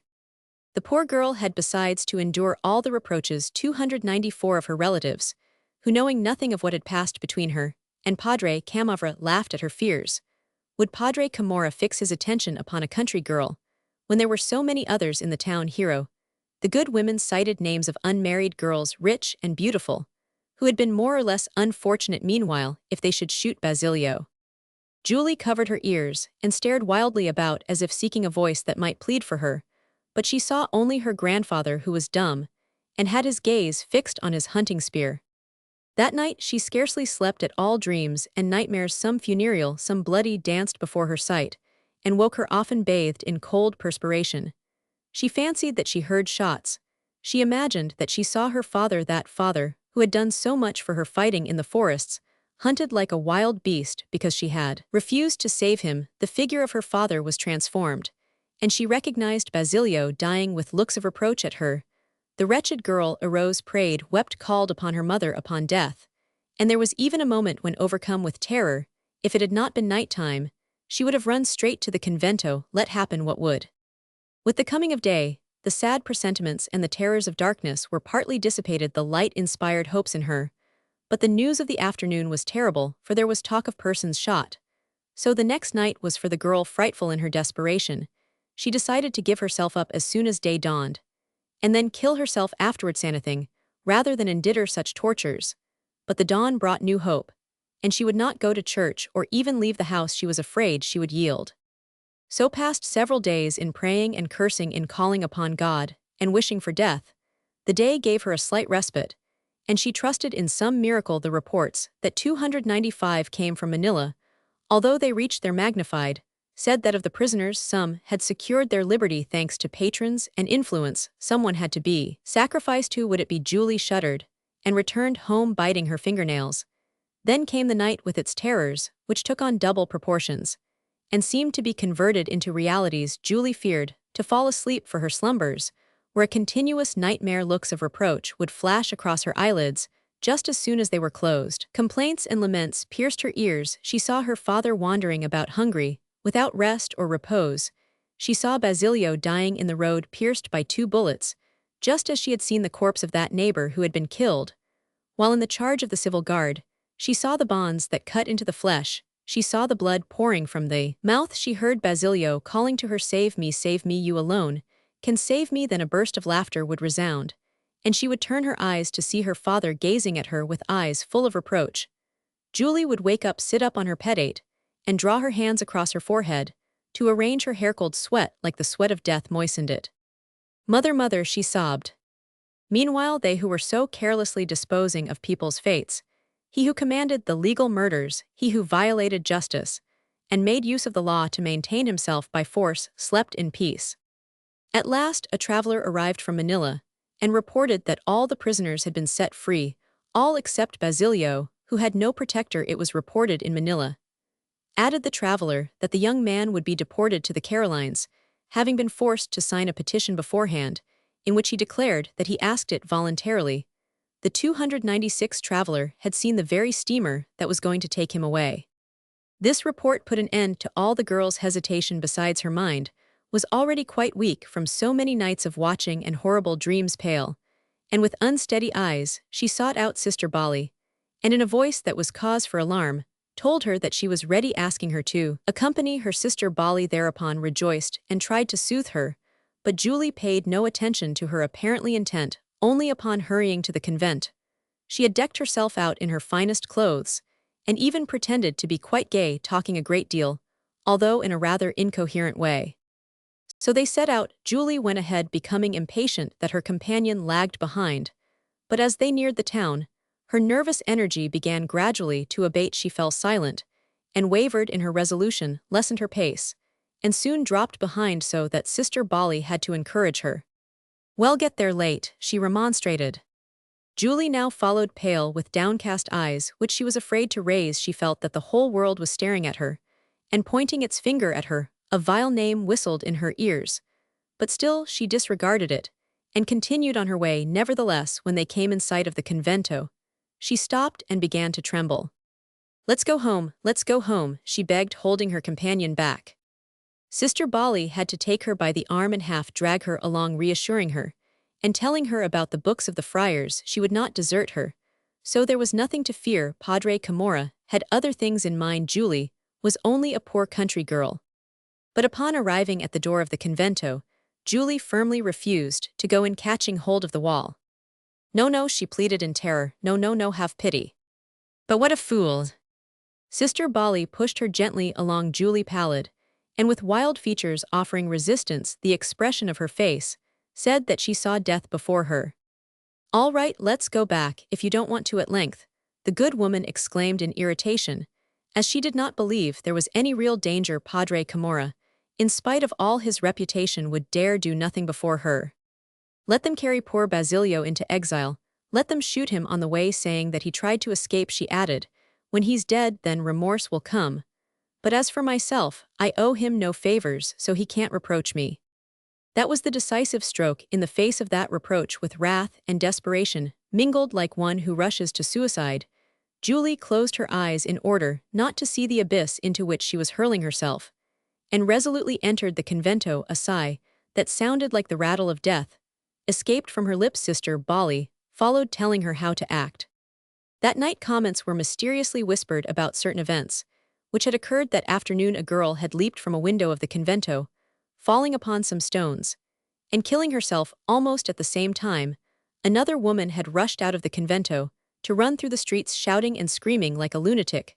The prudent townsfolk dared not utter any names, and many mothers pinched their daughters for letting slip expressions that might compromise them.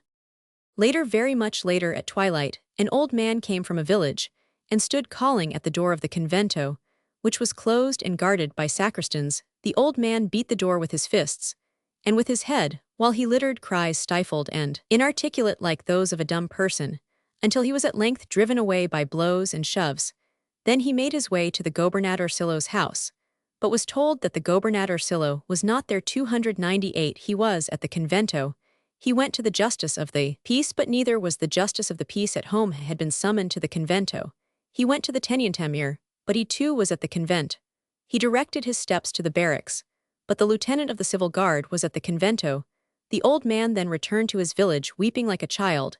His wails were heard in the middle of the night, causing men to bite their lips and women to clasp their hands, while the dogs slunk fearfully back into the houses, with their tails between their legs. "Ah, God," said a poor woman, "lean from fasting in thy presence. There is no rich, no poor, no white, no black. Thou wilt grant us justice." "Yes," rejoined her husband, "just so that God they preach is not a pure invention, a fraud. They themselves are the first not to believe in him." At 8 o'clock in the evening, it was rumored that more than 7 friars proceeding from neighboring towns were assembled in the convento to hold a conference on the following day. Tandang Silo disappeared forever from the village, carrying with him his hunting spear. 1. The native priests Burgos Gomez and Zamora, charged with complicity in the uprising of 1872, and executed. Tr. 2. This versicle, found in the booklets of prayer, is common on the scapularies, which during the late insurrection were easily converted into the anti-enganting or amulets worn by the fanatics. Tr.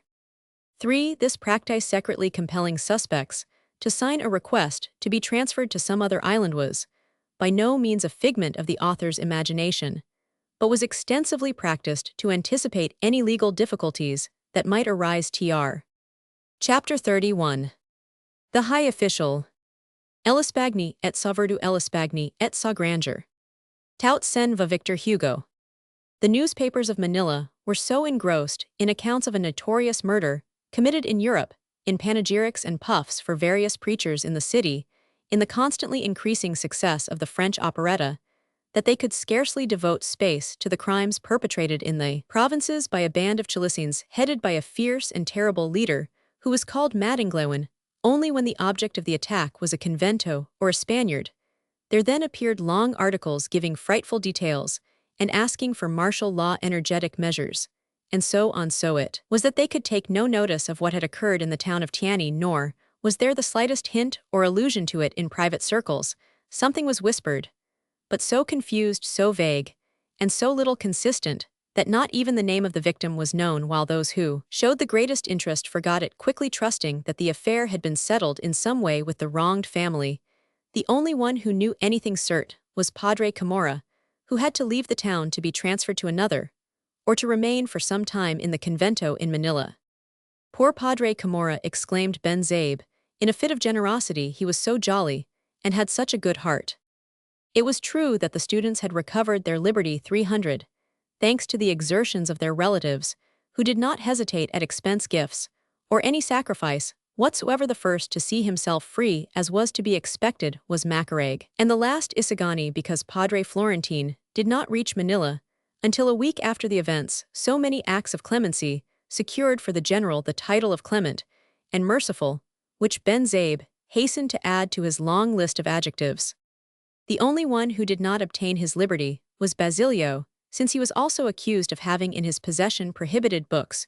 We don't know whether this referred to his textbook on legal medicine, or to the pamphlets that were found dealing with the Philippines, or both. Togerth fact is that it was said that prohibited literature was being secretly sold, and upon the unfortunate boy fell all the weight of the rod of justice.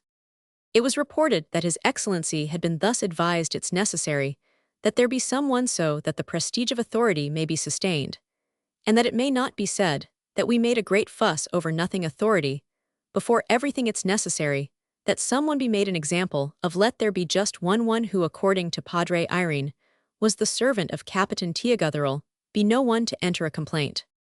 Servant and student asked His Excellency that fellow, then let it be he. "Your Excellency will pardon me," observed the high official who happened to be present, "but I've been told that this boy is a medical student, and his teachers speak well of him. If he remains a prisoner he'll lose a year, and as this year he finishes." The high official's interference in behalf of Basilio, instead of helping, harmed him for some time. There had been between this official and His Excellency strained relations, and bad feelings, augmented by frequent clashes. Yes, so much the greater reason that he should be kept prisoner a year longer in his studies. Instead of injuring 301, him will do good not only to himself, but to all who afterwards fall into his hands. One doesn't become a bad physician by extensive practice, so much the more reason that he should remain. Soon the filibustering reformers will say that we are not looking out for the country, concluded His Excellency with a sarcastic laugh. The high official realized that he had made a false move and took Basilio's case to heart. "But it seems to me that this young man is the most innocent of all," he rejoined rather timidly. "Books have been seized in his possession," observed the secretary. "Yes, works on medicine and pamphlets written by peninsulars with the leaves uncut. And besides, what does that signify? Moreover, this young man was not present at the banquet in the Pansiteria. He hasn't mixed up in anything. As I've said, he's the most innocent." "So much the better," exclaimed His Excellency jocosely. "In that way, the punishment will prove more salutary and exemplary, since it inspires greater terror. To govern is to act in this way, my dear sir, as it is often expedient to sacrifice the welfare of one to the welfare of many, but I am doing more. From the welfare of one will result the welfare of all. The principle of endangered authority is preserved, prestige is respected and maintained by this act of mine. I am correcting my own and other people's faults." The high official restrained himself with an effort, and disregarding the allusion decided to take another tack. "But doesn't Your Excellency fear their responsibility?" "What have I to fear?" rejoined the general impatiently. "Haven't I discretionary powers? Can't I do what I please for the better government of these islands? What have I to fear? Can some menial perhaps arraign me before the tribunals, and exact from me responsibility? Even though he had the means, he would have to consult the ministry first, and the minister—" He waved his hand and burst out into laughter. "The minister who appointed me, the devil knows where he is, and he will feel honored in being able to welcome me. When I return the present one, I don't even think of him. And the devil take him too, the one that relieves him, will find himself in so many difficulties with his new duties that he won't be able to fool with trifles. I, my dear sir, have nothing over me, but my conscience. I act according to my conscience, and my conscience is satisfied, so I don't care a straw for the opinions of this one, and that my conscience, my dear sir, my conscience. Yes, general, but the country. Tut, tut, tut, tut, the country. What have I to do with the country? Have I perhaps contracted any obligations to it? Do I owe my office to it? Was it the country that elected me? A brief pause ensued, during which the high official stood with bowed head. Then, as if reaching a decision, he raised it to stare fixedly at the general. Pale and trembling, he said, with repressed energy, "That doesn't matter, General, that doesn't matter at all. Your Excellency has not been chosen by the Filipino people, but by Spain. All the more reason why you should treat the Filipinos well, so that they may not be able to reproach Spain. The greater reason, General, the greater reason Your Excellency, by coming here, has contracted the obligation to govern justly, to seek the welfare." "Am I not doing it?" interrupted His Excellency in exasperation, taking a step forward. "Haven't I told you that I am getting from the good of one, the good of all? Are you now going to give me lessons? If you don't understand my actions, how am I to blame? Do I compel you to share my responsibility?" "Certainly not," replied the high official, drawing himself up proudly. "Your Excellency does not compel me. Your Excellency cannot compel me to share your responsibility. I understand mine in quite another way." 303. "And because I have it, I am going to speak. I've held my peace a long time. Oh, Your Excellency needn't make those gestures, because the fact that I've come here in this or that capacity doesn't mean that I have given up my rights, that I have been reduced to the part of a slave, without voice or dignity. I don't want Spain to lose this beautiful empire, these 8 millions of patient and submissive subjects, who live on hopes and delusions, but neither do I wish to soil my hands in their barbarous exploitation. I don't wish it ever to be said that the slave trade abolished Spain has continued to cloak it with her banner, and perfect it under a wealth of specious institutions. No, to be great Spain does not have to be a tyrant. Spain is sufficient unto herself. Spain was greater when she had only her own territory wrested from the clutches of the Moor. I too am a Spaniard, but before being a Spaniard I am a man, and before Spain and above Spain is her honor, the lofty principles of morality, the eternal principles of immutable justice. Ah, you are surprised that I think thus because you have no idea of the grandeur of the Spanish name. No, you haven't any idea of it. You identify it with persons and interests. To you, the Spaniard may be a pirate, he may be a murderer, a hypocrite, a cheat, anything just so he keep what he has. But to me, the Spaniard should lose everything: empire, power, wealth, everything before his honor. Ah, my dear sir, we protest when we read that might is placed before right, yet we applaud when in practice we see might play the hypocrite in not only perverting right, but even in using it as a tool in order to gain control. For the very reason that I love Spain I am speaking now, and I defy your frown. I don't wish that the coming ages accuse Spain of being the stepmother of the nations, the vampire of races, the tyrant of small islands, since it would be a horrible mockery of the noble principles of our ancient kings. How are we carrying out their sacred legacy? They promised to these 304 islands protection and justice, and we are playing with the lives and liberties of the inhabitants. They promised civilization, and we are curtailing it, fearful that they may aspire to a nobler existence. They promised them light, and we cover their eyes that they may not witness our orgies. They promised to teach them virtue, and we are encouraging their vice. Instead of peace, wealth, and justice, confusion reigns, commerce languishes, and skepticism is fostered among the masses. Let us put ourselves in the place of the Filipinos, and ask ourselves what we would do in their place. Ah, in your silence, I read their right to rebel. And if matters do not mend, they will rebel some day, and justice will be on their side. With them will go the sympathy of all honest men, of every patriot in the world. When a people is denied light, home, liberty, and justice, things that are essential to life, and therefore man's patrimony, that people has the right to treat him who so despoils it as we would the robber who intercepts us on the highway. There are no distinctions, there are no exceptions, nothing but a fact, a right, and aggression, and every honest man who does not place himself on the side of the wronged makes himself an accomplice and stains his conscience. True, I am not a soldier, and the years are cooling the little fire in my blood, but just as I would risk being torn to pieces to defend the integrity of Spain against any foreign invader, or against an unjustified disloyalty in her provinces, so I also assure you that I would place myself beside the oppressed Filipinos, because I would prefer to fall in the cause of the outraged rights of humanity, to triumphing with the selfish interests of a nation, even when that nation be called, as it is called, Spain. Do you know when the mailboat leaves? Inquired His Excellency coldly, when the high official had finished speaking. The latter stared at him fixedly, then dropped his head and silently left the palace. Outside he found his carriage awaiting him some day, when you declare yourselves independent, he said somewhat abstractedly to the native lackey, who opened the carriage door for him, remember that there were not lacking in Spain hearts that beat for you, and struggled for your rights.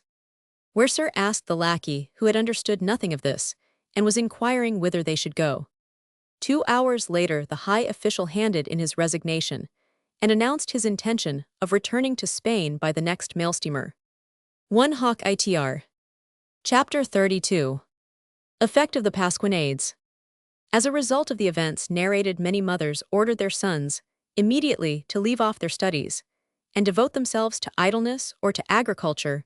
When the examinations came, suspensions were plentiful, and he was a rare exception who finished the course if he had belonged to the famous association, to which no one paid any more attention. Pexin Taddeo and Juanito Peles were all alike suspended, first receiving his dismissal with his foolish grin, and declaring his intention of becoming an officer in some court, while Taddeo, with his eternal holiday, realized at last paid for an illumination, and made a bonfire of his books. Nor did the others get off much better, and at length they too had to abandon their studies, to the great satisfaction of their mothers, who always fancy their sons hanged, if they should come to understand what the books teach. Juanito Peles alone took the blow ill, since it forced him to leave school. For his father's store, with whom he was thenceforward to be associated in the business, the rascal found the store much less entertaining.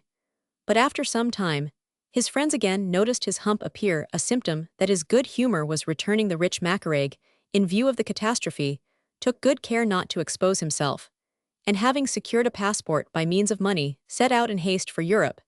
It was said that His Excellency the Captain General, in his desire to do good by good means and careful of the interests of the Filipinos, hindered the departure of everyone who could not first prove substantially that he had the money to spend, and could live in idleness in European cities. Among our 307 acquaintances, those who got off best were Isagani and Sandoval. The former passed in the subject; he studied under Padre Fernandez, and was suspended in the others, while the latter was able to confuse the examining board with his oratory.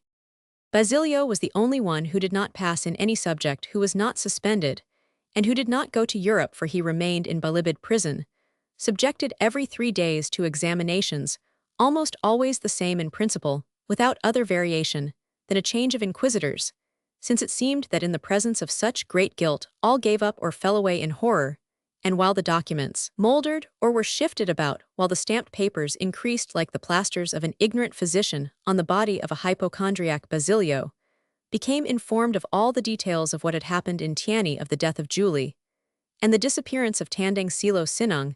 The abused cachero who had driven him to San Diego happened to be in Manila at that time, and called to give him all the news.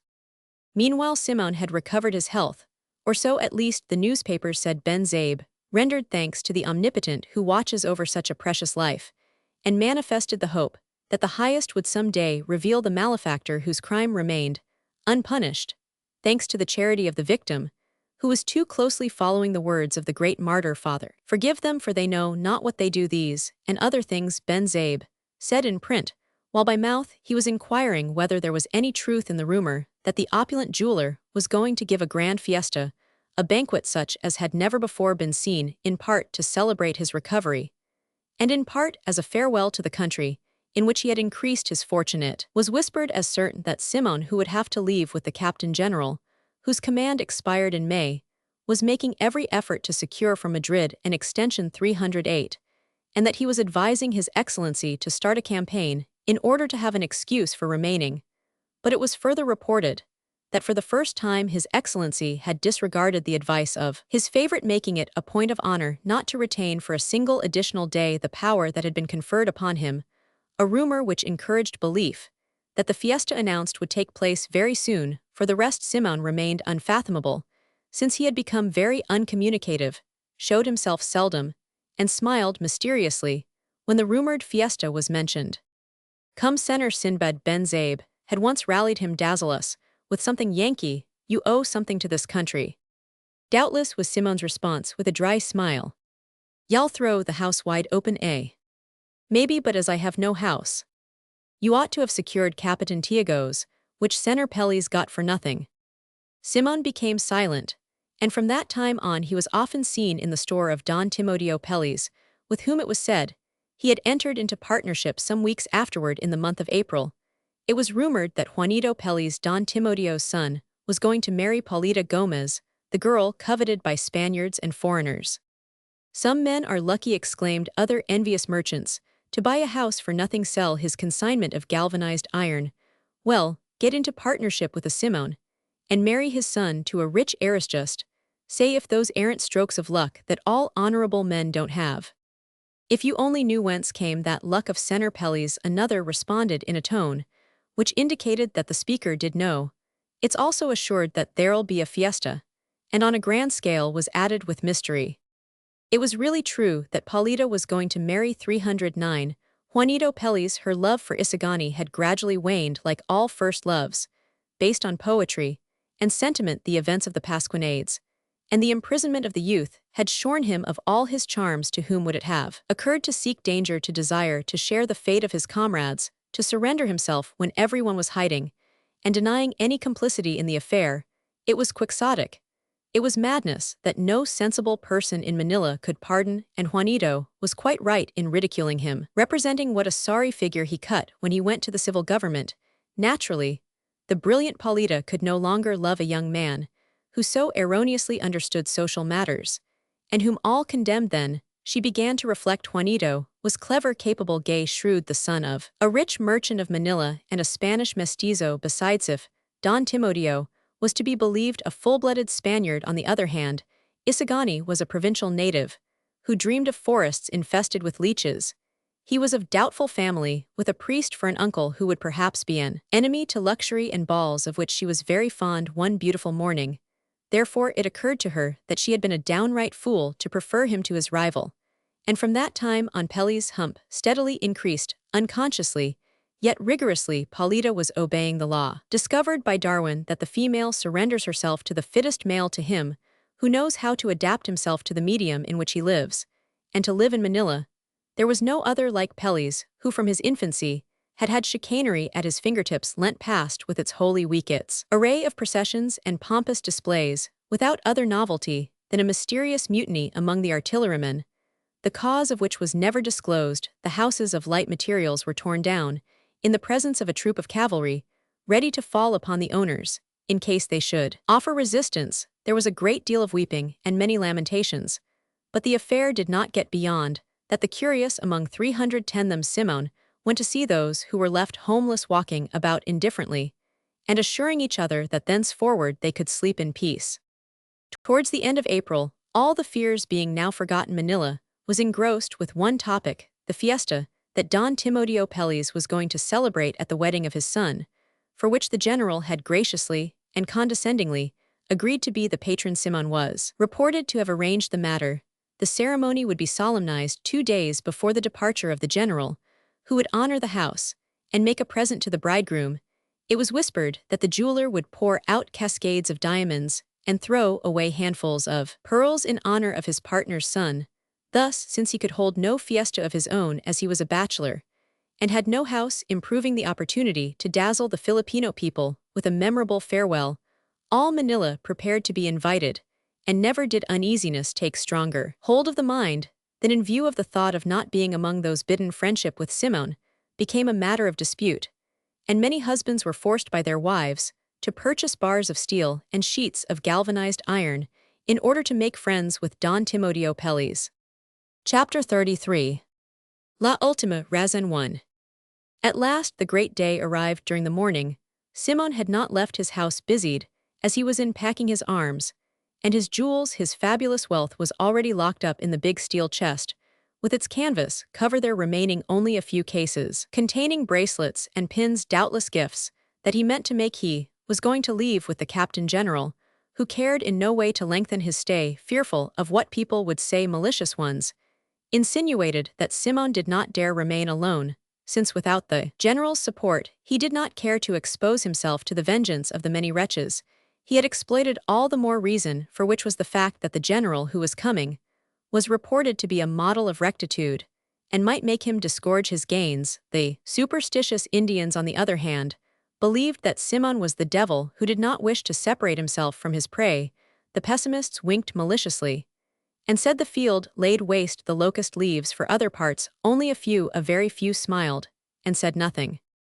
In the afternoon, Simoun had given orders to his servant that if there appeared a young man calling himself Basilio, he should be admitted at once. Then he shut himself up in his room, and seemed to become lost in deep thought. Since his illness, the jeweller's countenance had become harder and gloomier, while the wrinkles between his eyebrows had 312 deepened greatly. He did not hold himself so erect as formerly, and his head was bowed. So absorbed was he in his meditations that he did not hear a knock at the door, and it had to be repeated. He shuddered, and called out, "Come in."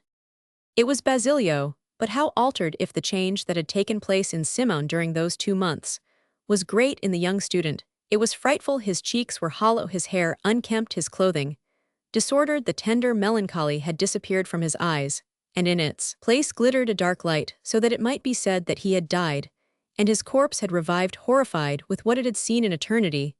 If not crime, then the shadow of crime had fixed itself upon his whole appearance. Simoun himself was startled, and felt pity for the wretch. Without any greeting, Basilio slowly advanced into the room, and in a voice that made the jeweler shudder said to him, "Senor Simoun, I've been a wicked son, and a bad brother. I've overlooked the murder of one and the tortures of the other, and God has chastised me. Now there remains to me only one desire, and it is to return evil for evil, crime for crime, violence for violence." Simoun listened in silence while Basilio continued, "4 months ago, you talked to me about your plans. I refused to take part in them. But I did wrong. You have been right. 3 months and a half ago, the revolution was on the point of breaking out, but I did not then care to participate in it, and the movement failed. In payment for my conduct, I've been arrested, and owe my liberty to your efforts. Only you are right, and now I've come to say to you, put a weapon in my hand, and let the revolution come. I am ready to serve you, along with all the rest of the unfortunates."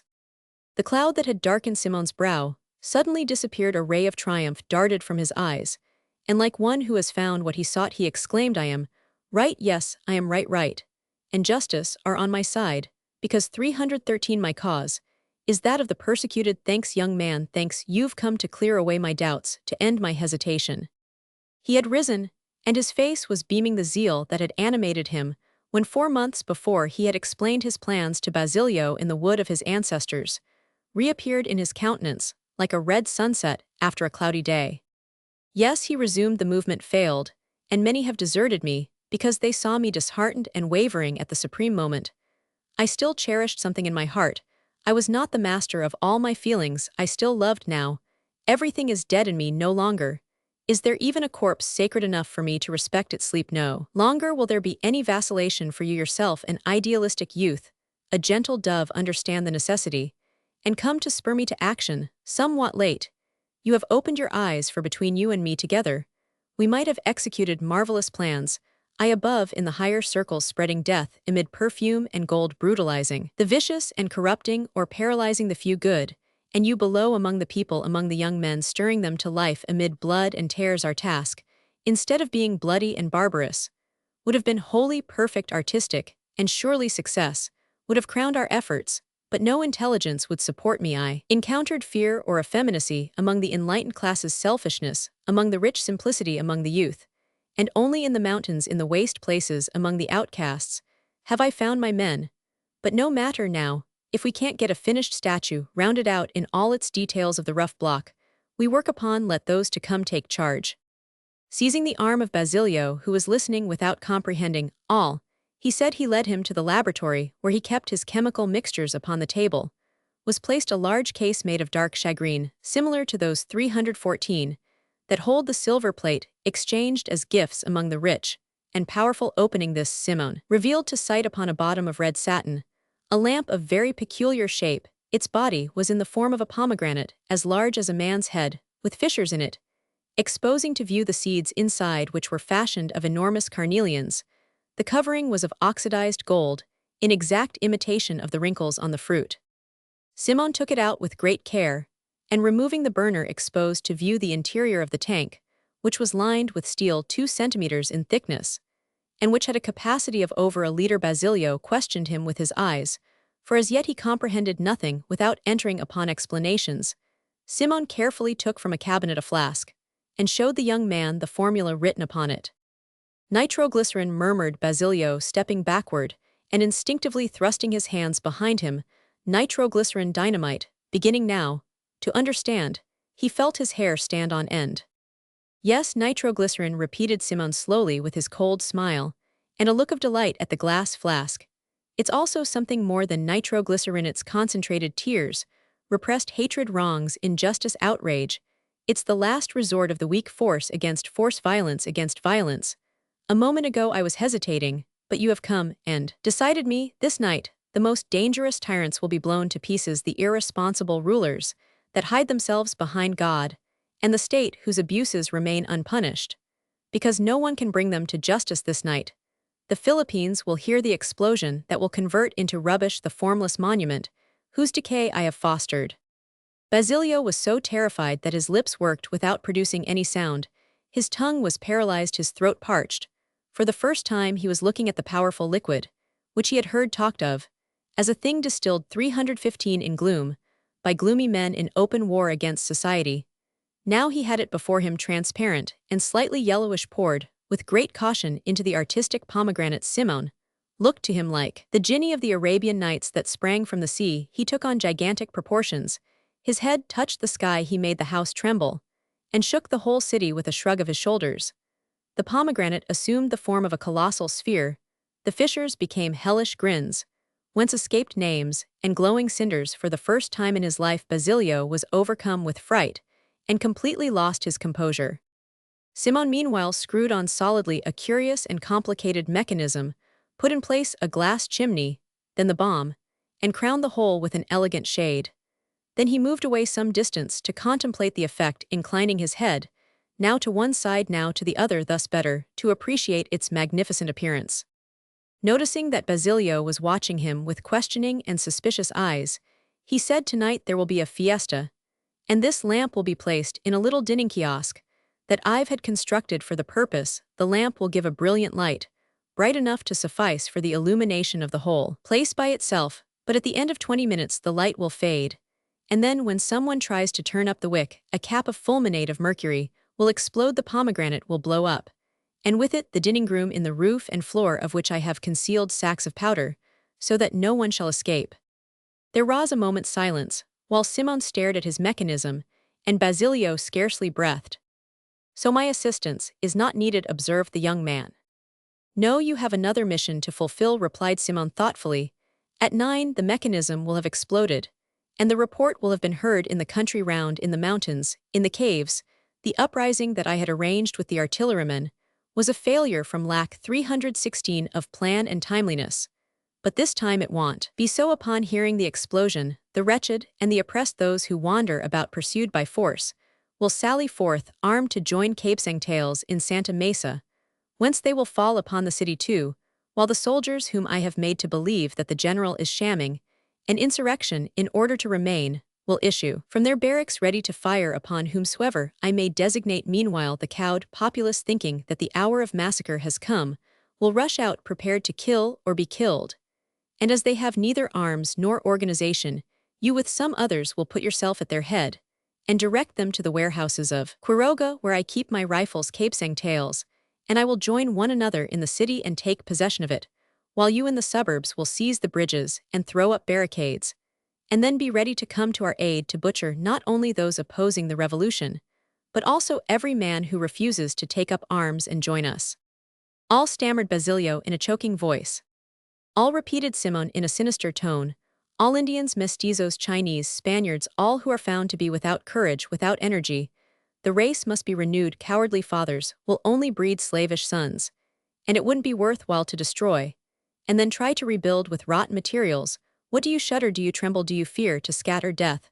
What is death? What does a hecatomb of 20,000 wretches signify? 20,000 miseries less, and millions of wretches saved from birth. The most timid ruler does not 317 hesitate to dictate a law that produces misery and lingering death for thousands and thousands of prosperous and industrious subjects, happy perchance merely to satisfy a caprice, a whim, his pride.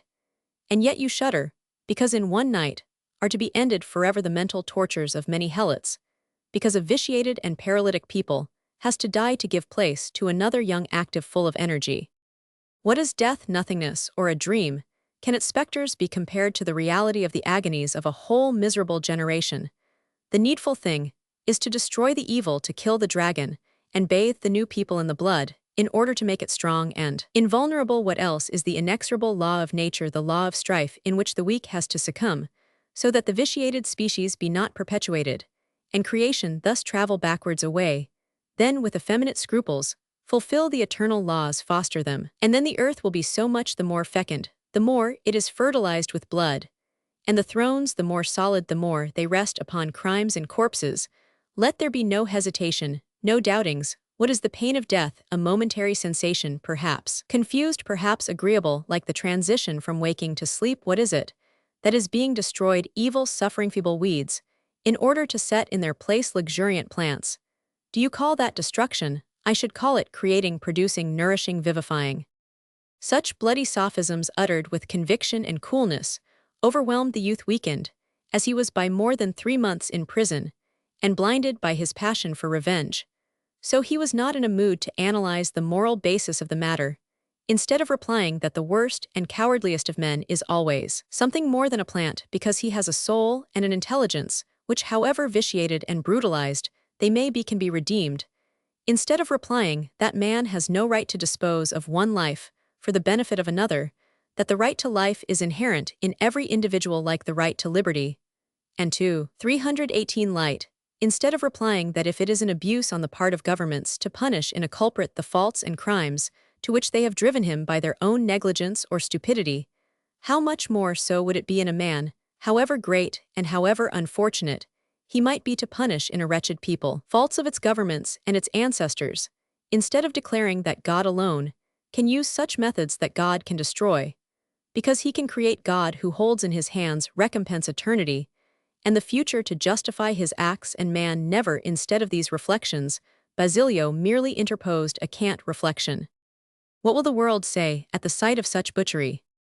The world will applaud as usual, conceding the right of the strongest, the most violent, replied Simoun with his cruel smile. Europe applauded when the Western nations sacrificed millions of Indians in America, and not by any means to found nations much more moral or more pacific. There is the North with its egotistic liberty, its lynch law, its political frauds; the South with its turbulent republics, its barbarous revolutions, civil wars, pronunciamientos, as in its mother Spain. Europe applauded when the powerful Portugal despoiled the Moluccas. It applauds while England is destroying the primitive races in the Pacific to make room for its emigrants. Europe will applaud as the end of a drama.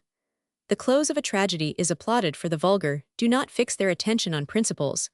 They look only at results. Commit the crime well, and you will be admired, and have more partisans, than if you had carried out virtuous actions with modesty and timidity. Exactly, rejoined the youth. What does it matter to me, after all, whether they praise or censure, when this world takes no care of the oppressed, of the poor, and of weak womankind? What obligations have I to recognize towards society, when it has recognized none toward me? That's what I like to hear, declared the tempter triumphantly. 319. He took a revolver from a case and gave it to Basilio, saying, at 10 o'clock wait for me in front of the church of St. Sebastian to receive my final instructions. At 9, you must be far, very far from Cal Anlogue. Basilio examined the weapon, loaded it, and placed it in the inside pocket of his coat, then took his leave with a curt, "I'll see you later." 1 Ultima razón de res, the last argument of Kingsforce, expression attributed to Calderon de la Barca, the great Spanish dramatist. Tr. 2. Curiously enough, and by what must have been more than a mere coincidence, this route through Santa Mesa from San Juan del Monte was the one taken by an armed party in their attempt to enter the city at the outbreak of the Katipunan Rebellion on the morning of August 30, 1896. Formans, the Philippine Islands, Chap. Roman 26. It was also on the bridge connecting these two places that the first shot in the insurrection against American sovereignty was fired on the night of February 4, 1899 tr. Chapter 34. The wedding. Once in the street, Basilio began to consider how he might spend the time, until the fatal hour arrived, for it was then not later than 7 o'clock. It was the vacation period, and all the students were back in their towns, Isagani being the only one who had not cared to leave. But he had disappeared that morning and no one knew his whereabouts, so Basilio had been informed, when after leaving the prison he had gone to visit his friend and ask him for lodging. The young man did not know where to go, for he had no money, nothing.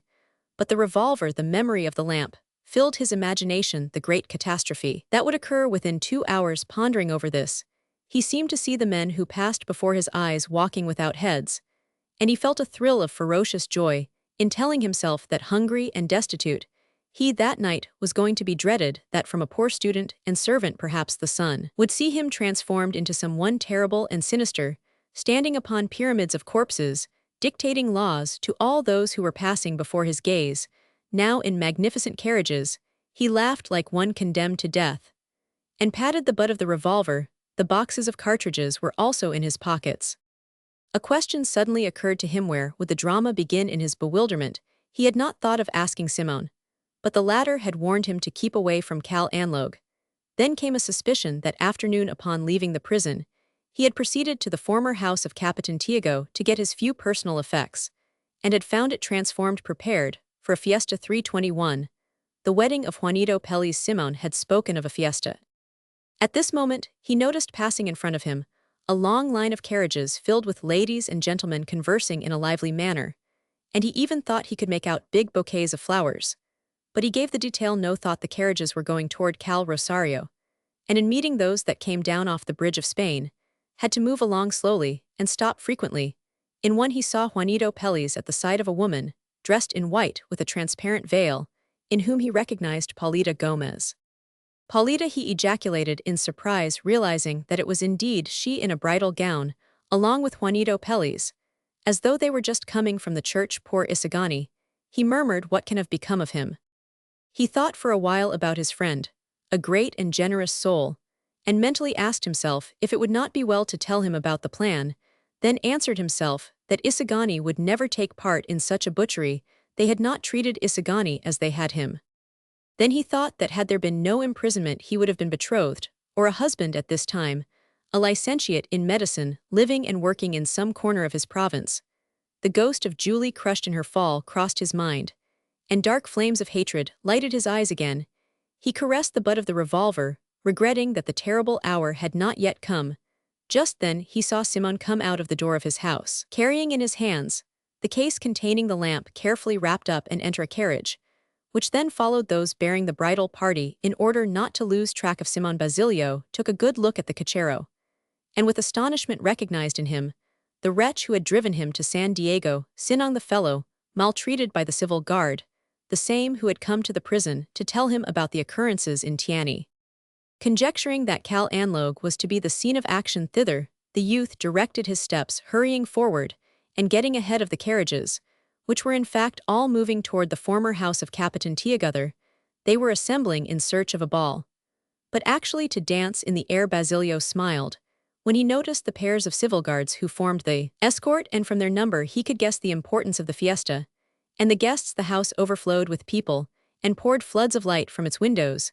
The entrance was carpeted and strewn with flowers. Upstairs there, perhaps in his former solitary room, an orchestra was playing lively airs, which did not completely drown the confused tumult of talk and laughter.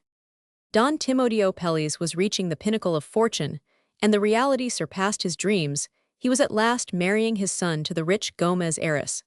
And thanks to the money Simoun had lent him, he had royally furnished that big house purchased for half its value, and was giving in it a splendid fiesta with the foremost divinities of the Manila Olympus for his guests to gild him with the light of their prestige.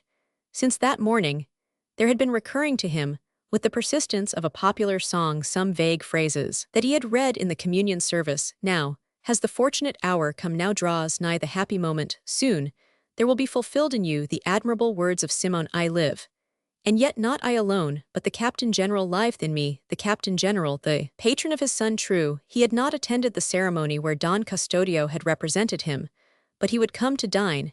He would bring a wedding gift, a lamp, which not even Aladdin's between you and me. Simoun was presenting the lamp Timoteo. What more could you desire? The transformation that Capitan Tiago's house had undergone was considerable. It had been richly repapered, while the smoke and the smell of opium had been completely 323, eradicated. The immense sala, widened still more by the colossal mirrors that infinitely multiplied the lights of the chandeliers, was carpeted throughout, for the salons of Europe had carpets, and even though the floor was of wide boards brilliantly polished a carpet, it must have two, since nothing should be lacking. The rich furniture of Capitan Tiago had disappeared, and in its place was to be seen another kind in the style of Louis Roman 15, heavy curtains of red velvet, trimmed with gold, with the initials of the bridal couple worked on them, and upheld by garlands of artificial orange blossoms, hung as portieres, and swept the floor with their wide fringes likewise of gold. In the corners appeared enormous Japanese vases, alternating with those of Sevres of a clear dark blue, placed upon square pedestals of carved wood. The only decorations not in good taste were the screaming chromos which Don Timoteo had substituted for the old drawings and pictures of saints of Capitan Tiago. Simoun had been unable to dissuade him, for the merchant did not want opensum. One might ascribe them to Filipino artists. He, a patron of Filipino artists, never on that point depended his peace of mind, and perhaps his life, and he knew how to get along in the Philippines. It is true that he had heard foreign painters mention Rafael, Murillo, Velasquez, but he did not know their addresses, and then they might prove to be somewhat seditious. With the chromos he ran no risk, as the Filipinos did not make them. They came cheaper. The effect was the same, if not better, the colors brighter, and the execution very fine. Don't say that Don Timoteo did not know how to comport himself in the Philippines. The large hallway was decorated with flowers, having been converted into a dining room, with a long table for 30 persons in the center, and around the sides, pushed against the walls, other smaller ones for 2 or 3 persons, each bouquets of flowers. Pyramids of fruits among ribbons and lights covered their centers. The groom's place was designated 324 by a bunch of roses, and the bride's by another of orange blossoms and tuberoses. In the presence of so much finery and flowers, one could imagine that nymphs in gauzy garments and cupids with iridescent wings were going to serve nectar and ambrosia to aerial guests to the sound of lyres and Aeolian harps. But the table for the greater gods was not there, being placed yonder in the middle of the wide azotea, within a magnificent kiosk, constructed especially for the occasion. A lattice of gilded wood over which clambered fragrant vines screened the interior from the eyes of the vulgar, without impeding the free circulation of air. To preserve the coolness necessary at that season, a raised platform lifted the table above the level of the others, at which the ordinary mortals were going to dine, and an arch decorated by the best artists would protect the august heads from the jealous gaze of the stars. On this table were laid only 7 plates. The dishes were of solid silver, the cloth and napkins of the finest linen. The wines, the most costly and exquisite. Don Timoteo had sought the most rare and expensive in everything, nor would he have hesitated at crime had he been assured that the Captain General liked to eat human flesh. Chapter 35. The Fiesta. Danzar Soberan Vulcan. By 7 in the evening, the guests had begun to arrive. First, the lesser divinities, petty government officials, clerks, and merchants, with the most ceremonious greetings, and the gravest airs at the start, as if they were parvenus, for so much light, so many decorations, and so much glassware had some effect. Afterwards, they began to be more at ease, shaking their fists playfully, with pats on the shoulders, and even familiar slaps on the back. Some, it is true, adopted a rather disdainful air to let it be seen that they were accustomed to better things. Of course, there was one goddess who yawned, for she found everything vulgar, and even remarked that she was ravenously hungry, while another quarreled with her god, threatening to box his ears. Don Timoteo bowed here and bowed there, scattered his best smiles, tightened his belt, stepped backward, turned halfway round, then completely around, and so on again and again, until one goddess could not refrain from remarking to her neighbor, under cover of her fan, "My dear, how important the old man is, doesn't he look like a jumping jack?" Later came the bridal couple, escorted by Dona Victorina, and the rest of the party. Congratulations, handshakings, patronizing pats for the groom, for the bride, insistent stares, and anatomical observations on the part of the men, with analyses of her gown, her toilette, speculations as to her health and strength on the part of the women. Cupid and Psyche appearing on Olympus, thought Ben Zabe, making a mental note of the comparison to spring it at some better opportunity. The groom had in fact the mischievous features of the god of love, and with a little goodwill his hump, which the severity of his frock coat did not altogether conceal, could be taken for a quiver. Don Timoteo began to feel his belt squeezing him, the corns on his feet began to ache, his neck became tired. But still, the general had not come. The greater gods among them, Padre Irene and Padre Salvi, had already arrived, it was true, but the chief thunderer was still lacking. The poor man became uneasy, nervous, his heart beat violently, but still, he had to bow and smile. He sat down. He arose, failed to hear what was said to him, did not say what he meant. In the meantime, an amateur god made remarks to him about his chromos, criticizing them, with the statement that they spoiled the walls. Spoil the walls, repeated Don Timoteo with a smile and a desire to choke him, but they were made in Europe, and are the most costly I could get in Manila. Spoil the walls. Don Timoteo swore to himself that on the very next day he would present for payment all the chits that the critic had signed in his store. Whistles resounded, the galloping of horses was heard at last. The general, the captain general, pale with emotion, Don Timoteo dissembling the pain of his corns, and accompanied by his son, and some of the greater gods, descended to receive the mighty Jove. The pain at his belt vanished before the doubts that now assailed him. Should he frame a smile or affect gravity? Should he extend his hand or wait for the general to offer his carambas? Why had nothing of this occurred to him before, so that he might have consulted his good friend Simoun? To conceal his agitation, he whispered to his son in a low, shaky voice, "Have you a speech prepared?" Speeches are no longer in vogue, Papa, especially on such an occasion as this. Jupiter arrived in the company of Juno, who was converted into a tower of artificial lights with diamonds, in her hair diamonds around her neck, on her arms, on her shoulders. She was literally covered with diamonds. She was arrayed in a magnificent silk gown, having a long train decorated with embossed flowers. His Excellency literally took possession of the house, as Don Timoteo stammeringly begged him to do. The orchestra played the royal march, while the divine couple majestically ascended the carpeted stairway. Nor was His Excellency's gravity altogether affected. Perhaps for the first time since his arrival in the islands, he felt sad. A strain of melancholy tinged his thoughts. This was the last triumph of his 3 years of government, and within 2 days he would descend forever from such an exalted height. What was he leaving behind? His Excellency did not care to turn his head backwards, but preferred to look ahead, to gaze into the future. Although he was carrying away a fortune, large sums to his credit were awaiting him in European banks, and he had residences, yet he had injured many. He had made enemies at the court. The high official was waiting for him. Their other generals had enriched themselves as rapidly as he, and now they were ruined. Why not stay longer, as Simoun had advised him to do? No good taste before everything else. The bows, moreover, were not now so profound as before. He noticed insistent stares and even looks of dislike. But still he replied affably, and even attempted to smile. "It's plain that the sun is setting," observed Padre Irene in Ben Zabe's ear. Many now stare him in the face. "The devil with the curitethet," was just what he was going to remark. "My dear," murmured into the ear of a neighbor the lady who had referred to Don Timoteo as a jumping jack, "did you ever see such a skirt? Hid the curtains from the palace." "You don't say, but it's true. They're carrying everything away. Y'all see how they make wraps out of the carpets." "That only goes to show that she has talent and taste," observed her husband, reproving her with a look. "Women should be economical." This poor god was still suffering from the dressmaker's bill. "My dear, give me curtains at 12 pesos a yard, and y'all see if I put on these rags," retorted the goddess in pique. "Heavens, you can talk when you have done something fine like that to give you the right." Meanwhile Basilio stood before the house, lost in the throng of curious spectators, counting those who alighted from their carriages.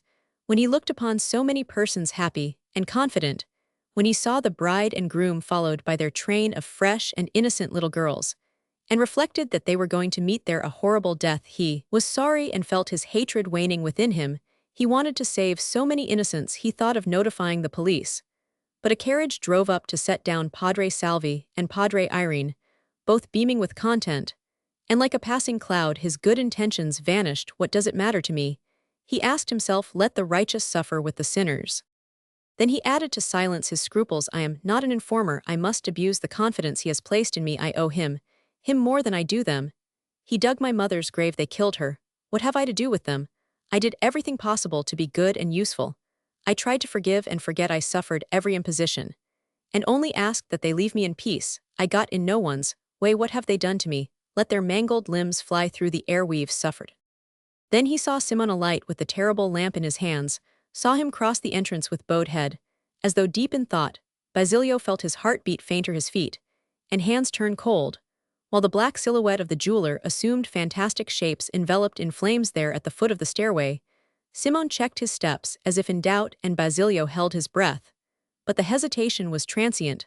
Simoun raised his head, resolutely ascended the stairway, and disappeared. It then seemed to the student that the house was going to blow up at any moment, and that walls, lamps, guests, roof, windows, orchestra would be hurtling through the air like a handful of coals.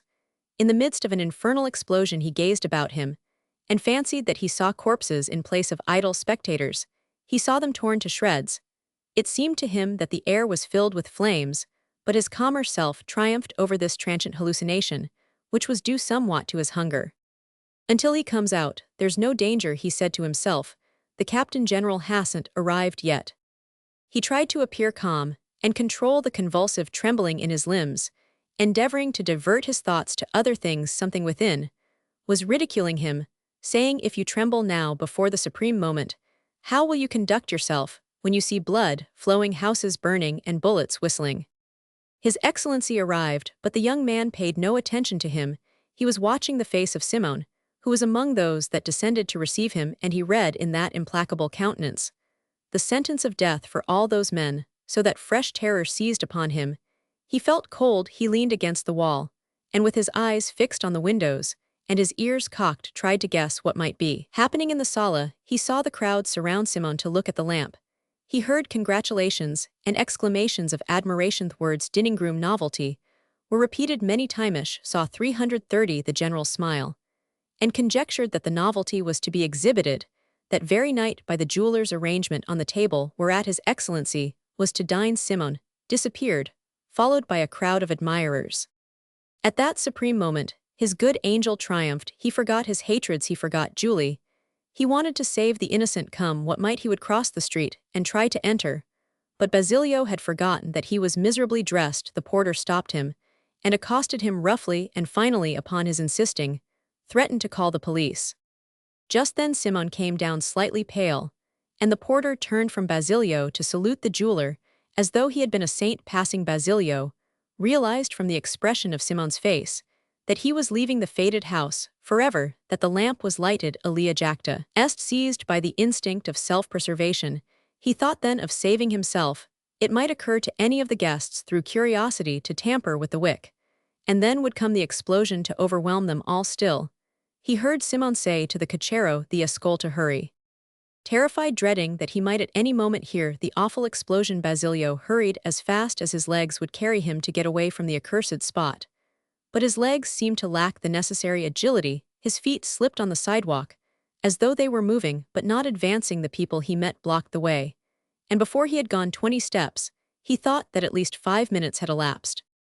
Some distance away, he stumbled against a young man who was standing with his head thrown back, gazing fixedly at the house, and in him he recognized Isagani. "What are you doing here?" he demanded. "Come away." Isagani stared at him, vaguely smiled sadly, and again turned his gaze toward the open balconies across which was revealed the ethereal silhouette of the bride, clinging to the groom's arm, as they moved slowly out of sight. "Come, Isagani, let's get away from that house. Come," Basilio urged in a hoarse voice, catching his friend by the arm. Isagani gently shook himself free, and continued to stare with the same sad smile upon his lips. "For God's sake, let's get away from here." "Why should I go away tomorrow? It will not be she." There was so much sorrow in those words that Basilio for a moment forgot his own terror. "Do you want to die?" he demanded. Isagani shrugged his shoulders and continued to gaze toward the house. Basilio again tried to drag him away. Isagani, listen to me. Let's not waste any time. That house is mine. It's going to blow up at any moment. By the least imprudent act, the least curiosity, Isagani, all will perish in its ruins." "In its ruins," echoed Isagani, as if trying to understand, but without removing his gaze from the window. "Yes, in its ruins. Yes, Isagani, for God's sake, come. I'll explain afterwards. Come, one who has been more unfortunate than either you or I has doomed them all. Do you see that white clear light like an electric lamp shining from the azotea It's the light of death, a lamp charged with dynamite in a mine dining room will burst, and not a rat will escape alive come. No, answered Isagani, shaking his head sadly. I want to stay here, I want to see her for the last time tomorrow. You see, she will be something different. Let fate have its way, Basilio, then exclaimed, hurrying away. Isagani watched his friend rush away with a precipitation that indicated real terror, but continued to stare toward the charmed window, like the Cavalier of Toggenburg, waiting for his sweetheart to appear. As Schiller tells, now the sala was deserted, all having repaired to the dining rooms 332, and it occurred to Isagani that Basilio's fears may have been well-founded. He recalled the terrified countenance of him, who was always so calm and composed, and it set him to thinking. Suddenly an idea appeared clear in his imagination. The house was going to blow up, and Paulita was there. Paulita was going to die a frightful death. In the presence of this idea, everything was forgotten: jealousy, suffering, mental torture, and the generous youth thought only of his love. Without reflecting, without hesitation, he ran toward the house, and thanks to his stylish clothes and determined mien, easily secured admittance. While these short scenes were occurring in the street, in the dining kiosk of the greater gods, there was passed from hand to hand a piece of parchment on which were written in red ink these fateful words: Mean Tekel fares to Juan Crisostomo Ibarra. Juan Crisostomo Ibarra, who is he? Asked His Excellency, handing the paper to his neighbor. A joke in very bad taste, exclaimed Don Custodio, to sign the name of a filibuster, dead more than 10 years. A filibuster. It's a seditious joke. There being ladies present. Padre Irene looked around for the joker, and saw Padre Salvi, who was seated at the right of the Countess, turn as white as his napkin. While he stared at the mysterious words, with bulging eyes, the scene of the Sphinx recurred to him. What's the matter, Padre Salvi? He asked. Do you recognize your friend's signature? Padre Salvi did not reply. He made an effort to speak. 333, and without being conscious of what he was doing, wiped his forehead with his napkin. What has happened to your reverence? It is his very handwriting, was the whispered reply, in a scarcely perceptible voice. It's the very handwriting of Ibarra. Leaning against the back of his chair, he let his arms fall as though all strength had deserted him. Uneasiness became converted into fright. They all stared at one another, without uttering a single word. His Excellency started to rise, but apprehending that such a move would be ascribed to fear, controlled himself, and looked about him. There were no soldiers present, even the waiters were unknown to him. Let's go on eating, gentlemen, he exclaimed, and pay no attention to the joke. But his voice, instead of reassuring, increased the general uneasiness, for it trembled. I don't suppose that mean Tekel fares means that we're to be assassinated tonight, speculated Don Custodio. All remained motionless, but when he added, yet they might poison us, they leaped up from their chairs.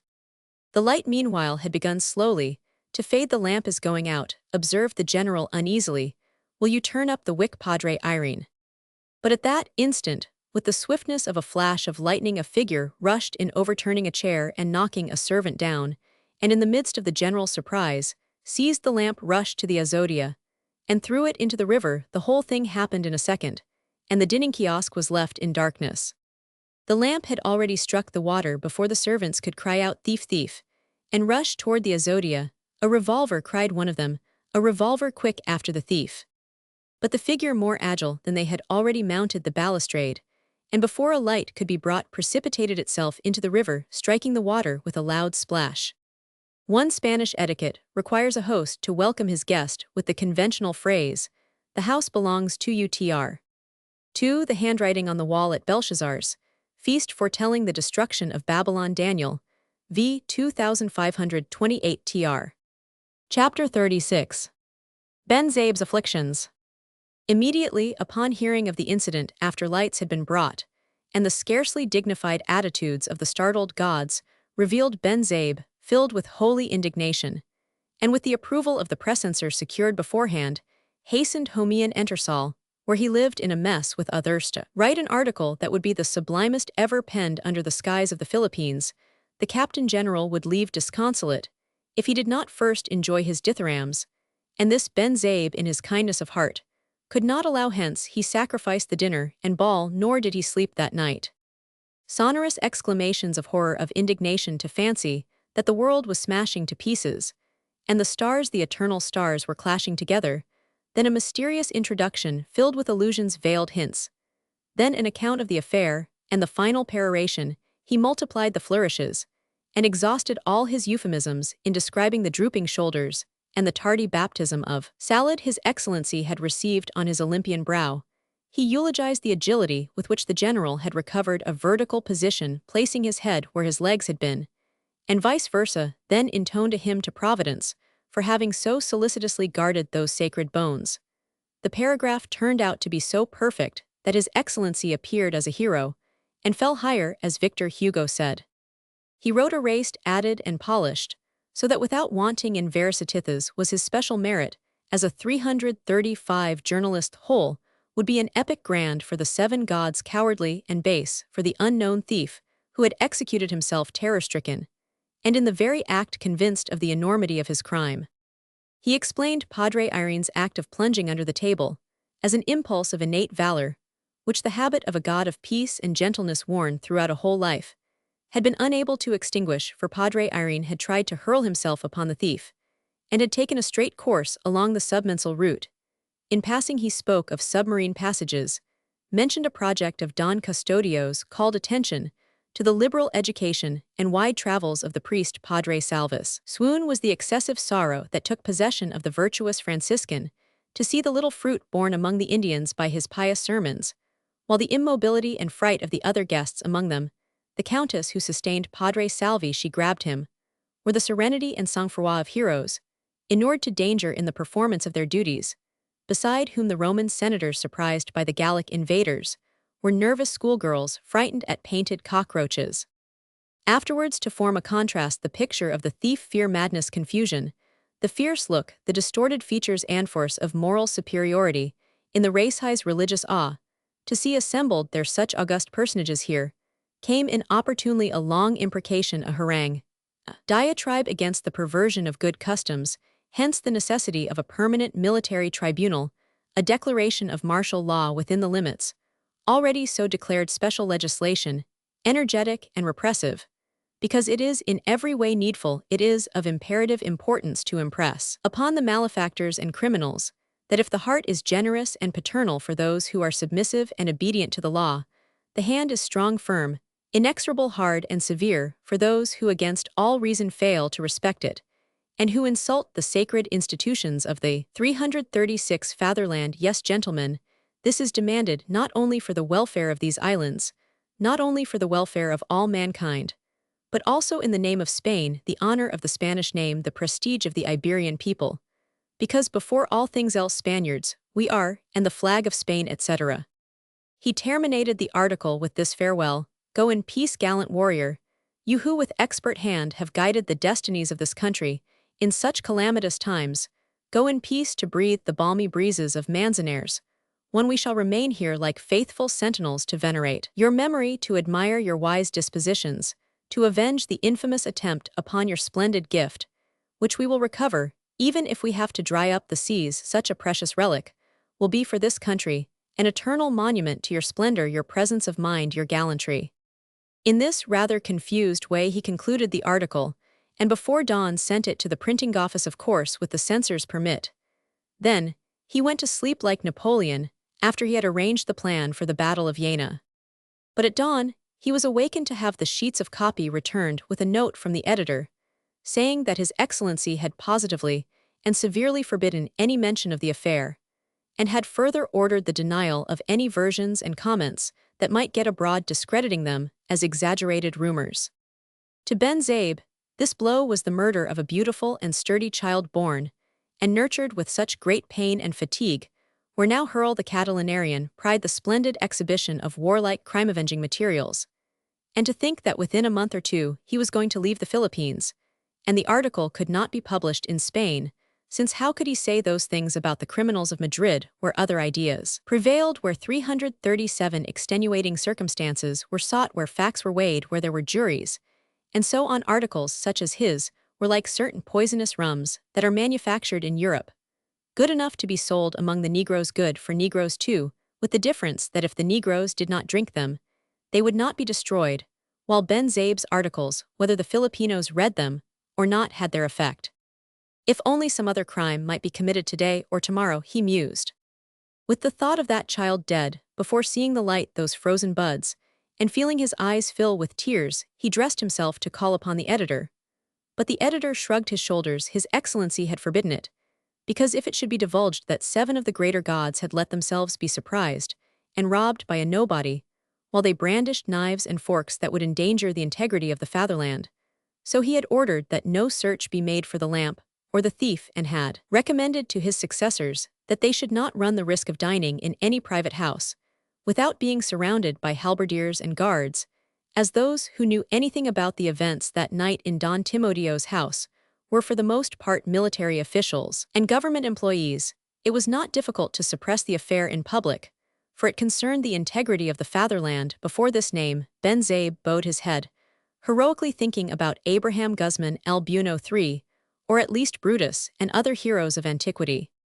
Such a sacrifice could not remain unrewarded. The gods of journalism being pleased with Abraham Ben Zaib, almost upon the hour, came the reporting angel bearing the sacrificial lamb, in the shape of an assault committed at a country house on the Pasig, where certain friars were 338, spending the heated season. Here was his opportunity, and Ben Zaib praised his gods.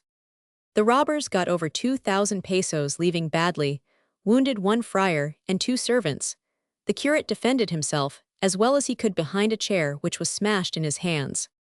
Wait, said Ben Zaib, taking notes. 40 or 50 outlaws, traitorously revolvers, bolos, shotguns, pistolslian at Bacher splinters, flying barbarously wounded 10,000 pesos. So great was his enthusiasm that he was not content with mere reports, but proceeded in person to the scene of the crime, composing on the road a Homeric description of the fight, a harangue in the mouth of the leader, a scornful defiance on the part of the priest, all the metaphors and similes applied to his Excellency, Padre Irene and Padre Salvi, would exactly fit the wounded friar, and the description of the thief would serve for each of the outlaws. The imprecation could be expanded, since he could talk of religion, of the faith, of charity, of the ringing of bells, of what the Indians owed to the friars. He could get sentimental, and melt into Castellarian 4 epigrams, and lyric periods. The senoritas of the city would read the article and murmur Ben Zaib, bold as a lion, and tender as a lamb. But when he reached the scene, to his great astonishment, he learned that the wounded friar was no other than Padre Camorra, sentenced by his provincial to expiate in the pleasant country house on the banks of the Pasig his pranks in Tiani. He had a slight scratch on his hand, and a bruise on his head, received from flattening himself out on the floor. The robbers numbered 3 or 4, armed only with bolos, the sum stolen 50 pesos. It won't do, exclaimed Ben Zaib. Shut up, you don't know what you're talking about. How don't I know punils? Don't be a fool, the robbers must have numbered. You inkslinger. So they had quite an altercation. What chiefly concerned Ben Zaib was not to throw away the article, to give importance to the affair, so that he could use the peroration. But a fearful rumor cut short their dispute. The robbers caught had made some important revelations. One of the outlaws under Madinglow Capesang Tales had made an appointment with them to join his band in Santa Mesa. Thence, to sack the conventos and houses of the wealthy. They would be guided by a Spaniard, tall and sunburnt with white hair, who said that he was acting under the orders of the general, whose great friend he was. And they had been further assured that the artillery and various regiments would join them, wherefore they were to entertain no fear at all. The Chalicians would be pardoned and have a third part of the booty assigned to them. The signal was to have been a cannon shot, but having waited for it in vain, the Chalicians, thinking themselves deceived, separated, some going back to their homes, some returning to the mountains, vowing vengeance on the Spaniard who had thus failed twice to keep his word. Then they, the robbers caught, had decided to do something on their own account, attacking the country house that they found closest at hand, resolving religiously to give 2/3 of the booty to the Spaniard with white hair, if perchance he should call upon them for it. The description being recognized as that of Simoun, the declaration was received as an absurdity, and the robber subjected to all kinds of tortures, including the electric machine for his impious blasphemy. But news of the disappearance of the jeweler having attracted the attention of the whole escolta, and the sacks of powder and great quantities of cartridges having been discovered in his house, the story began to wear an appearance of truth. Mystery began to enwrap the affair, enveloping it in clouds. There 340 were whispered conversations, coughs, suspicious looks, suggestive comments, and trite second-hand remarks those who were on the inside were unable to get over their astonishment. They put on long faces turned pale, and but little was wanting for many persons to lose their minds in realizing certain things that had before passed unnoticed. "We've had a narrow escape," who would have said. In the afternoon, Ben Zabe, his pockets filled with revolvers and cartridges, went to see Don Custodio, whom he found hard at work over a project against American jewelers. In a hushed voice, he whispered between the palms of his hands into the journalist's ear mysterious words. "Really?" questioned Ben Zabe, slapping his hand on his pocket and paling visibly. Wherever he may be found, the sentence was completed with an expressive pantomime. Don Custodio raised both arms to the height of his face, with the right more bent. Then the left turned the palms of his hands toward the floor, closed one eye, and made two movements in advance. SSH, he hissed. "And the diamonds?" inquired Ben Zabe.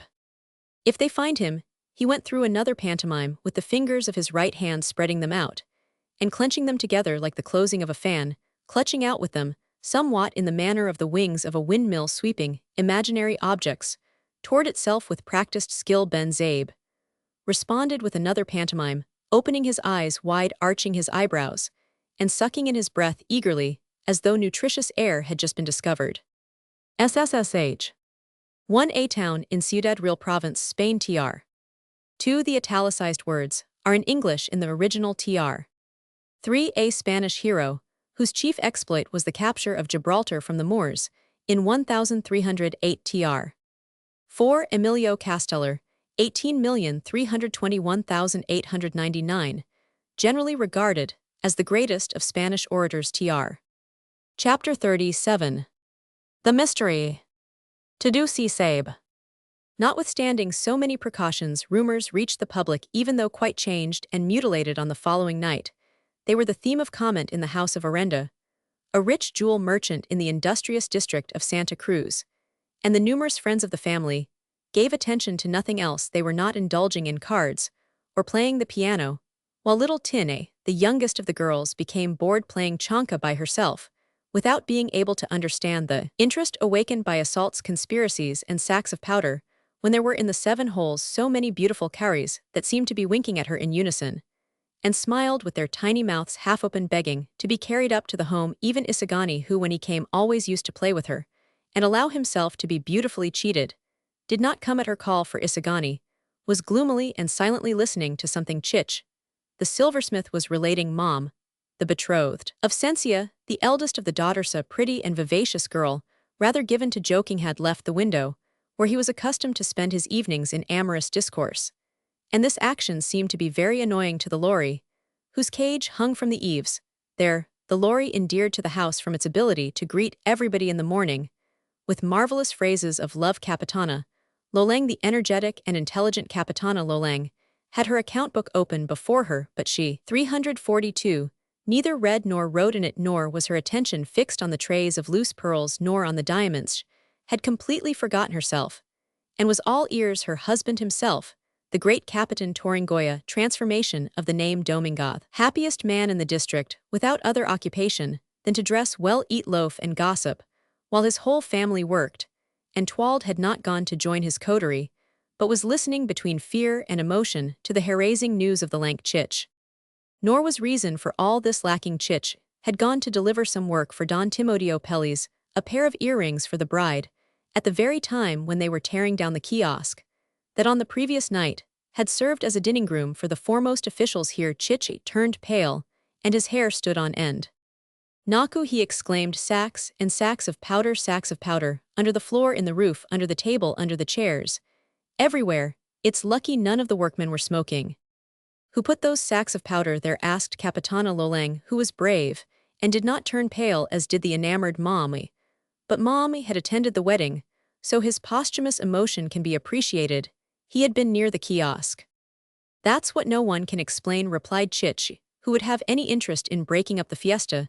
"There couldn't have been more than one, as the celebrated lawyer Senor Pasta, who was there on a visit, declared, either an enemy of Don Timoteo's or a rival of Juanito's." The Orenda girls turned instinctively toward Isagani, who smiled silently. "Hide yourself," Capitana Lolang advised him. "They may accuse you." "Hide.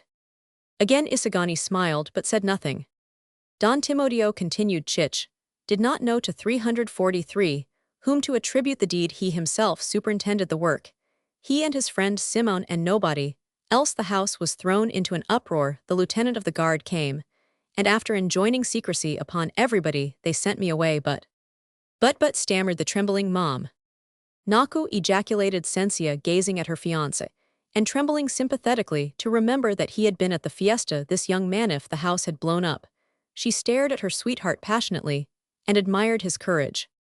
If it had blown up, no one in the whole of Cal Anlog would have been left alive, concluded Capitan Toringoy, feigning valor and indifference in the presence of his family. I left in consternation, resumed thinking about how if a mere spark a cigarette had fallen, if a lamp had been overturned at the present moment, we should have neither a general, nor an archbishop, nor anyone, not even a government clerk, all who were at the fiesta last night annihilated. Virgin Santissima, this young man. Susmeriosip, exclaimed Capitana, Lolang, all our debtors were there. Susmeriosip, and we have a house near there. Who could it have been?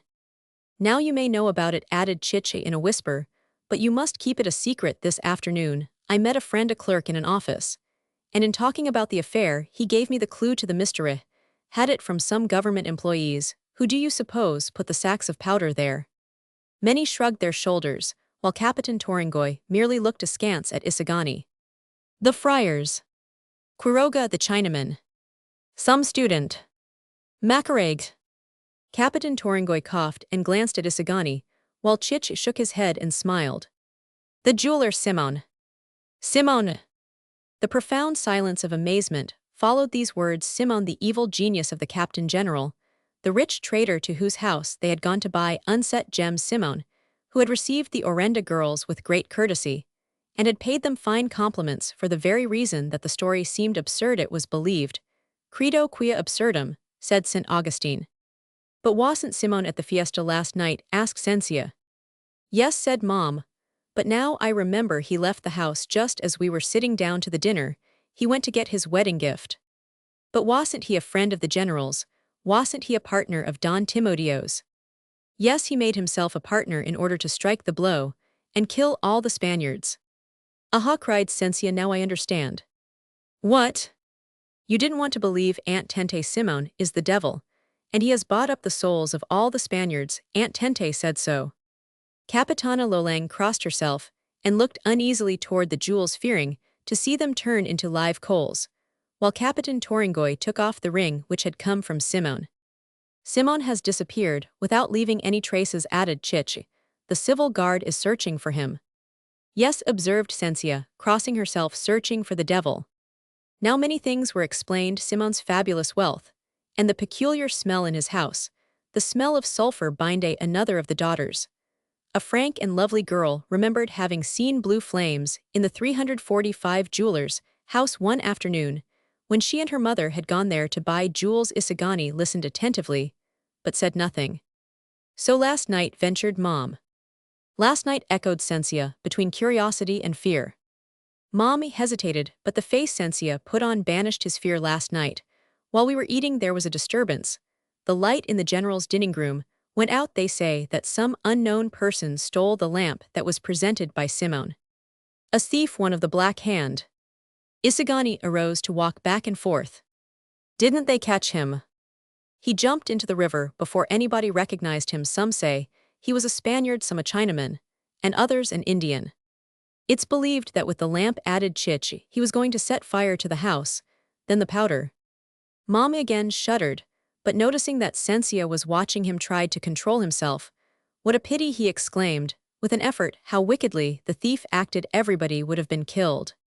Sensia stared at him in fright. The women crossed themselves, while Capitan Toringoy, who was afraid of politics, made a move to go away.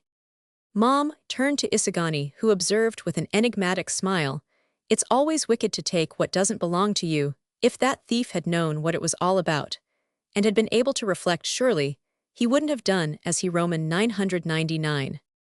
Then after a pause, he added, for nothing in the world would I want to be in his place. So they continued their comments and conjectures, until an hour later, when Isagani bade the family farewell to return forever to his uncle's side. Chapter 38. Fatality. Madanglewan was the terror of Luzon. His band had as lief appear in one province, where it was least expected, as make a descent upon another, that was preparing to resist it. It burned a sugar mill in Batangas, and destroyed the crops on the following day. It murdered the justice of the peace of Tiani, and on the next, took possession of the town of Cavite, carrying off the arms from the town hall. The central provinces, from Tayabas to Pangasinan, suffered from his depredations, and his bloody name extended from Albay in the south to Cagayan in the north. The towns, disarmed through mistrust on the part of a weak government, fell easy prey into his handset. His approach, the fields were abandoned by the farmers, the herds were scattered, while a trail of blood and fire marked his passage. Madanglewan laughed at the severe measures ordered by the government against the Chilisines, since from them only the people in the outlying villages suffered, being captured and maltreated if they resisted the band, and if they made peace with it, being flogged and deported by the government, provided they completed the journey and did not meet with a fatal accident on the way. Thanks to these terrible alternatives, many of the country folk decided to enlist under his command. As a result of this reign of terror, trade among the towns, already languishing, died out completely.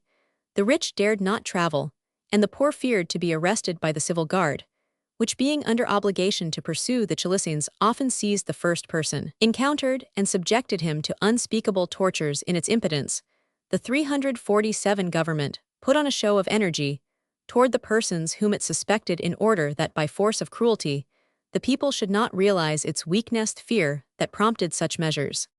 A string of these hapless suspects, some 6 or 7 with their arms tied behind them, bound together like a bunch of human meat, was one afternoon marching through the excessive heat along a road that skirted a mountain, escorted by 10 or 12 guards, armed with rifles. Their bayonets gleamed in the sun, the barrels of their rifles became hot, and even the sage leaves in their helmets scarcely served to temper the effect of the deadly May sun. Deprived of the use of their arms, and pressed close against one another to save rope, the prisoners moved along almost uncovered, and unshod, he being the best off, who had a handkerchief twisted around his head, panting, suffering, covered with dust, which perspiration converted into mud. They felt their brains melting. They saw lights dancing before them, red spots floating in the air. Exhaustion and dejection were pictured in their faces. Desperation, wrath, something indescribable, the look of one who dies cursing, of a man who is weary of life, who hates himself, who blasphemes against God the strongest. Lowered their heads to rub their faces against the dusky backs of those in front of them, and thus wipe away the sweat that was blinding them. Many were limping, but if any one of them happened to fall, and thus delay the march, he would hear a curse as a soldier ran up brandishing a branch torn from a tree and forced him to rise by striking about in all directions. The string then started to run, dragging, rolling in the dust the fallen one, who howled and begged to be killed, but perchance he succeeded in getting on his feet, and then went along crying like a child, and cursing the hour he was born. The human cluster halted at times while the guards drank, and then the prisoners continued on their way, with 348 parched mouths, darkened brains, and hearts full of curses. Thirst was for these wretches the least of their troubles. Move on, you sons of cried a soldier again, refreshed, hurling the insult common among the lower classes of Filipinos. The branch whistled and fell on any shoulder whatsoever, the nearest one, or at times upon a face, to leave a welt, at first white, then red, and later dirty with the dust of the road. Move on, you cowards, at times a voice yelled in Spanish, deepening its tone. Cowards, repeated the mountain echoes. Then the cowards quickened their pace under a sky of red-hot iron, over a burning road, lashed by the knotty branch, which was worn into shreds on their livid skins. A Siberian winter would perhaps be tenderer than the May sun of the Philippines. Yet among the soldiers, there was one who looked with disapproving eyes upon so much wanton cruelty, as he marched along silently with his brows knit, in disgust. At length, seeing that the guard, not satisfied with the branch, was kicking the prisoners that fell, he could no longer restrain himself, but cried out impatiently, "Here, Maudeng, let them alone." Maudeng turned toward him in surprise. "What's it to you, Carolino?" he asked. "To me nothing, but it hurts me," replied Carolino. "They're men like ourselves." "It's plain that you're new to the business," retorted Maudeng, with a compassionate smile. "How did you treat the prisoners in the war?" "With more consideration," surely answered Carolino. Maudeng remained silent for a moment, and then, apparently having discovered the reason, calmly rejoined, "Ah, it's because they are enemies and fight us, while the Sethis are our own countrymen." Then drawing nearer to Carolino, he whispered how 349 stupid are there treated so in order that they may attempt to resist, or to escape, and then bang. Carolino made no reply. One of the prisoners then begged that they let him stop for a moment. "This is a dangerous place," answered the corporal, gazing uneasily toward the mountain. "Move on." "Move on," echoed Mauding, and his lash whistled. The prisoner twisted himself around to stare at him with reproachful eyes. "You are more cruel than the Spaniard himself," he said. Mauding replied with more blows, when suddenly a bullet whistled, followed by a loud report. Mauding dropped his rifle, uttered an oath, and clutching at his breast, with both hands fell spinning into a heap. The prisoner saw him writhing in the dust with blood spurting from his mouth. "Halt!" called the corporal, suddenly turning pale. The soldiers stopped and stared about them. A wisp of smoke rose from a thicket on the height above. Another bullet sang to its accompanying report, and the corporal, wounded in the thigh, doubled over, vomiting curses. The column was attacked by men hidden among the rocks above. Sullen with rage, the corporal motioned toward the string of prisoners and laconically ordered fire. The wretches fell upon their knees, filled with consternation. As they could not lift their hands, they begged for mercy by kissing the dust, or bowing their heads. One talked of his children, another of his mother, who would be left unprotected. One promised money, another called upon God, but the muzzles were quickly lowered, and a hideous volley silenced them. Then began the sharpshooting against those who were behind the rocks above, over which a light cloud of smoke began to hover. To judge from the scarcity of their shots, the invisible enemies could not have more than 3 rifles. As they advanced, firing, the guards sought cover behind 350 tree trunks, or crouched down. As they attempted to scale the height, splintered rocks leaped up. Broken twigs fell from trees, patches of earth were torn up, and the first guard who attempted the ascent rolled back with a bullet through his shoulder.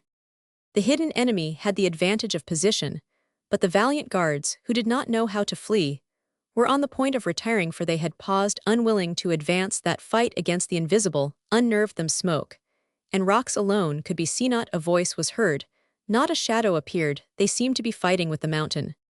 "Shoot, Carolino. What are you aiming at?" called the corporal. At that instant, a man appeared upon a rock, making signs with his rifle. "Shoot him," ordered the corporal with a foul oath. 3 guards obeyed the order, but the man continued standing there, calling out at the top of his voice something unintelligible. Carolino paused, thinking that he recognized something familiar about that figure, which stood out plainly in the sunlight. But the corporal threatened to tie him up if he did not fire, so Carolino took aim, and the report of his rifle was heard. The man on the rock spun around and disappeared with a cry that left Carolino horror-stricken. Then followed a rustling in the bushes, indicating that those within were scattering in all directions, so the soldiers boldly advanced. Now that there was no more resistance, another man appeared upon the rock waving a spear, and they fired at him. He sank down slowly, catching at the branch of a tree, but with another volley fell face downwards on the rock. The guards climbed on nimbly, with bayonets fixed ready for a hand-to-hand fight. Carolino alone moved forward reluctantly, with a wandering, gloomy look. The cry of the man struck by his bullet still ringing in his ears. The 351 first to reach the spot found an old man dying, stretched out on the rock. He plunged his bayonet into the body, but the old man did not even wink, his eyes being fixed on Carolino with an indescribable gaze, while with his bony hand he pointed to something behind the rock. The soldiers turned to see Caroline, frightfully pale, his mouth hanging open with a look in which glimmered the last spark of reason for Carolino, who was no other than Ton O'Capesangtail's son, and who had just returned from the Carolines, recognized in the dying man his grandfather Tandang Silo. No longer able to speak, the old man's dying eyes uttered a whole poem of grief, and then a corpse. He still continued to point to something behind the rock. Chapter 39. Conclusion. In his solitary retreat on the shore of the sea, whose mobile surface was visible through the open windows extending outward, until it mingled with the horizon, Padre Florentino was relieving the monotony by playing on his harmonium sad and melancholy tunes, to which the sonorous roar of the surf and the sighing of the treetops of the neighboring wood served as accompaniments. Notes long, full, mournful as a prayer, yet still vigorous, escaped from the old instrument. Padre Florentino, who was an accomplished musician, was improvising, and as he was alone, gave free rein to the sadness in his heart. For the truth was that the old man was very sad his good friend Don Tiburcio de Espadana had just left him fleeing from the persecution of his wife that morning. He had received a note from the lieutenant of the civil guard, which ran thus. My dear chaplain, I have just received from the commandant a telegram that says Spaniard hidden house Padre Florentino capture forward, alive dead. As the telegram is quite explicit, warn your friend not to be there when I come to arrest him at 8 tonight. Affectionately, Perez. Burn this note. Tethat v Victorina, Don Tiburcio had stammered esches, see capable of having me shot. Padre Florentino was unable to reassure him vainly. He pointed out to him that the word Codra should have read Codra 1, and that the hidden Spaniard could not be Don 353 Tiburcio, but the jeweler Simoun, who 2 days before had arrived wounded, and a fugitive begging for shelter. But Don Tiburcio would not be convinced. Codra was his own lameness, his personal description, and it was an intrigue of Victorina's to get him back alive or dead, as Isagani had written from Manila. So the poor Ulysses had left the priest's house to conceal himself in the hut of a woodcutter.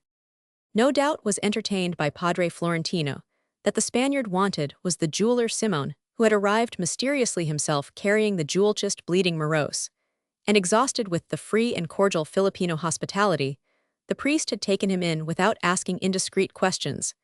And as news of the events in Manila had not yet reached his ears, he was unable to understand the situation. Clearly, the only conjecture that occurred to him was that the general, the jeweler's friend and protector, being gone, probably his enemies, the victims of wrong and abuse, were now rising and calling for vengeance, and that the acting governor was pursuing him to make him disgorge the wealth he had accumulated since his flight.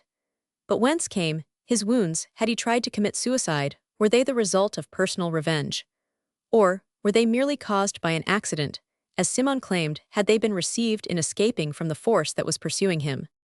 This last conjecture was the one that seemed to have the greatest appearance of probability, being further strengthened by the telegram received. And Simoun's decided unwillingness, from the start, to be treated by the doctor from the capital, the jeweler submitted only to the ministrations of Don Tiburcio, and even to them with marked distrust. In this situation, Padre Florentino was asking himself what 354 line of conduct he should pursue. When the civil guard came to arrest Simoun, his condition would not permit his removal, much less a long journey, but the telegram said alive or dead. Padre Florentine ceased playing and approached the window to gaze out at the sea, whose desolate surface was without a ship, without a sailor. Gave him no suggestion. A solitary islet, outlined in the distance, spoke only of solitude, and made the space more lonely. Infinity is at times despairingly mute. The old man was trying to analyze the sad and ironical smile with which Simoun had received the news that he was to be arrested. What did that smile mean? And that other smile, still sadder and more ironical, with which he received the news that they would not come before 8 at night. What did all this mystery signify? Why did Simoun refuse to hide? There came into his mind the celebrated saying of St. John Chrysostom, when he was defending the eunuch Eutropius: never was a better time than this to say vanity of vanities, and all is vanity. Yes, that Simoun, so rich, so powerful, so feared a week ago, and now more unfortunate than Eutropius, was seeking refuge not at the altars of a church, but in the miserable house of a poor native priest, hidden in the forest on the solitary seashore. Vanity of vanities, and all is vanity. That man would within a few hours be a prisoner, dragged from the bed where he lay, without respect for his condition, without consideration for his woundstead, or alive. His enemies demanded him. How could he save him? Where could he find the moving accents of the Bishop of Constantinople? What weight would his weak words have? The words of a native priest, whose own humiliation this same Simoun had in his better days seemed to applaud and encourage. But Padre Florentine no longer recalled the indifferent reception that 2 months before the jeweler had accorded to him when he had tried to interest him in favor of Isagani 355. Then a prisoner on account of his imprudent chivalry, he forgot the activity Simoun had displayed in urging Paulita's marriage, which had plunged Isagani into the fearful misanthropy that was worrying his uncle. He forgot all these things and thought only of the sick man's plight and his own obligations as a host, until his senses reeled. Where must he hide him to avoid his falling into the clutches of the authorities? But the person chiefly concerned was not worrying, he was smiling. While he was pondering over these things, the old man was approached by a servant, who said that the sick man wished to speak with him, so he went into the next room, a clean and well-ventilated apartment, with a floor of wide boards smoothed and polished, and simply furnished. With big heavy armchairs of ancient design, without varnish or paint at one end, there was a large camagon bed with its 4 posts to support the canopy, and beside it, a table covered with bottles lint, and bandages, a praying desk at the feet of a Christ, and a scanty library, led to the suspicion that it was the priest's own bedroom given up to his guest, according to the Filipino custom of offering to the stranger the best table, the best room, and the best bed in the house, upon seeing the windows opened wide, to admit freely the healthful sea breeze and the echoes of its eternal lament. No one in the Philippines would have said that a sick person was to be found there, since it is the custom to close all the windows and stop up all the cracks just as soon as anyone catches a cold or gets an insignificant headache. Padre Florentine looked toward the bed and was astonished to see that the sick man's face had lost its tranquil and ironical expression. Hidden grief seemed to knit his brows. Anxiety was depicted in his looks. His lips were curled in a smile of pain. "Are you suffering, Senor?" Simoun asked the priest, solicitously going to his side. "Some, but in a little while I shall cease to suffer," he replied, with a shake of his head.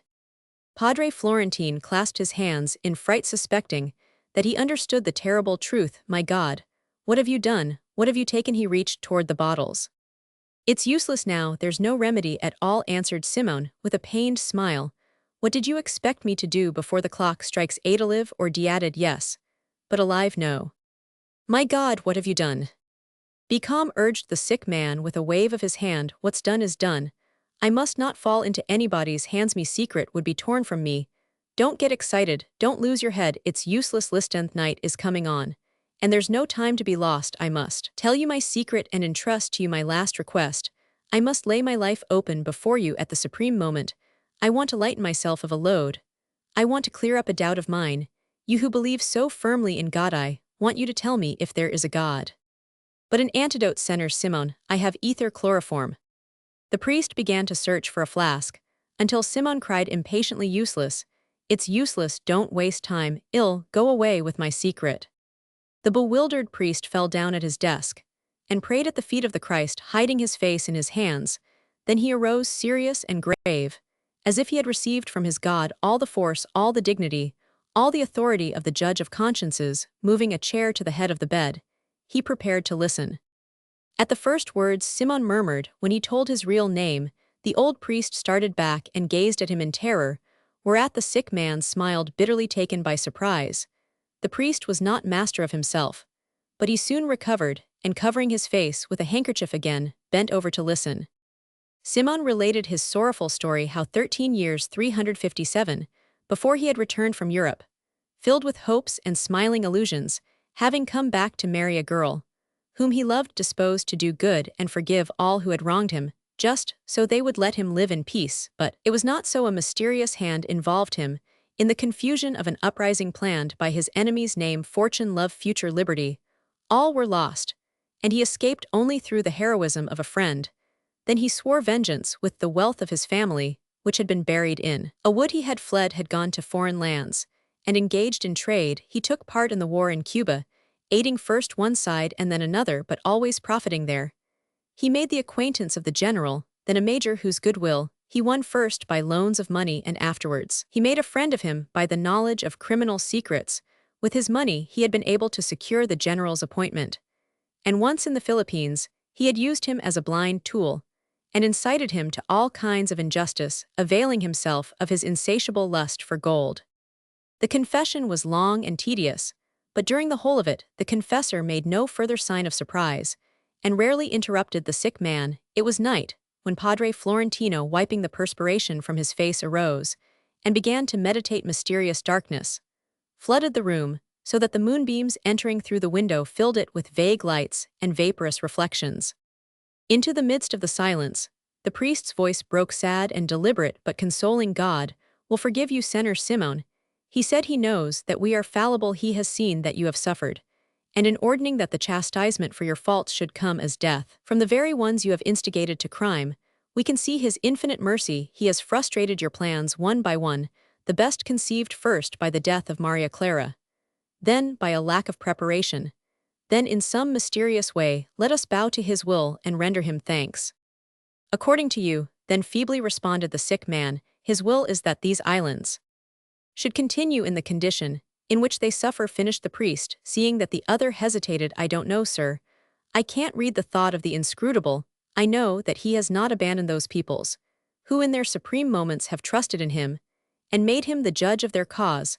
I know that his arm has never failed when justice long trampled upon and every recourse gone. The oppressed have taken up the sword to fight for home and wife, and children for their inalienable rights, which, as the German poet says, shine ever there above, unextinguished and inextinguishable, like the eternal stars themselves. No God is justice. He cannot abandon his cause, the cause of liberty, without which no justice is possible. Why then has he denied me his aid? Asked the sick man in a voice charged with bitter complaint.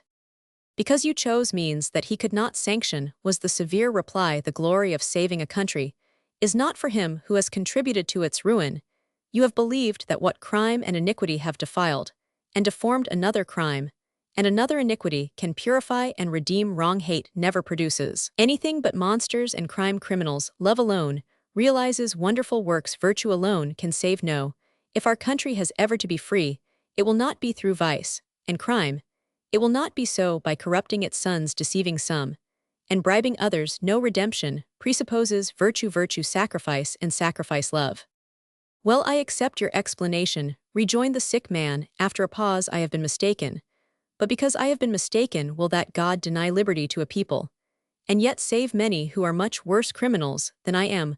What is my mistake compared to the crimes of our rulers? Why has that God to give more heed to my iniquity than to the cries of so many innocents? Why has he not stricken me down, and then made the people triumph? Why 359 does he let so many worthy and just ones suffer, and look complacently upon their tortures? The just and the worthy must suffer in order that their ideas may be known and extended. You must shake or shatter the vase to spread its perfume. You must smite the rock to get the spark. There is something providential in the persecutions of tyrants. Senor Simoun. I knew it, murmured the sick man, and therefore I encouraged the tyranny. Yes, my friend, but more corrupt influences than anything else were spread. You fostered the social rottenness. Without sowing an idea from this fermentation of vices, loathing alone could spring. And if anything were born overnight, it would be at best a mushroom, for mushrooms only can spring spontaneously from filth. True it is that the vices of the government are fatal to it, they cause its death. But they kill also the society in whose bosom they are developed. An immoral government presupposes a demoralized people, a conscienceless administration, greedy and servile citizens in the settled parts, outlaws and brigands in the mountains, like master, like slave, like government, like country. A brief pause ensued, broken at length by the sick man's voice. Then what can be done? Suffer and work. Suffer, work, echoed the sick man bitterly. Ah, it's easy to say that when you are not suffering, when the work is rewarded. If your God demands such great sacrifices from man, who can scarcely count upon the present, and doubts the future. If you had seen what I have, the miserable, the wretched, suffering unspeakable tortures for crimes they have not committed, murdered to cover up the faults and incapacity of others, poor fathers of families torn from their homes to work to no purpose upon highways that are destroyed each day, and seem only to serve for sinking families into want. Ought to suffer to work. Is the will of God convince them that their murder is their 360 salvation, that their work is the prosperity of the home? To suffer to work, what God is that? A very just God, Senor Simoun, replied the priest, a God who chastises our lack of faith, our vices, the little esteem in which we hold dignity, and the civic virtues we tolerate vice.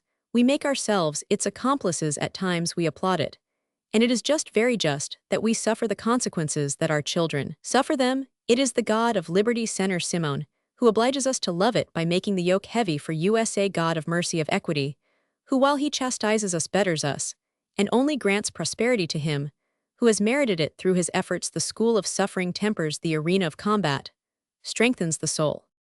I do not mean to say that our liberty will be secured at the sword's point, for the sword plays but little part in modern affairs, but that we must secure it by making ourselves worthy of it, by exalting the intelligence and the dignity of the individual, by loving justice, right, and greatness, even to the extent of dying for them. And when a people reaches that height, God will provide a weapon.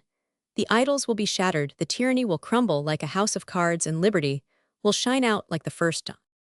Our ills we owe to ourselves alone, so let us blame no one if Spain should see that we were less complacent with tyranny, and more disposed to struggle and suffer for our rights. Spain would be the first to grant us liberty, because when the fruit of the womb reaches maturity, woe unto the mother who would stifle it. So, while the Filipino people has not sufficient energy to proclaim with head erect and bosom bared its rights to social life, and to guarantee it with its sacrifices with its own blood, while we see our countrymen in private life, ashamed within themselves, hear the voice of conscience roar in rebellion and protest, yet in public life keep silence or even echo the words of him who abuses them in order to mock the abused, while we see them wrap themselves up in their egotism, and with a 361 forced smile praise the most iniquitous actions, begging with their eyes a portion of the boudoir, grant them liberty with Spain or without Spain, they would always be the same and perhaps worse. Why independence, if the slaves of today will be the tyrants of tomorrow?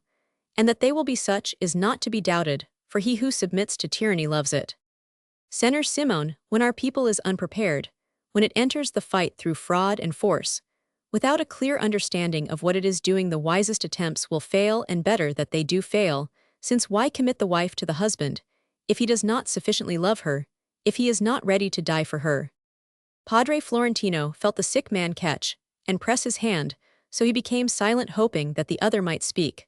But he merely felt a stronger pressure of the hand, heard a sigh, and then profound silence reigned in the room, only the sea whose waves were rippled by the night breeze, as though awaking from the heat of the day, sent its hoarse roar, its eternal chant, as it rolled against the jagged rocks. The moon, now free from the sun's rivalry, peacefully commanded the sky, and the trees of the forest bent down toward one another, telling their ancient legends in mysterious murmurs borne on the wings of the wind. The sick man said nothing, so Padre Florentino, deeply thoughtful, murmured, "Where are the youth who will consecrate their golden hours, their illusions, and their enthusiasm to the welfare of their native land? Where are the youth who will generously pour out their blood to wash away so much shame, so much crime, so much abomination? Pure and spotless must the victim be, that the sacrifice may be acceptable. Where are you, youth, who will embody in yourselves the vigor of life that has left our veins, the purity of ideas that has been contaminated in our brains, the fire of enthusiasm that has been quenched in our hearts? We await you, O youth, come, for we await you." Feeling his eyes moisten, he withdrew his hand from that 362 of the sick man, arose, and went to the window to gaze out upon the wide surface of the sea. He was drawn from his meditation by gentle raps at the door. It was the servant asking if he should bring a light. When the priest returned to the sick man and looked at him in the light of the lamp, motionless his eyes, closed the hand that had pressed his lying open and extended along the edge of the bed. He thought for a moment that he was sleeping, but noticing that he was not breathing, touched him gently, and then realized that he was dead. His body had already commenced to turn cold. The priest fell upon his knees and prayed. When he arose and contemplated the corpse, in whose features were depicted the deepest grief, the tragedy of a whole wasted life, which he was carrying over there beyond death, the old man shuddered and murmured, "God, have mercy on those who turned him from the straight path." While the servants summoned by him fell upon their knees and prayed for the dead man, curious and bewildered, as they gazed toward the bed, reciting requiem after requiem. Padre Florentino took from a cabinet the celebrated steel chest that contained Simoun's fabulous wealth. He hesitated for a moment, then resolutely descended the stairs, and made his way to the cliff, where Isagani was accustomed to sit and gaze into the depths of the sea. Padre Florentino looked down at his feet. There below he saw the dark billows of the Pacific beating into the hollows of the cliff, producing sonorous thunder, at the same time that, smitten by the moonbeams, the waves and foam glittered like sparks of fire, like handfuls of diamonds hurled into the air by some genie of the abyss. He gazed about him. He was alone. The solitary coast was lost in the distance amid the dim cloud that the moonbeams played through, until it mingled with the horizon. The forest murmured unintelligible sounds. Then the old man, with an effort of his Herculean arms, hurled the chest into space, throwing it toward the sea. It 363 whirled over and over several times, and descended rapidly in a slight curve, reflecting the moonlight on its polished surface. The old man saw the drops of water fly, and heard a loud splash as the abyss closed over and swallowed up the treasure. He waited for a few moments to see if the depths would restore anything, But the wave rolled on as mysteriously as before, without adding a fold to its rippling surface, as though into the immensity of the sea, a pebble only had been dropped. May nature guard you in her deep abysses among the pearls and corals of her eternal seas.